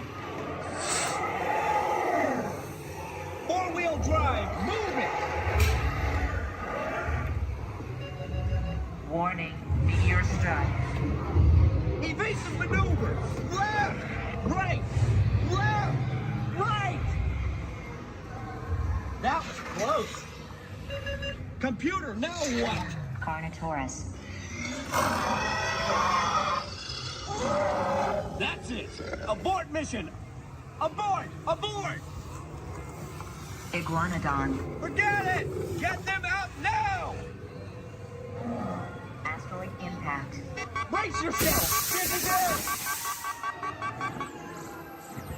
They're not gonna make it! They're not gonna make it! Mission accomplished. You made it! I knew you would, and guess who made it back with you? I better find him before security does. Thanks for everything!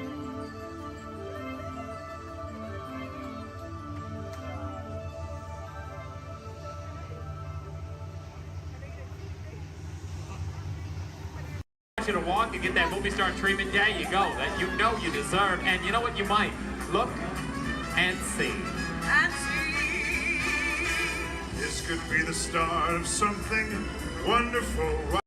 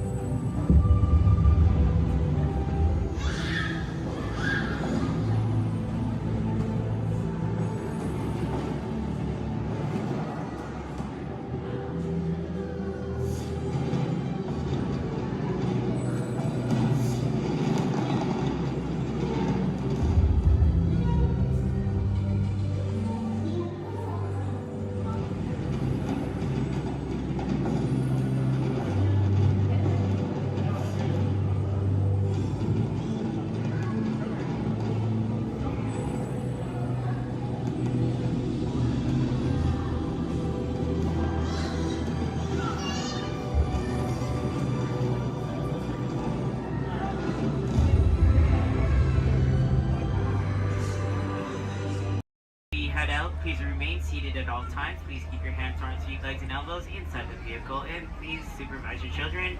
This is a one-way trip to Main Street, USA, and enjoy your ride.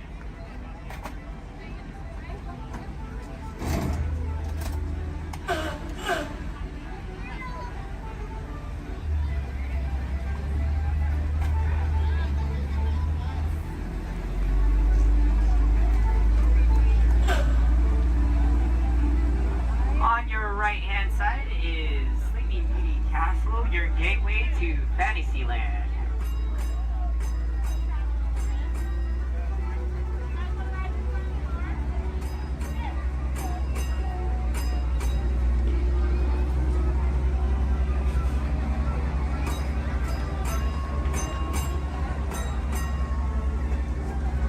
Coming up on your right-hand side is Frontierland and Adventureland. Beyond that, Critter Country, Darling Square, and Star Wars Galaxy's Edge.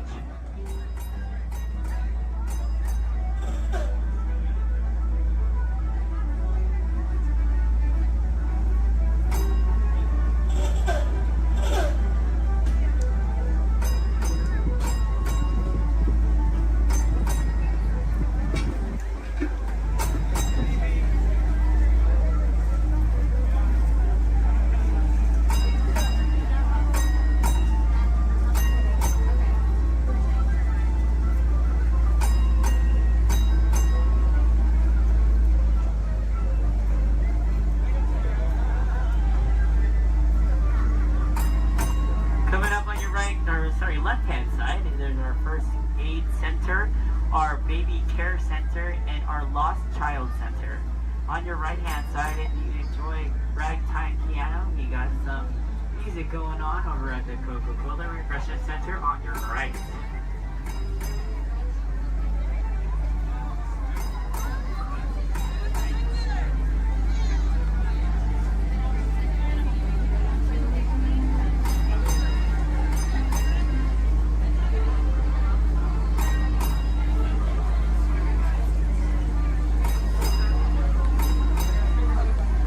If you get hot later, on your right-hand side is our Dips and Grill ice cream parlor. And on your left is Market House, where you can find our Starbucks coffee and tea. Beyond that is our locker station.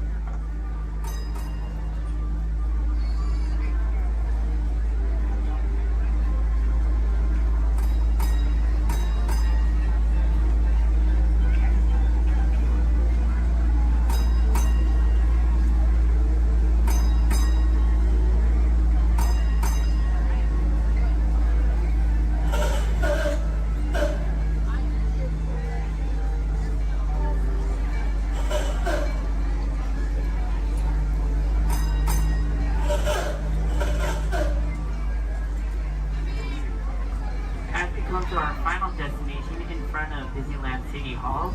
Please remain seated until the bus has come to a full and complete stop. For those of you who are sitting in the top stairs, please watch your step as you exit the stairs and assist young children, and enjoy the rest of your day here in the Magic Kingdom. My name is Justin, and thank you for riding.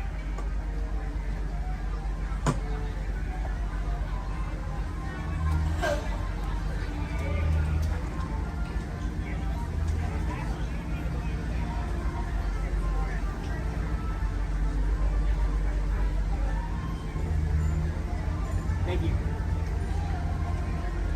Please remain seated, folks.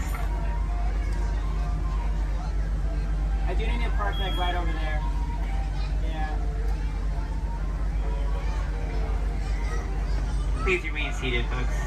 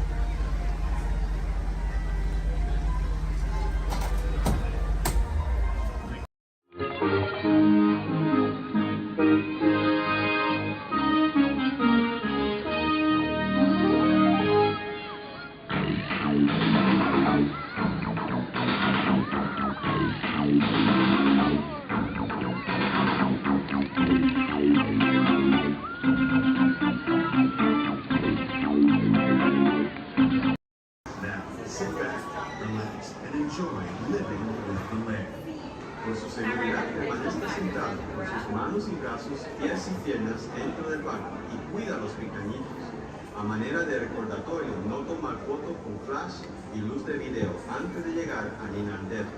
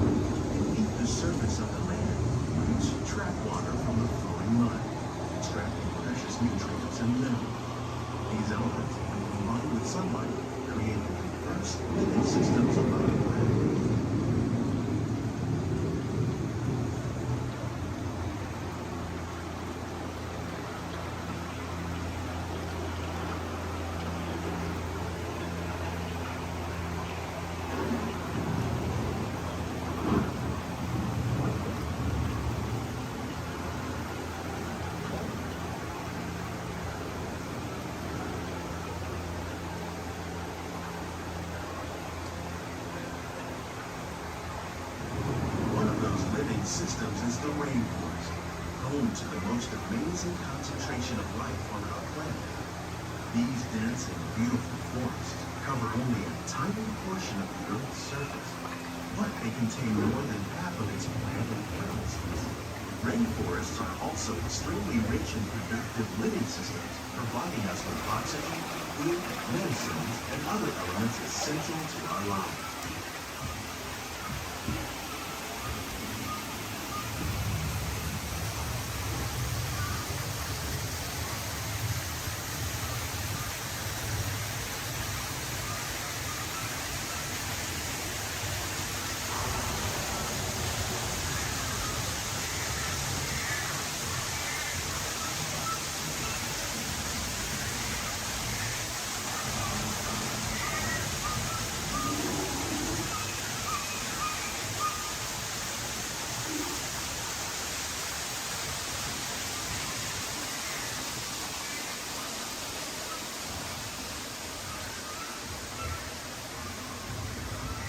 In the desert, nature has created a very different, no less beautiful living system.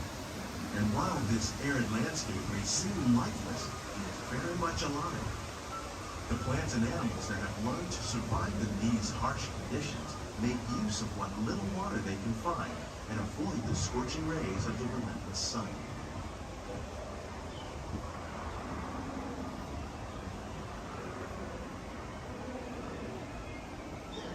The American prairie once appeared as desolate as the desert, but over time, rainwater and nutrients gradually penetrated the hard surface of this land. Even the hooves of the mighty buffalo helped create the rich soil that would one day become home to the American farm.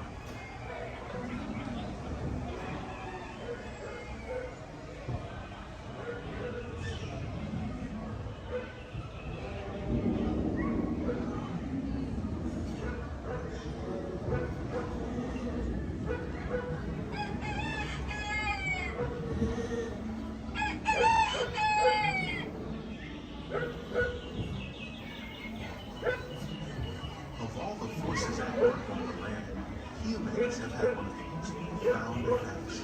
The need to produce food for a growing world led to the animal seeds and sometimes overuse of the land. In our search for more efficient ways to grow food, we often fail to realize the impact of our methods.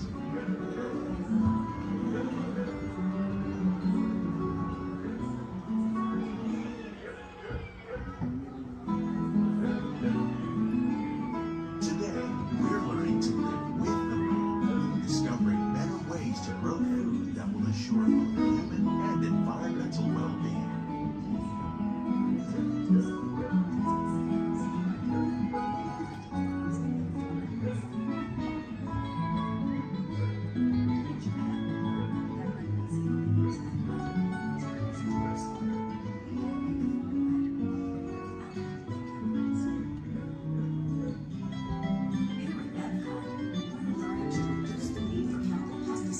By breeding and using natural predators like ladybugs and wasps to control pests.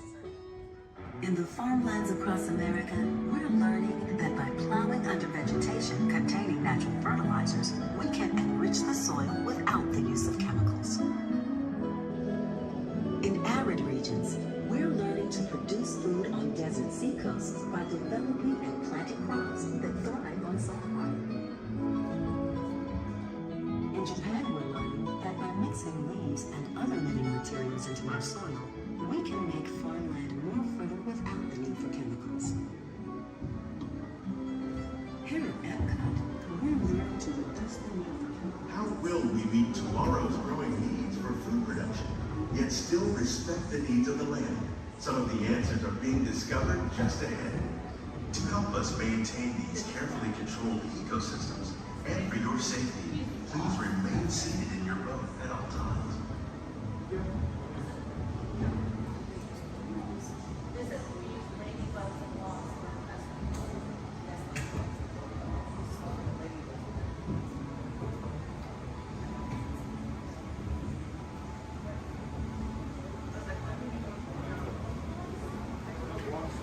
Welcome to our living laboratory, where scientists from Epcot and the U.S. Department of Agriculture are exploring innovative ways to produce relevant harvests now and into the future.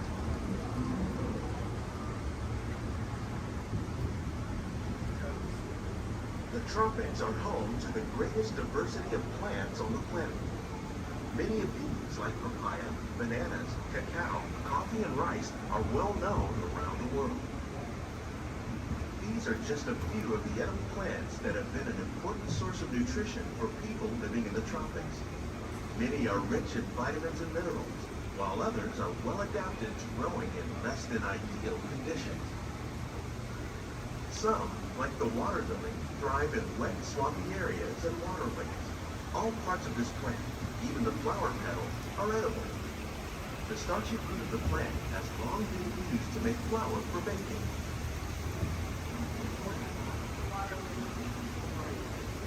One day, many of these lesser-known tropical plants may be as important as the bananas growing on both sides of the boat. More than 28 million tons of bananas are eaten annually, making it the most popular fruit in the world.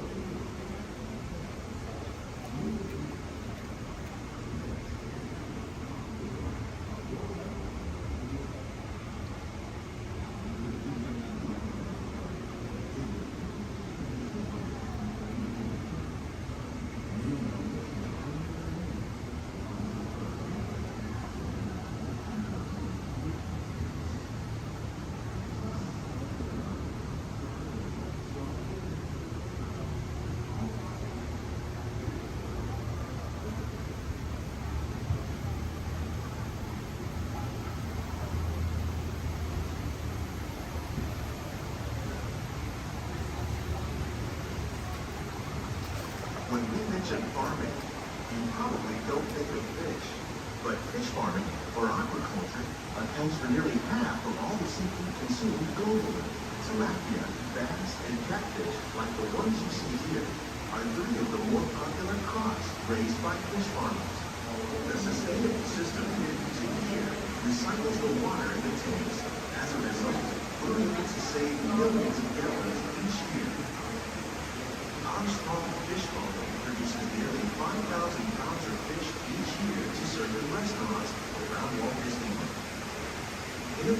aquatic history can play an important role in our efforts to produce bountiful harvests and still protect natural resources.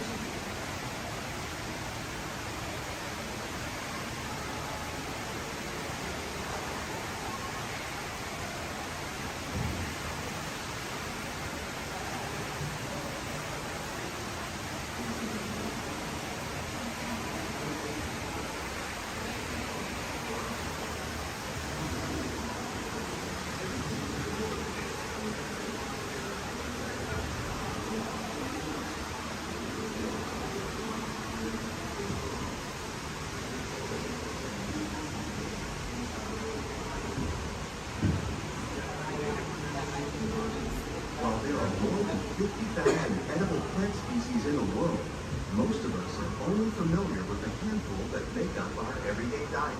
The common grains growing here, maize, sorghum, and millet, plus rice, account for nearly 2/3 of our global food consumption.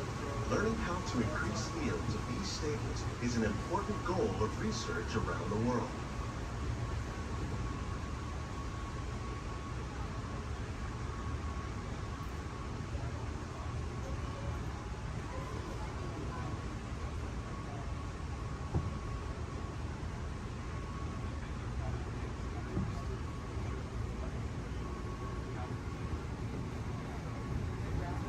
These plants are definitely on their way up. Innovative growing techniques like these increase yields while more efficiently using resources like water, fertilizer, and pesticides. Another innovation at work here is our integrated pest management program. By populating our greenhouses with beneficial insects that prey on harmful pests like aphids and flies, we are significantly reducing our reliance on conventional pesticides. We're growing these crops using our nutrient film system. This technique precisely controls and recycles water and nutrients. With it, we can produce over 27,000 heads of lettuce a year in this one small area.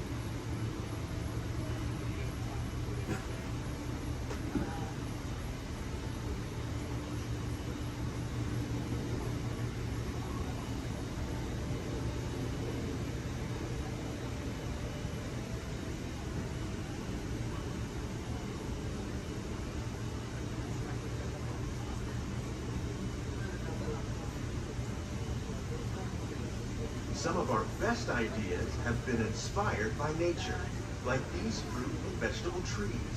By growing these ground plants vertically, we can increase yields and better control diseases.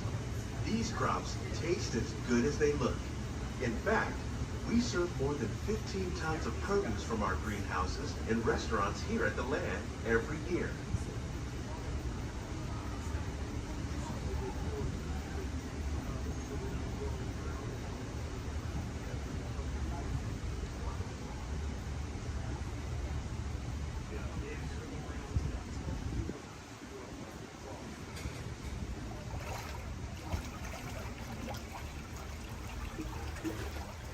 The future of agriculture may include innovative ideas like this vertical growing system.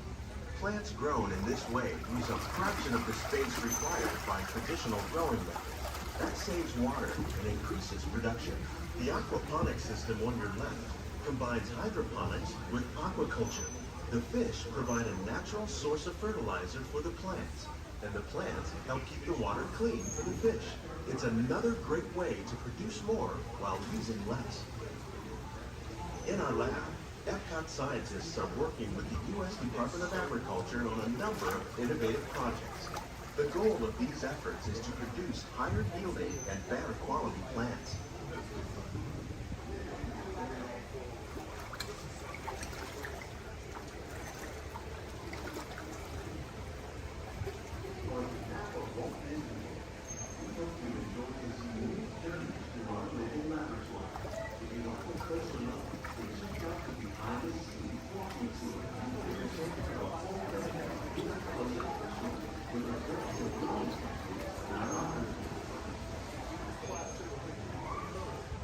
Please keep your hands and feet inside the boat and remain seated until the boat comes swimming on the side.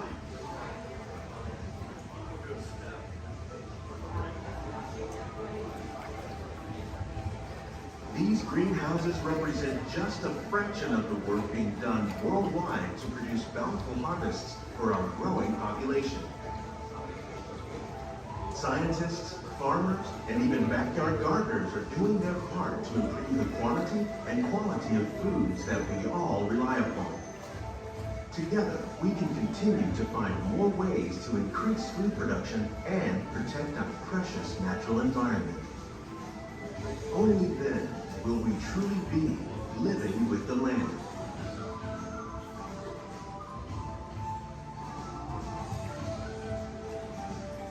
On behalf of Walt Disney World, we hope you've enjoyed this unique journey through our living laboratory. If you'd like a closer look, then check out the behind-the-scenes walking tour. A chance for the whole family to get up close and personal with the plants and growing techniques in our laboratories. Please keep your hands and feet inside the boat and remain seated until the boat comes to a complete stop.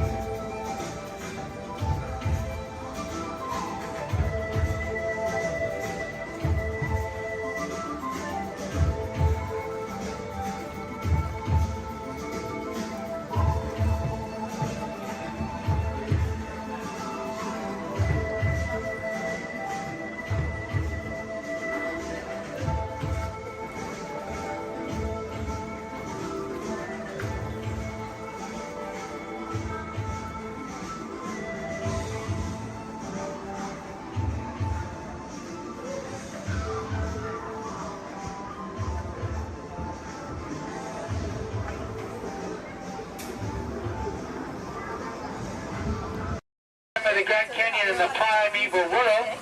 In the tunnel, you'll notice there is a window pane. If you use a flash on your camera, it's going to bounce back in your face. You will not get a picture. You will annoy your neighbors. And you'll make the dinosaurs, and especially our front conductor, very angry. Please, no flash cameras in the tunnel. I only get a little angry. I don't. I keep my eyes closed.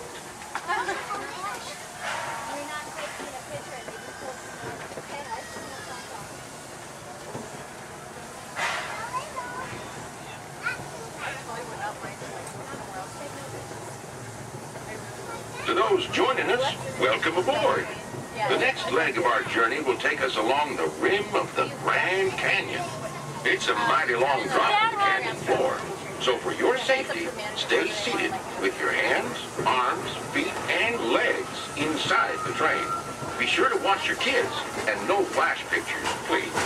Para su seguridad, permanezca sentado y mantenga las manos, brazos, pies y piernas dentro del tren y cuide a los pequeños.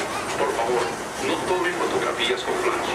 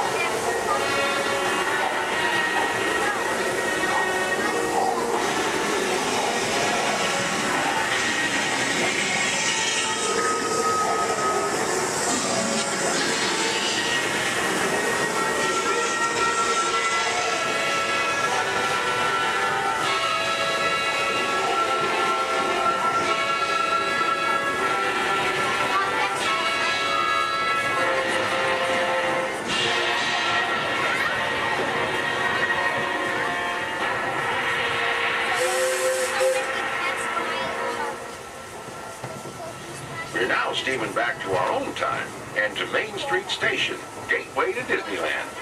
If you'll be leaving us here, stay in your seat till we come to a full stop. And remember to gather all your personal belongings, including the young'uns if you got any, and step carefully from the train. I'd especially like to thank those of you who've been with me for the Grand Circle Tour of Disneyland. We surely hope you enjoyed your travels with us and that you'll come back and see us again real soon. For those of you traveling on, we'll be on our way again in just a few minutes.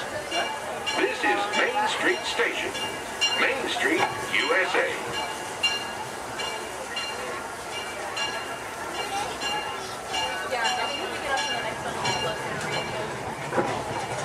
It's amazing that you can drive the train and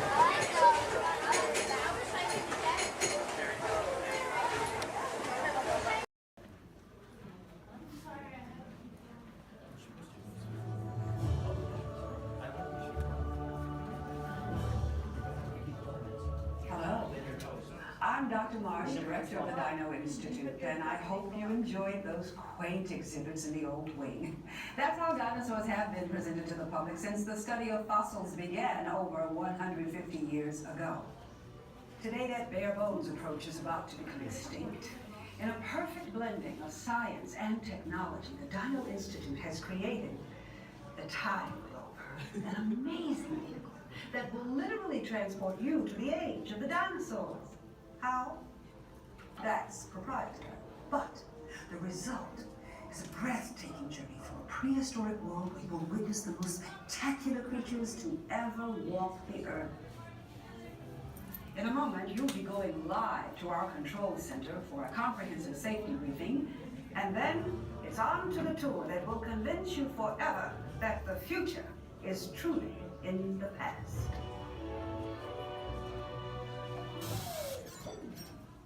Hello there.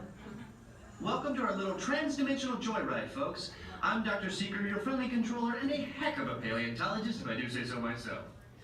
But let's not talk about me. Let's talk about you, and how you can help me make history today with the Time Rover. It's like this. If I can bring you back from the Cretaceous period, it stands to reason that I can bring back a live dinosaur with you. And not just any dinosaur. Take a look at this guy. He's an iguanodon, and I'm certain that he is the key to understanding these magnificent creatures.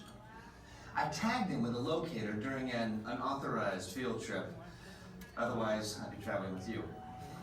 Right now, our dino should be about here, at the very end of the Cretaceous period. That's where you're going today. I've arrived, it seems, just in time to correct a little misstatement. Dr. Marsh. That is impossibly close to the giant asteroid impact that destroyed most life forms on Earth. Our tools are designed to take you to the early Cretaceous period. And I can assure you that all Time Rovers have been securely locked on those coordinates. That's right. See? Securely locked. Access denied. Continue. Of course. We were just talking about seatbelts. Plug them in, use them. It can get kind of choppy out there, so keep your hands and arms inside the vehicle at all times. Flash photography? I wouldn't. It alters the homing signal, and that's not good. Oh, and one more thing. Those locked coordinates? We're in. Now, here's the drill. You follow the homing signal to the iguanodon. Then I'll enlarge the transport field, and boom, you're back with one additional passenger extra large. And don't worry about that asteroid. You'll be in and out of there before it even breaks the atmosphere. Trust me, what could go wrong? Hey, it's me again. Remember, only you guys are going on this special mission, so don't tell anyone, okay?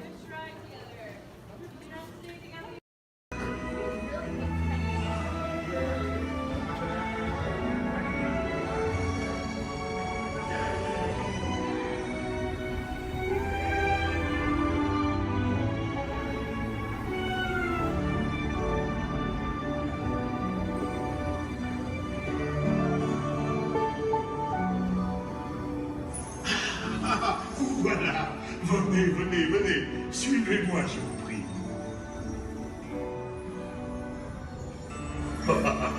Chef Rally is waiting for you. This way. Qu'attendez-vous?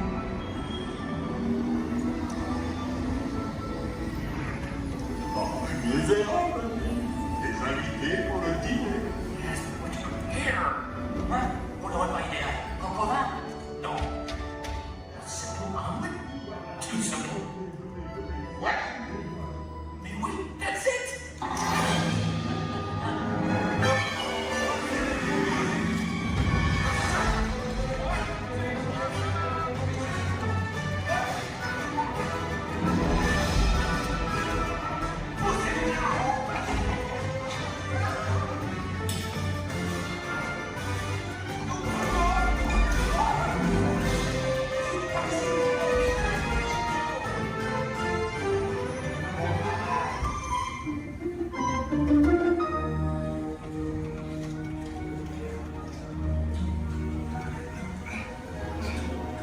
Cette nourriture est pour nos invités, pas pour vous. Hey guys, the food is for them, not you.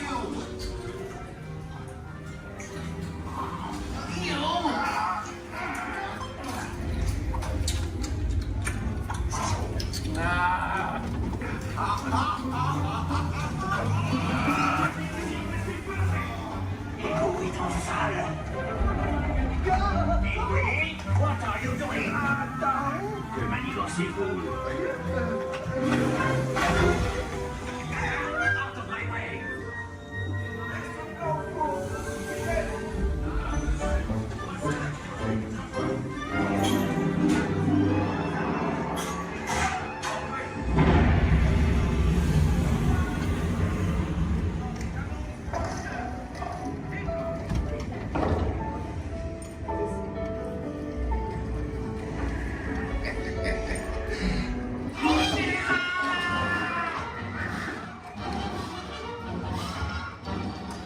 Dépêchez-vous.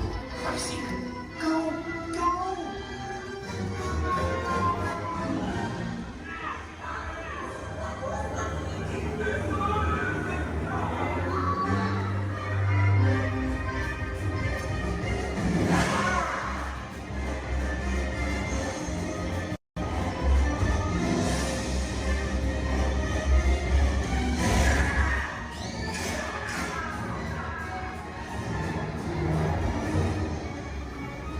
Come on!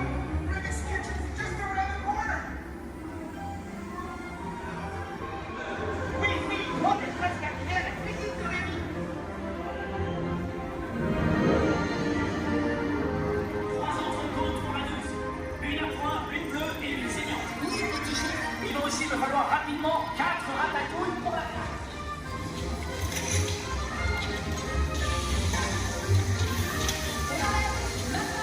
Oui, ma chérie!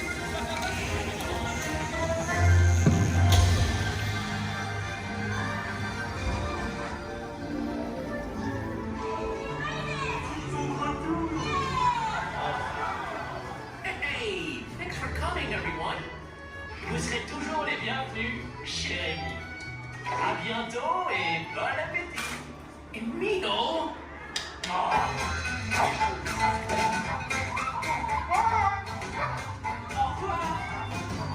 Little for you, and this way, you are always welcome at Bistro Shade.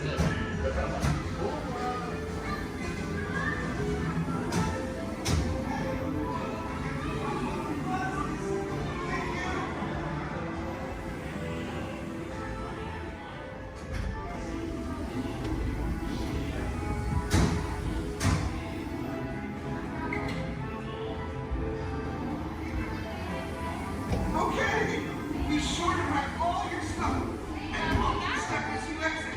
Goodbye. Thank you. Oh, we got company. Wow. All right. How do, people? Hey, don't mind us. We'll be finished in just a minute.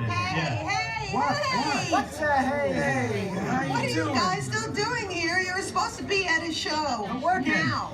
I'd like to introduce our lovely manager. Yeah, she's usually not like this. Yes, usually worse. I heard that. Where is my limo? Good. Okay, come on, guys. Please, get in the car. Sorry, folks. We gotta go. Make sure Come on. Chris, can you grab my black Les Paul? Hey, wait a minute. We can't leave these people here like this. We can't? No. Come on, you know how we feel about our fans. Yeah, that's right. Well, guys, what do you expect me to do? Send them all with you? Wait a minute. I love that idea. How about some backstage passes? Oh. Yeah. Come on. Make it happen. Give me some. Okay, I'll make it happen. Now get out of here. I hate all of you. See ya. Have a nice ride. Hi, Sal, it's me. Listen, I'm gonna need a bigger car. Make it a stretch. In fact, make it a super stretch. Great. Excuse me. Okay, folks. Look, the show is all the way across town, but I got you a really fast car.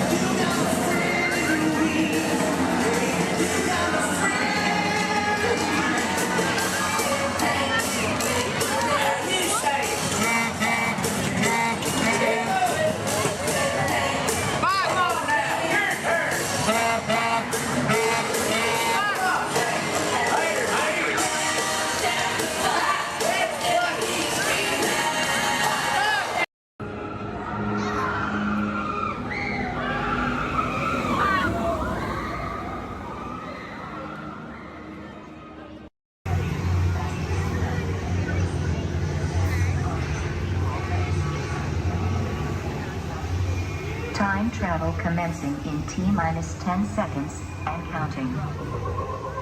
This is Seeker. Listen up. We've got to get in, grab the iguanodon, and get out before that asteroid hits. Let's roll!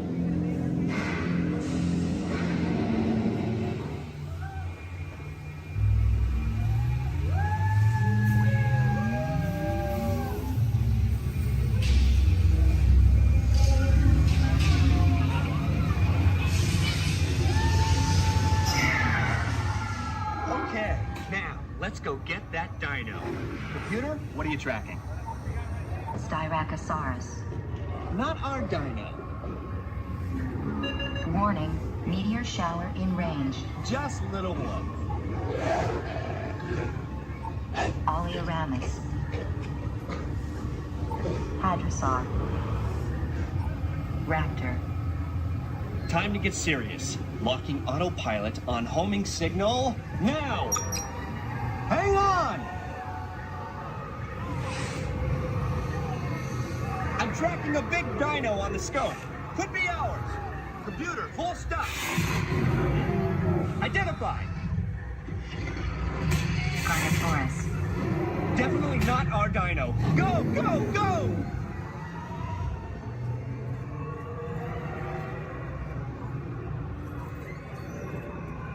Another big guy coming up. Computer. Slow and identified. Sauropod. Still not our dino, but at least this one's a vegetarian.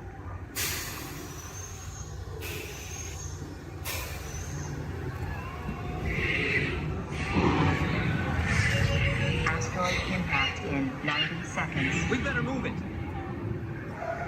Pterodactyl. Incoming!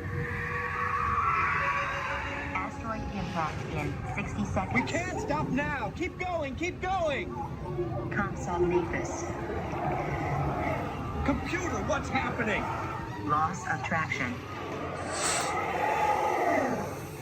Four-wheel drive, move it! Warning, meteor strike. Evasive maneuver! Left! Right! Left! Right! That was close. Computer, now what? Carnotaurus. That's it! Abort mission! Abort! Abort! Iguanodon. Forget it! Get them out now! Asteroid impact. Brace yourself! This is it! They're not gonna make it! They're not gonna make it! Mission accomplished. You made it! I knew you would, and guess who made it back with you? I better find him before security does. Thanks for everything!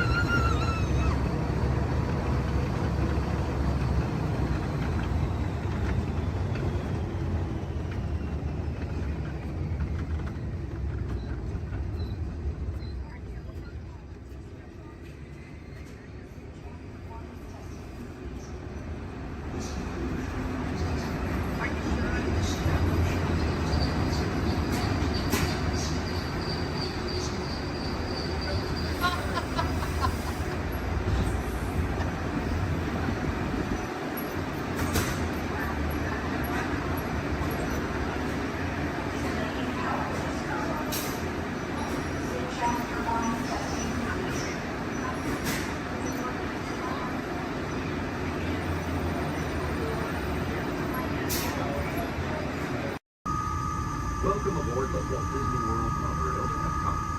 For those of you standing, please hold on to the handrails throughout our journey and stay clear of the door. For the comfort of others, no smoking, please. Thank you. As we turn south, you can catch a glimpse of the spires of Space Mountain in the Magic Kingdom. Nearby is Disney's contemporary resort.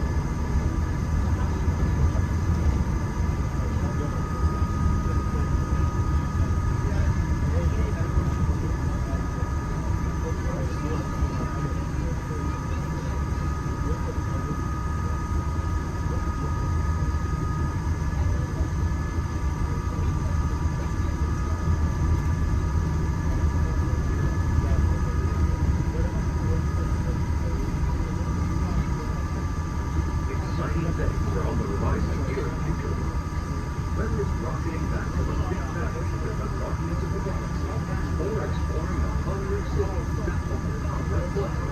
These words are sure to inspire. If you're looking for an exhilarating sensory thrill, step into Mission Space, where you and your flight crew can sign up for one of 2 out-of-this-world missions.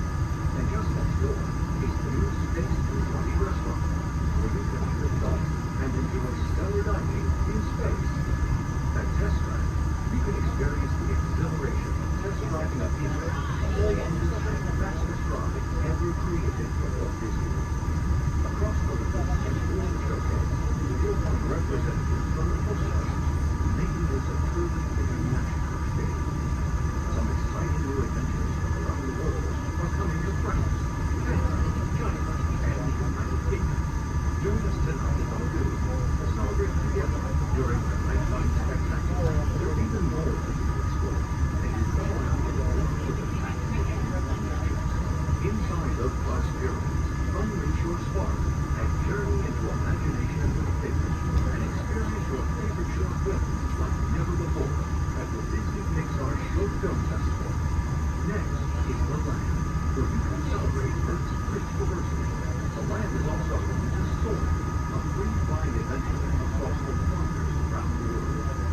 Here at the seas, you'll be able to meet some of your favorite undersea pals from Disney Pixar's Finding Nemo. We're approaching the Epcot monorail station. For our smoking guests, there are designated smoking areas just outside the park.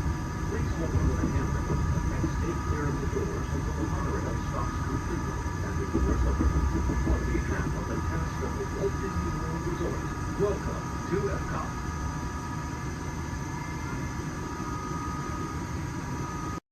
Remain seated throughout your journey, keeping your hands, arms, feet, and legs inside your car, and please supervise your children. Stay clear of the doors which will open and close automatically. Enjoy the trip. Para su seguridad, permanezca sentado y mantenga sus manos, brazos, pies y pies dentro del vehículo. Vigila sus líneas.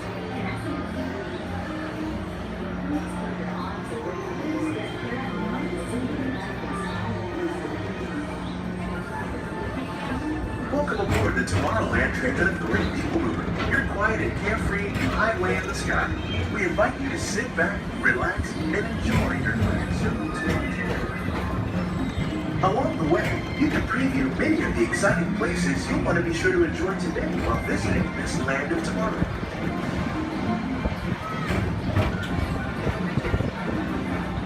The People Mover is the perfect vehicle for people watching, so keep your eyes peeled. You never know who you might see.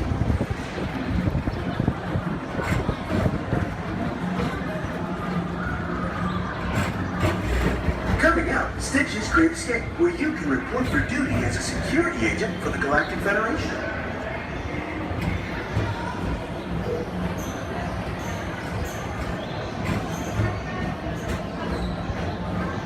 Your mission is to keep Experiment 626, the biggest little mischief maker in the galaxy, under control. I don't think so!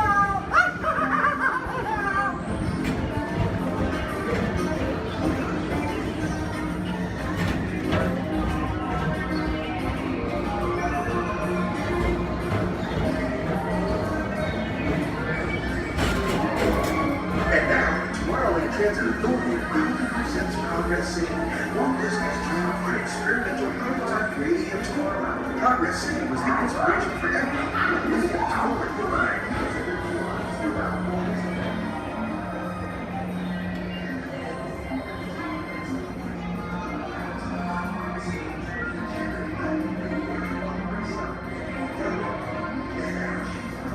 If your future includes shopping, then you'll want to visit Movie Stock Traders, where you'll find the greatest goods from around the galaxy. That's right! It's out this world!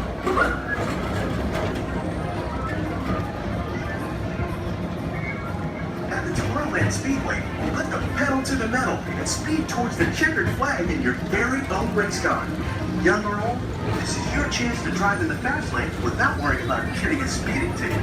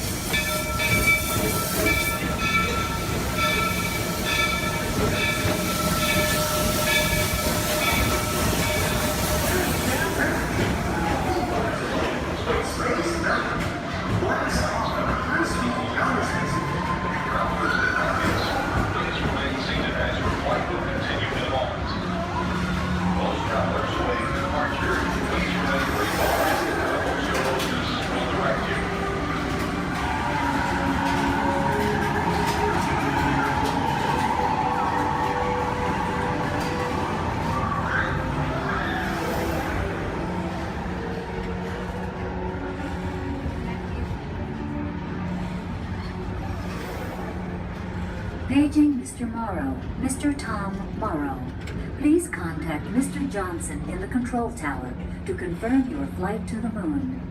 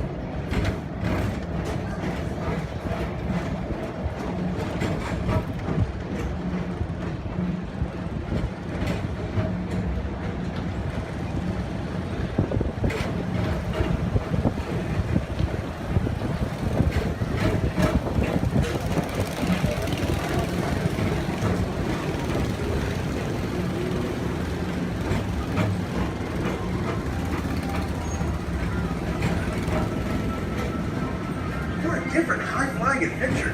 Hop on board the Astro Orbiter. I think your own spacecraft as you take a spin around the planet and ascend to otherworldly heights.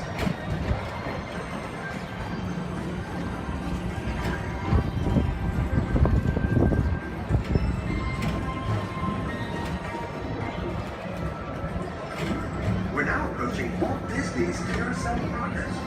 Inside this rotating theater, whole families welcome you into their home from yesterday and today, starting way back at the turn of the 20th.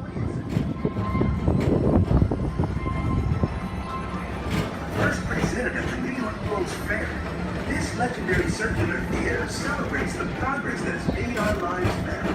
It's a perfect reminder that there's always a great, big, beautiful tomorrow shining at the end of every day.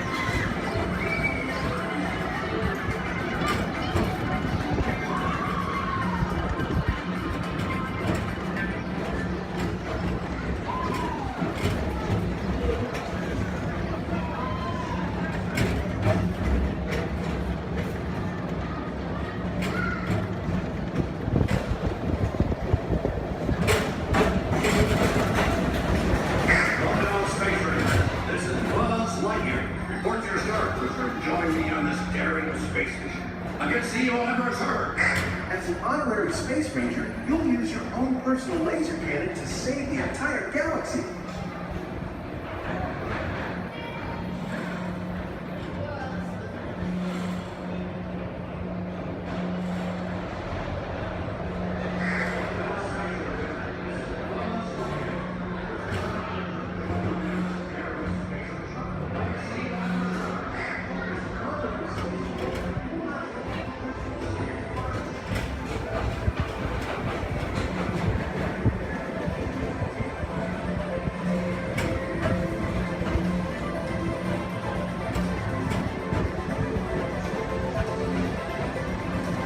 This time it's laughter they're after at Monsters Incorporated.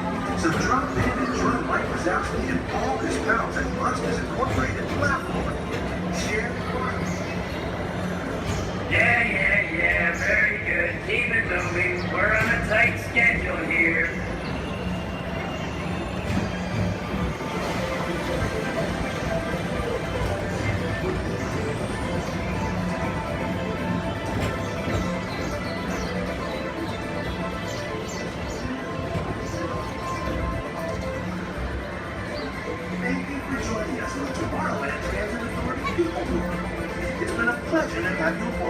Enjoy the rest of your day and have a great, big, beautiful tomorrow.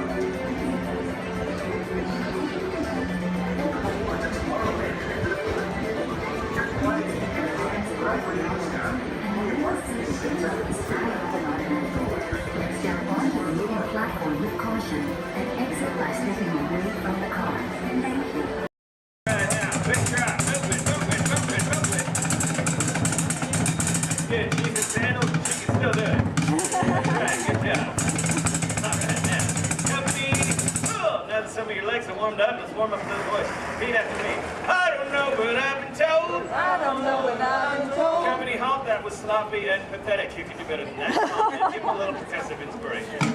All right, let's get it together now. I don't know what I've been told. I don't know what I've been told. Better. Army green's worth more than gold. Army green's worth more than gold. Playtime's almost never done. Playtime's almost never done. Join our squad and have some fun. Join our squad and have some fun. Have fun. Well done, soldiers. Give yourself. Speaking of which, it's time to check in with Andy's room. Men, make yourself look busy. Come in, Motherbird. This is Alpha Bravo. Come in, please. This is Sheriff Woody. This is Motherbird. Back here in Andy's room. My read's loud and clear. Can you hear me? Sure can, Woody. Sir, we have good news to report. We've located an entire platoon of potential plastic plate toads. Whoa! Hold your horses there, soldier. Fun and play are serious business. So make sure they're trained before you send them to Andy's room. Sir, yes, sir. Standing by to initiate Operation Playtime. Over. Now remember, whenever Andy comes into the room, they gotta be able to freeze. Like I bet your men are doing right now. Sir, yes, sir. Over. All right then, carry on. This is Sheriff Woody saying, hey, howdy, hey, and over and out. Over and out. Now, Sheriff Woody just mentioned becoming a toy requires a very specific set of skills. For instance, you need to be able to freeze whenever Andy, or anyone else for that matter, enters the room. They cannot know our secret toy business. Next, we will commence Operation Freeze, but first, my men will demonstrate. Put your hands together. Come on, Playtime's all about having fun now.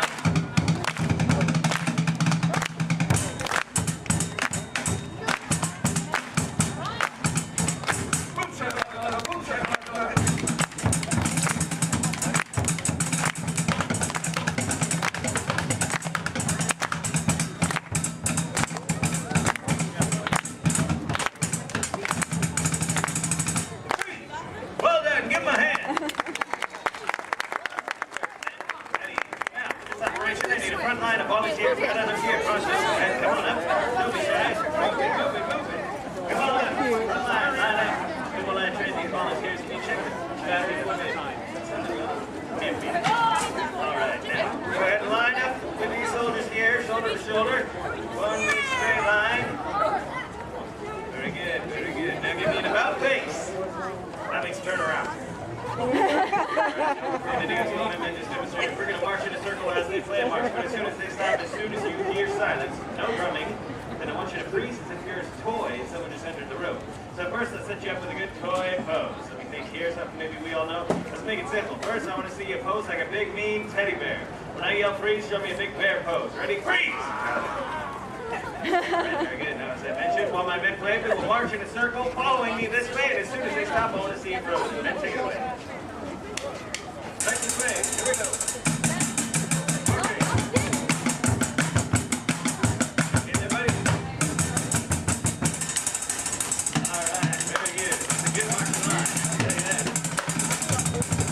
Now, let's do that now. As soon as they stop.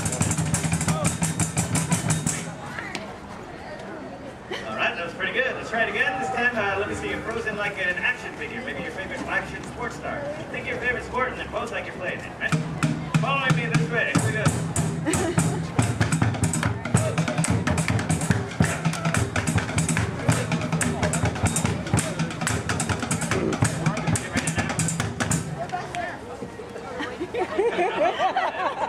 Got some soccer, some baseball. ball and some freestyle walking. Very nice. I want to see you frozen like a green army man, like a green army man.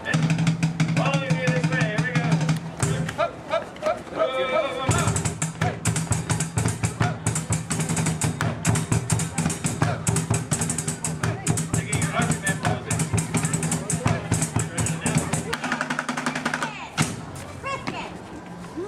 All right, pretty good. Give me a round of applause. Let's stay where we are for our next operation. We call Operation Butt Toss. Man, prepare. Now, what we're going to do is practice something that is very important to Green Army men and women everywhere, and that is target practice. You must have your aim home at all times. You never know when you're going to need it. So, for Operation Butt Toss, you will be presented with a target. This red barrel here is to filled with monkeys. They got out. It's a very sad day.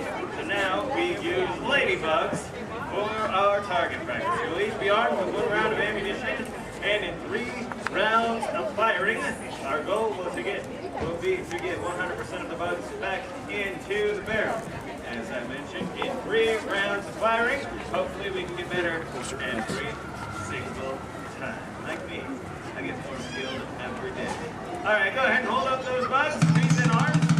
When I yell fire, let them fly. And 3, 2, 1, fire!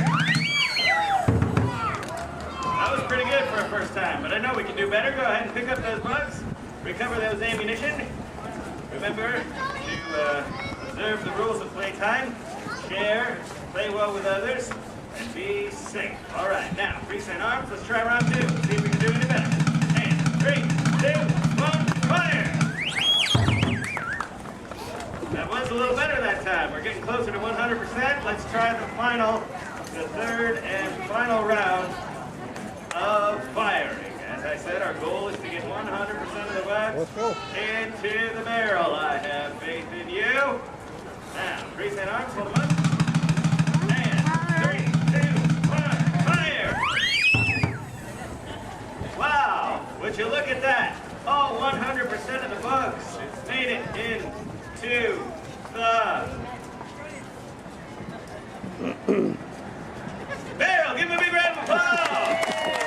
Well done, men. Mission accomplished. You're dismissed. Go ahead and fall into formation as you were. Great work. You all make my plastic heart pump with pride.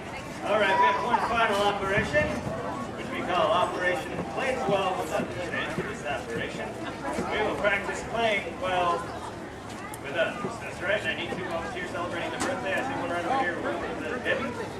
Come on forward, and you too. Come on up, Savannah. Debbie, go ahead and stand right here for me. Savannah, fall in next to Debbie. Right in line with my men. There you go. Give them a round of applause. They're going to be honorary members of my drum corps. That's right. You're going to be playing on these, which are recently acquired from the Rockstar Canvas playset. They're not mine. Go ahead and hold on to those. Now, what's going to happen is my men are going to play march, and any time they may stop and point at you like this. Go ahead and take a look at what they're doing. And when you see them do that, I want you to hit that same ring 2 times like you mean it, and try to do it together right now. Good job. Yeah, you can hit a little harder than that. There you go. Perfect. Now, just take your cue from my man and 1, 2, 3, 4.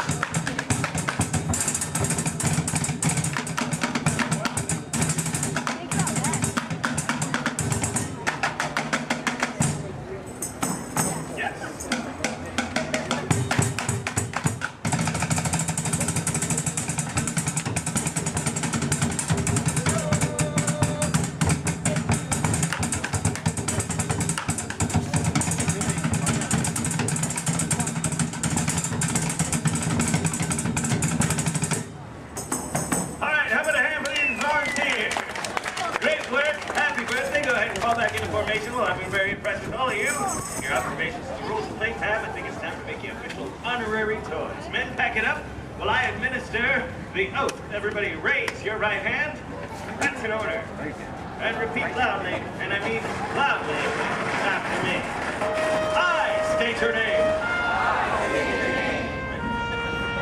Do solemnly promise to be a faithful and loyal toy.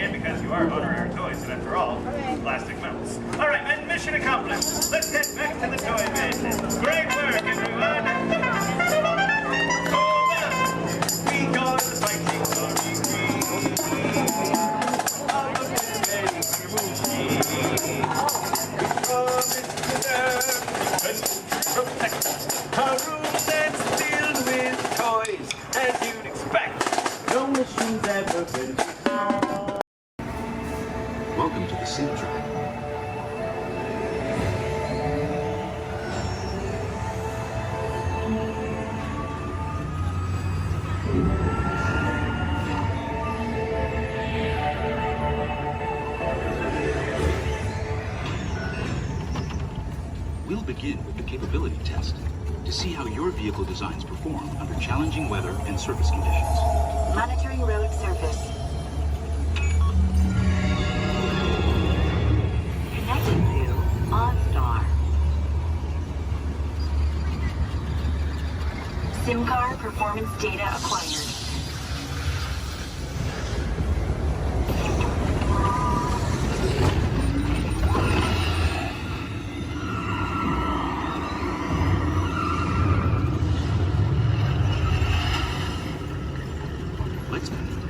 Let's see how your designs hold up now. Commencing SIM car off-road and extreme weather sequence.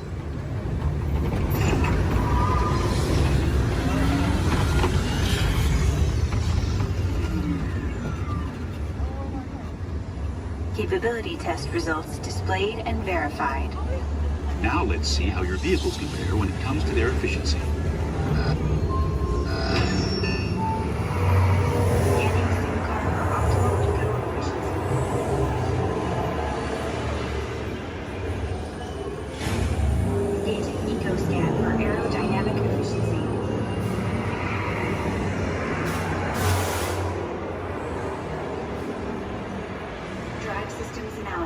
Hyperspectral imaging in progress. Calculating total enviro impact.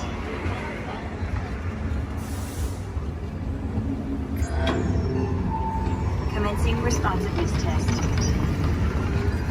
Okay, the responsiveness data is now being synchronized.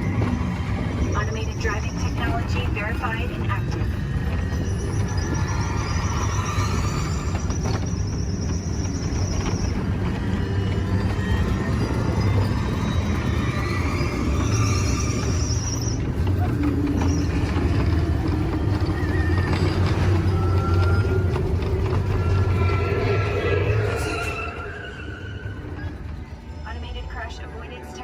Disengaged. Displaying responsiveness data. Here comes the final test. Energizing for power test.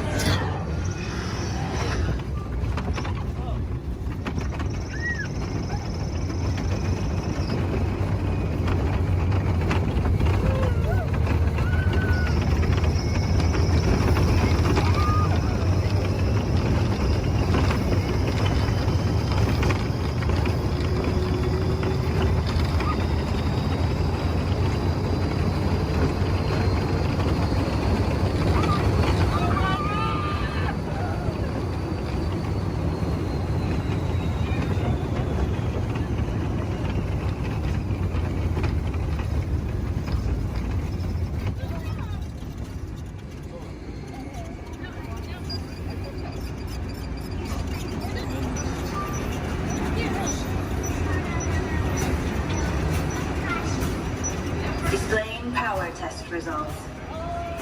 SimTrack performance testing complete. This concludes your performance testing. You'll be able to see how your Chevrolet custom concept vehicle designs compared with the sim car after you disembark.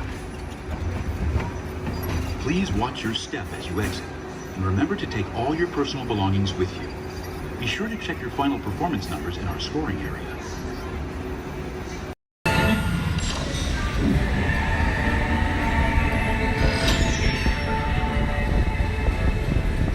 We'll begin with the capability test to see how your vehicle designs perform under challenging weather and surface conditions. Monitoring road surface. Connecting to OnStar. SIM card performance data acquired.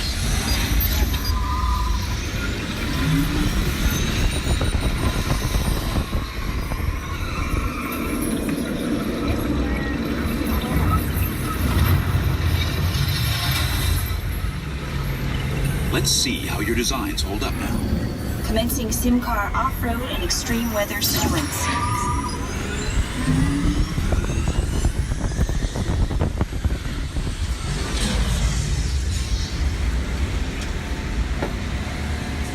Capability test results displayed and verified. Now let's see how your vehicles compare when it comes to their efficiency.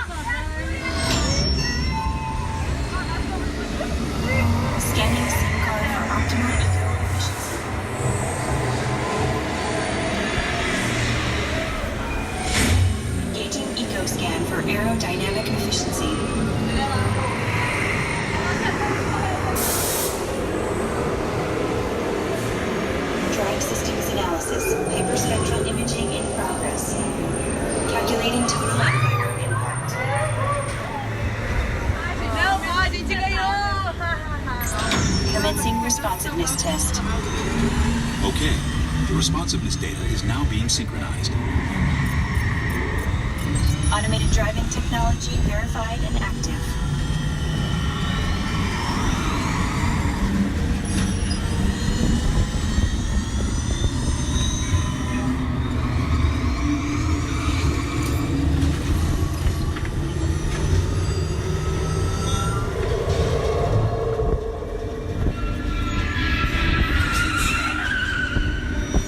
Automated crash avoidance technology disengaged. Displaying responsiveness data. Here comes the final test. Energizing for power test.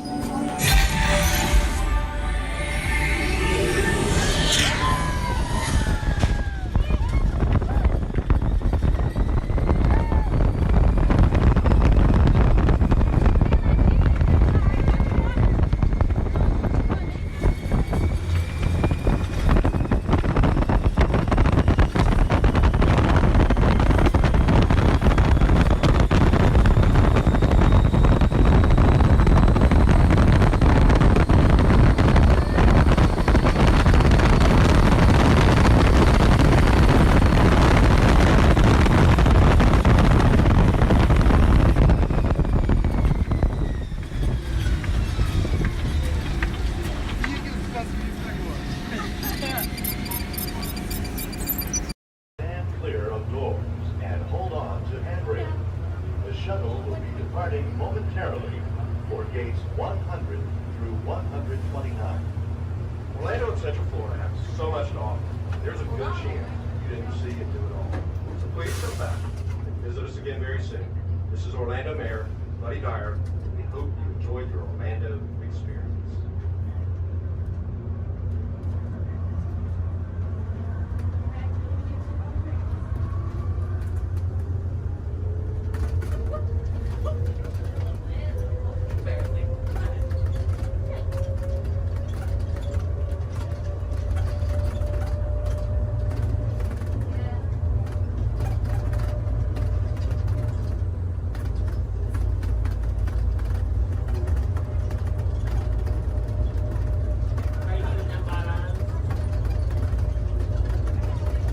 Please hold on to the handrail.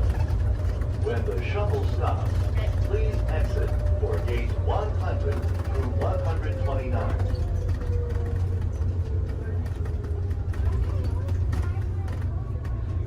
Unless you want to take a picture of your ticket. Why would I do that? I'm shaking this here again. I just went to 7. I told you about 7 times, but lost my hand.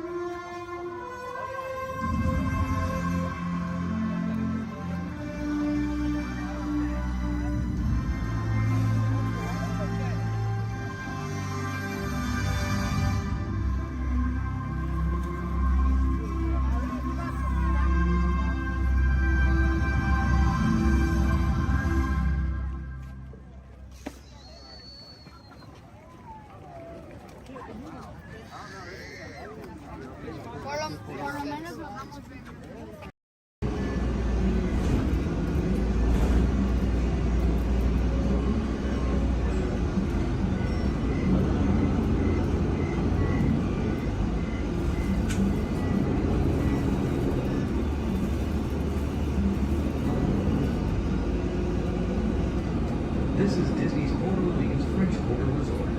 Please collect your belongings, watch your head and step as you disembark, and take small children by the hand. Thanks for riding with us, and welcome home.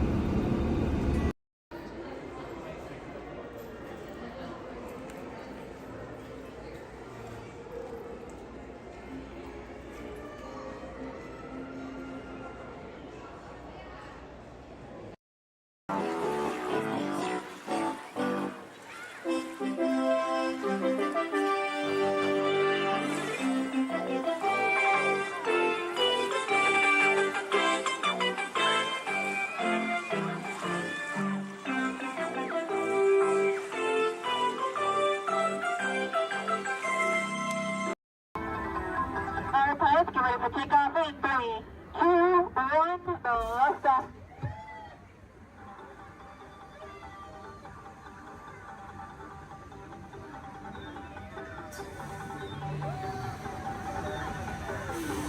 Just as a reminder, pushing and pulling the lever in front of you will control your height.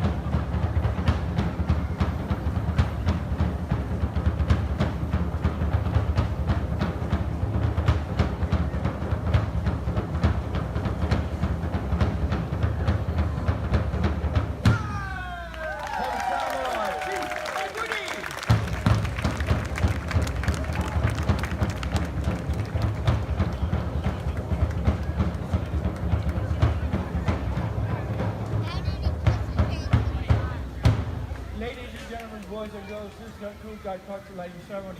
Thank you for attending and please enjoy the rest of the evening. Mahalo and aloha!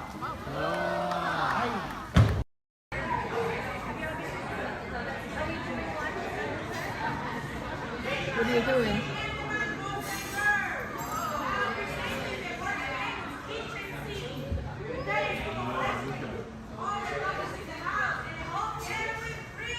The whole can?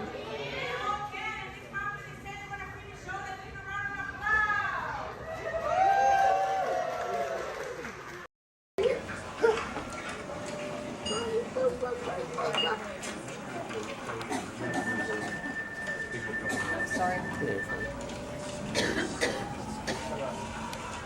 Mommy, you wanted me to ride with you? Only if you want to. 'Cause otherwise, nobody's going to be there to hold your hand. You want to be able to hold my hand? Yeah. The next group's ready. Put my hands up in the car. You gotta get. Hi everybody, welcome to the test track. My name is Bill McHale. I'm up here in the control center. In just a couple of minutes, you're going to be out there on that track. But first, let's put together your test schedule. These are the same kinds of tests that are run at GM test facilities all over the world. Let's put up the 26-8 grade. You got it. Okay, we're going to start you off on an accelerated hill climb. Now, these steep grades give us a chance to evaluate the effects of heat and stress on your engine and on the transmission. Twisted your blocks. Let's put up the blocks, German and Belgian. Next, your vehicle is going to go over a variety of rough road surfaces. These are designed to test the integrity of the suspension and the chassis. It's gonna get a bit bumpy. Yeah. Next, you're going to see and feel what it's like when your brakes lock up and you lose control of the steering. Hang in there because we're going to do the test one more time, this time with the ABS or the anti-lock brakes. Okay. What's next? Let's do some environmental tests. Put up 2, 5, and 7. 7? Yeah, 7. Okay. After that, we're going to subject your vehicle to some extremes in temperature, as well as corrosive conditions to see how it handles nature's worst. And finally, we'll take you out for some handling runs. Off-road or corner? Let's do the corner. I'm going to send you through some hairpin turns, and then we'll take you out and do the high-speed loops. And depending on how your vehicle and you hold up, we'll even throw a few surprise tests in there. Surprise test? Yeah. Pick one. Now, if this whole routine seems a bit extreme, you're absolutely right. That's what a test track is all about. The cars you drive at home are made up of over 15,000 different parts, and every one of them has to pass the test under very extreme conditions before we ever let it off that test track and out onto the road. Now, as you can imagine, safety is a big concern of ours, so we're going to insist that you buckle up your safety belt securely. You'll be glad you did. Oh, we're ready. Ladies and gentlemen, this is Disney's All-Star Sports Resort. Please collect your belongings, watch your head and step in this park, and take small children by the hand. Thanks for riding with us, and welcome home.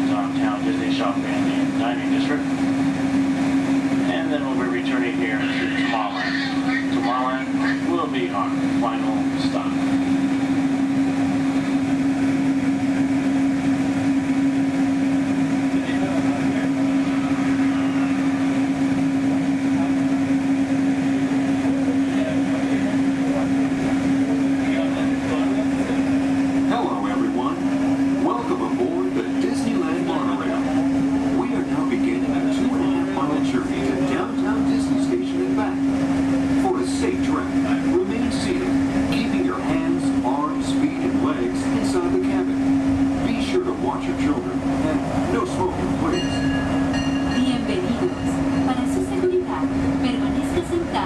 mantenga las manos, brazos, pies y piernas dentro del tren y cuide a los niños. Por favor, se ruega no fumar. You're riding aboard the Mark 7 monorail, the latest generation of Disneyland monorails. When Walt Disney introduced this attraction in 1959, it was the first daily operating monorail system in the Western Hemisphere. Just ahead is Disney's California Adventure, where you can live the ultimate California dream through attractions and live shows that are as diverse as the Golden State itself.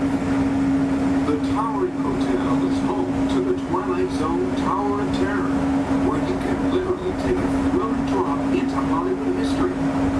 The bear-shaped rock formation is part of the Grizzly Peak Recreation Area, a haven for outdoor adventures. Beyond it, you'll find the high-energy fun of Paradise Pier. Coming into view on the left are the villas at Disney's Grand California Hotel and Spa. It's the first Disney Vacation Club resort on the West Coast and shares the same arts and crafts style as the famous hotel, which we are now entering.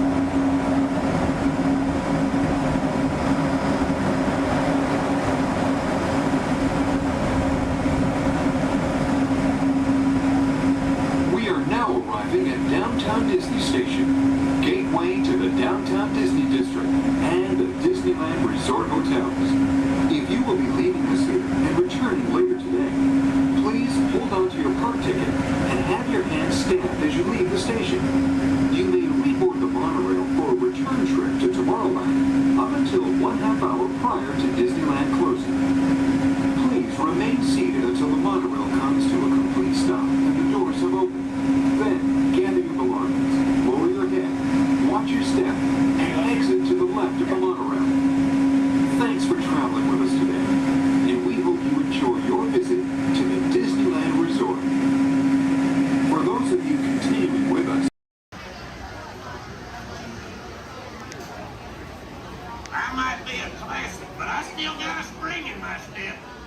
Let's go.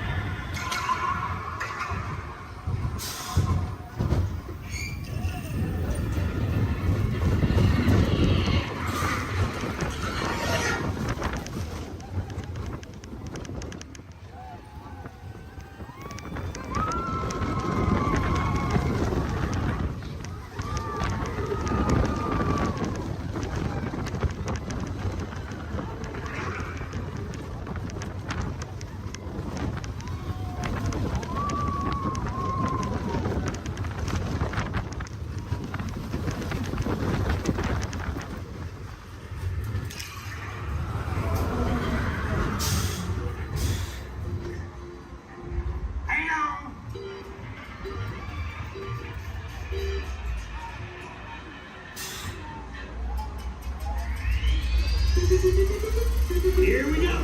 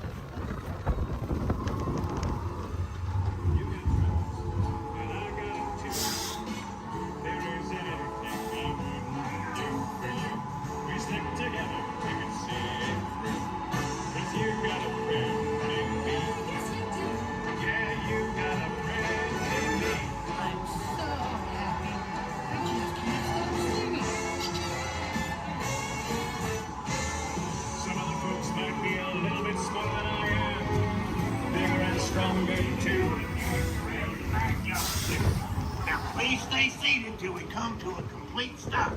Remember to grab all your stuff and step out to your right. So long, pal. Spots. So let me ask, how's everyone doing today? Sweet. Welcome everyone to the Aquatorium and welcome to Turtle Talk. My name's John. I'll be your host. You're all here to have a conversation with the coolest sea turtle in the entire ocean. Do you know his name? That's right, it's Crush. Let me show you how it's going to work. Right here is our window to the Pacific. It allows us to see all of the undersea life that swim by. Up there in the corner is our hydrophone that allows us to communicate with all the undersea life. So it's going to be very conversational, meaning Crush will talk to you. You'll be able to talk to Crush. He's got questions for you. And hopefully you all have some questions for him. You can ask him anything you want. You can ask him what he likes to eat, what he does in his free time, what's the meaning of life, anything like that. He'll be happy to try to answer. If you do need to leave at any time, it's okay. Just use the doors on the opposite side of where you entered or right back here. Back there's my pal Brian. Everyone say hi, Brian! Hi! Brian will be back there to assist you if you should need any assistance during the show. I'm going to lower the lights and lower the music here so we can see and hear just a little better. My friends the Moonfish are going to be coming out here and showing you some rules. First rule inside, please no eating during the show. And no drinking. No smoking. And the last one, take all the pictures and video you like, just please no flash photography or video lighting. Round of applause for the Moonfish! Excellent. All right, Crush is up there surfing. He said when you're ready, just call him down. So on the count of 3, yell, hey Crush. Ready? 1, 2, 3!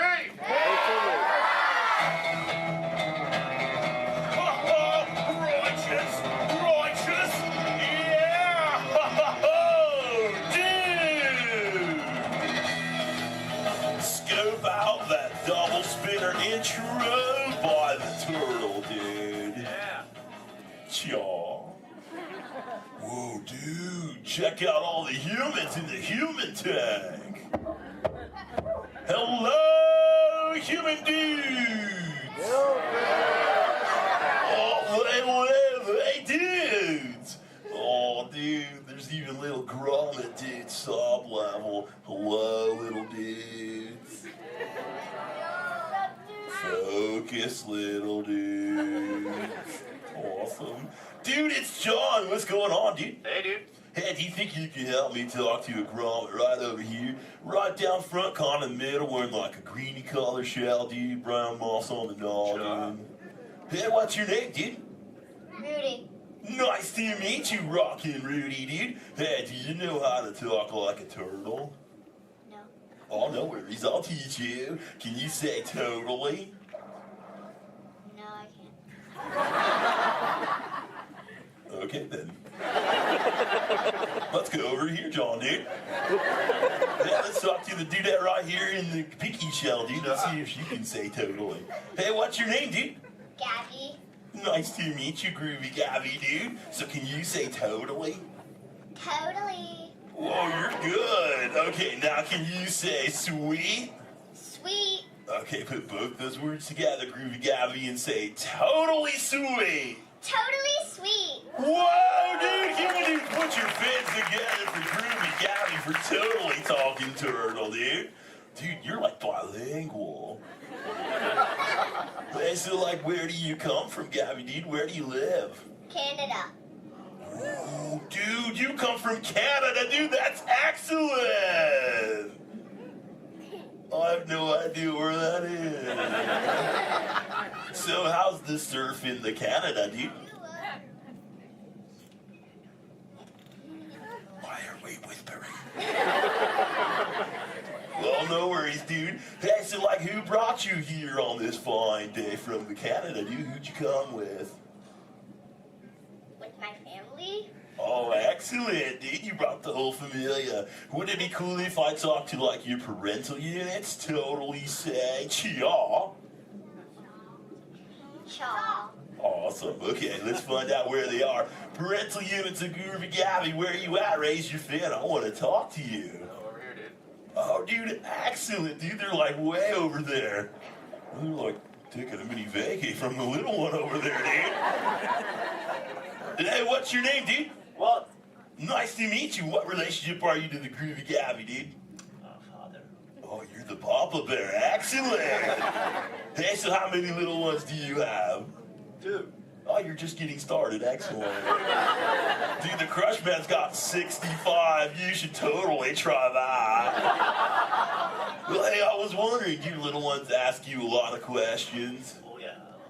Do you always have the answers right? Never.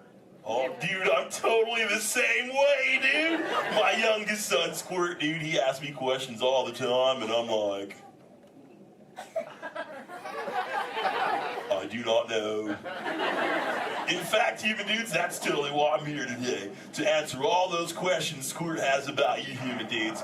So if you can help me, and so I can take it back to him, totally say cha. Oh, dude, you so totally rock! Dude! Whoa, dude, we got some advanced turtle talkers out there. Excellent. But for the rest of you dudes, whenever a green sea turtle says you so totally rock, you reply by saying, dude, really loud. So, you so totally rock! Dude! Excellent, now you're all talking turtle. Let's move on to Squirt's first question. Numero uno.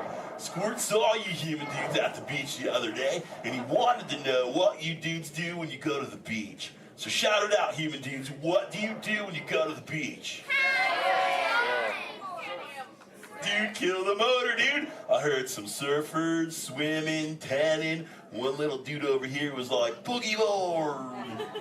That was awesome. Well, let's see you swimmers out there. Raise your fin if you know how to swim. Oh, not many adults know how to swim. Okay, this is muy importante, human dudes. Raise your fin if you've ever swam or swummed or swam it in your entire life, dude. Oh, that's more like it. Hey, John, dude, let's go to this side of the tank in the first row, fourth noggin. That dude, that looks like a most excellent swimmer. Hey, dudette, what's your name? Oh, me? Sandra. Nice to meet you, Surfing Sandra, dude. You should have seen your face when I first called on you. You were like... It was totally awesome. Oh, go ahead, Sandra, dude, what's up? Are there any sea creatures you're actually afraid of? Oh, dude. Those tiger sharks got some serious thrill issues. They're real jerks. Dude, but I'm a pretty fast swimmer, so I can get away from them pretty good, dude. But I do have two very good friends, Chum and Bruce. Oh, and Anchor, too, don't forget about him. Well, Bruce and them started this 12-step program called Fish Your Friends, Not Food. Oh, you know it, dude. You took it, too. That's excellent. It's spreading onto the land. Very cool. Well, hey, I was wondering, dude, do you ever go swimming? Do you like to go fast or slow? I like to float on my back. Oh, dude. I like your style, Sandra, dude. There you go. Just kind of like sit back and close your lids and be like, dude, I'm Sandra. I hope there's no tiger sharks around. Dude, that's excellent. But I am a green sea turtle, and because of those tiger sharks and my love for the thrill of speed, I totally love to go fast. Hey, you dudes, you want to see how fast I can swim? Totally say y'all.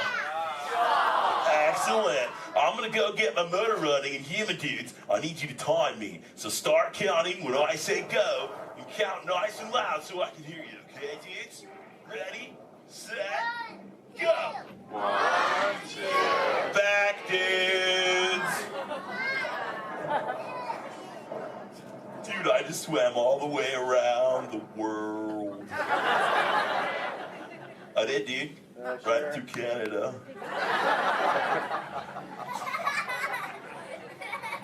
Dude, I can't even keep a straight face. I'm totally pulling your fin, dudes. Actually, dude, we can swim up to what you human dudes call 20 miles per hour, dude. But if I'm totally riding like a gnarly, awesome current, like the EAC back there, the East Anaheim current, I'll totally go up to like 45, John will tell me, dude. It's excellent. Oh, dude, but where are my manners, human dudes? I'm totally doing all the talking. So if you have a question for me, dudes, totally raise your fin nice and high, human dudes. And keep your fin high so I can totally see it. Excellent, dude. All right, hey, John, dude, let's go to this side of the tank. Right in the top part of the lily pad looks like a little dude with a stripy colored, multicolored shell, dude. Totally, dude. Excellent. Hey, dude, what's your name? Robert. Nice to meet you, Rockin' Robert, dude. So what's your question? Do you have a favorite toy? A toy? Dude, what's a toy? I don't know. Something you play with? Oh, dude. Yeah, dude, when I first got into the ocean from the beach, dude, I totally loved to play with this sea star, dude. It was excellent. We used to, like, totally have fun together. Do you have a favorite toy, dude? Yeah. What is it, dude? A stuffed animal?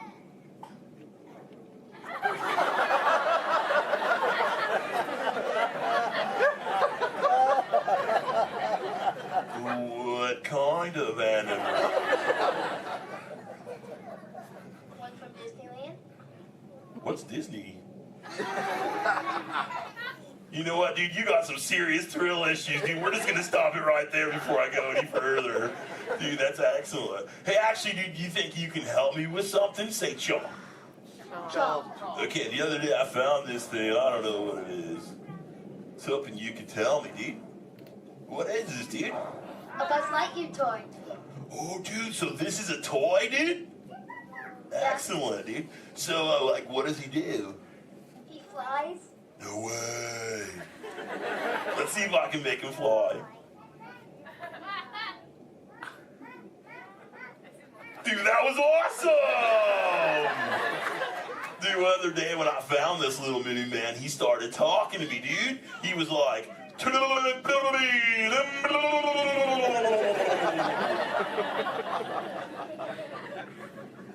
what that means, and he doesn't say it anymore. So do you think Squirt will like this for his next hatch day, dude? Say chaw. Chaw. Excellent, I'll totally give it to him. And thanks for your help, dude. You so totally rock!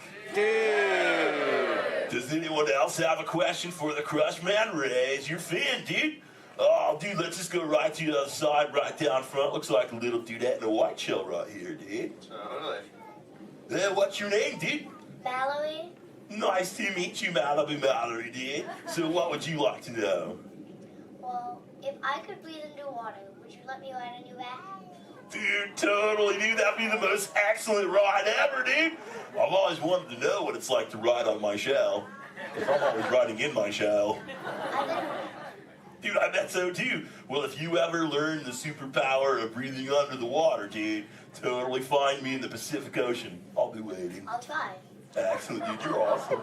Hey, it was totally nice meeting you, dude. And for the rest of you humans, this has been excellent. I've learned so much. But I gotta give all this Mondo knowledge back to Squirt. But before I leave you, let me give you some of my ancient turtle wisdom.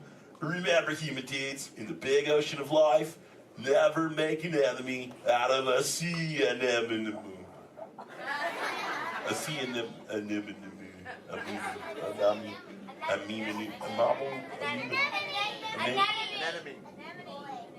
Stay in schools, dude! And remember, you so totally rocked! Give it up for the Crush Man! Alright, give it to your exit ready. The escape, the doors in the back.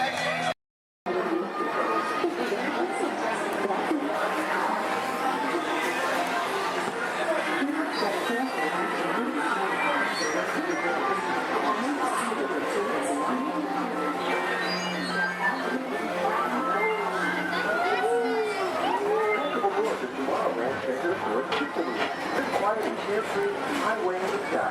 We invite you to sit back, relax, and enjoy your grand tour tomorrow. Along the way, you can preview many of the exciting places you'll want to be sure to enjoy today while visiting Disneyland of Tomorrow.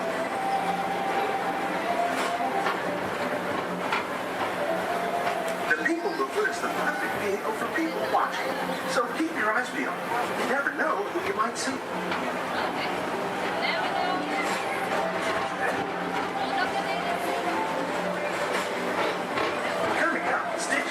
Where you can report your duty as a security agent for the Galactic Federation.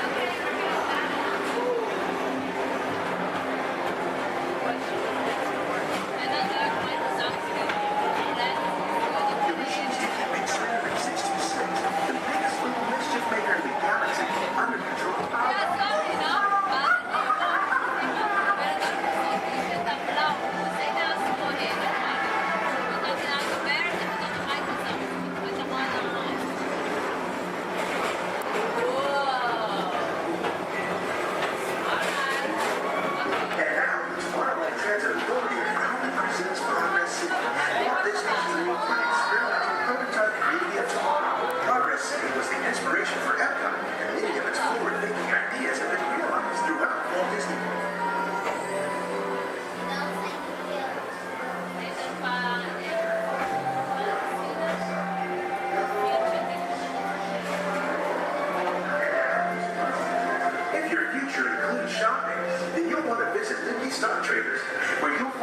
greatest goods from around the galaxy. That's right. It's out of this world. Come on.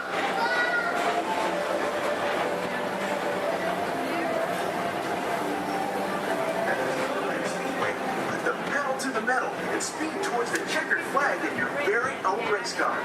Young or old, this is your chance to drive in the fast lane without worrying about getting a speeding ticket.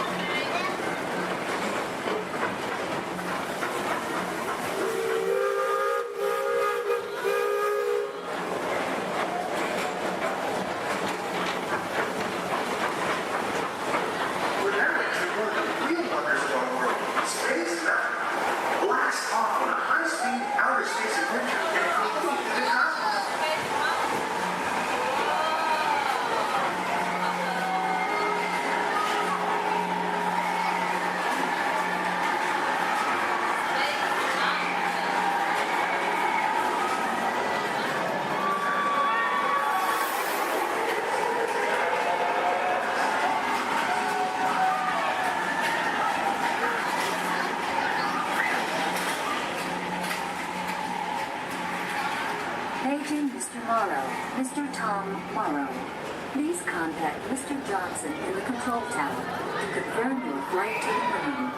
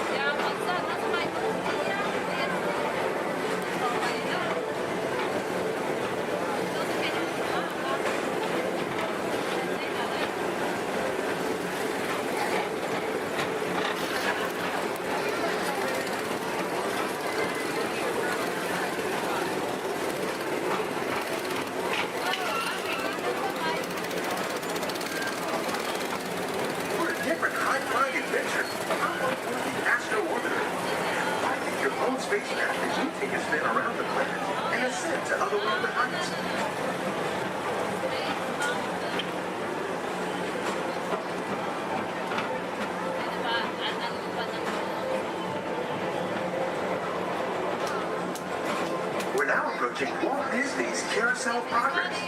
Inside this rotating theater, more families welcome you into their homes of yesterday and today, starting way back at the turn of the 20th century. First presented at the New York Folks Fair, this legendary circular theater celebrates the progress that has made our lives better. It's a perfect reminder that there's always a great, big, beautiful tomorrow shining at the end of every day.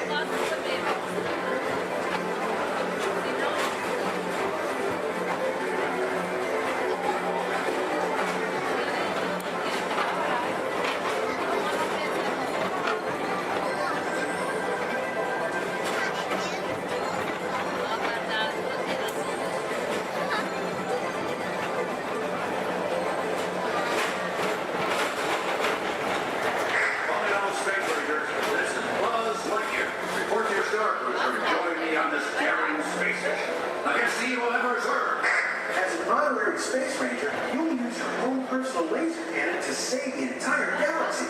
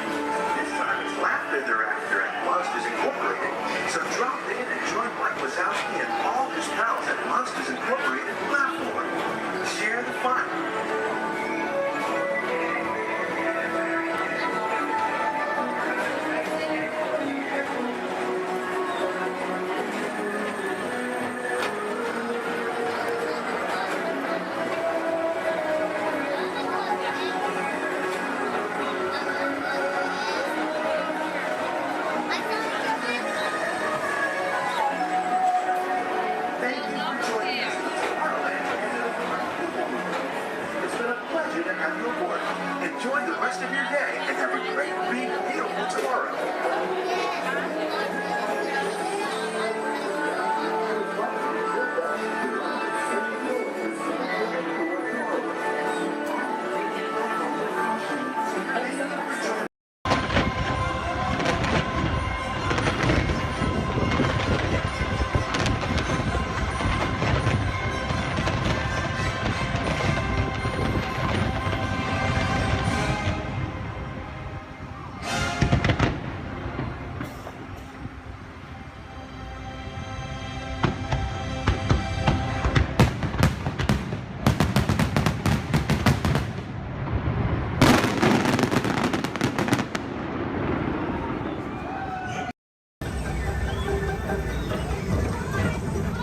Attention all visitors from Galaxy M31.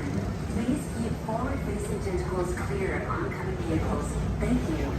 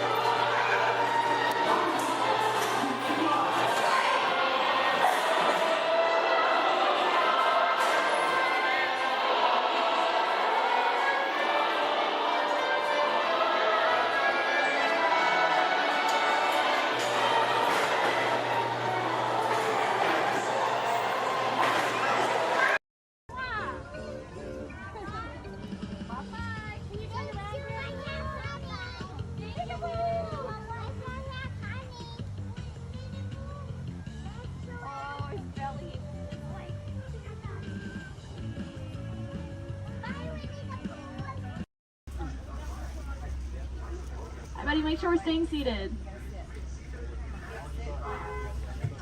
Sante Sana word, and that does me. Thank you. There's another word we like to say out here in Harambe, which is Tuwende, and Tuwende means let's go. Jumbo, everyone. My name is Julia, and I will be your safari guide today. A few quick safety reminders before we head on in. Just make sure to keep your hands, arms, feet, and legs inside the truck, and make sure everyone is staying seated for the entire safari ride. Above you, you'll see that animal spotting guide. That'll help you identify some of the animals that we might be seeing out there today. So go ahead and look it over for a quick second, see if you can find any of your favorites. That's also a great time to get any cameras or phones out and ready, as the roads are going to be pretty bumpy and we won't be able to stop for every animal.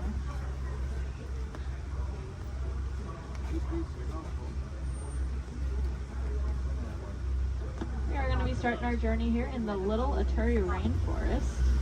Animals that live out here are going to be more shy and reclusive, so keep your eyes open for any stripes or camouflage.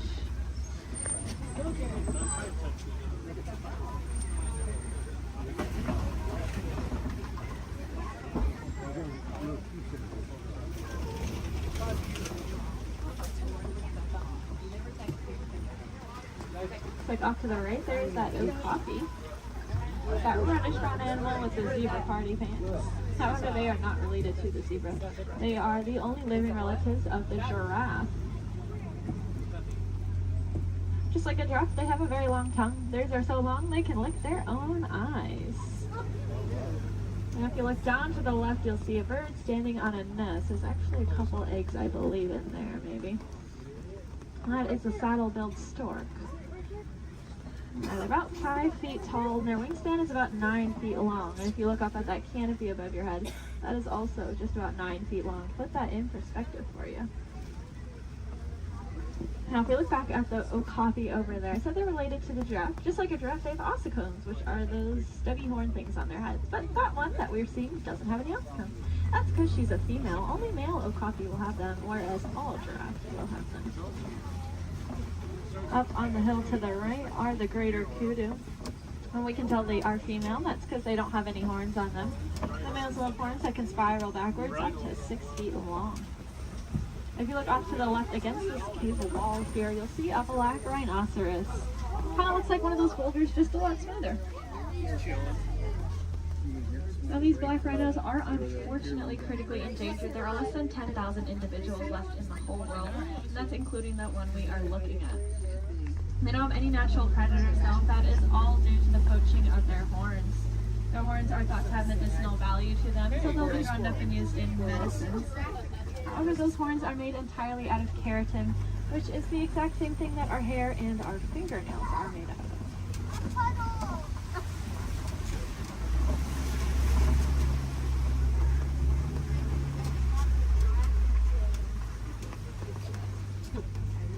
of the animals that live out here are all going to use camouflage. We saw how they use their colors or patterns to blend into the trees around us. That's why it's really important that we use our paper products responsibly, since our paper comes from the trees that these animals' lives depend on. Looks like we are getting to the edge of the forest here. We're gonna make our way down towards the Swampy River. The animals that live here naturally spend most of their time underwater, which will keep them cool and camouflaged, so keep your eyes open on the surface for any bubbles or ripples that you might see. Looks like off to the right there are some pink-backed pelicans. We get that name for that slight pink coloring on their back. That'll be there all year round. It'll get brighter during mating season though. I like to say it's because they're putting on their blush. And if you look off to the left, you'll see a belote of a Nile hippopotamus. Make sure we're staying seated, friends. Make sure we're all staying seated. These hippos can hold their breath anywhere from 5 to 8 minutes at a time, which is going to allow them to sleep underwater. They'll float up to the surface every couple minutes to take a big breath of air and then sink back down and fall completely asleep. They are herbivores, meaning they only eat plants. They'll come out towards nighttime and graze on about 80 pounds worth of grasses. And they'll go back in the water.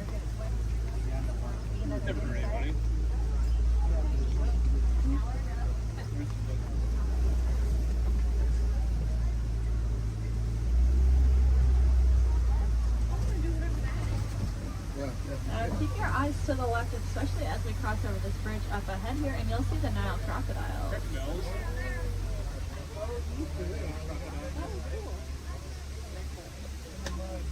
Three of them.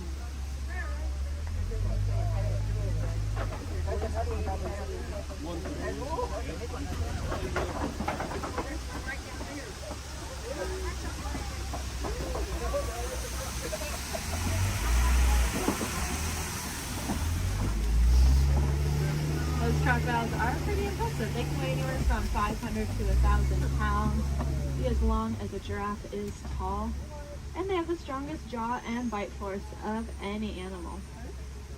Being said, they are really amazing parents. They're going to take their eggs, put them in their mouth, and roll them around very, very gently. That'll help break up the shell, making it a lot easier for those babies to hatch. It sounds like there is an animal in the road up ahead, so I think we're going to hang tight here for just a second. This is their home, and they can go wherever they want, and sometimes they choose the middle of the road. But we'll just wait for them.